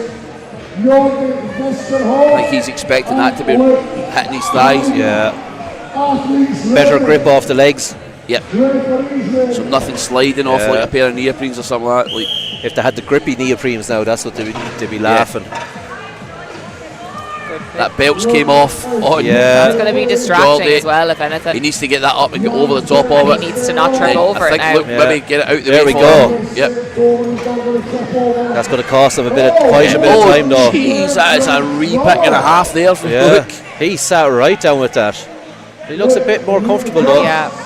It's also you really need to make sure you listen to your ref here and you don't just his legs are not looking too hectic though. I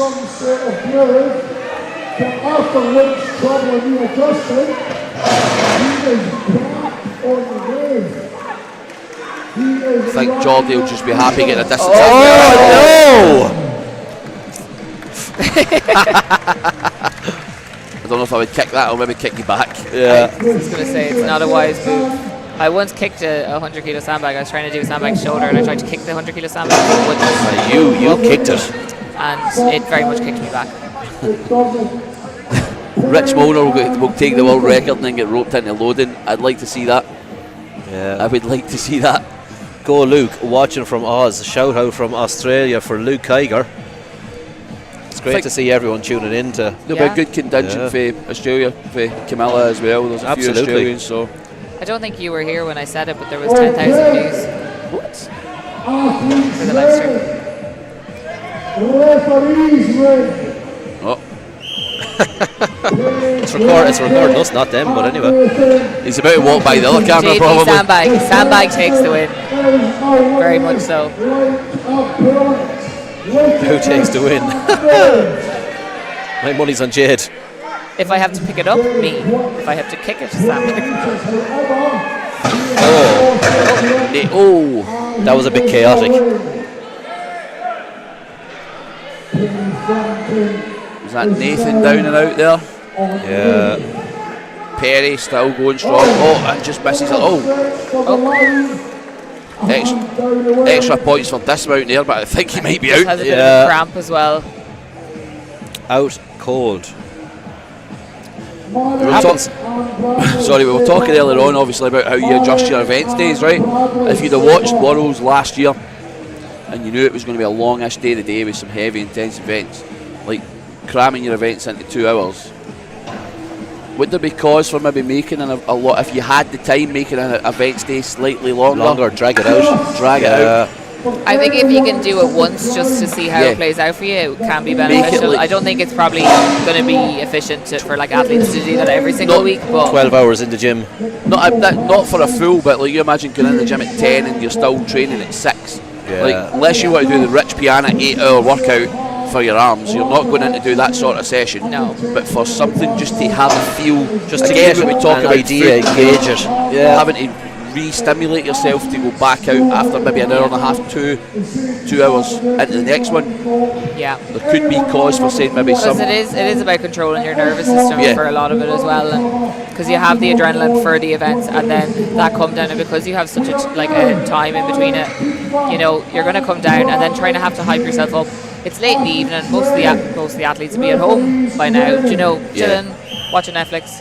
Some of the OSG athletes who are maybe used to longer days but less events might benefit.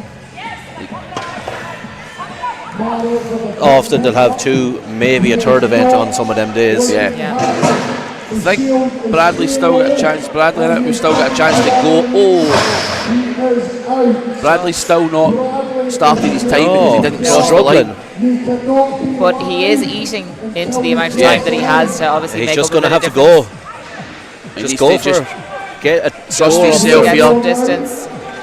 Tiny steps. Get past. If he can cross the line and get back down, I don't think he will. But if he If can, just get to the line. A Absolutely. good effort, but Yeah, just if he had crossed the line, he just would have pipped him for points there. But unfortunately not enough. Please step up. Tom and Ian next.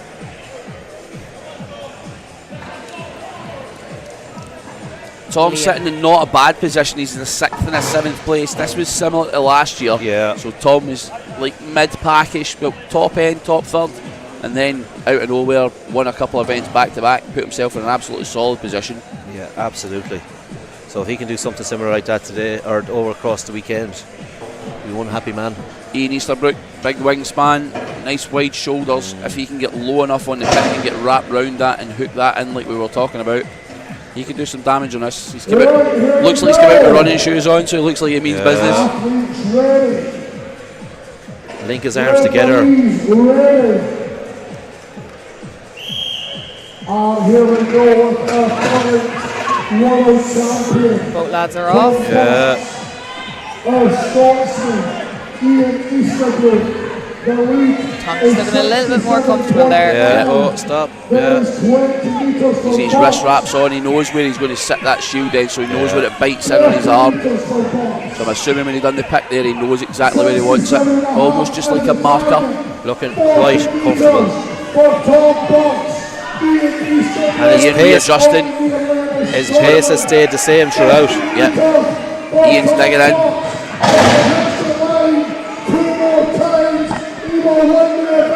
That's 60 metres.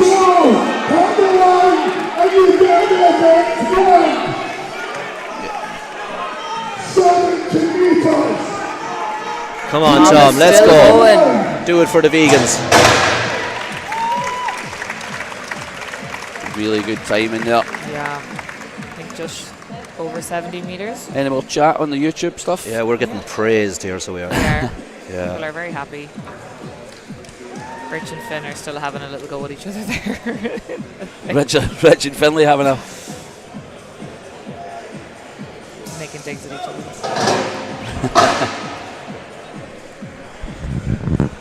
Liam Anderson saying exactly what we're talking about. We were saying as well, it's hard to know, like, you'll have athletes, obviously, you know, with nerves and stuff, it can affect your appetite kind of coming into that first day. And it's fine when you just have one day competition, but, you know, basically not eating anything all day, obviously expending so much energy, and then having to recover before tomorrow, like, a lot of the athletes are going to go home and have to try and load food into them because they mightn't have been able to get it in. So it is just finding what works. Callum Elder as well, he's one of the Scottish athletes. He would have been here this weekend, but he had a couple of conflicts and had to choose his comps wisely. 74.3 metres for Tom Butts. Absolutely outstanding. Savage performance there by Tom. So up next we have Thomas DeGooley and we will have Chris Herbert. Both men off slow, but both men looking comfortable with the picks. Chris sitting in first just now before this event. We are second and third place, so it just shows consistency. Jakob and Craig Lewis up next. Craig is up there pacing back and forth. He's absolutely dying to get out the traps. He is ready to go. Chris, A readjustment there from Chris. It might have cost his grip though, because his hands are sliding. yeah, he's picking up his pace to Has try. gotten wide. That is So that's a nice repick there to even get a couple more metres out of that. We're going sideways now. He wants to hit that line. Doing the crab. to hit that line. Oh, Just couldn't quite get his foot to that line. so close yet so far. Good efforts from both men here. So we have Craig Lewis. Craig Lewis is straight down here. Means This is business. our last heat. Yeah, and Jakob. Both These men men are ready to rock and roll. absolutely blitzing that frame.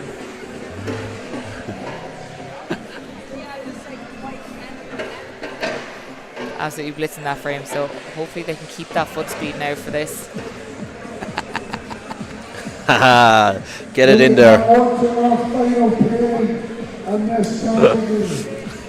Lovely Strom shakers there. Strom sponsoring the event, of course.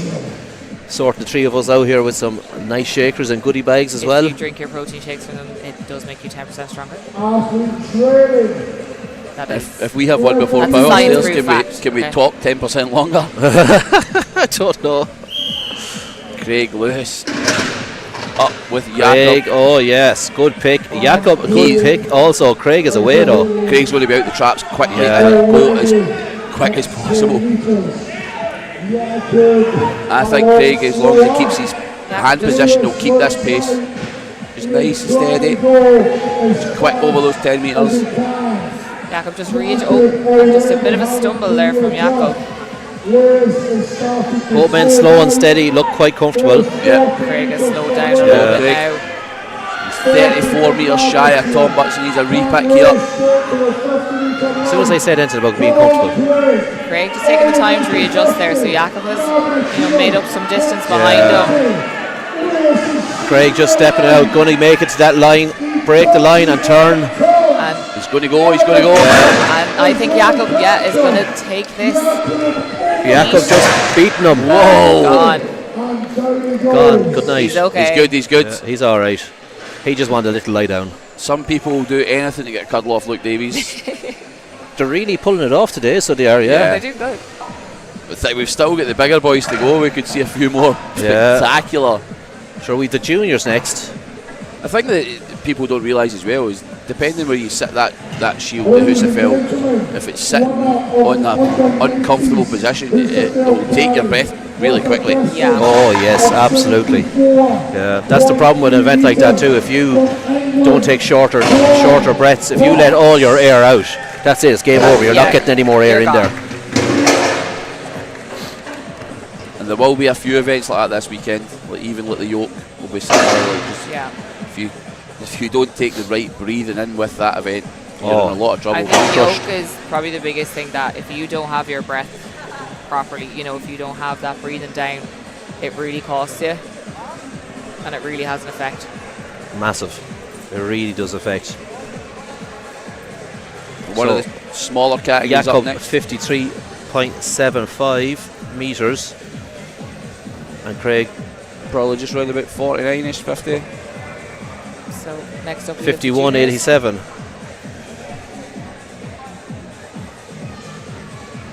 which means I think Tom has the win there. Yeah. Chris is in the first, Tom Butts, followed by Jakob. Craig following closely with 39 points. So I need to find the juniors.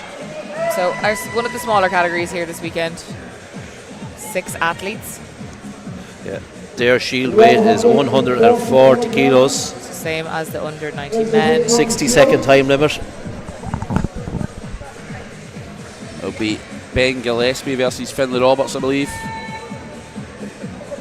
Finlay, one of the first few athletes to come out that haven't come out with a grip shirt on. really quick on that pickup, by the way. Finlay Roberts just manhandled that. He needs to steady himself, though. Sometimes he can be a little bit too He is chaotic. just raw power. And you can But he's just moving lose well. yourself. is looking a bit unstable on the foot. Controlled aggression. That's what I say. Oh,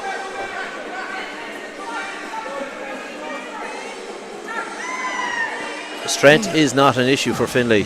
no. That said, he's slowing down now. If didn't Ben quite make the Gillespie line. can Ben pick up a has very time quick now, 10 metres and turn here in his time, he'll actually probably take Finlay. Finlay will keep tipping away. Ben. And he just shy of that line. Ben gave it all he got there. Finlay giving himself a slap off camera and called himself something that you maybe don't want to hear. But he's smiling. Thankfully off Some camera. very, very nice words.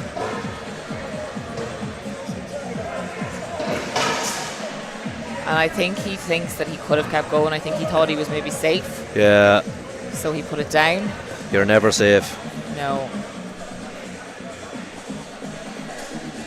So up next we will have Jack and Joe. And Jack, if anyone was watching the last event, unfortunately just dropped that frame just before the line, so had to run back in, pick it up and get it back over the line. But he probably would have taken I the think he win could have for that taken the win event there. if he Yeah, hadn't had to do absolutely. that. So I'd say he'll be coming out here. Hopefully he's not too annoyed, that he can keep himself in the zone, keep himself Keeps focused. up composed. With such a small category and 8 events, though, I know it might seem like a disaster at time for Jack, but a couple of good events back to back Yeah, we'll see him and back pushes up there. him like right back up there again. So He clearly has the speed, so yeah, as long as he makes sure, that he listens to his ref, he gets his foot over the lines, no mistakes in this one. And tries not to hopefully- let it. It's a long time since he's been on the competition floor after that mistake from Yeah. the frame as well. So it's trying not to let it affect you in that Yeah. time spell, not letting it. Hey, Ailey. Ailey, another one of the class natural athletes from Scotland. Ailey Gregg. She's done the nutrition for some of the women here the day that weighed in yesterday. Joe is absolutely flying here. Yeah. Jack, not with the most comfortable of positions there, I don't think. Killian moving quickly with Jack though. Yeah, Killian can move. Killian getting the steps in. Jack's just lost his grip slightly. Yeah, he's powerful enough to readjust it. Will he get to the line and readjust it, or is he I going to think try and raw dog it all the way back down? Yeah, he's just grinding this out now. Joe, meanwhile, is still going. Yeah. Joe Joe looks comfortable. is a big man. Who's Joe's ref doing all the skipping up and down? Just needs to make it to this line. Oh, and shit, literally just fell out of his hands there. Good distance though, all the same. Yeah. Ben Gillespie, 59 metres. Finlay Roberts, 29.7. I think Joel will have taken the lead. Oh, there I with think that. so, yeah. I think if they've gave Finlay Roberts 29.7, I think he missed a turn and then didn't go back and listen to his I ref. think so. Oh, Because that I'm was almost the certain issue. he done 5 lengths, which Yeah, is probably why he gave definitely did himself more a than slap. 3. Yeah. I seen his ref point at the line and I assumed that they were maybe just going to make It was it go a that wee last bit run further. up there, yeah. That's unfortunate. So that's definitely going to cost him. It goes to show by like atmosphere, hype, etc. If you're in the zone and you're not paying attention to your referee on an event like this, where it's very important. And again, these lads are juniors. They're young. Yeah. They're probably only new to the sport. Well, there's a couple of them that are. Our last pair and up here now. They have good time to make this Yeah. mistake. Kolk and Stevens. 77.2 metres is the one to beat. That's a big ask now from these two men. Yeah, these men are going to have to try and move it quickly if they want to beat that. Yeah.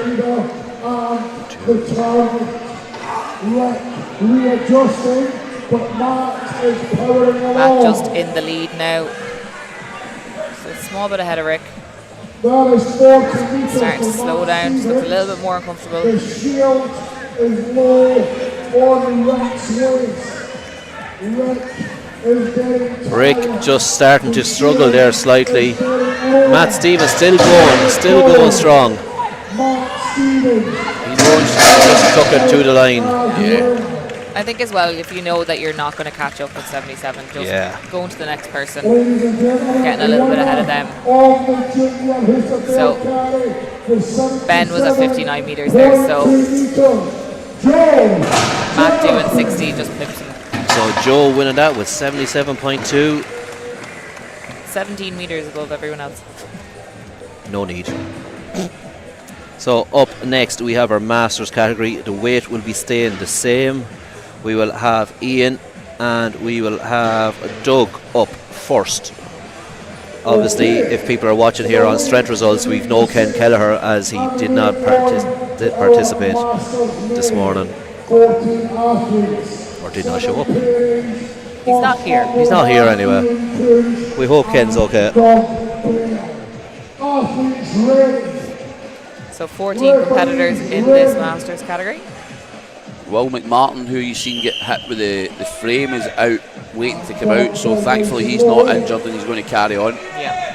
He's up the back waiting. Both these guys are setting.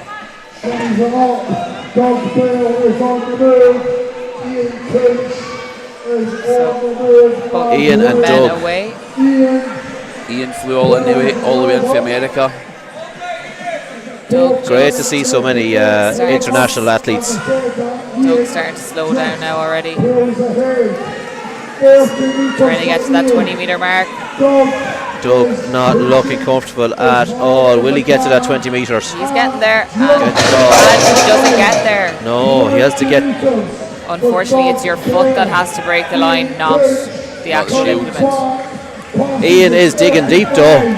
That is a face of determination. Coming up to 40 metres now, just needs to get his foot to this line. And I think he has had enough. Yeah. Probably one of the more slender of the Masters athletes. Yeah, definitely. He was going to get there no matter what. Size can play a difference in this. Like if you're massive, jacked and muscly or carrying a lot, like you can deplete the tank really quickly. Oh yeah, absolutely. Especially too with a shield on your chest there, you're not able to get the oxygen in. So up next we have David Wright and we have Olaf, Keldo's favourite of the day. Right, here we go. Athletes ready. Referees ready. I'm not even going to try and pronounce his last name. Yeah. Olaf. If anyone knows Olaf's second name and how to pronounce it, if you could just spell it out as if we're phonetically. Silly phonetically. children. I did hear Martin saying it, so he obviously has it down to a T. Olaf hasn't crossed the line yet, so he's still allowed to keep picking that up until he gets it right. Yeah, he's in that safe zone. So obviously for the people who are maybe wondering why the shield is set so far back, you've got a safe zone that if you cross the until you cross the line, you've still got a chance to keep picking it up. Yeah.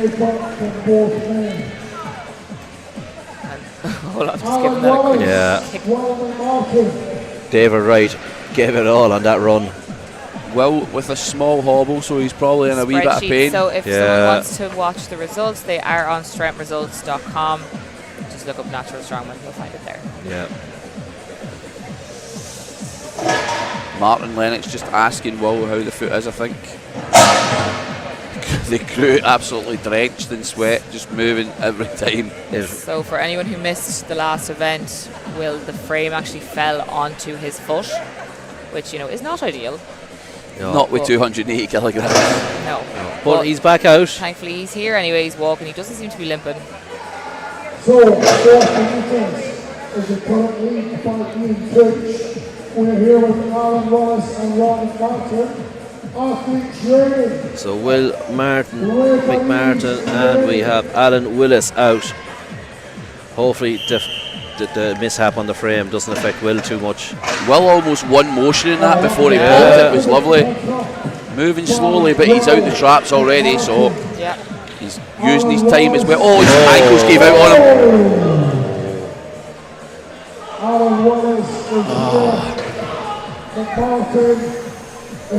Ooh, that did not look nice. Just on the turn, so we're on Alan Wallace just now.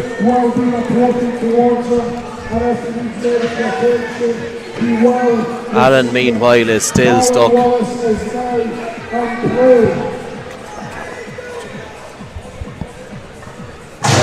And Alan is down just shy of the line as well.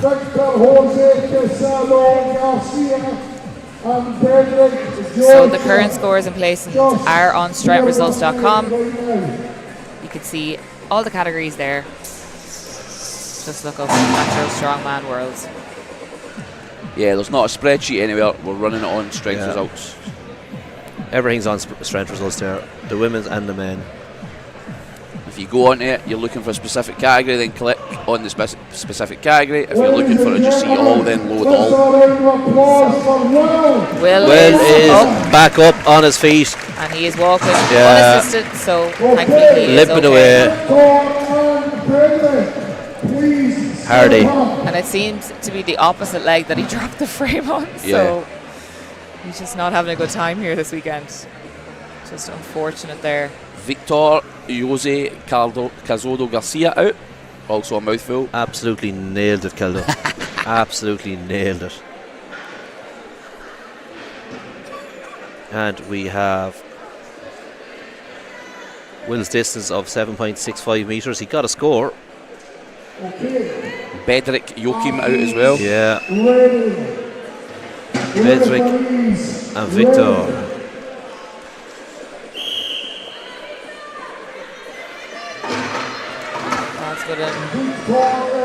Good pick up there. Yeah, seems to be, but quite slow of a start from Bedrick. Meanwhile, Victor is off, moving nice and steady.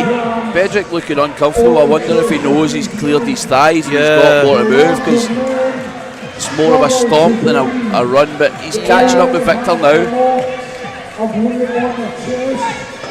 Victor's going to go. Victor's gone. Slow and steady. Yeah, it seems to be working for Bedrick. He's actually picking up speed now. Yeah, getting into a flow. Yeah, he seems to be finding his feet with this. He's actually moving better with his shield on one leg than it was sitting above both his legs. Interesting, so it was almost like he was wrapping his leg round and through.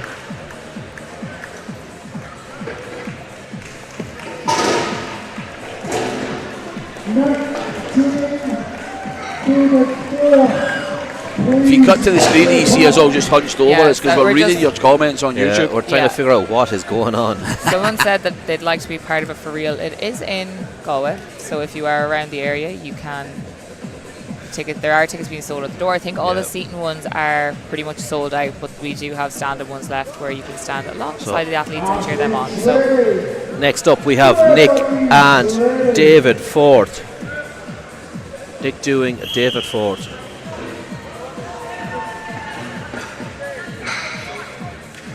See some of the athletes just using their knees just to rest it on, just so that they can get their hands down, and then it's a good tactic if you can manage it. Yeah. Both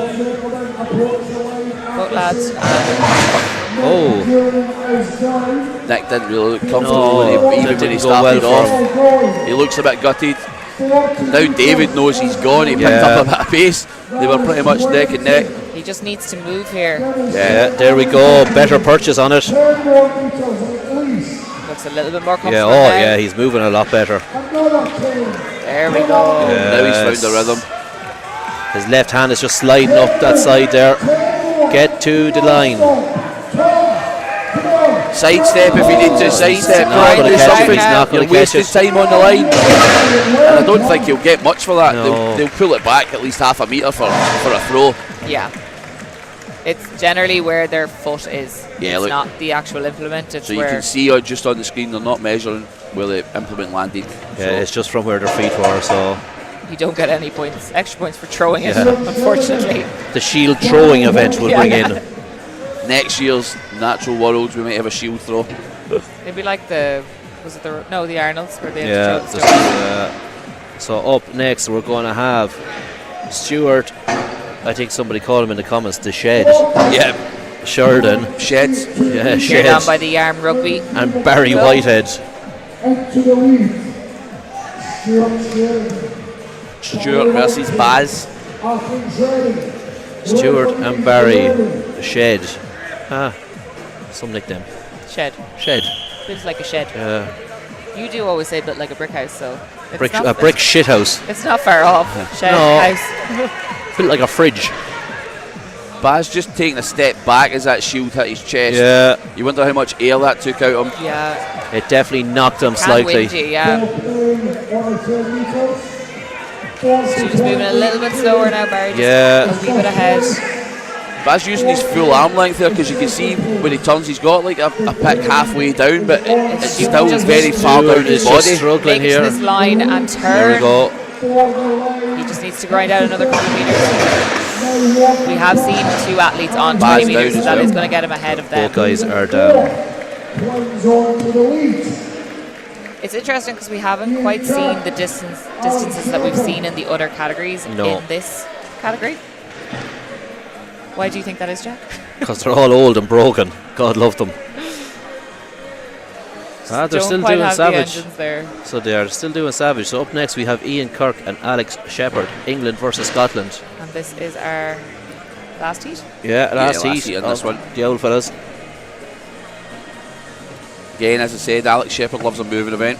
Yeah. And judging by his last event too, this should be good. We know he can cover A good bit of distance ground, quickly. yeah. Just see how he How moves. much weight? The weight for this Hoosfell is 140 kilos, so the Yeah, same so as the it's juniors, not same light. as the under 19. In the slightest. We have 2 more categories then after this, with the under 105 men and the open men, before we move on Still to the last quite event. a bit to go. Yeah. Especially as the weights increase, it'll just be more effort for our loading team here.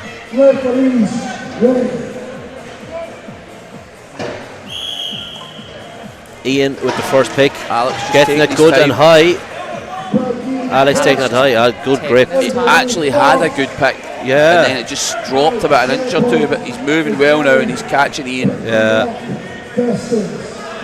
Ian a bit taller, so probably a bit more leg length just to pick it up, but that readjustment's cost him time. Alex, Both men pretty much neck and neck here. yeah, just taking the lead there now. His grip still looks solid. He's a good engine on him. If you're Alex, you're either listening for that clatter at Ian's shield or you're just going to keep going for 60 Yeah. seconds while you're in the lead. I think you're going to see him keep going. Yeah. Unless he hears the noise that Ian's dropped it, like so. Like, there you go. There you go. There you go. My first prediction of the day! Yes! Hell those It's only delighted. taken you till 6 o'clock. Yeah. Took me Took 20 him past all 6, day I to get nailed there. it, I called it. I knew he'd be listening. First and last time he's going to be right this weekend. I tell you what I'm going to be right about, you're going to be in Hurton doing power stairs, I big will man. fucking not. Tell you right now. So 2 categories left now. Moving on to the under 105 The fear every time I men. see Matty coming this direction now after you talking all that time. You can probably sniff the food that's in this what's direction. he coming in here for? Go. Does Matty want to come on the mic for a wee bit? Do you want to do some talking? No. Well, piss off then. We don't want you here. So up at the under 105s, we've Matty- quite a few men here in this category. Matty could have snuck into the Masters. Yeah. He But can't. we've seen his driving licence and he's actually 32, but I this know. weekend's aged him about 15 years, man. Everybody gets shocked once they find out Matty's age. Did they tell you what happened in Edinburgh? They actually made him get his driving licence Oh, yeah, to yeah. prove his age. They didn't believe him. We are up into the 105s now, I believe. The weight has gone up to 150. 150 kilograms. Look at that. The man of the moment, the organiser behind all the madness. Go away, you. Go away. Logan, What room are you in? Huh? What apartment are you in? What apartment are we? 45 1. 45, room 1. Yeah. That's okay. He didn't ask me to do anything. Matthew and Logan out just having a wee run with the shield as we're organising rooms for tonight. They're just out for a little jog, aren't they? Tell you what, the 105s have got a good tank. You'll see about some big distances in here. Yeah. Both these men are moving very well. But look comfortable. Do you think footwear plays a difference in this, or is it just what you're comfortable in? I think what you're comfortable in. I also think you need a good connection in the floor here. I don't think something's squishy. Because you'll see sometimes people get a bit too chaotic. They don't quite have the stability in their feet, so when they do those turns, they can kind of lose a bit of momentum. So, like, you see a couple of people maybe try it in almost running shoes. So that thick heel when you turn, gives you the danger of rolling your ankle. Yeah, and I've seen it happen before in a comp where one of the favourites going into it, they should just like that, just went over on her ankle and threw her out after about 3 meters. The Vivo barefoot shoes are always a good option. Yeah, I'm a barefoot gal. Yeah, there's a lot of people wearing them here. I know Logan, is it? Yeah, Logan was wearing the actual barefoot brand ones. I don't like them as much because they're very clothy looking and they seem to move under your foot. Yeah. Whereas the Vivos have an actual bit of a grippy sole. Yeah. I see a lot, like Cerberus have brought out the grip socks for deadlifts. So putting them on in the shoes, people maybe don't realise, but like footballers wear them like that in their boots to stop their feet slipping in the shoes. And it makes a big difference. Ramping your laces up a wee bit tighter, putting on something like Cerberus, one of the sponsors for this weekend are selling with the grips, can actually benefit. Who have we got out here now? We have Conor Riley and we have James Knight up. James moving quite well already, moving fast on his feet. Conor's moving comfortably behind him too, nice into short, sharp steps. Mixed bag for Conor so far today. We are 4th and a 15th. So you can see Conor's arms are just a little bit shorter, so he doesn't have that wingspan to quite get his arms around it. His leg span wasn't too hectic there now either, as it got lower and lower. He just had no choice but to go out wide. Yeah, he had no choice.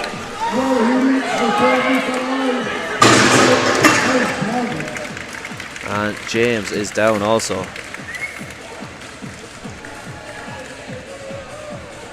Still get a good crowd in the stand considering the time and the length of the day.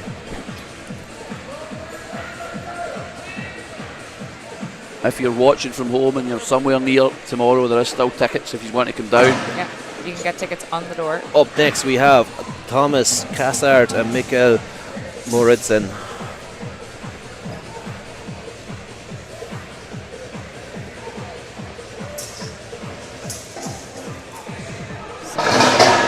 Start to this under 105 category so far.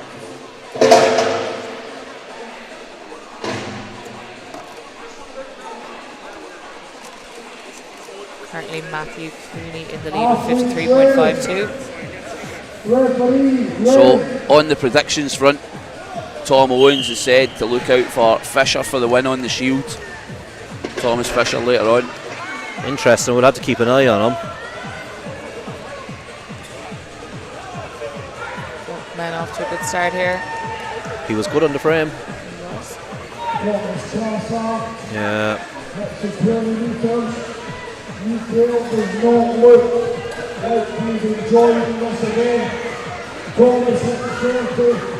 Trying to readjust it down there now. He's just waddling. And you can see he tried to get a bit of a bump with his hips there, thinking that he maybe had got a bit more distance, but it is from where their feet are. It's as far as you get, not the Shield gets. That looked as if it ripped right down his wrist there. That did not look nice. You see him just give a quick glance at it there as well. So spotters and loaders are quite happy when they drop them because the plates come out and then it makes the shields easier to move. You see them running down with a couple of 25 kilo plates, makes it a wee bit easier to move. The amount of calories these guys burn on a weekend is absolutely unreal. Up next we're going to have Pierre Laporte and Matthew Ronnie. I wouldn't have any interest in eating after something like this. Appetite be gone.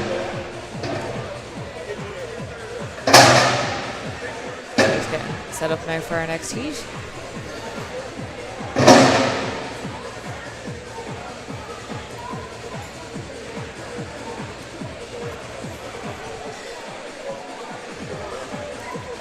Mikel with 33.62. That last heat. 53 is the pace to beat so far. Yep. Poor pick there. I think maybe just taking a little bit more time to get that into a better position. He looks like Poor he's pick by struggling. Pierre. Yeah, Matthew got a better purchase on it and is away. He's already passed him. But as we know, it's not a speed event. Matthew very matchy in his purple shoes and his purple shorts. See, Pierre, just that pick just cost him and he only got 10 metres. We're on 30 so far for Matthew though. Matthew moving very well. This must be a Matthew event. Just turning his body slightly, he's taking a bit of strain off Just his starting to surplus. wobble. Couldn't quite Nice make, dismount though. Very nice of him to leave it upright as well. couldn't quite make that 50 metres, so Matthew Cooney's still in the lead.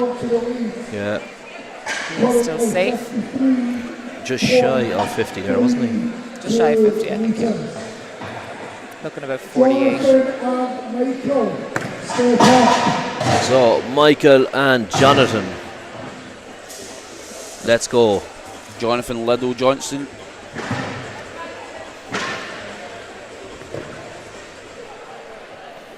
We're moving through this category quite quick. Yeah.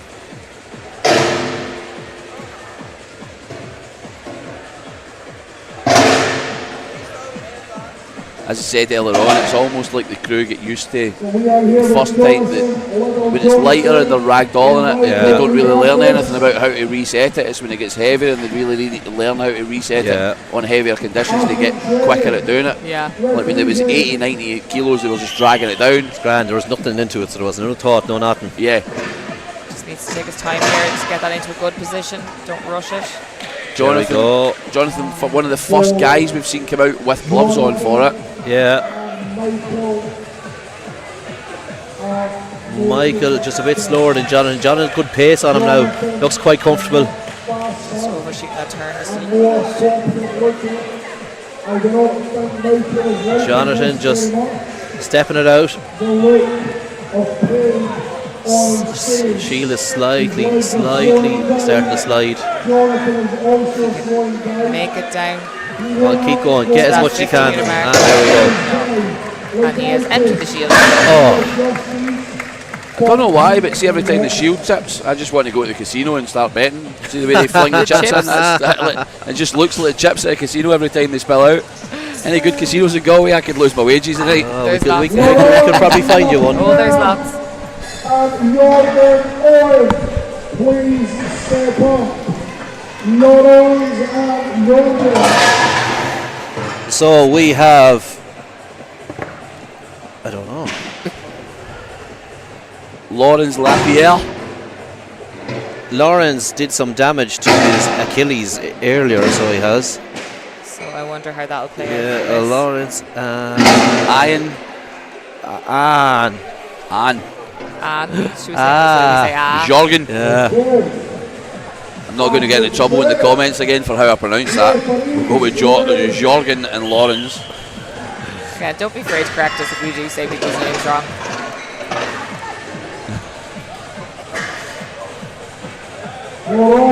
Lawrence, despite his Achilles, yeah, he's looking good. One of the few coming out in Jordans. There, shaking his head. I don't think. Yeah, that referee adjustment did not work for him, I don't think. It's that risk when you open your hands out. Just sliding more. Now they're on the side and they're both neck and neck now. Yeah. Go on, get stepping, come on. Jorgen is readjusting as well, but he's... I think he looks a little bit disappointed. Yeah, he's going to go. Them shields are taking some abuse. Absolutely solid bits of kit though. Oh yeah. Yeah. Again, made by Matty himself. Brilliant. Yeah. He has Killian to test drive the shit out of him, so he has.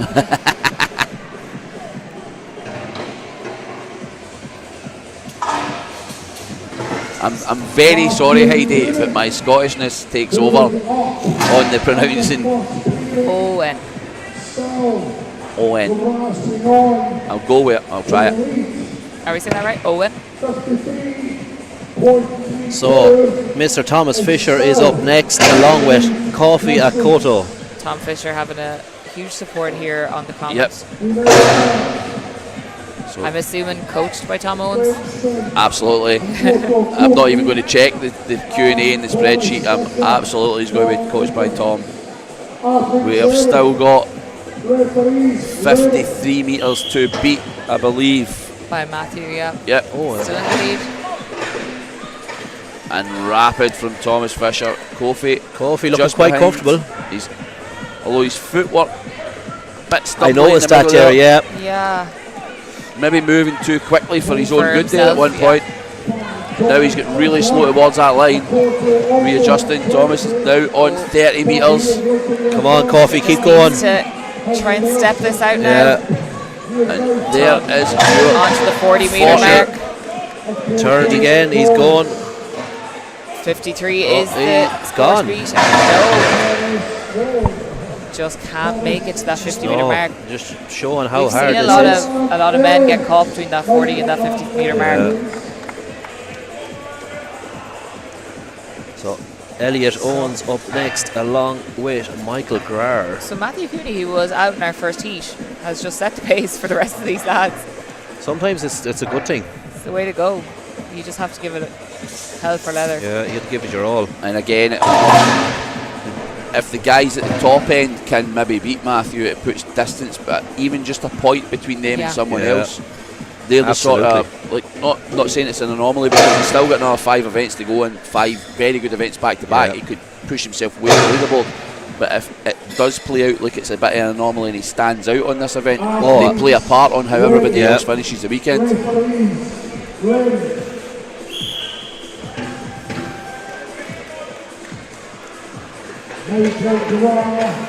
Michael with a big wingspan. That was a high pick. Really high there. Yeah. He's readjusting his playing hands. with his hands though, yeah. 3 times on the move there, he readjusted his hands. Michael has got that mid-chest and he can see over it, and it's not really hitting his legs, so you can tell the size of the boy. You can just see he's starting to tilt forward though a little bit. Yep. Put a lot of pressure on the spinal erectors and on the lats. And on a day like today where your fluids are maybe not right, a lower back pump. You can see him really utilising though the length of his legs, like he's actually using himself to step out to hit that line. Getting there. Sharon Hurd, Mr. Owens. Just couldn't quite make it to that 40 metre mark. 60 metre. 60? Was it 60? Find out in a minute. But we get lost in actually discussing the technique that we stopped counting laps. No, I If think it's 60, it was. then we have 2 metres. We'll see now in a second.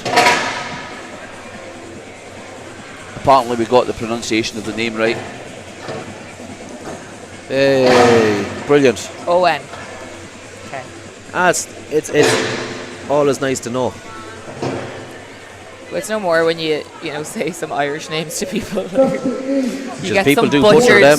Some butchered Irish names.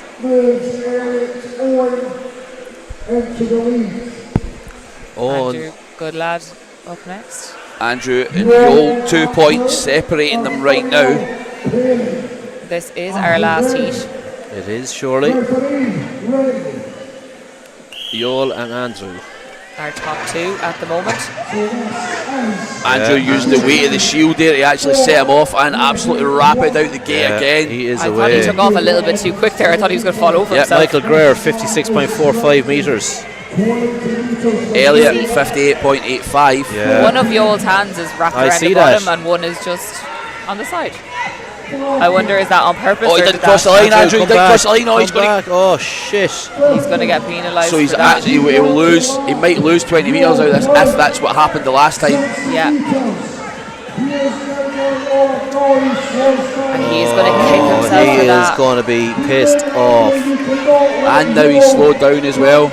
And that's why you really need to make sure that you listen to your rep. Joel is moving.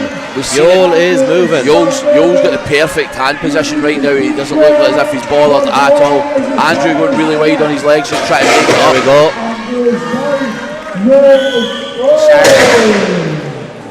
Sharon just That is a breaks pity. news to Andrew there That now. is a pity.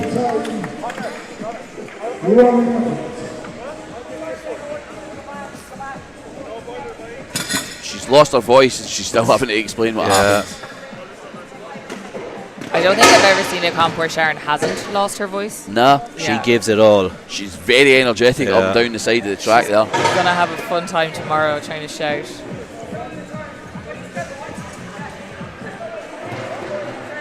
we're not entirely sure what the penalty is for not I'm not crossing sure, does the he line. just get that full length Did that taken get that away run from him? taken away from him? Is it That'd the make sense in full my head. 20 metres?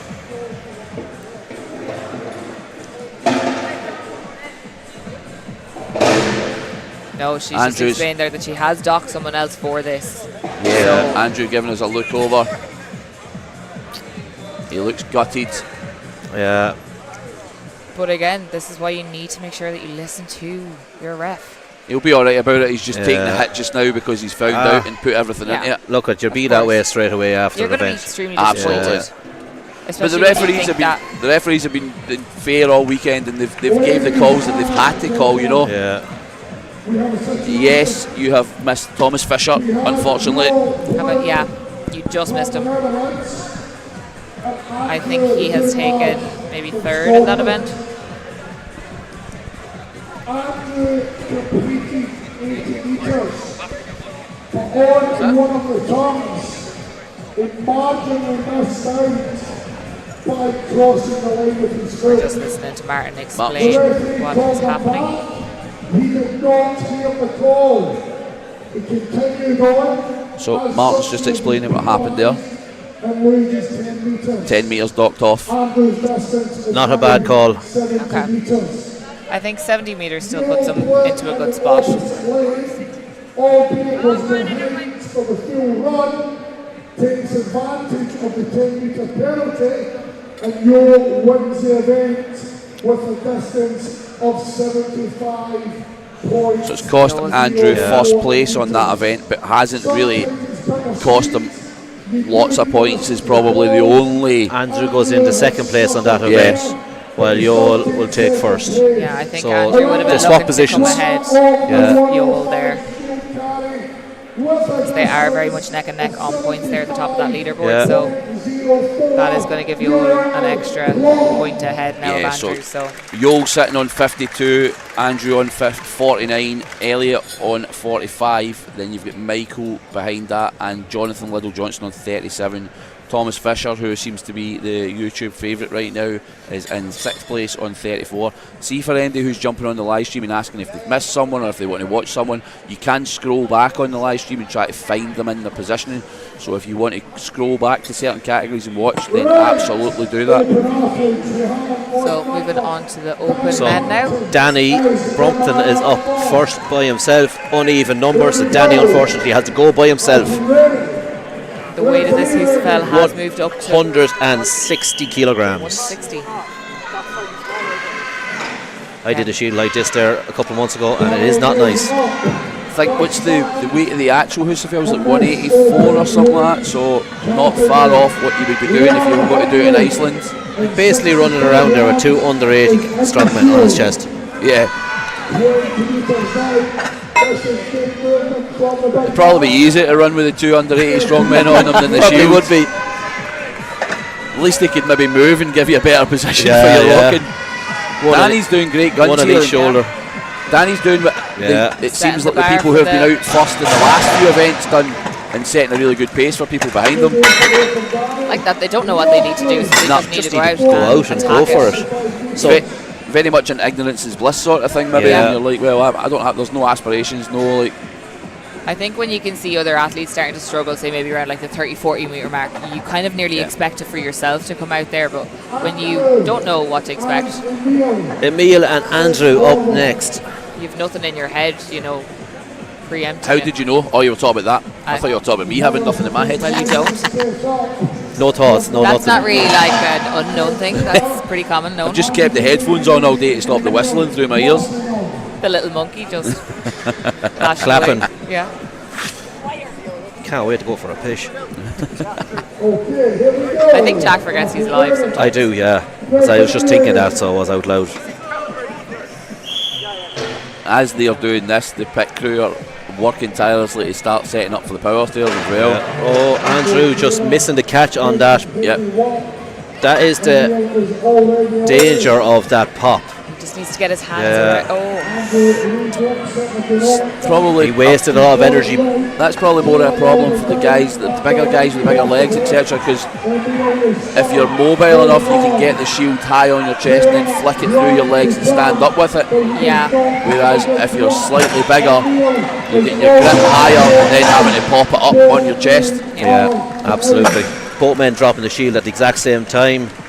And also Andrew probably getting 17, 18 metres, and Emil 25. What's that? I think so, yeah. Good distances with bad pickups. There's Chris Beetham saying I'm out angling you, Jack. Aha. Ah, Caldo's getting the angle on you. he is, yeah. Come out. Nobody's out Oh, angling look me. at him readjusting in his seat now. He's about to move that laptop so people can see his arm. He's like, listen, sleeves up. Yeah, I laptop's lost getting weight, but closed. leave me alone. I'm still big. After he was like, absolutely not, as he readjusts in Yeah. his seat and sits himself up higher. Get closer to the start- camera now. He's going to start flexing now. Look, that's where these Storm Sports just go up. Bicep curling his protein shaker. Let's be Cramping a real. bicep from tense and hard. I am Listen. the biggest here. Let's be real. Was that where you get a gun show there? I get cramp in my chest doing that, by the way. You can tell how little I've moved Brilliant. as I squeeze both of them together, I get cramp in my pec. Like, Beef will be asking, how come you never made the gym on Wednesday night? I might have told something, being an idiot on the panel, on the commentary team. Beefy won't be taking any shit from you, don't worry. No. Who have we got out next? The cowboy hat's staying on. So is that Robert Marlowe? No, it's not. Aye, Robert Marlowe and Loving Vic. the cowboy hat, so I am. Vit and Robert. Vit, yeah, Robert almost tipping that out too far in front of him. Was it in the rules you couldn't tip the weights out? No, nobody stipulated it. Technically, nobody If you has tip said them that. out before it crosses the line, it's the weight of the shield as it crosses the line. Vit's going to go here. Oh, Lucky big man. unfortunately, Vit is down already. Robert is just moving, tipping away. Yep. All we can see coming towards us is an awesome hat and a big Yeah. green shield. That's she. Oh, a Rice Krispie bar. Yep, over it. That's a good Was that? story. Was that? I Chris. thought it was his sunglasses. Rice Is it Rice Krispie Krispie? Loving it. Love the dedication to the cause. It was the catch after it as well. Yeah. It came out of the hat and he caught it in the way down. Real smooth. That man is here for a good time. Yeah, absolutely. He is thoroughly enjoying himself this weekend. That's what it's all about. Ah, yeah, That's- absolutely. That as well. Like, we've obviously spoke a few times about it being a long day. We're at 20 to 7. We've still got an event to go, and the guys and the women are coming out and they're still having fun with it. You know, Yeah. Oh, absolutely. For people who are maybe thinking like people are miserable over here having a really long, terrible day, like they're loving life, man. They've Yeah. got their There's a reason why they all do this, yeah. you know what I mean? You're competing with your mates. Like Big John McClellan is looking again to start moving. It's a little bit Not early the best of picks here. from either, I don't No. think. Aye, Oh. One Adam's is quite probably a wee low. bit too low. John's already slipping. Yeah, John's done. Not great at all. John looks absolutely devastated up there, man. Across the line anyway. He got over his annoyance and was cheering on Adam pretty quickly there, though. Yep. Andrew and I think we have Cathal McNally up next. Seems to be making his way onto the floor. Cathal, yeah. And Julian. I'd like to see a good distance out of Cathal here now. Yeah. Once he gets a good pickup on that shield. Tell you what, he could do himself a real favour. Yeah. The distance being 44 by Danny. Again, like we said, he's went out and set the pace. Everybody else, 20 and 24. Cathal, 6 points behind Stepan at the top, and then Yeah. he's 5 points ahead of Jer and Emil. Cathal is a good mover as well. And if Yeah. Emil's already been and done 24, Cathal could pick up points on Stepan Good. here. Absolutely. And again, with that rugby background, like moving with weight is no, Yeah, you know, like it's what he's used to. Yeah. Even Yeah. if he doesn't and Stepan comes out and smokes it, if he does well here, he could be only maybe an extra point. It's Fine, more about yeah. putting space between him and everybody behind. He's Exactly, already yeah. got a 5-point lead after 2 events. Yeah. You want to then keep that lead. Some comps work really well if you can build a strong lead at the start. If you've got weaker events at the end and people eat into it, you've made enough space at the start to get of there, it as well. Absolutely. And like we've used the analogy on this, it's not about how you start the weekend, it's about how you end the weekend. Yeah. It's the same as on this. It's not about how quickly you start, it's about how you can slow and steadily get across the line at the end of the weekend. Yeah. And on a weekend with 8 events, slow and It's that steady is going to... consistency across the board, you know. Tom that's what we're Bucks looking last for. year was the perfect. And you look at stuff like the Shaw Classic, Thor won 5 events out of 8 and still Right, Cahill. Yeah. didn't win it. So Julian, let's go, lads. Just not having those weaknesses that drop you too far down. Cahill, nice squat into that pick there. Cahill kind of manhandling that. Comfortable. Yep, Looks comfortable. He's away. And almost front squatted it like a stone's Julian load just though. taking a little bit more time with that Yeah. pick. Very methodic breathing from Cahill. Julian, I think, a little bit quicker on his feet to move. Yeah. Cahill is just slow and slightly. Oh, Julian just had to readjust there. Yeah. Killian caught him just in time so he didn't lose it. Oh, He's had a stumble. Julian, I don't Cahill's think is now Cahill's going changing. sideways now. Yep. Just needs to make sure he doesn't go off the track. Cahill just down, and so is Julian. So I think Cahill 55-ish meters maybe? I think I think he made the 40, 1, 2, or was he just approaching the 40? I think it was 34-ish, so 34. 10 metres ahead of Emile. And Emile's obviously 5 points behind him. It'll now depend what Jer does. Yeah, Jer is very good at this. I've seen Jer do it multiple times. Dale Murray's done a lot of Scottish Highland Games style stuff, and stuff like the stone carry for distance like Yeah, this this is gonna will come into play. Yeah. Dale's a very accomplished athlete. He came second at the Dinny Games a few weeks ago. He's been second at the Dinny Games the last 2 years actually. He's been unfortunate maybe that the guys in front of him, he was behind Chris Beetham last So year. he does have that And experience with stuff boy, like this. French lad Seb I believe this year, so he does have that experience with this sort of carry. He's got that big frame, he's not even adjusted it, he's No. literally one motion that up And into a walk. That might cost him. Yep. We've seen it cost a few other athletes, so. And we've Max just struggling to get that pick up. 35.69 Yeah, for so Cahill. sorry. And Julian's maybe done him a wee favour with 24.4, just ahead of Emile. So that'll put more distance between him and the guys in third, depending what Jer Buckley does. Dale, Max just struggling to get this up. It is 160 kilos. Dale's also beat that 30 metre mark now. It's about how much he can go. 30.5. Max is one of the taller but more slender athletes in the open category. So I just don't think having, you know, that static strength there, you can just get the pick, unfortunately. That is a man who looks absolutely devastated with his performance there. Jer coming out very professionally, just giving the side of the shield a wipe down. We've seen some people do it, but not loads. Jer will be confident going into this event, I know that. He enjoys this, this is his jam. So it's just about making sure he gets that good pick, doesn't rush it, takes his time, gets it in a good spot, and then he can take off. Jer versus Stepan, I'm expecting a good battle here. Jer getting over the disappointment of the first event and coming second in the last event, so he's put himself in a good position after 2. Definitely, and Stefan showing us there, he won that frame event, that he can move. Oh yeah. He's very quick. Again, he's just giving that a wipe down. He's not wanting anybody else's chalk or sweat costing him the day. So interesting to see how the shield goes for him now with Stepan being so barrel chested. Yeah. How it affects him now, because we know he can move. I don't think Jer gets enough compliments on his quads, by the way. I know. all that squat. He's went with the one motion. He went straight for it. Stepan has put that right into his hands, but That is a good pick. yep. Yeah. But he will lose time because he's going to need to slow down and can't see the line, whereas Jer can. And I think if just with the way he has that grip, if it slips from his fingers, it might be gone. Yeah. But most of the athletes we've seen take that have been lucky, apart from 1 or 2 of the day. So not lucky, but he's just had to move back because didn't cross the line. yeah, Jer making it towards the 50 metre mark now. Jer is hoping that he'll make enough distance that Put it down, Jerry, you're done. And now he's just showboating a little bit. Wouldn't be like Ger at all. I was wanting a moonwalk, not gonna lie.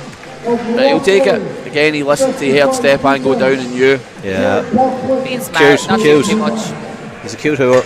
Yeah. Jared not even looking gassed from that. Ger just saying too easy. He wants more weight. Make it heavier. Say it on the mic, Ger. Say it on the mic, Ger. Huh? Too light. Ger Buckley has said it should be heavier. It's too light. Should be heavier. A bad pickup and he still won it. I think he's happy. So that Concludes now our third event of the day. We are going to wrap up for a break quickly, but Ger Buckley taking the win on that will stand them in good stead as we move forward, and we will be back in roughly about 10 minutes. For the Power Stairs. Yep.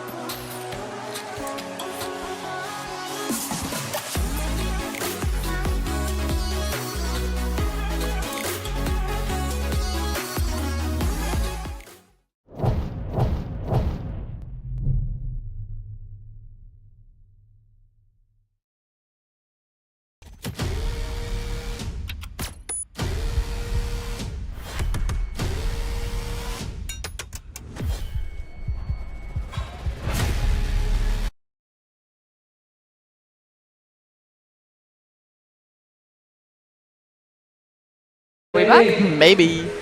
I don't know if we're back. I think We'll we're back. talk as if we're back. So it's just me and Becca.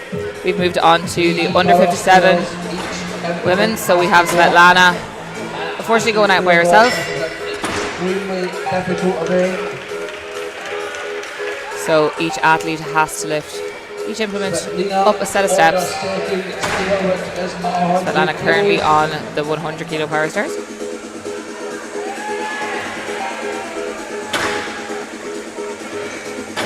The height for this is set for every athlete, so these smaller athletes are going to find it a little bit harder to get it up there because they don't have the height there to try and get it up. Yeah, I think the steps are like 16, 17 inches? Yeah. But which is fine if you've got big long legs, but yeah, the leverage is for it. Yeah. You can just see Svetlana there just struggling with that last one. 120 kilos though, double body weight here, over double body weight. That's crazy. So this is the last event of today. Yeah, everyone will be absolutely exhausted by this point.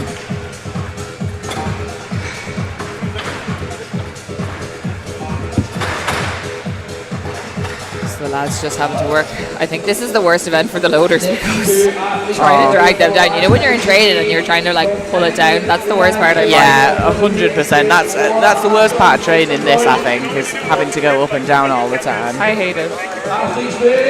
So this next heat we have Laura and Leanne. Wow, Leanne is flying Really up those stairs. So 80, 100 and 120. Leanne in the lead now, she's up on that last step. Laura just taking her time just to execute. She joins her on that last step. Lovely. Oh, Leanne trying to throw that last step up. Oh my god. Oh, she's got it. She's on, yes. That's it. If you can just get that height there just to get the tiny bit of a lift onto it and then just use your knees to push it up. She was almost like hitching it up onto her knees, wasn't she? Yeah. There we go. Go on. Use that momentum. Shrugging it up. She has it. Oh, she's just got the edge of the plates on. She's gonna miss the little bottom plate though. Oh. Unfortunate there. These power stairs are good though because instead of having the little usual like rivet at the bottom, they're quite wide, aren't they? Yeah. So once you can get that big wide plate on the bottom on, you're fine. You can slide them on. Yeah. Just out of time there for Leanne. That'll be good points though, getting that first one. Yeah. So there's split times for each step. Laura finishing with getting the 100 up that last step. Just resetting the scales and as they so we have Lizzie Nightingale and Aileen. Scotland v Scotland.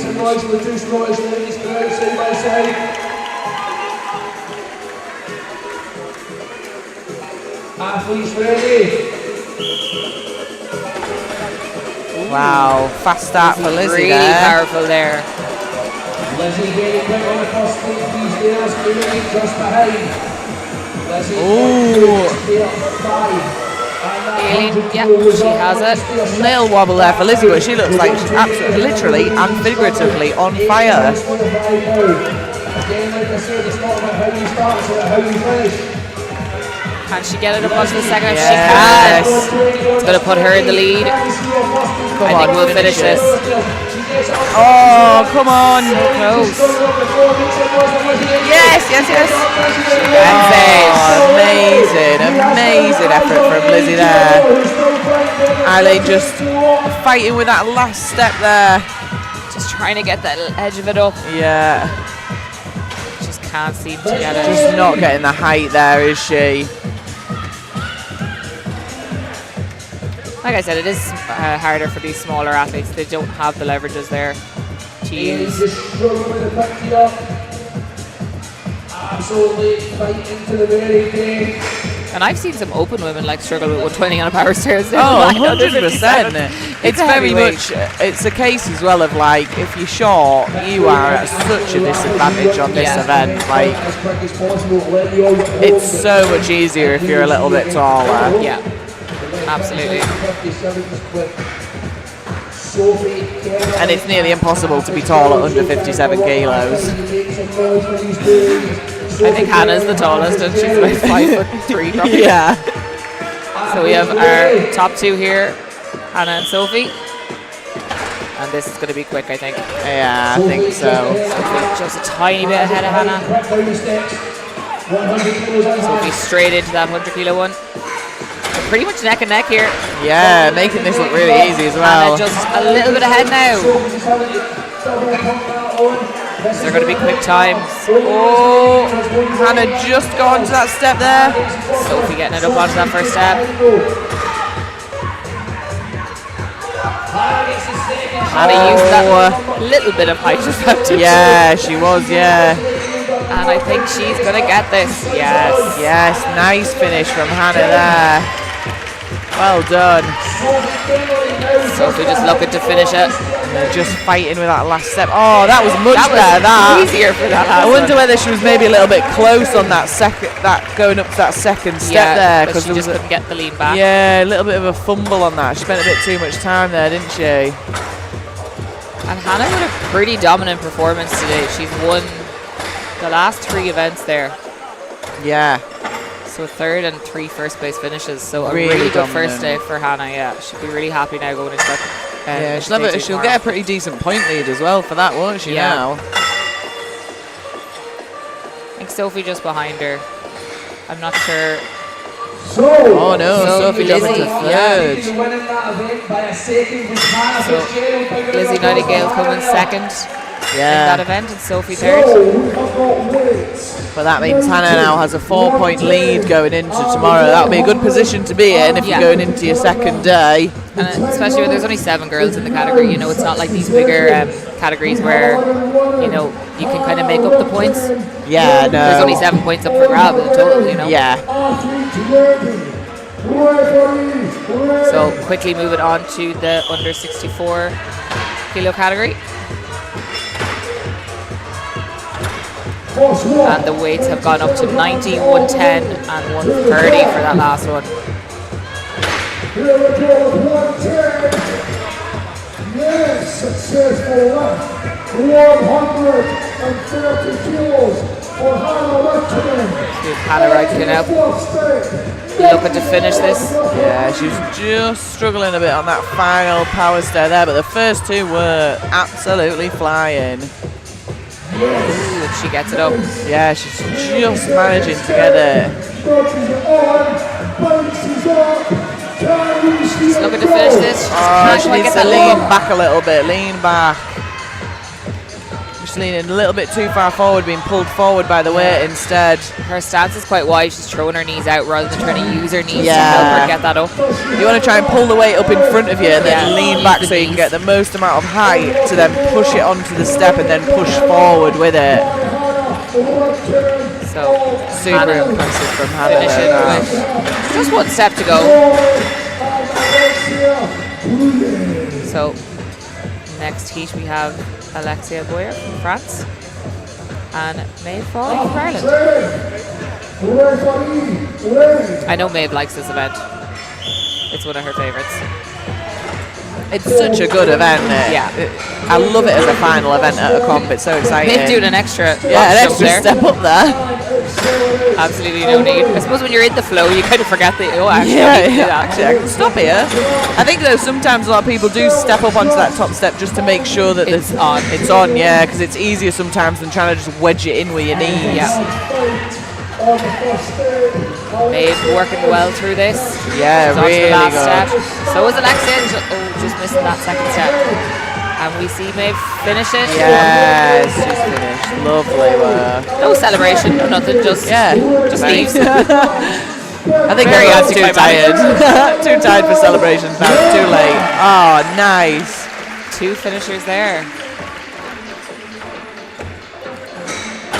Next up, we will see where the East Square and Orange Hill.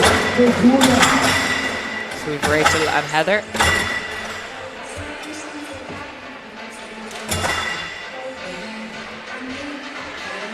Heather opting for hiking boots.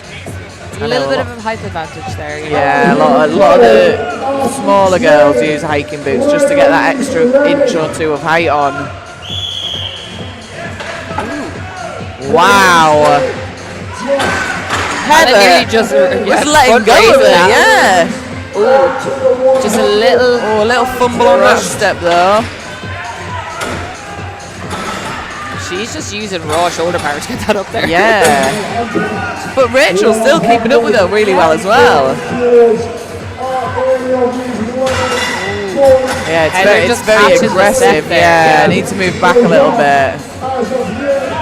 Just a little bit more controlled, and she has it up. Oh, she's got it on. Rachel just struggling to get the height here. She just seems a bit sped now. Yeah. Helps her to take the belt off. Whoa. Just can't quite get the extension through. Heather just fighting for that second step. And she gets it. Just running out of time there.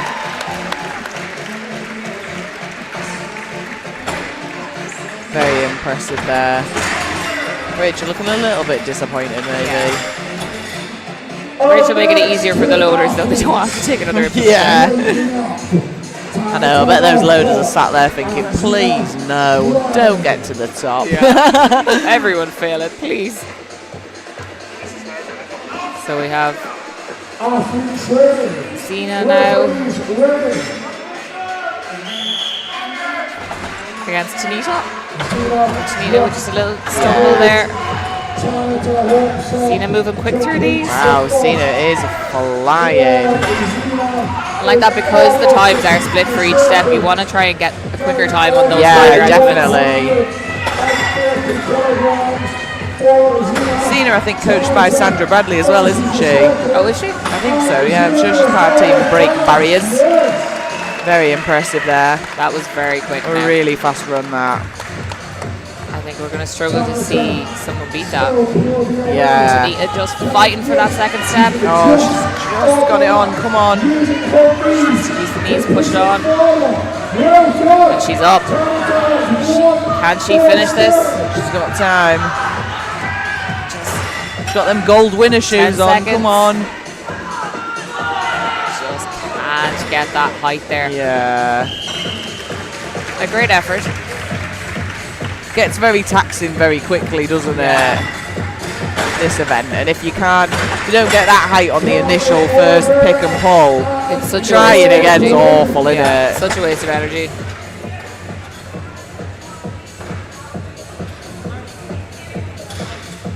Just got a quick fix on the power stairs to do, I think. And just like that, we are good. Someone get a power drill. There we go, bing bang bong fixed.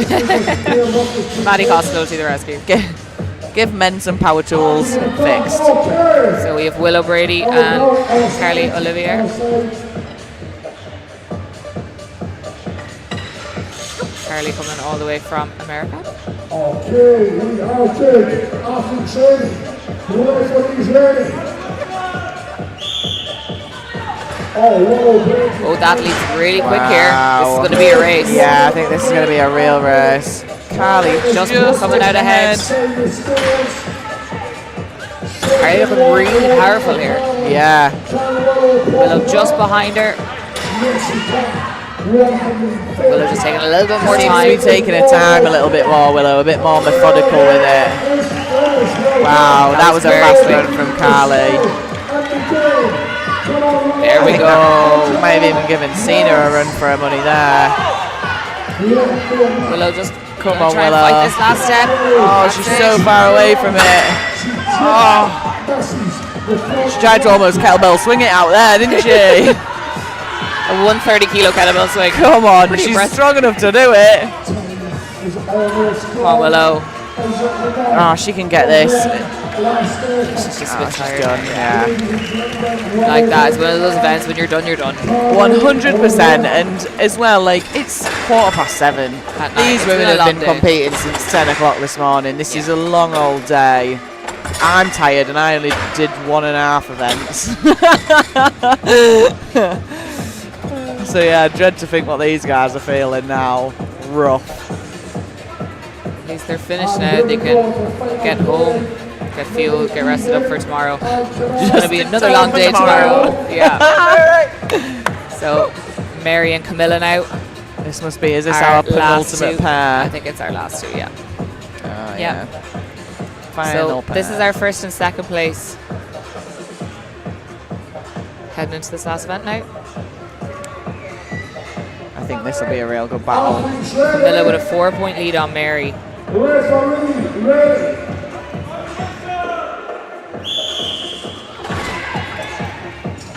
Wow. Girls moving well. Very fast start for both women there.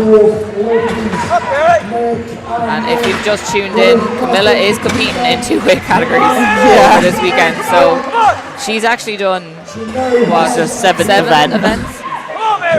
Whereas the rest of the girls have just done the 4. Wow, mega impressive from Camilla there. Mary just struggling with this last step just to get the height. Just can't quite get.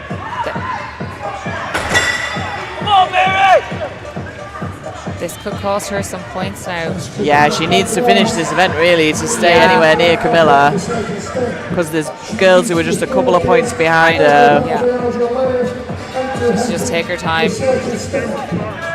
I think just not today. Looks absolutely spent. That Quality is effort unfortunate there for Mary Egan. Oh, this will be interesting. What's going to happen Yeah. with the points now, though? So Camilla will keep her lead, I would say. I think Camilla will have a really decent lead in the 64s now. It's going to be hard to catch her tomorrow, I think, unless she does something really stupid. Which this is Strongman, so that's very likely to happen. Weird things have happened, but yeah, she'll have to make some mistakes, I think, tomorrow for anyone to catch her in the 64s. Camilla taking that win. And again, a pretty dominant performance. 3 event wins, a second place. Yeah. Along with doing another full category, yeah. Ooh, that has really changed up the points now. So Carly has slipped into second place, followed by Zena, joined then with Willow and Mary behind them. Wow. Camilla now has a 7-point lead.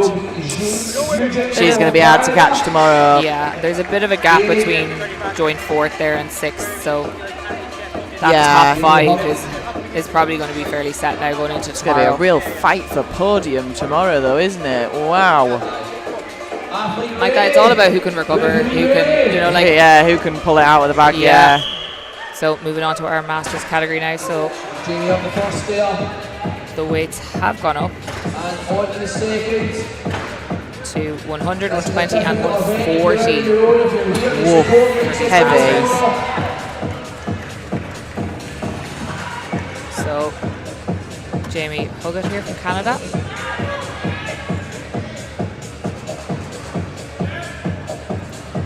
She's just struggling to get, she gets that 120 onto the second step.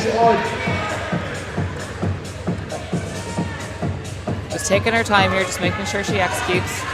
She needs to get that height, and she gets it up. The athletes need to make sure that the full load of the plates is on top of the thing. We can't have any bit of the plates hanging over the edge. Oh, Jamie's done. I feel like a lot of people today are way more spent than I was. Well, not that I was expecting. I think I'm not surprised by it. It's been a very heavy, long day, hasn't it? Yeah, and I think the type of events that were today, they're very picky, very back dominant. Yeah. You had a max event in there as well. Yeah. You know, for the frame, like that frame was very heavy for a lot of athletes. We've seen a lot of athletes have to do multiple picks first. Yeah, exactly, yeah. So we have Eve flying through this. Rennie moving onto the 120 as well. on to step 5 already with that 120 kilo weight. She is looking to get rid of that as quickly as possible. Beat that 120. Just making sure that the whole implement is on the top. Step 5 now as well. Can she get this 140? Oh, she was so close. The edge of the plate was just on the stair there. She can get that. Rennie getting the 120 as well. Moving on to 140. Now has found the motion to get that 140 loaded. Can she do it again? He just can't quite get that on to the second step. Oh no, he's done. He's out. But I think getting that 140 onto that first step, that's going to be big points. I don't think we're going to see a lot of the athletes get that. No, I think the 140 is, it's very heavy, isn't it? It was the last one at our Irish Strength Cup, wasn't it? That was an opens comp. And that was heavy, wasn't it? I think you were the only one to finish it. I don't know. Yeah, you were the only one to finish it. Molly got 2 steps, I got 1. It was heavy. That was after 6 events over 2 Yeah. hours. So Yeah. We were maybe a bit fresher, to be fair, than these lot. Christine Stefanik just slightly ahead here, just a wee bit out. As we said before, it doesn't matter how you start. Christine flying through this. Small mistake, He is just behind her. but she is now moving with that 120. The 140 has been See Christine get that 140 up onto the first step. Nice. Can she finish it? Oh, she's not far off. Oh, Pia Pia creeping getting it up. onto the first step as well, though. Slow and steady. And I Oh, think he's going to get she's gonna this. overtake her. And Christine gets it onto the second step too. Oh my God, no, the neck and neck now. Who's going to get this final And Pia step? gets it. Yes, Pia, well done. She's shouting straight across at Christine now.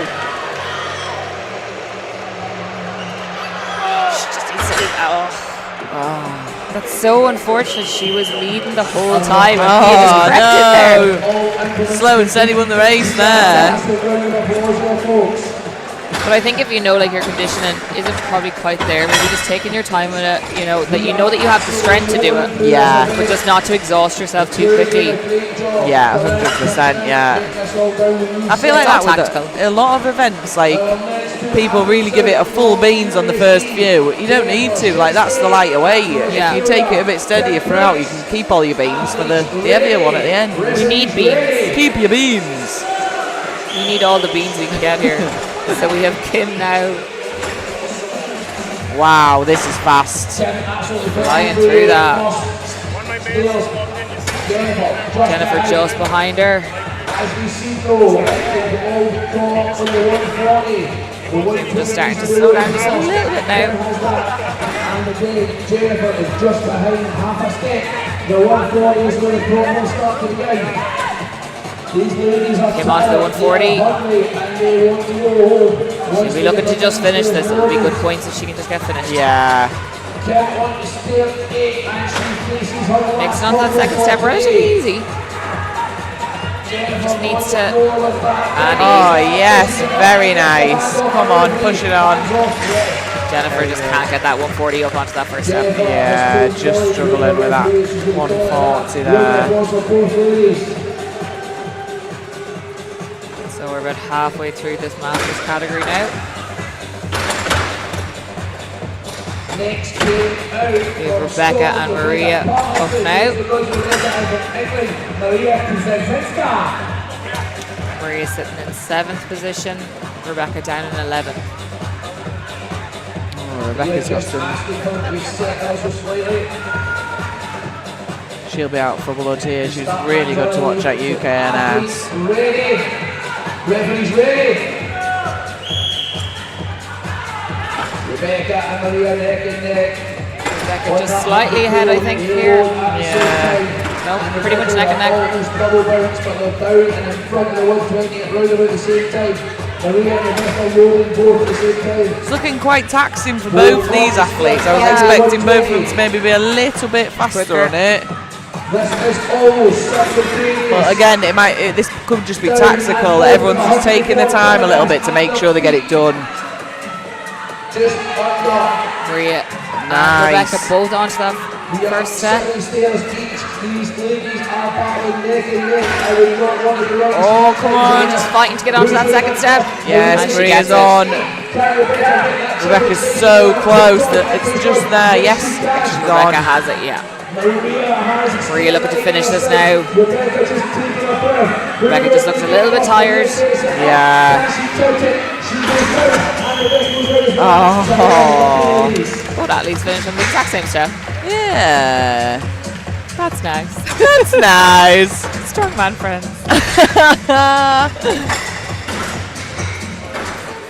I think this is the sort of event as well where you do watch the other person, don't you? Like, especially when it's like this, you constantly can't help. watching to see what they're doing, and it pushes you on. It does push you on to Absolutely, yeah. keep going. So we have Dolores and Sarah.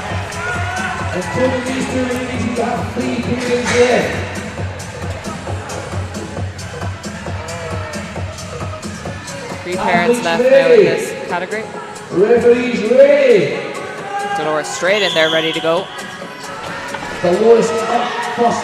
I know Dolores is very good at duck walks, so Yeah, you can see that. It's paying right off. just- Oh no, just missed it off. just not quite on it. Cost so. us some time, that.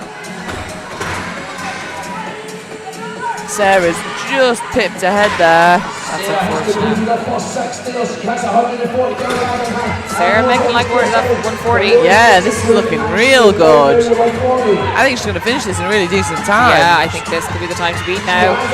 Oh, Just a spoke little too soon. Dolores just starting to come up. And Sarah gets it on the top. Nice, well done, Dolores Sarah. onto her last step now as well. Yeah, she can get this. Come on. She can. Just lean back, get that Yeah, lip up. fight it on. Use Come the on. knees. And she's finished too. I think that'll be a decent time from Dolores as well. Yeah, definitely. Oh my God, Sarah Fortunate nearly to have fell that off. slip because she would have been a little bit quicker, but good time by both of our athletes there. 4 athletes left. We have a back-to-back head-to-head from Scotland. Crowd make some noise for Michelle Lee. So we have another one of our sadists up now, Wendy Stewart, who's doing 2 events, or 2 categories. Wendy competing in the Masters and the under 73s, which are Crazy. back to back, so she's had basically no rest between any of her events. Awful, absolutely Athletes awful. ready. Referees ready. She's up along with Michelle. Getting motion on board. Michelle just a square behind. Michelle also had a pretty good day as well, hasn't she? Really good day. Michelle currently sitting in 5th. Step 2. She is Yeah, again, so many people in this category. Like, Yeah. as long as you're near the top, you're going to do really well in this, aren't you? Yeah.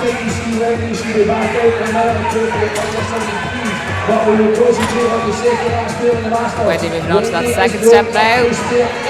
She has it. She's got it. Michelle's just taking a little bit of time just to get that 140 up. She got it. Yes, nice, Wendy. Now she can have a 60-second break before she goes again. Literally, yeah. Up you go. Do it again. Yep, you might as well take them back off, Wendy. Michelle just struggling onto that second step there. I think you know yourself as well. When You know when you're you've had done, enough. don't you? Yeah, you know when you're done. How is Wendy still even moving? Yeah.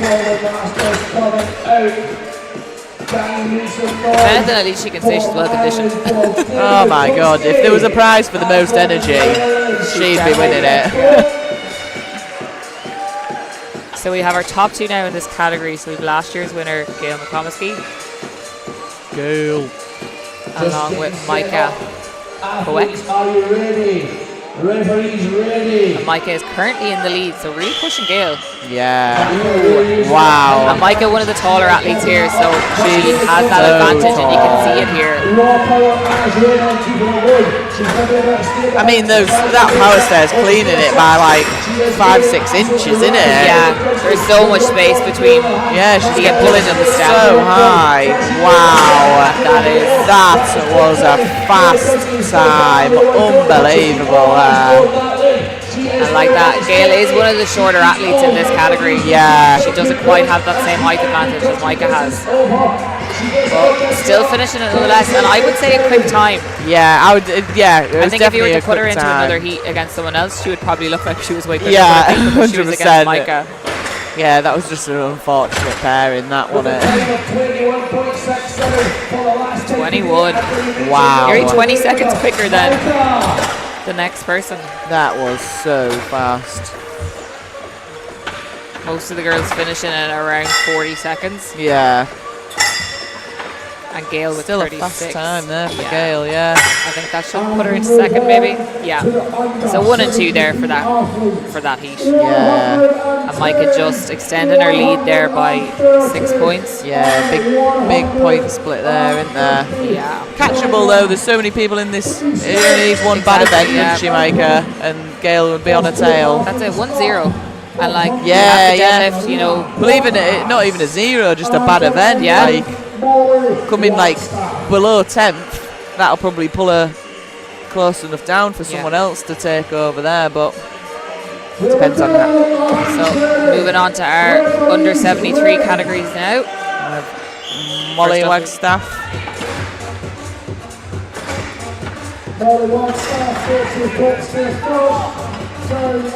Flying with that first step.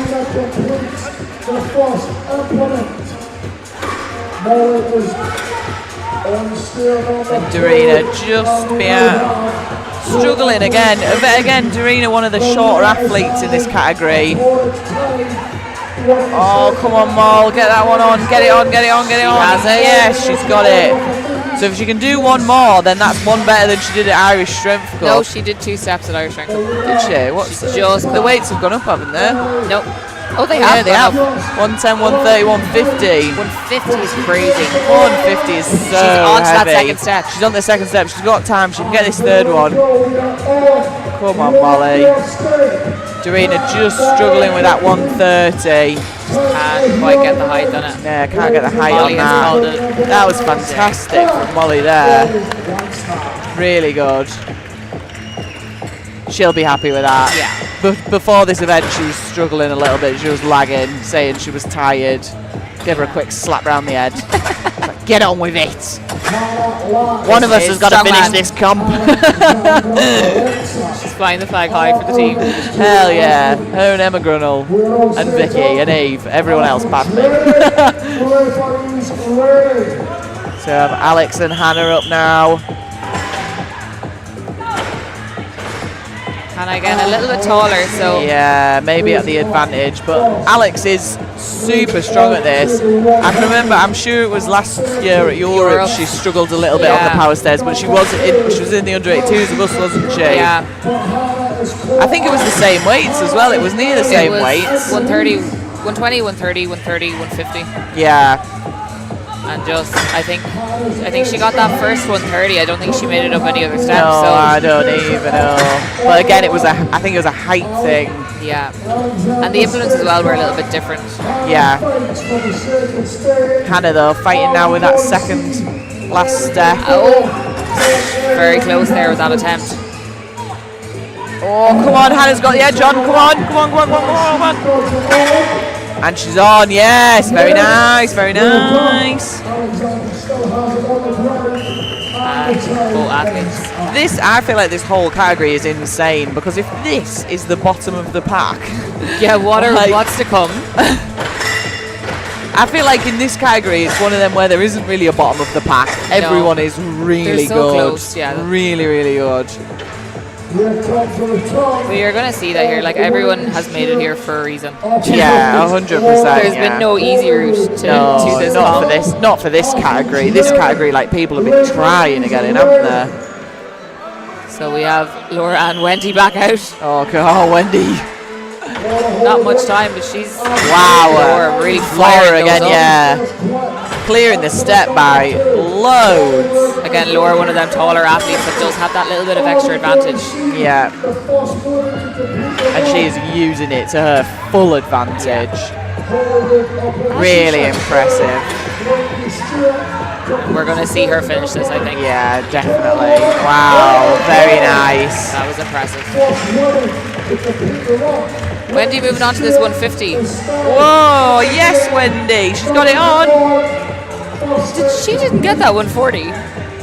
Did you not? I think she only got it onto one step. I don't think she finished it though. That is insane. Let me have a look. Where are we? Strength results. Maybe she did finish it. It's been a long day for me. I don't know what what's going on. That's very fair. it's been a long day. And we finally see Wendy go down after 8 events. She finally shows some tiredness. She actually looks like she might be a little bit tired now. Finally. Oh no, take that back. Nope, she had that 10 seconds there and recharged. Momentary relapse there. And there she runs away.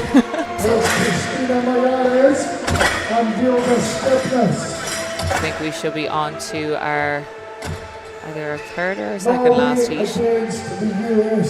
This is our third last heat, yeah. So we have Vilda, Christina. Yeah.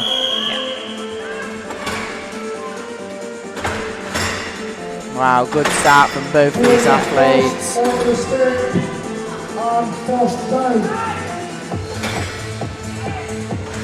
Vilda moving nicely through these. Yeah, just slightly ahead of Christina there. Vilda onto this 150 implement now. Just getting caught in that. Yeah, maybe a little bit too close to that step when she started. But she's got it, she's on. Oh, Christina just struggling with that first step as well.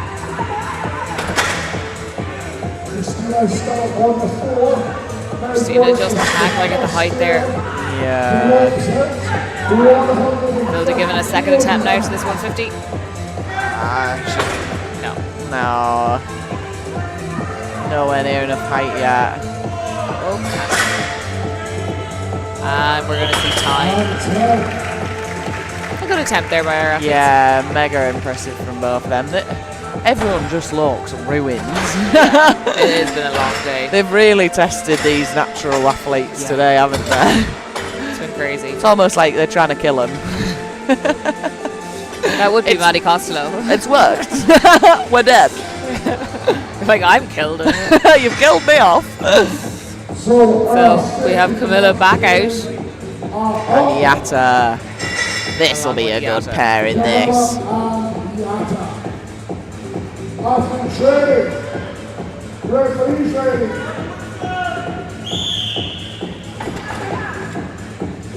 Wow.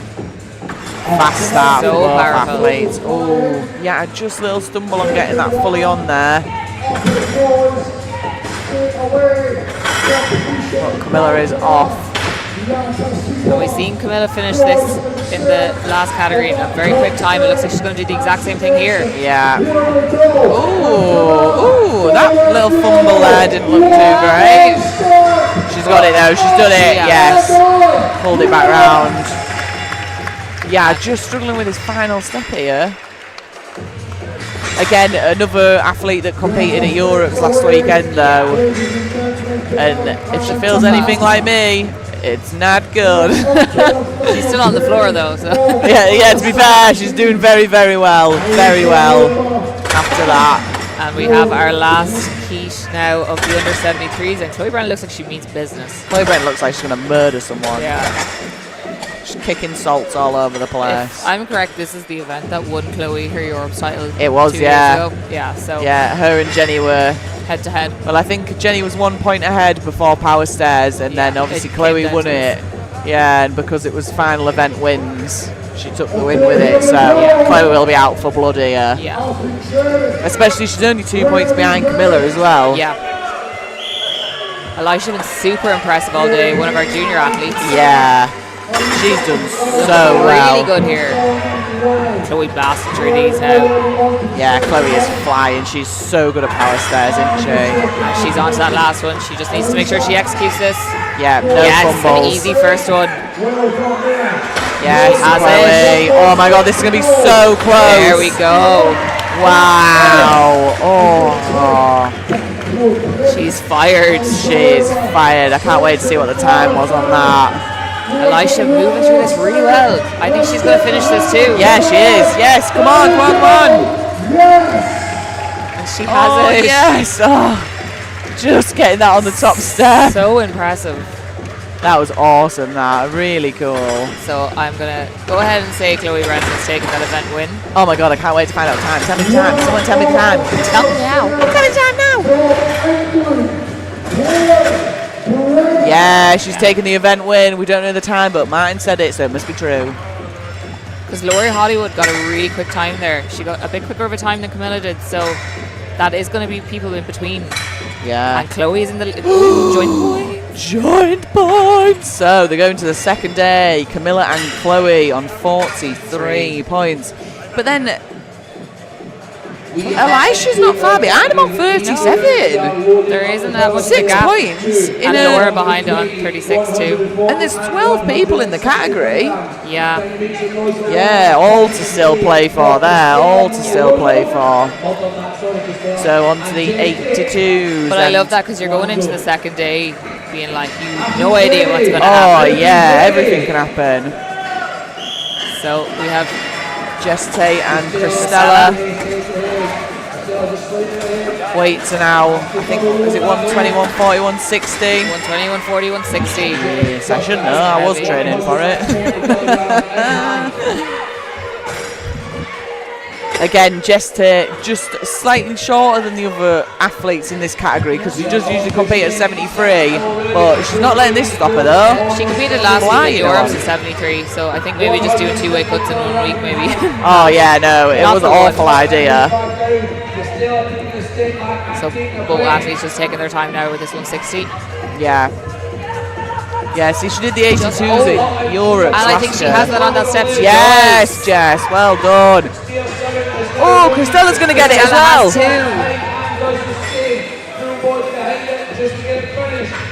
Jess just asking what time she had left. Is it worth another go? I think Christella's calling it a day. Yeah, Christella's out. Jess just a little bit quicker there. Yeah. So she will go into the lead with that. A great effort, start. Though. Yeah. And for 160 as well, like I remember Jess did Europe with us last year, and I don't think she got the 150 on, did she? No, she didn't get the second 130. Yeah. So to get 160 onto the bottom stairs, huge improvement, like, yeah. So we've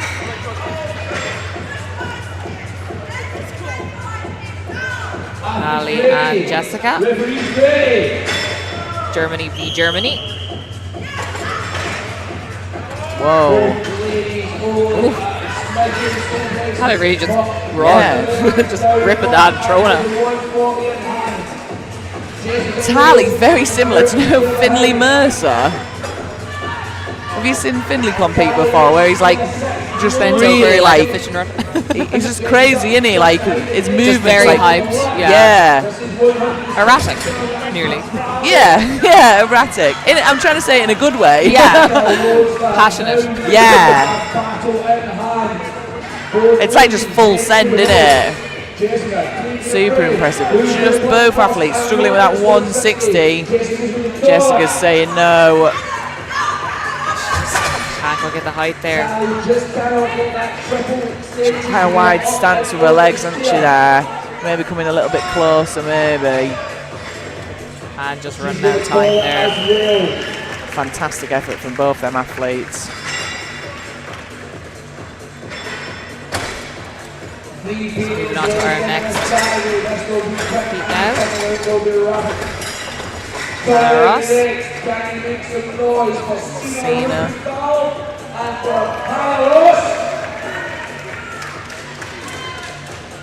Hannah quite new in the sport. Yeah, very new. I think this is her first year competing in Strongman, isn't it? Previously from bodybuilding. Wow, very fast first one from Hannah. Cena just behind her. Taking a time. I wonder if she's doing this tactically though. Hannah onto the 160 now. Easy first rep. Oh, just a little fumble on the step there. She's on to the second. Are we going to see it finished? Yes, we are. Wow, I think that'll be quite a hard time to beat, to be honest, from Hannah. That was smooth. Zena just taking a bit of chalk out of her t-shirt there. It is taxing because obviously you've done frame earlier on in the day. That's going to tax your grip. Oh, massively. You need a good amount of grip for this event too, you know. Yeah. Even with the Husfeld, like, it's still quite grippy, isn't it? Yeah, forearms, isn't and it? Wow, super impressive from Hannah Ross there. She'll be happy with that. Yeah. And I think that'll probably be the time to beat. And this, no, we've got one more pair after this, haven't we? So 2 more. Yeah, Emma and Meg up now, and then Hope and Eliza. Yeah. 2 taller athletes. Yeah. So this should be good. Yeah, they both should be able to easily finish this. Yeah, it should be a speed event for both of them, really. Oh, Emma, too much beats. Very good, both of them neck and neck now. Neck and neck. Emma just needs to. Yeah, Meg just maybe slightly ahead there. Oh, Meg with just a little fumble on that top one, so. Just ahead there, Meg. That's it. Both girls. Emma's still going strong. Oh, she's just got the edge of that plate on. Yes, she's got it. Who's going to get this final step? Meg's on. She's going. She's pushed it on.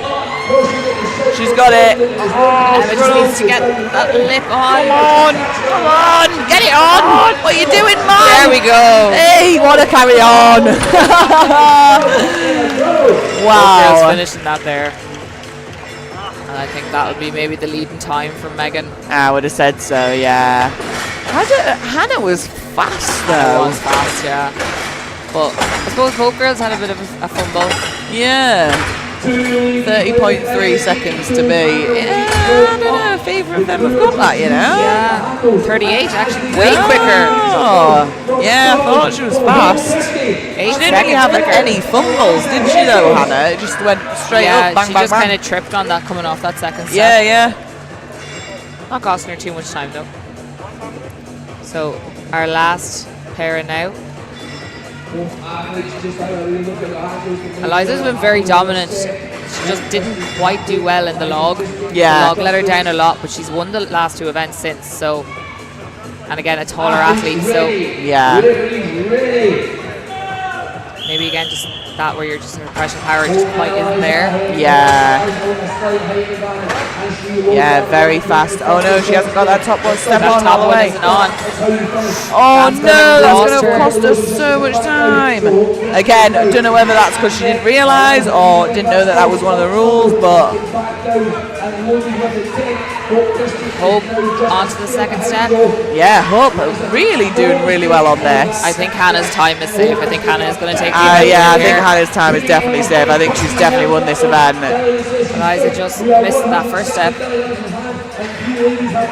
Just needs to get. Oh. And you can see she's just not quite extended. Yeah, Getting the sort of glutes getting through. pulled Yeah. forward by the weight a lot there, Yeah. isn't she?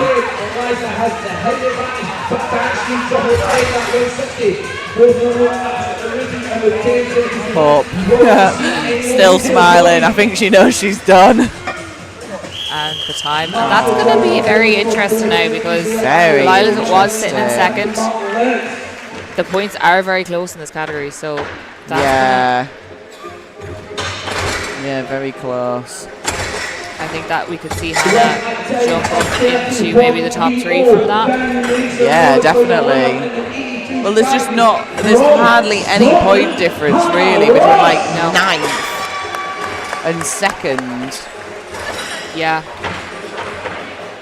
So we're just waiting on Eliza's time to come through. And again, if you want to keep up with the results yourself, you can go across to strengthresults.com and just look up Natural Strongman Worlds. Brendog there just coming over for a little sneaky celebration. So Megan Clark in the lead there with 39 points. Emma Grunwald in second with 31. Hannah Ross with 29 now in third. Yeah. And Eliza just dropped to Fourth there with 28. Again, not that much between them all. Absolutely. Megan's not. pulling a wee bit ahead, 8-point lead. Yeah. But the rest of the field is pretty much open. And again, we could just see one event go badly for Megan tomorrow. 100%, yeah. I mean, it depends on where her strengths are, but she has shown a fairly decent dominant performance over there doesn't everything. Really seem to be that many weaknesses. Yeah, and she'd have to have one really bad event now for anyone to sort of get ahead of her. Top couple of girls to have a really good event as well. Like, yeah. Yeah, 100%. I think she's probably pretty safe in that position now, but the podium is absolutely not safe. No. So moving on to our open women now. So this is the last category of our women for the day. Moving up to 130, 150 and 170. Jesus Christ. Just very heavy. That's very heavy. Anna coming all the way from Canada.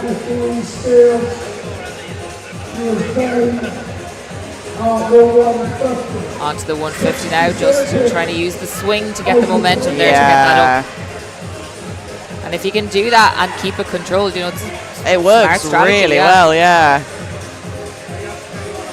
Just taking her time here now. Looking to get this 150 onto the final step. Nice. Really good. She can just get some air in, take her time, use her time. I think getting the first one. Yeah, I think getting it onto the first one's going to be a big point. That looks so easy. Exact same weight as the other one. Yeah. Oh.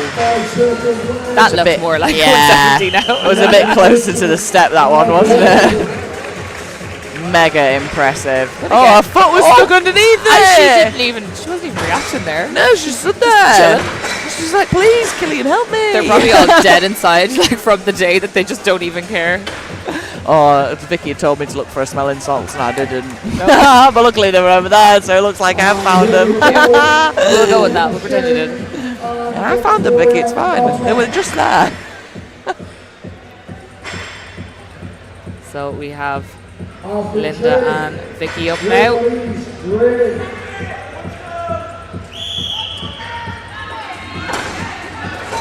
Power from Vicky. Nice. Ooh, just rolled it forward a little bit. It just landed a bit odd. Yeah.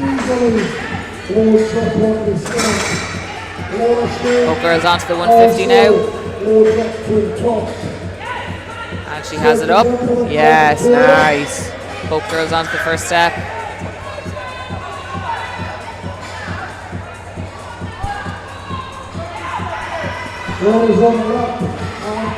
And Vicky getting it up onto that last step. Moving on to this 170.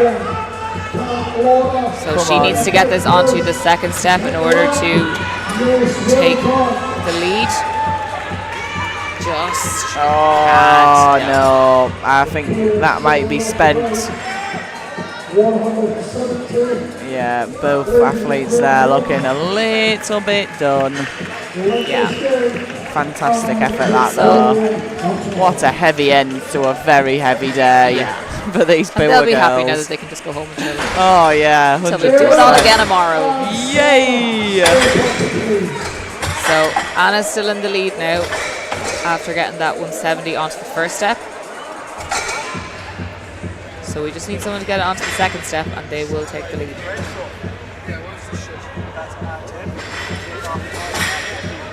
So we have Sala and Ella. Ella a little bit shorter. Yeah, a little bit of a shorter athlete in the opens, yeah. Sala does have that little bit of height. She has got a good deadlift though, Ella, hasn't she? Yeah. Statically, she's very good, I know that.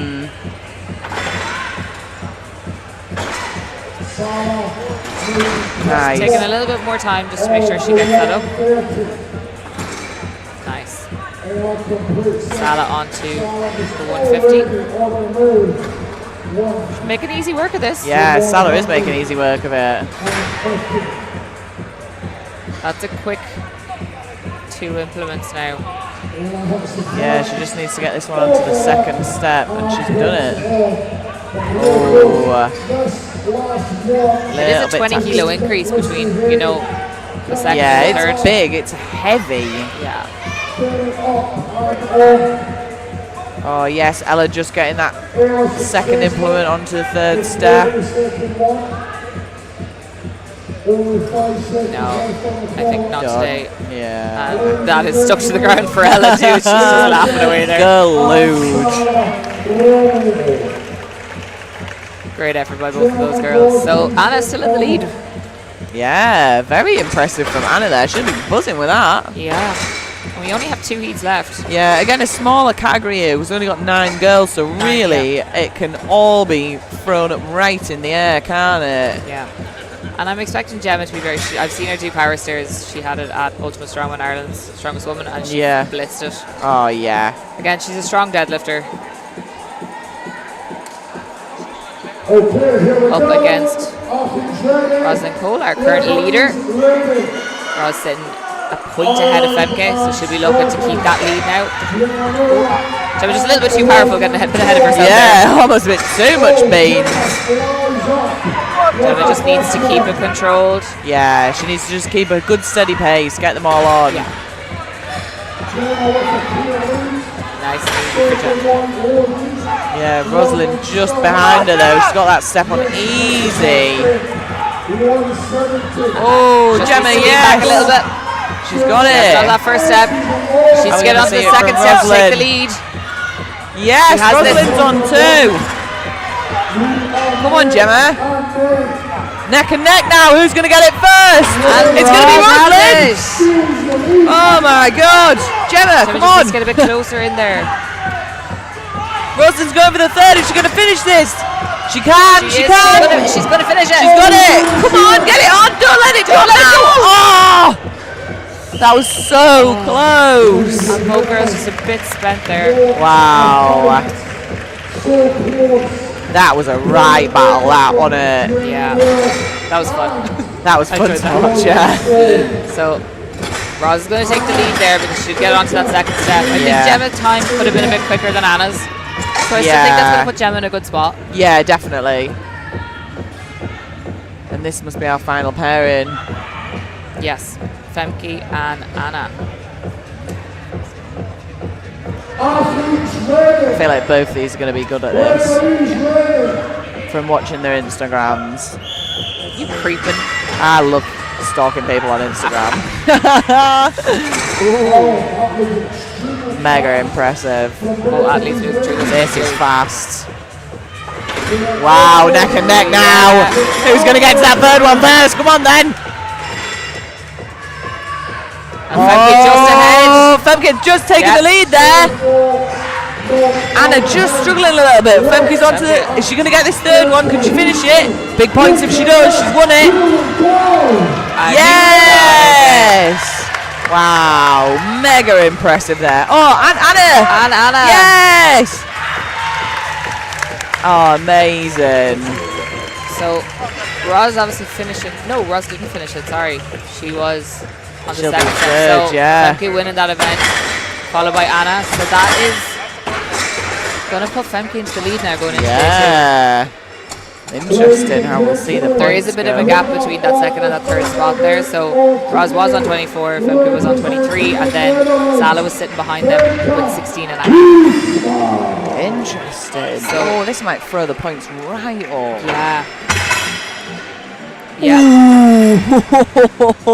So Femke just a point ahead now of Roz.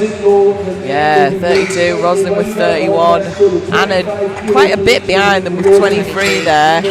Salah with 20.5, but Gemma with 20. So really that top 5 is still quite open. The top 2 are kind of running away with it a little bit. Yeah, I think unless Femke and Rosalind have a really bad event coming up, which I don't think either of them really do. I think that's our battle. I think the battle for top spot's going to be them too. So that concludes our women's. They can all go home, relax. Yeah, they can. Get some food into them. And on that note, I am also try and going shut to off leave. their nervous system. Get some sleep. Yeah, I'm going to have to go because Molly and Emma are requiring me to be their bag lady, and I'm also driving them. So it's been great. I will be back tomorrow. Back at Worgan, everybody. I'm not dead, not yet, but I'll see you all tomorrow. Stay tuned tomorrow to find out if I die. So we're just going to go little change of weights for the men's categories. Going to be starting with the under 80 men.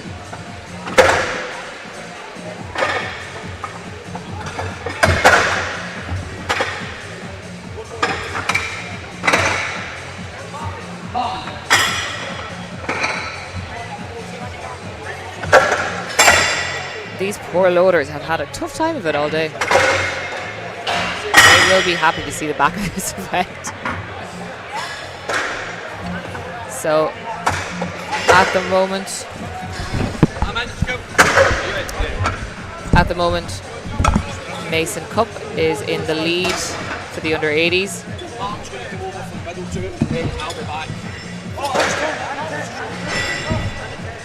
So, Caldo rejoining me. I would have done it by myself, I'm good. So we are back for a spell. So what we're doing is Martin Lennox is going to do 2 events. He's going to come over and give his every talk with Jade, and then I am going to do the middle 2 events. And then Martin's going to come back. People asking, where is Emma Grunnell's position? It's on strength results. It's on strength results. I'm pretty sure she's sitting in 3rd, 2nd or 3rd. If Dale's Traditional Butchers wants to know Emma Grunnell's position, they can send us some burgers. We will take a sponsorship right now for some food. I would eat anything, to be honest.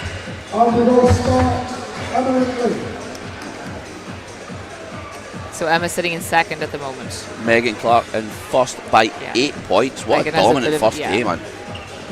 Me and Becca were saying, unless she has a very bad event tomorrow, she hasn't really shown much weakness so far in this first day. So it's going to be hard for the rest of the girls to catch her. Just having a wee look at the 80s guys in that holding pen, guys like Kyle Scott, Liam McConville and Matt Neese.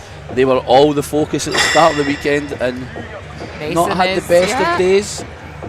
Mason, your dark horse. Mason. Always got to watch the quiet ones. I'm extremely noisy, that's why I'm rubbish at a comp. I just came back for some self-deprecating chat, and then I'm going to go back out and shout at people on the microphone. Matt Neese not having the day that he wanted at all. He is currently sitting in 10th position. Yeah, somebody asking what the power medley is tomorrow. So the power medley is a yoke into axle press. It'll be really interesting. Yeah. Definitely going to be a fun one to watch. Who do we have up here? Is it Elliot, Owen and Ricky? So the weights for the under 80 men, 160, 180 and 200 then to finish. Disgusting. So we have Ruben. Ruben, that's what it is. Oh. You can just noisily hear Jack in the background asking what the crack is. Ruben and Darren. Yep. Darren just slightly ahead. Some good drama in the women's and some good point swings, I'd imagine, with some of them. Hannah Ross must have picked up a good few points. Yeah, she's made her way into the top 3 now, so she was sitting in 5th, at 5th or 6th going into it, so. Darren just struggling on that one. Ruben gets number 6 loaded. Ruben onto this 200 kilo implement. So me and poor Jack get pulled off the commentary team for different reasons. Jack because he's very strong, and me because I can talk a lot. Yeah. And I just get to sit here. We made sure you weren't lonely. You had Becca Morgan. Although at this point I think I'd rather get up and do something, because my body is just like stuck in a seated position. My hip flexors are not very happy with me today. We're coming up for 8 o'clock with 6 categories left. I think we ran through that in probably 45-50 minutes. So yeah. It's been a very, very long day. Yeah. Hopefully tomorrow isn't as long. And by the way, I think tomorrow, the way the events are, it's going to be run a little bit quicker. So the people who have stayed and the people who have tuned in and are contributing to the live chat right now and stuff like that, like, you people are absolute heroes as well. Yeah. Ailey's right. The pit crew deserve an absolute massive. Ailey Gregg, I think, has been tuned in since 10 o'clock this morning. Yeah. She has done a 10-hour shift. Is there anyone else on the live stream commentary that has been here for the entire day? Yeah, if you've been here the whole day and you can comment, we'll give you a wee shout out as we're resetting stuff. Sean Butler's been here all day. I think you have to be here all day. Patrick Opes has been here all day. We wouldn't have this if you haven't been here all day. So Sean and Matt Neese now. Matt Neese really Comes a needs little the bit ride ahead. here. I think he's had a very bad day, even by his own admission, but he's a solid competitor and he's a very good athlete, so Just not having a good day today. no. You see him struggling with that second implement. Yep. Sean up and loaded onto 6. You can see Sean has those long leverages, you know, that's going to go to his advantage here. Matt just can't. So many all-dayers just shouting out there. Levi Bunyan, Marcus Cole, Heidi, Rich Molnar and Ellen. Tom Owens. Well, Stan. Gary. Stan watching in Ibiza, and then Gary and Lisa. Wayne close. There's Wayne. Solid under 80 competitor. Wayne. Fair play to you guys for staying tuned all day. Glenn's there as well, Super Scott. So yep, we've got some true Strongman fans out there just tuning in. And I think Matt's going to be disappointed with that as well. Yeah, he's going to be absolutely gutted being day one. Not the first day that he would have hoped for, I can imagine. No. Hopefully he'll be able to go home, Mary Campbell. feed up, rest up, and hit tomorrow now ground running. Heidi said she had to give up the big TV in the living room to watch. She's on her computer or iPad now. We appreciate everybody that's took the time out to keep us going. So we have John Gilty, our famous loader, who is probably going to blast through this. Yeah. He is so used to having to take all of these off, Yeah. so surely that helps you, being able to put it on. Yeah. Stephen, maybe a step, just catching on that step. John's on step 6 already. John just getting the breath in there. And easy work for that 200. He is making light work of that. Stephen just onto his last step for this 180.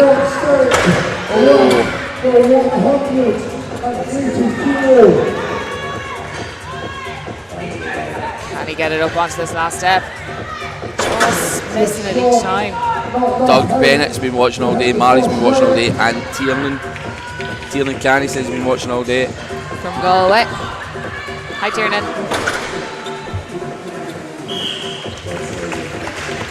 So, Stephen going to finish up there. Kay Marie Bingham and 5 David steps. Mackay as well. So many that have been here all day. I'm slightly impressed. Good job, guys. Yeah. Fair play to you. You can literally see the camera shaking with the lads taking that down, all that weight. Don't think I missed you out, Doug Bennett. I've seen you as well. Another one who's a solid competitor. Doug's done UKNS before. I think that time by John is going to be Yeah, it's pretty gonna be hard to hard to beat. 28.3 seconds. Sub 30. Here we go. This is a nice battle. Kyle and Liam head to head. North versus South. Liam just a little bit ahead. It's not about how you start, it's about how you finish though, and they're both on the stairs. Oh, and a little slip from both of them. Loaded that one pretty. I would be interested to see that split time if both Kyle of them now did just that. getting stuck straight into that 200, Yeah. not wasting any time. Kyle with a small slip. Lads just struggling to get it onto that second step.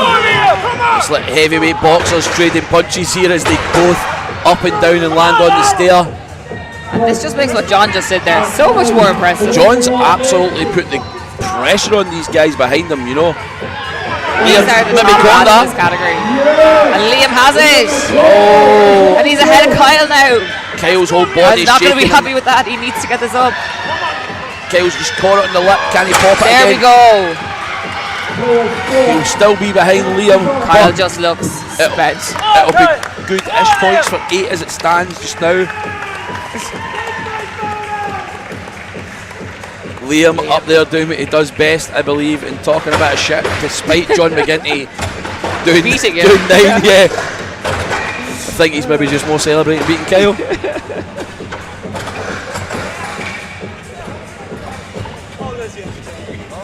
So, moving on Faye to our Pittman. second last. Faye's been here all day as well, and she has obviously missed out. She had to pull out this weekend. Faye's a big miss. Yeah. She definitely would have been one of the favourites coming into it for the under 73s. Phenomenal athlete. She's amazing. Who have we got up now? Is it Niles? Referee's ready. We have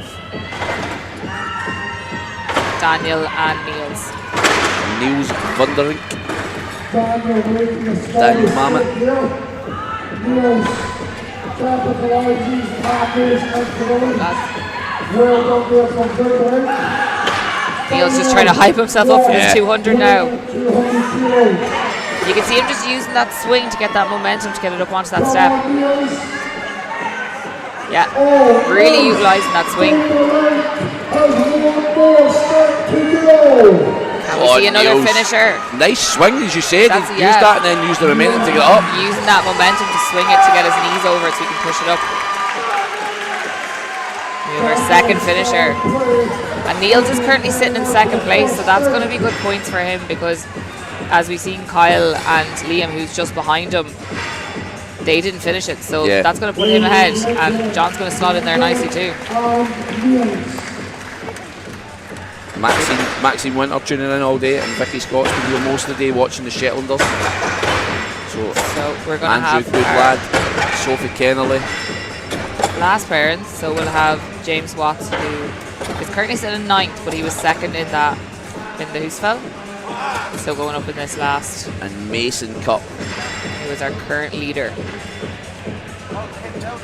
Mason been pretty dominant now so far. We haven't really seen much weakness from him. Obviously winning the last 3 events. 3 events in a row, man. It's like, So can he pip John's time of 28.3? Powerful start, John. I think a little quicker at this point. He's taking his time. all It's pretty smooth by Mason. this point, Mason really only just needs to beat Niall's time, who's right behind him. Niall's time, but if he beats John's time, it'll be absolutely exceptional. This is going to be a good run, though. I don't think he would have beat John's time, but still enough to secure second there, I think. And just extend his lead on the lads a little bit more.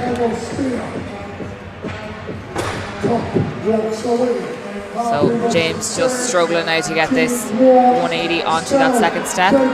James Watt's mum, Trisha, tuning in all day as well. She's here just watching her boy, just trying to get these last stairs up.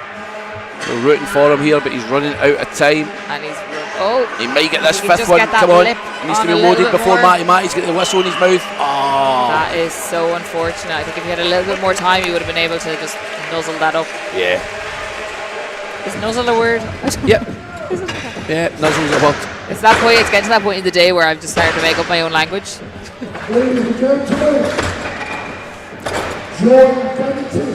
John Ginty with the win. Oh.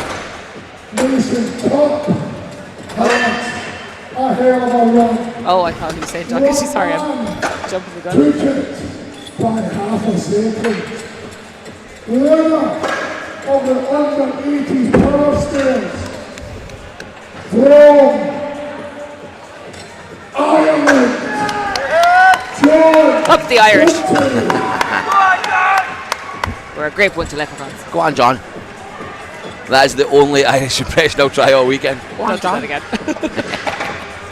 You can try Scottish if you want, it's easy. Scottish? Just lots of swearing and buckfast. Fuck!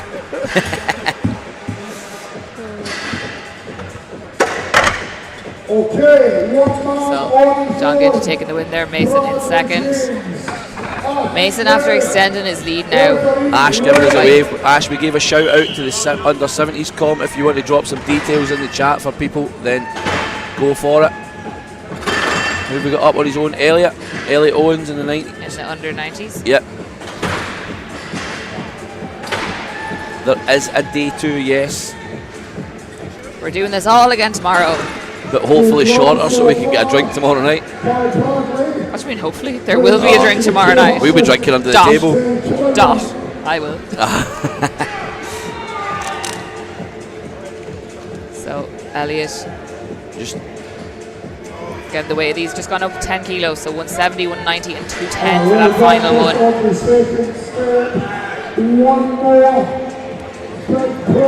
So 19 athletes in this category.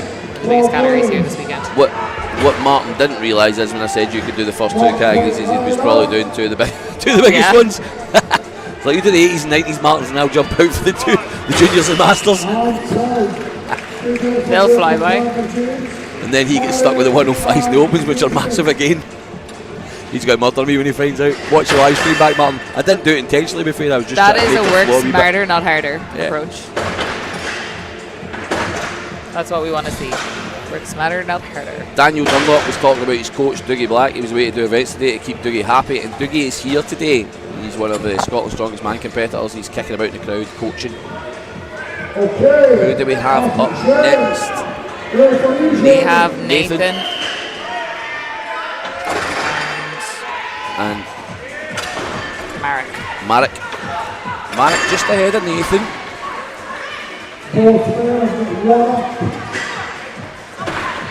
Seen varying different styles of footwear here. Yeah. What would you be wearing on something like Power Sales? So I normally wear my lifters just to help give me that little bit of height, and it also I find helps with that extension to try and get up. Yeah. I'm trying to get up on my toes. I've seen a few of the athletes as well, right? I'll go back to what I would wear in a second, but I've seen a few of the athletes doing this. So see when he's loading it, he's standing on the stair below and pushing it on. Theoretically, would it not be easier just to jump up and duck walk it ahead a wee bit rather than using all your upper body to push To that try on and from push there? it, yeah. I know it's heat of the moment thing and you're just trying to get it loaded to the point, but It depends, because I but suppose see him pushing on like that, like jump up and just nudge it forward as a duck walk. yeah, I think it depends on how much of the implement you need to get on. If there's just a tiny bit, you're probably going to be a bit quicker just pushing it in. But if about half the implement is on, you will be quicker, obviously, just jumping up there and just giving it another little whoosh. And like that, you're going to save a little bit more energy. There's been a great Scottish word, it's talking about words that maybe made up. There's been a great Scottish word dropped into the chat, and Andrew Goodlad's mum's been watching all day, and Spency said, "Go Andrew, the muckle beaut." Muckle is a great Scottish word. Muckle. It just means massive. Love it. We should do, I will teach you Irish slang and you can teach me Scottish slang. Don't know if there's been much And go we on can it. you can only use Irish slang and I can only use Scottish slang. Steph Jones is actually watching Patrick's dog Mowgli. She's in the chat. Says Mowgli's been watching all day.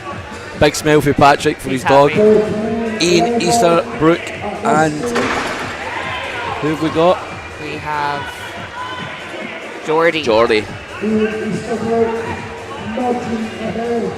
Ian up. So Ian's on similar to what I would probably wear for something like this. As a shorter athlete, obviously Ian's taller than me. But if it was me, I'd probably have something like work boots on. Yeah, you see a lot of the athletes as well wearing kind of hiking boots again, just to try and give them that bit of height. Yeah, I know. Obviously, Dean McVie was telling me he uses boots that are a size too big and then puts 2 insoles in them, so it gives them almost That like an works extra too. inch. Yeah. It's all about those extra inches. And that is what she said. I don't know. That's the first time I've done that today. I get away. Ian just stumbling. He's going to go back in, but Geordie and Ian are both on 6 stairs each. This weight for the under 90s lads is really giving them a beating. It is 210 for that last one. It is incredibly heavy. I'll tell you what's taking a beating. These are some weights that you nearly see at the Giants Life Bombs, Yeah. you know. So I'll tell you what is taking a beating. Those power stairs. if they could just make it through 4 more categories. Yeah. 4.5. I On don't think Maddie cares then after that. On that subject, when you're talking about like you would see at Giants Live, like you're entirely correct. Like these weights that we're pushing these athletes to do are up there with some of the weights that you would see the open weights do. Yeah. And you're asking the best in the 90s to do it, and it's only going to get heavier, Yeah, exactly. So we've got. Haven't seen anyone complete it yet. Who do we have out next? Perry Franken.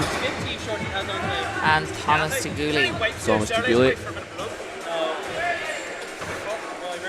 Thomas just up 1 step so far ahead of Perry. Oh, that was a catch. Even the referee had her head in the hands there a second. He's just trying to use his legs there. Perry now underneath it and just nudge like it you on. said, you can see he's actually pushing it on rather than just getting up and giving it another little push. as we're talking about the weight, you can see the camera's taking an absolute beating, and it's a testament to the actual equipment. To how that much they've force, bought. is being put through the ground. You can see how much force has been put through the ground, so you can imagine what these guys are putting their body through right now. Not much. Relatively easy stuff. This 90s category, we're seeing the guys really struggle to get to that last We stair. haven't seen anyone lift it yet, I don't think. Sorry, we've seen Bradley.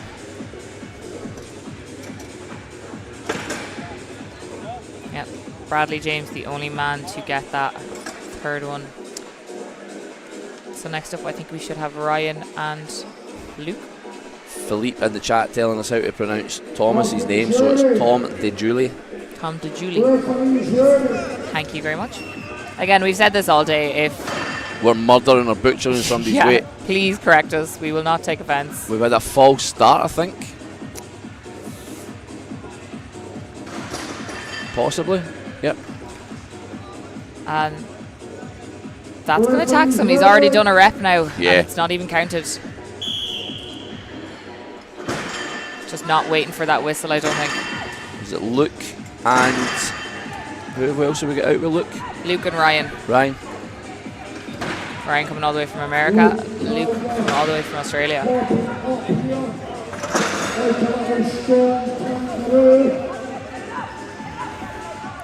Luke still ahead even after that misload, so he's got it in him. It's a dangerous technique, almost getting it onto your thighs and then leaning it back, but it worked on that first one. When you do it on top of a stair, it's a wee bit more perilous. He's just not getting it past his knees to push it on. Yeah. We've seen a few different techniques doing this, you know. There's been a couple of people trying to nearly like kettlebell swing it and then use that momentum to get it up onto the top step. And Luke just can't get the height there.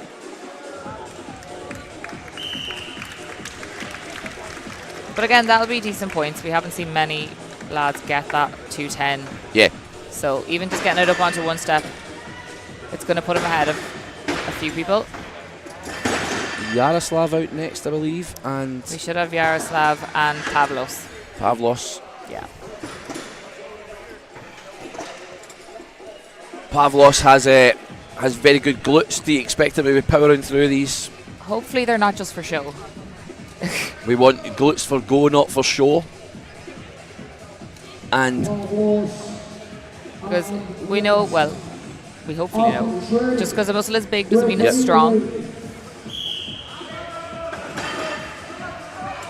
Powerful so far.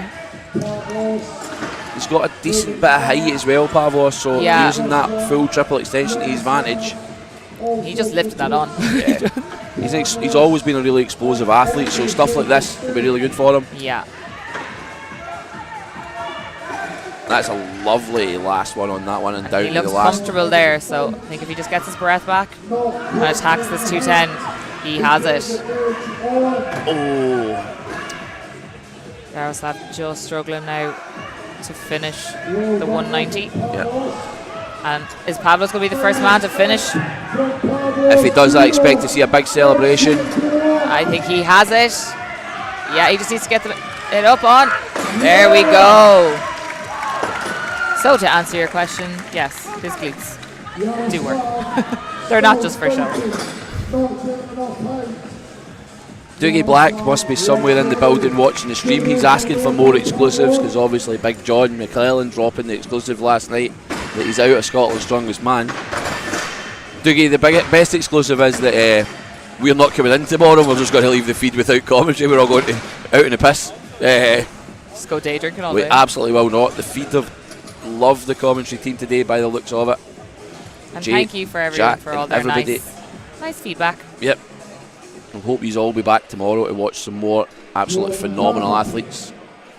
Joel's got a good bit of height on him for a 90. Yeah, he does. And is it Chris that's out against him? Yep. Chris Herbert, Again, our current he's leader. quite tall as well, so both these guys can use that triple extension well. They might actually challenge Pavlov's time, so Chris has now took ahead of Joel Joe was slightly ahead, but Chris has now took half a stereo lead almost. Oh, Just getting that hung up there and that angle. Stood it straight up. Get those knees through and push it. Just use his knees. Yeah, you can see him just sending his knees out to the side rather than using them to help him get it up onto that step. It's now a matter of the weight being an issue and not the technique, because Chris is hung up on that 210. And I think Joel has used up all his energy trying to.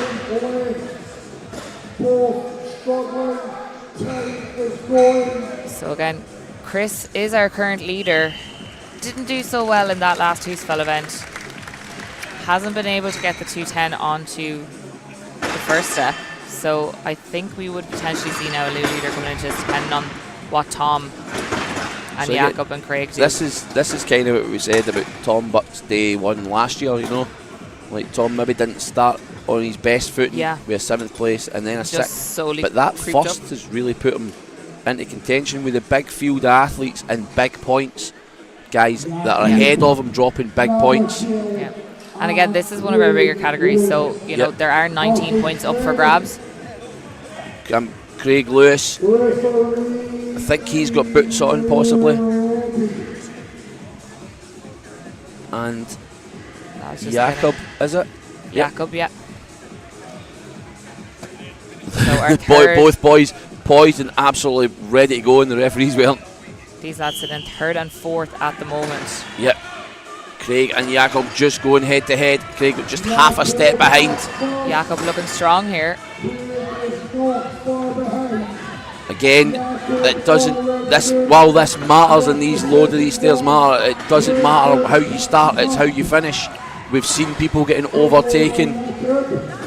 So both of these guys, this is where the money is. This is where the points are. Jakob just trying to use that swing, use that momentum to get that up there. He's definitely watched a few of the other guys. So it's almost like a kettlebell swing. Can Craig replicate that? This is good for Jakob.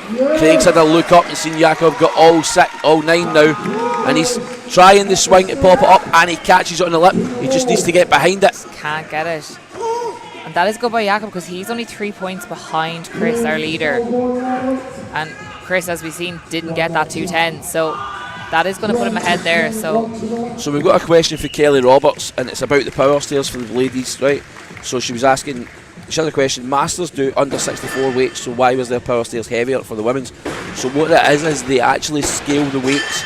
So some of the events will be based on the 64 weights, and I believe some of them are based on the 73 weights. It's kind of similar to the way the guys' categories are going as well, with some of the weights for the Masters and the juniors being scaled slightly. So it's more about the technique and how good these ladies are, that on some of the events they've had a look at it and goes, well, we think they can do heavier than that. Yeah, and again, because the Masters, they don't have to weigh in, you know, they're not, a lot of them aren't in that under 64 weight category. You know, they have a little bit more body weight to them, so generally you're going to see, and a lot of them are quite tall as well, so you know, if they were to use that lighter weight, it would become down to just a quick race, and we wouldn't really be finding the best of the best then. So like you said, it is just scaling appropriately to what last pair in this one. No, is it? second last pair. Oh, because Tom Butts is still so we have Andrew Bottomley and Jan.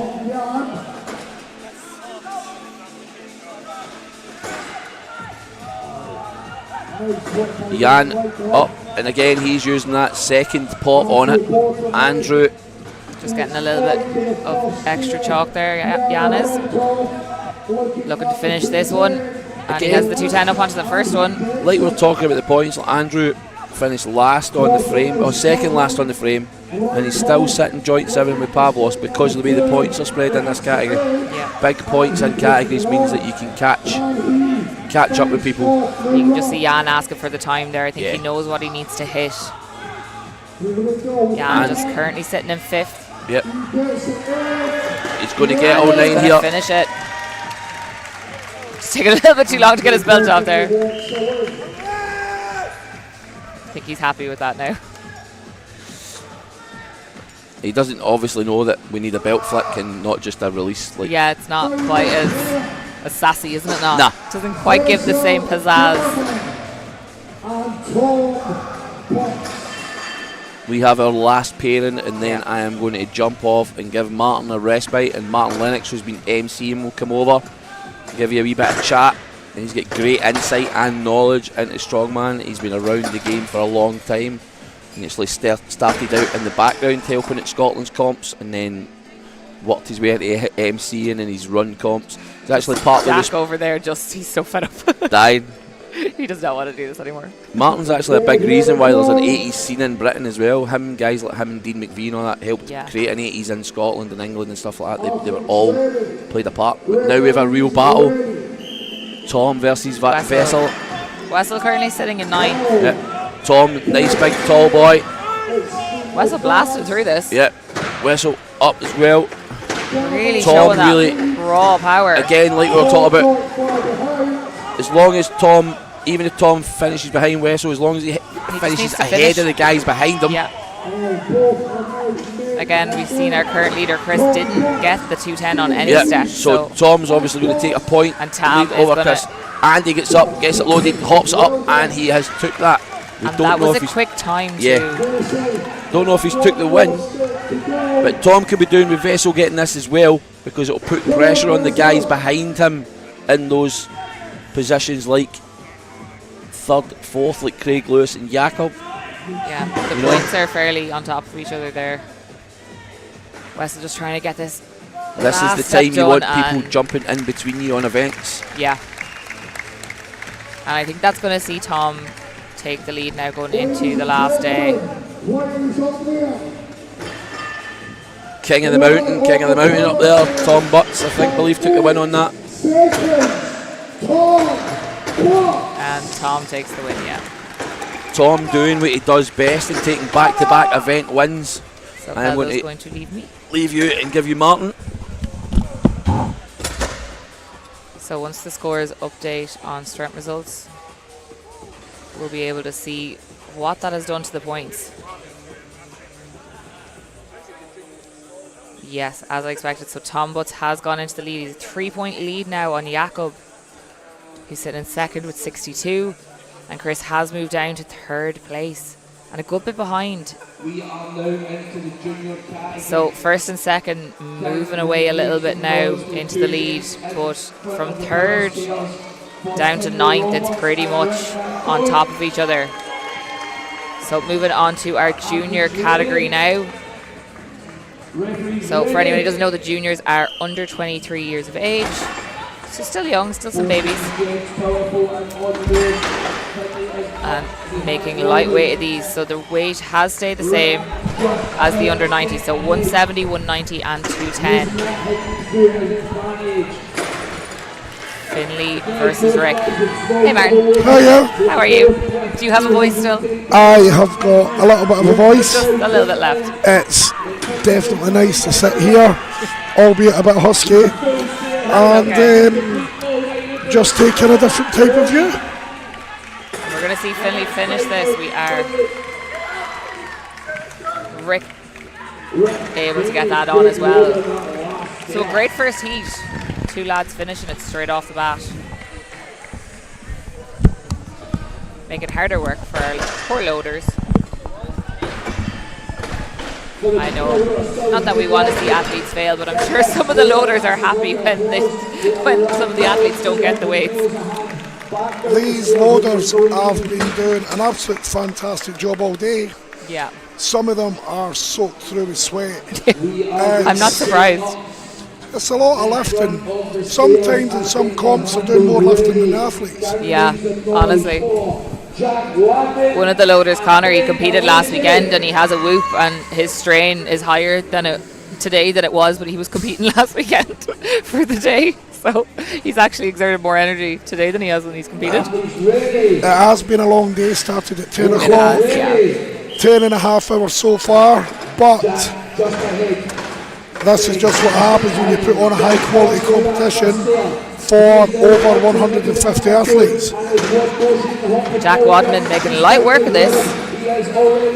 He's already onto that 210. Ben just struggling to get that 2nd step with the 190. Jack needs to keep this up. Oh, just missing that 2nd step. Throughout today, Wadman seems to have that initial good raw strength, but he has made a couple of mistakes when he seems like he's on a roll. And again, that's, you know, you'll see that with the juniors. They're probably just that little bit young. You know, they're still learning. Ben making it up onto that last step, and I think Jack is going to call it a day. He was holding his hamstring when he was coming off there, so hopefully he hasn't done anything. But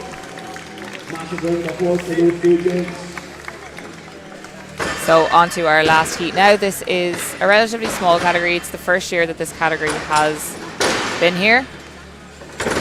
So still a little bit more new, a little bit smaller than the rest of the categories, but hopefully in the next couple of years now we'll see a big improvement here, more entries, more young lads seeing now what can be done and getting involved. Each year, even with categories growing and nationalities growing, this is just getting bigger and bigger every year. Joe Jersby, absolute giant of a man, 6'7", 6'8", big powerhouse, could be a very good event. Yeah. We've seen that height, you know, it is a real advantage with this event. He's not even extending fully up. On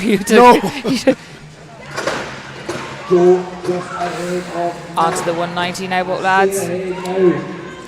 Joe Jersby, I spoke to him earlier on, 20 years of age, but he has been doing it since 16, so he has got a fair whack of experience.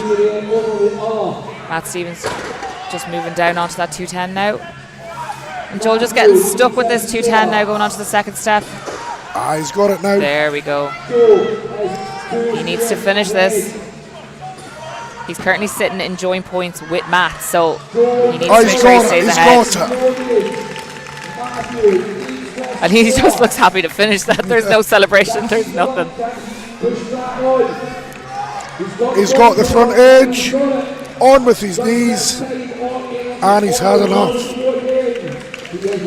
And that's going to be interesting for the points, because we did see those first two lads finish that, and Matt was in joint points with Joel there going in, so that's going to open it up a little bit for those other two lads, and it's going to put a bit of space between Matt and Joel now. So well, who came between Finley and Rick? Matt?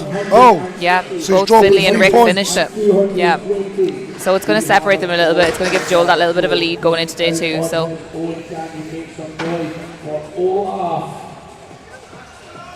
moving on to the Masters men category now. Well, these are the men that are really going to struggle to recover in time for another 4 events tomorrow. Yeah, that recovery just probably isn't quite there the same as the rest of those young lads.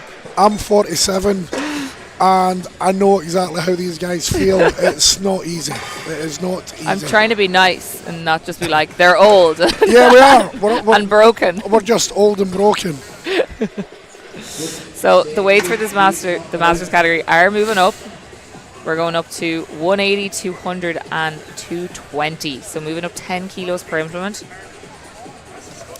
Again, we have seen for the other events that the Masters men have done the same as the under 90s and the juniors, but because they have that little bit of extra body weight, most of them are a little bit taller, you know, it'll probably make it, we need to kind of scale it to them athletes. So same weights as the under 105s for this event.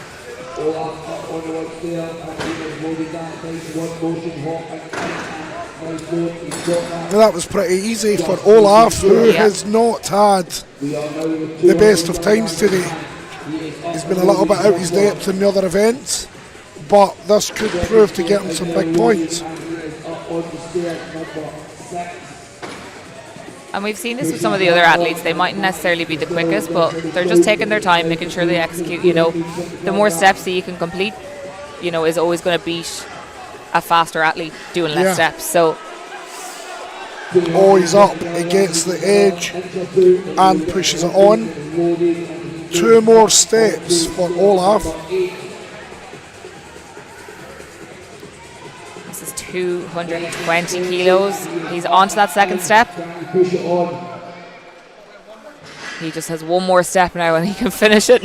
And just running out of time. And I think he's kind of happy that he ran out of time. He did not look like he wanted to do that again. No, I think he's enjoyed that. Yeah. As I said, some of the other events he's he's been a bit out of his depth compared to the standard of other men.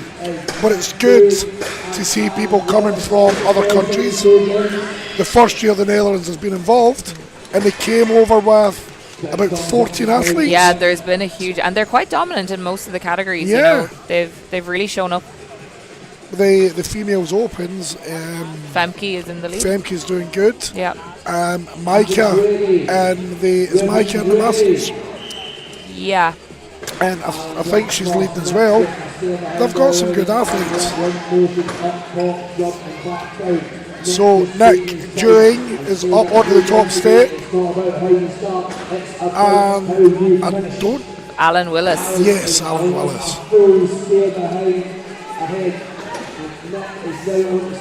Alan making light work of this so far. Has that 220 up on that first step. Just getting the lip caught just on the edge of the step there. Can't quite get it high enough. Nick getting that first implement up. Just missed it.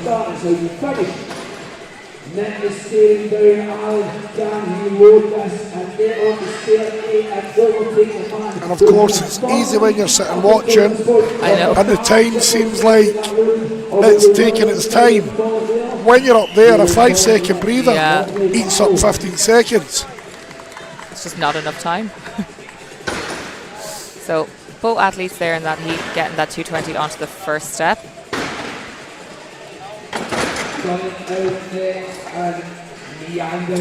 So Olaf currently in the lead because he did get that 220 onto the second step.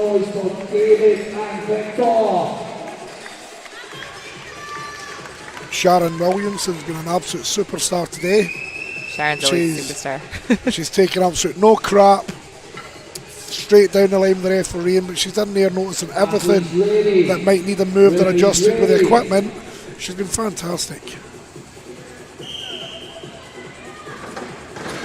Victor and David up now. Yeah, Victor had a slip in the first step, and then again he slipped on the second step.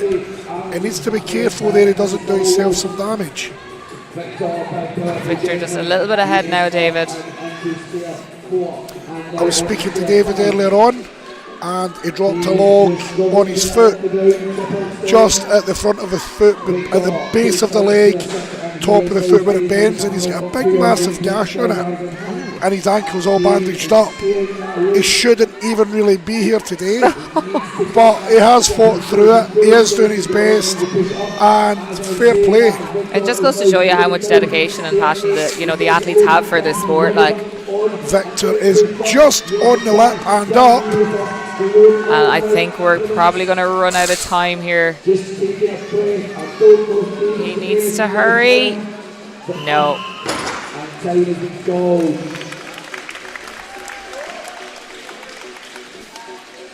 So, depending on Victor's time there, he may go into the lead.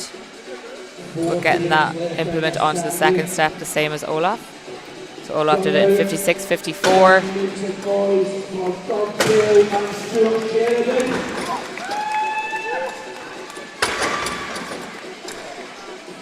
So we have Stuart Sheridan. The Shed Sheridan. The That's Shed what they call Sheridan. him. And Doug Shed Bell is on Sheridan. the far end.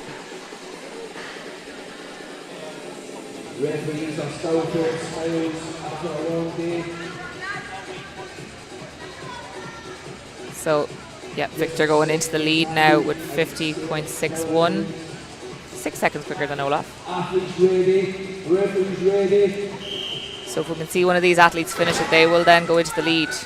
Oh, Stuart is moving well. Very quick there. Just flinging that weight up onto them steps.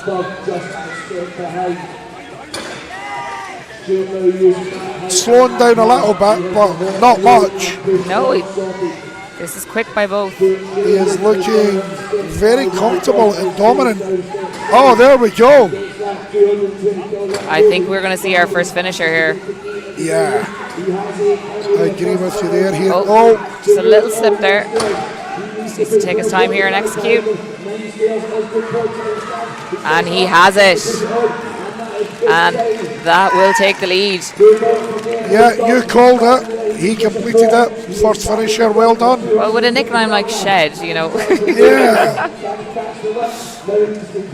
Doug just struggling with that. He has it onto the first step, and I think he's going to call it there.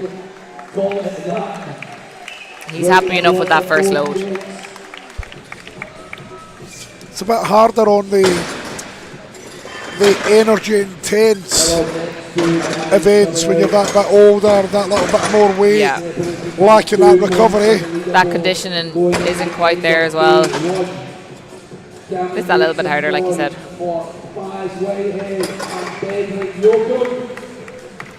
But again, we're trying to find the best of the best here, so we can't make it easy for them. No. As much as they might want. So I'm looking forward to seeing our Czech athlete here, Joachim. He blasted through the log press on the first event. It looked really explosive and powerful. Yeah. But to my surprise, we have Barry in the lead now. Barry's been solid all day. Very solid. He's currently sitting in second position, just behind Alex Shepherd. Bedrick just taking his time here. Oh, they are. Oh, just Joachim's catching up. Barry just catching the edge of that step there. And Joachim moves into the lead. Yeah.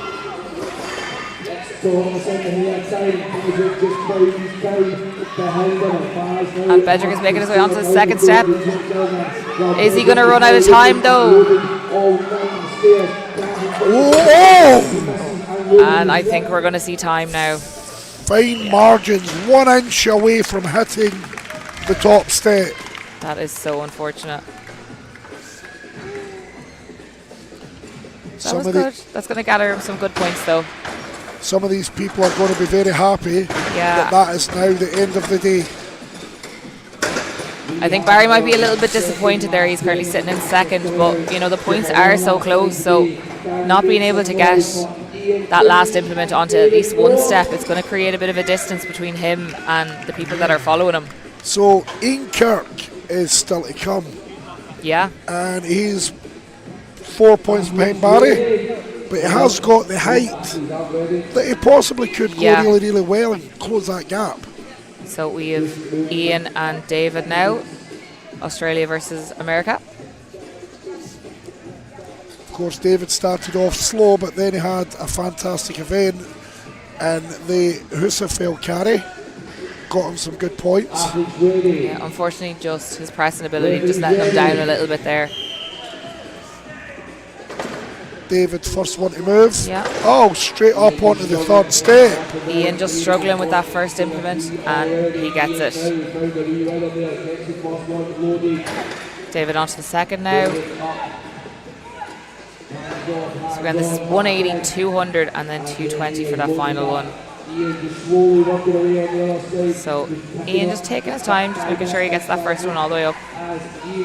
David onto this 220. And 60 seconds isn't a lot of time, so you know, as much as you might want to rest, you don't really have the time. You get stuck straight in.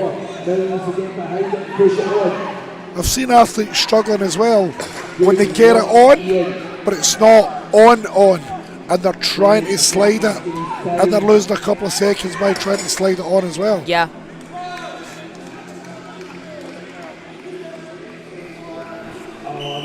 And Ian just going to the very last second there, trying to get that 200 up. Just not quite able to make it. So we're going to have our last pairing now. We have our current leader, Alex Shepherd, along with Ian Kirk, who's currently sitting in fourth place. Ian has had a great 2 last events. Again, that pressing just letting him down a little bit, so he lost a good couple of points on there. So it'll be interesting to see how he gets on here. Ian Kirk had a few dodgy moments last year as well, and he came through strong and finished on the podium. Yeah. Like if you've one bad event, you know, you can't let it get to you. Like, you've plenty of time to make up.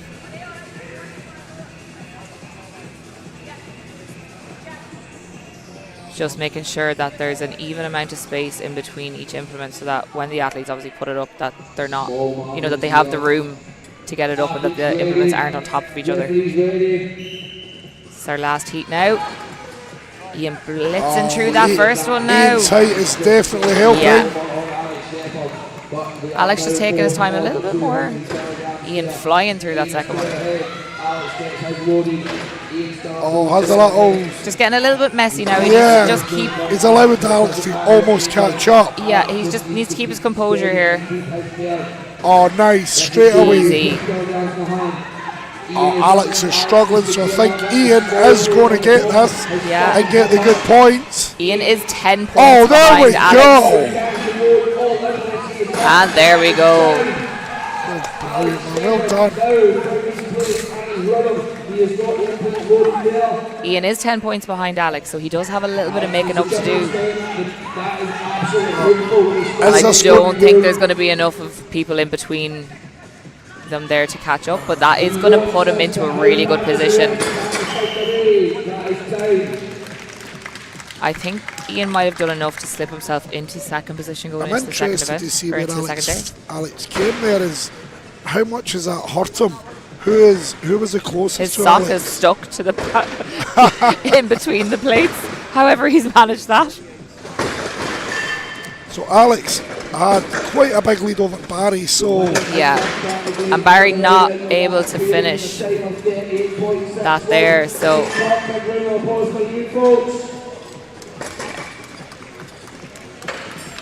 Ian taking the event win there. Bedrick might jump over Barry. He was only 2 points behind, and he did have a better run. And I think we're going to see Ian slip in there into that top 3 now as well. So moving on to the under 105 men.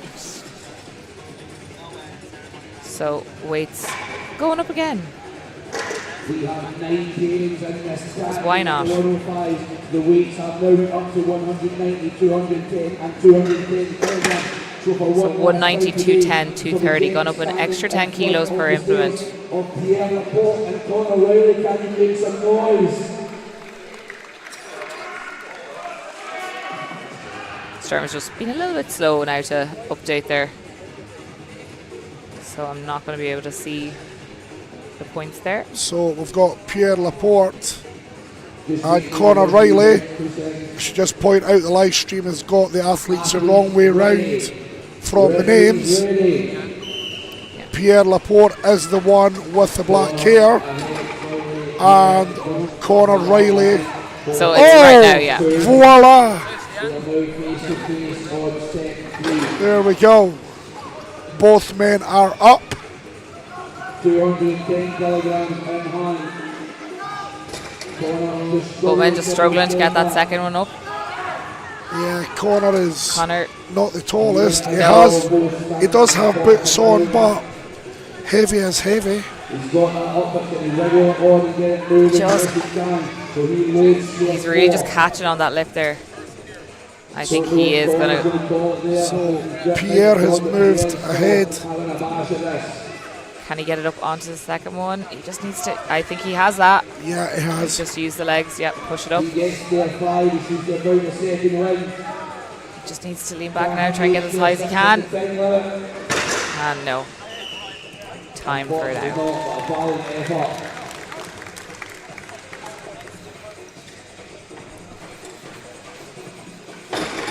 So for anyone wanting to look up previous results, see where people are, the current places, you can head on over to Strength Results, look up Natural Strongman Worlds, and you'll see all of the categories for the whole day there.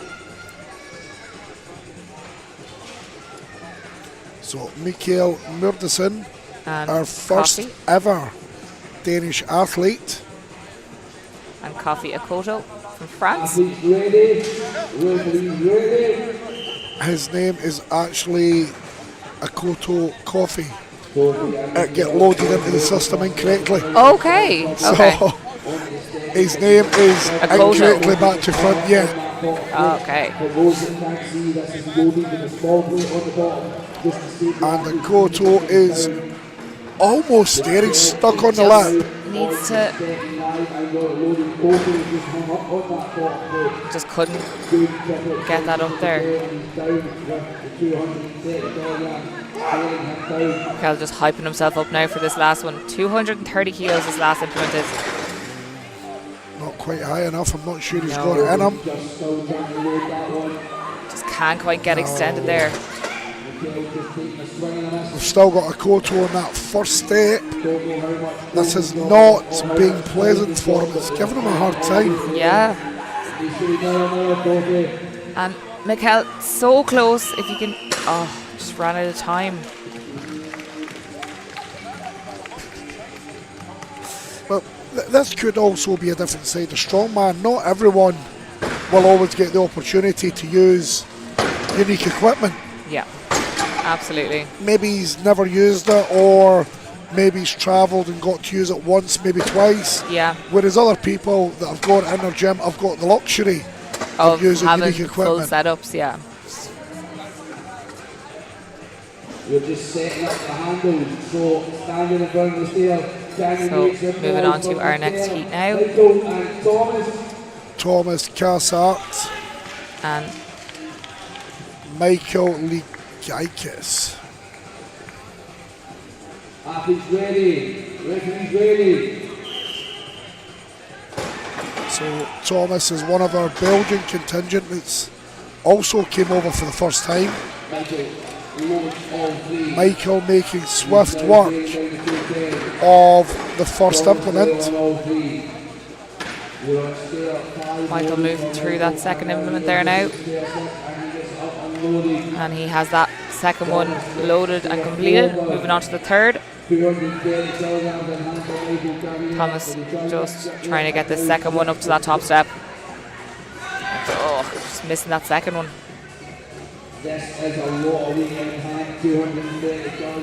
This is such a big ask for these athletes at the end of this day. You know, it's been a heavy, long day. It's just so intense on the back after everything else you've been through. And as most people would probably agree, the back's the hardest thing to handle. Yeah. Oh, athletes just running out of time there. So still yet to see someone complete this run. Now, while I'm here, I should give out a massive thank you to Keldo. So this has been a long competition. I've been doing quite a bit of shouting, and my voice is almost gone. So Keldo's luckily and happily stepped in to help out before I lose my voice totally. So thank you very much, Keldo. It is appreciated. So we have Lawrence Lapierre, also known as Lappy. It's a nice little name, isn't it? Lappy. Go Lappy. Cute. And we have James Knight then alongside him. Oh, Lawrence is quickly through the first two. Are we going to see our first finisher? Just needs to get that up. He's got it. Just taking his time. Just needs to try and get back a bit, get that lip up onto that step. James struggling on the far side.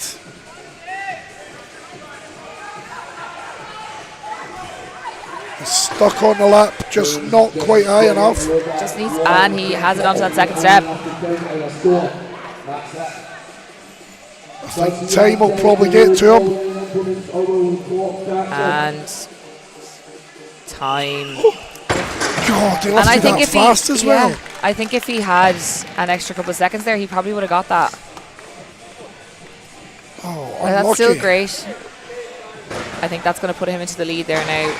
So we have got Jonathan Liddell Johnson and Mr. Sad. Mr. Logan Sad. Yeah, even on a good day, he's sad. That must be such a terrible second name. Just sad, constantly sad. Well, I spoke to him at the start of the day. I couldn't help but saying it. Even on a good day, you're sad. And he's standing, just nodding. He's ex-American military. He said he's been ripped his whole life for it. No. So he's pretty used to it. He's got thick skin now. Oh, Jonathan has went very quickly. Jonathan currently sitting in 5th position. I believe Jonathan was on the podium last year. He was, yeah. Yeah. He did well, and of course, winner of event number 1 when he surprised everyone and won the log ladder. Just unfortunately just dropping some points on the frame and the Husfeld, finishing up in 10th on both of those events. So I'm sure he'll be looking to make up some points here now, make up some ground. Morgan steps away. Looks like he's got hopefully cramp. Yeah. He seems to be moving it well enough. We've seen a lot of cramps here, and that's the thing, you know, with this long day, if the athletes aren't well fueled, well hydrated, you know, it's going to result in some cramps. Now, at this time of night, these people have got to go away, try and wind down, eat, recover the best they can. And they back again. They can't exactly go and get a massage at this time of night. No. Unless, of course, they've got their own partner or a therapist with them. So tomorrow's going to be almost harder. It's going to be a battle of who can recover the best, to be honest. So I've got Jorgen Owen, and that is Thomas Fisher. Tom Fisher been a big hit on the live stream, and a lot of support there for Tom. Tom just a little bit slower now. Jorgen kind of pipping out ahead. He's on to this last step now. Are we going to see someone finish this? We are. That was brilliant. It didn't look too spectacular. No. And then he just motored through that last one. That's what we want to see. Really well done. Really well done. Tom just looking a little bit exhausted now, trying to get this second implement onto that second step. So this is a good angle we've got in the camera here to see it. He's just not got the height. No. So 4 steps for Tom Fisher there, and a finish. So that's going to give Jorgen some good points there, because we haven't seen anyone finish it yet so far. So we only have 2 heats left to go. So Matthew Cooney and Mr. Roney, whose first name escapes me. Should be Matthew and Michael. That is is it Michael Roney? Yes, it is. Michael Roney and Matthew Cooney. Matthew. Was it Matthew? Yeah. Oh, Matthew and Matthew. Matthew Cooney and Matthew Ronnie. It's a pity there's not a second. Oh, there we could be Rooney and Cooney. No, it's Roney. I know. But yeah, Rooney and Cooney.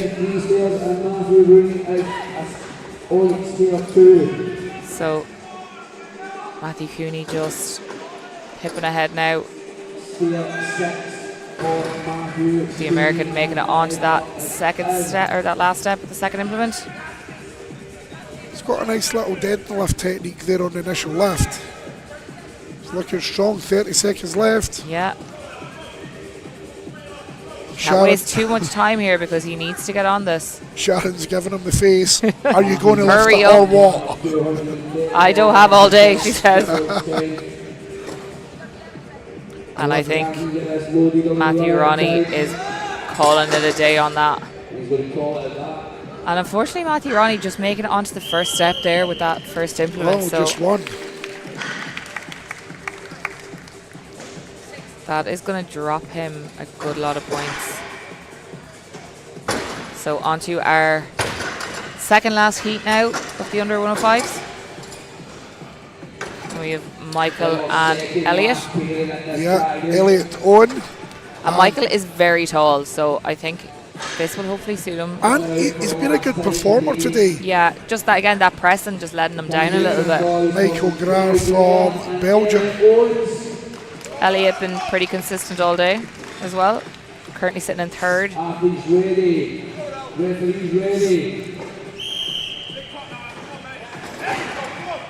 Oh, Elliot the more explosive. Elliot moving through that quite easily. Michael finishing that first implement as well. So Elliot finishing that second one already, moving on to the third. just another one for any casual watchers back home that are unaware.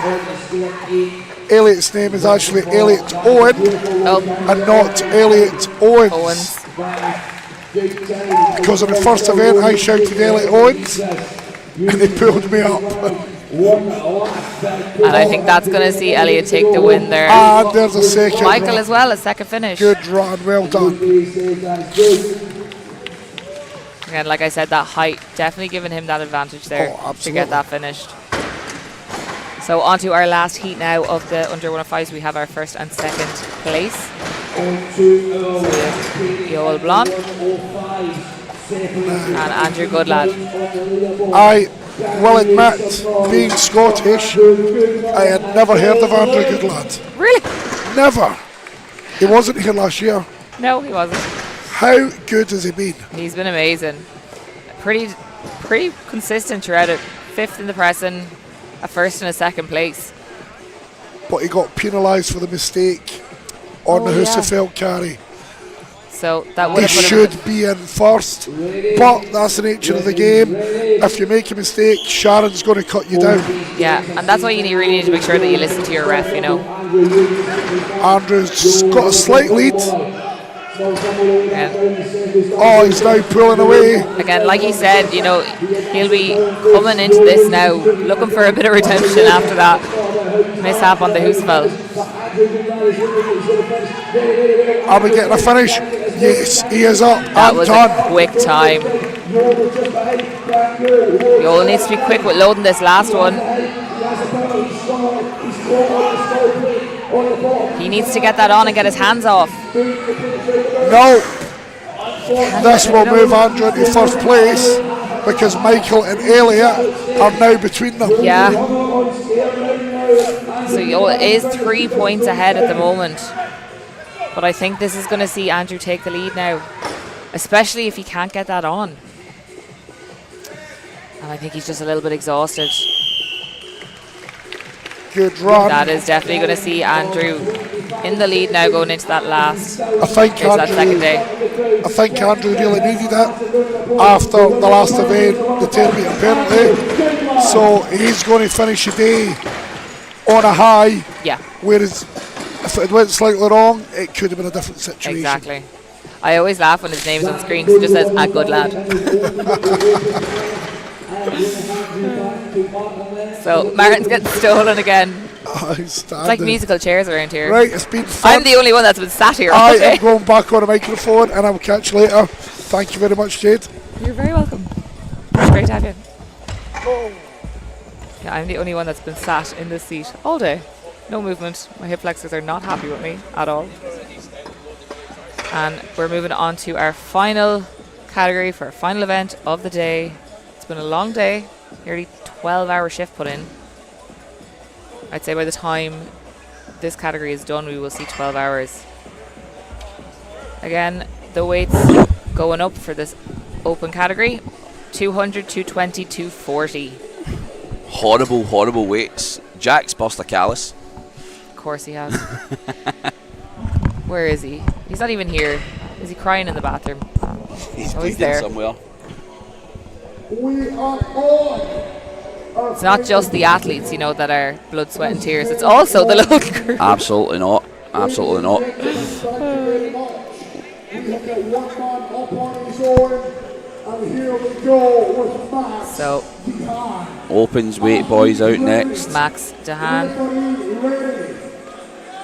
I think, out on his own. Max, a very tall athlete, Yeah. needs to use that to his advantage. It's been good. The tall athletes have had that small advantage. It's just that triplet session. I was seeing when I was doing the MC stuff out there was a couple of guys from the angle that I'm standing at are getting caught up on that small plate on the bottom, so that this implement's got like a plate on the bottom that then everything gets loaded onto. So Max making quite light work of this so far. Definitely setting the standard now for the rest of the lads to come if he can finish this. He's one more step to go. He just needs he just needs to get his hips through, get stood up, use his height, get that extension, and I think he has it. He just needs to get Just full a small implement hop, and that's awesome work. But that's good now from the first, first person up.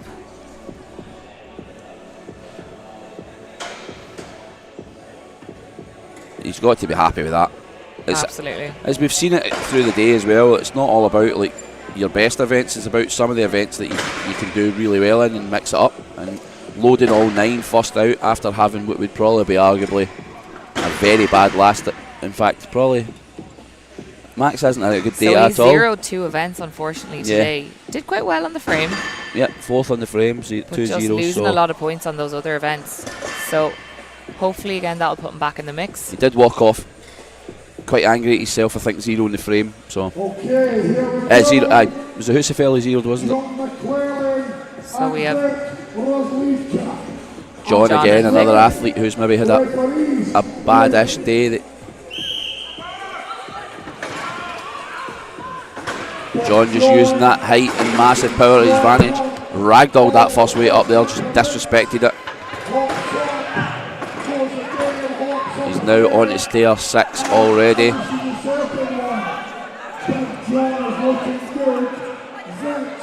Second guessed himself maybe a wee bit there. Yeah. Rightly so, he caught the lip. Just needs to focus now. And hit this last weight. 240 kilos. Yep. Max Dehan obviously coming out and doing all 9 has showed us away. John's a big powerful athlete. And now Veet is not far behind, I believe.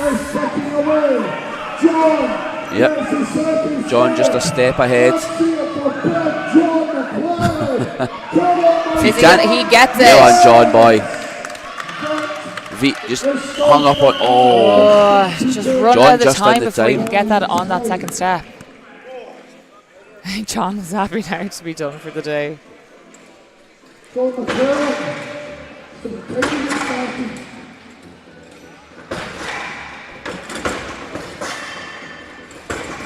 Big John. We are now Robert Marlowe with the hat. Now 10 past 9. I wonder how many Rice Krispie bars he has under his hat now.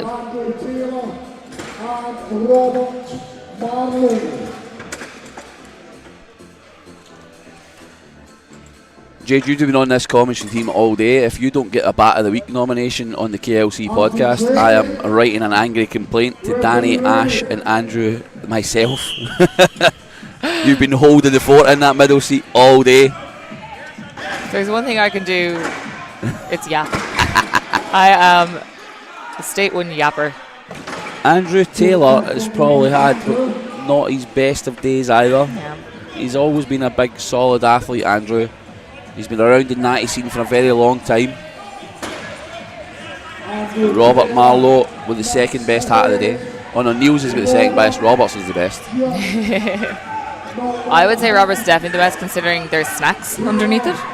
Listen, if I thought I could buy a hat that could keep snacks under it, I absolutely would. Absolutely. Both guys just taking their time at this last one. Robert just trying to hype himself up here for that last one, and it's just not budging. Don't think he's got much left. What snacks do we got? If he doesn't fling that over here, I'm going to be very angry. Is it more Rice Krispie bars? Do we have... Oh, it's No, a it's a comb! Yes! We just don't know what's coming out of this hat. If he pulls a rabbit out of there tomorrow, I'm going to be mighty impressed. He could stick one of the under 57 girls there. He'd definitely just fit it under there and just whip them out. These loaders will be glad to see the back of this power stairs. So obviously we know what the events are for tomorrow, so the reset time on the events, apart from maybe the yoke, should be a lot easier. Yeah. You know, deadlift's not going to require much, resetting.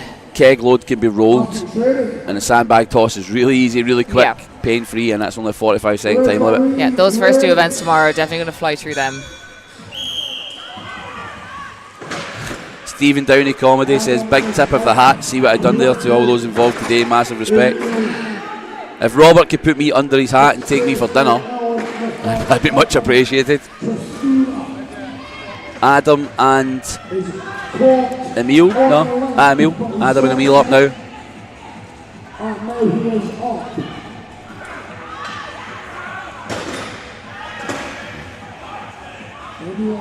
Both neck and neck here. Yep. Who can get onto that top step the quickest? You know when you're obviously when you're doing a farmers or a yoke and you're side by side, it's Emil just needs to get, yeah. It's easy not to look over at the next competitor, but see when you're directly in front of them like this, you think there's maybe a wee bit of advantage and disadvantage because you're staring down what you're doing with them. Yeah, absolutely. Similar like a stone run, you know, face to face. Power Stairs has found a good spot and a good place in Strongman right now. It's like, I love it. It's definitely one of my favourites. Not that I'm the best at it, but I just find it such a fun event to train. I don't find fun taking down the weights when you're training by yourself, but if there's anybody out there that's a fabricator that wants to make us an implement, they can help take it down for the next comp. Honestly, and the amount of times, like when I'm training, I honestly consider hiring a person to just come and train, not train with me, just come and load and unload, and I can just sit there and relax. That's the only part of training I don't enjoy. Dale, big Dale Murray out next. And we should have Julian across from him. There's only a few more pairings left, so if you bear with us, folks, we will get this wrapped up soon. Kirsten shouting out for Big John and Mary as well. So someone just asking, will Tom Fisher be on anymore? So we are finished for today, but he will be back again tomorrow. Dale flying through these first 5. He's found a nice rhythm. Yeah. I wonder if what I was talking about earlier, like, you know, pushing it on, I wonder now when it's heavier and it's digging into what's maybe the wee bite marks that people have made when it's been slamming in, it's maybe harder to push on. The guys have all been much more proactive in just jumping up and popping it. Dale on 7 implements.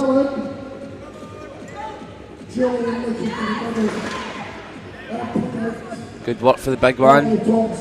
So both Dale and Julian joint on boards here for 4th. So Dale currently pipping him here, just can't quite get that finished. Yep. But he's done more than Julian, and like that's what he'll have wanted to do coming in, just to separate the two of them because they are on joint points. So obviously, quickly Becca was over, pulling out of the 82s. Must have been quite a hard decision for her, but right call, do you think, after the way our first 2 events went? Absolutely. I wouldn't even necessarily just the way they went. I think, you know, after her bicep tear, because she was saying, like, you know, there's been so many times where she hasn't actually listened to her body. Her body's been telling her, you know, you need to stop maybe, or just, you know, take a step back. And she has pushed through, you know, which oftentimes we're told to do, especially in this sport, and, you know, like that pop bicep tear. So the last thing she needs is, you know, she's had, you know, the first start of this year out. The last thing she needs is to have the rest of this year out as well, you know, trying to recover from something else. Cahill and Stepan up. 7 points separate them in the leaderboard, but they've run head to head just now.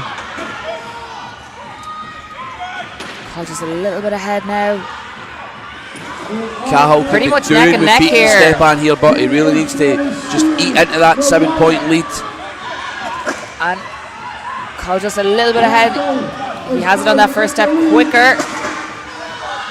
He needs to keep this up and finish this. He probably needs to be 2 steps ahead. I don't think he knows that he probably wants to be at least another step ahead, but he's going to give it another bash. That just looking a lot harder now. Your body's just spent at this point. You can just see by the athletes, they just cannot get that weight up any higher. And he knows. But he is ahead. Same, so we're talking about body shapes and sizes and stuff like that. See, for some of the really, really big guys, like when you're doing power stairs, if you're trying to bring your shoulders over and in, if you're massively barrel chested, it's going to restrict that. So when you're trying to pick it up, people think about the triple extension, but your hands are in a very narrow position, and then pulling you in if you're massive and solid, like these guys are solid muscle mass underneath all this. Yeah. Look, you can say what you want about it, they're units, do you know what I mean? And then trying to pull their shoulders forward and get in, they're going to be restricted. And again, when we talk about mobility and tightness, tight upper backs, tight lats, tight stuff like that, it's going to stop that roll forward. You see then maybe guys are maybe struggling to load, you're thinking that should be easy for them, but it's like you said, it's just that restriction there. Body mechanics play a part as well. This is, I believe, our last pairing for the day. And this is one of Jer's favourite events as well, so I know he is going to want to blast through this. Brains for Gains is saying the spotters and loaders deserve a beer, and Ed Fraser, and I'm assuming probably Shawnee's not tuning in because Shawnee doesn't like my voice. Straight in there now. Jer's smashing that, man. Yeah. Beautiful as work by Jer. expected from Jer. He just needs to keep this up now. Yeah. Jer was 9 points ahead, 9 points behind the Stepan, but he's 6 points ahead of Julian, who's in that 4th place. So he needs to finish this. Come on, Jer. The full crew absolutely out supporting Jer, an ever popular figure. He's up, showing the biceps to the 5 people that are left in the crowd because everybody else has went home. I know. He has all the crew here, though. Yeah. This is kind of what I said earlier on when I was talking about people drift away when the categories get deeper in. And it's especially this late at night. It's no disrespect to them because people have got stuff to do. They probably didn't bank on being here at the back of 9. But some of the Opens boys maybe don't get the adulation that they deserve because the crowd have all got stuff to do and the people they've came to support are leaving, so they're going with them, you know. Absolutely. It's been a long day.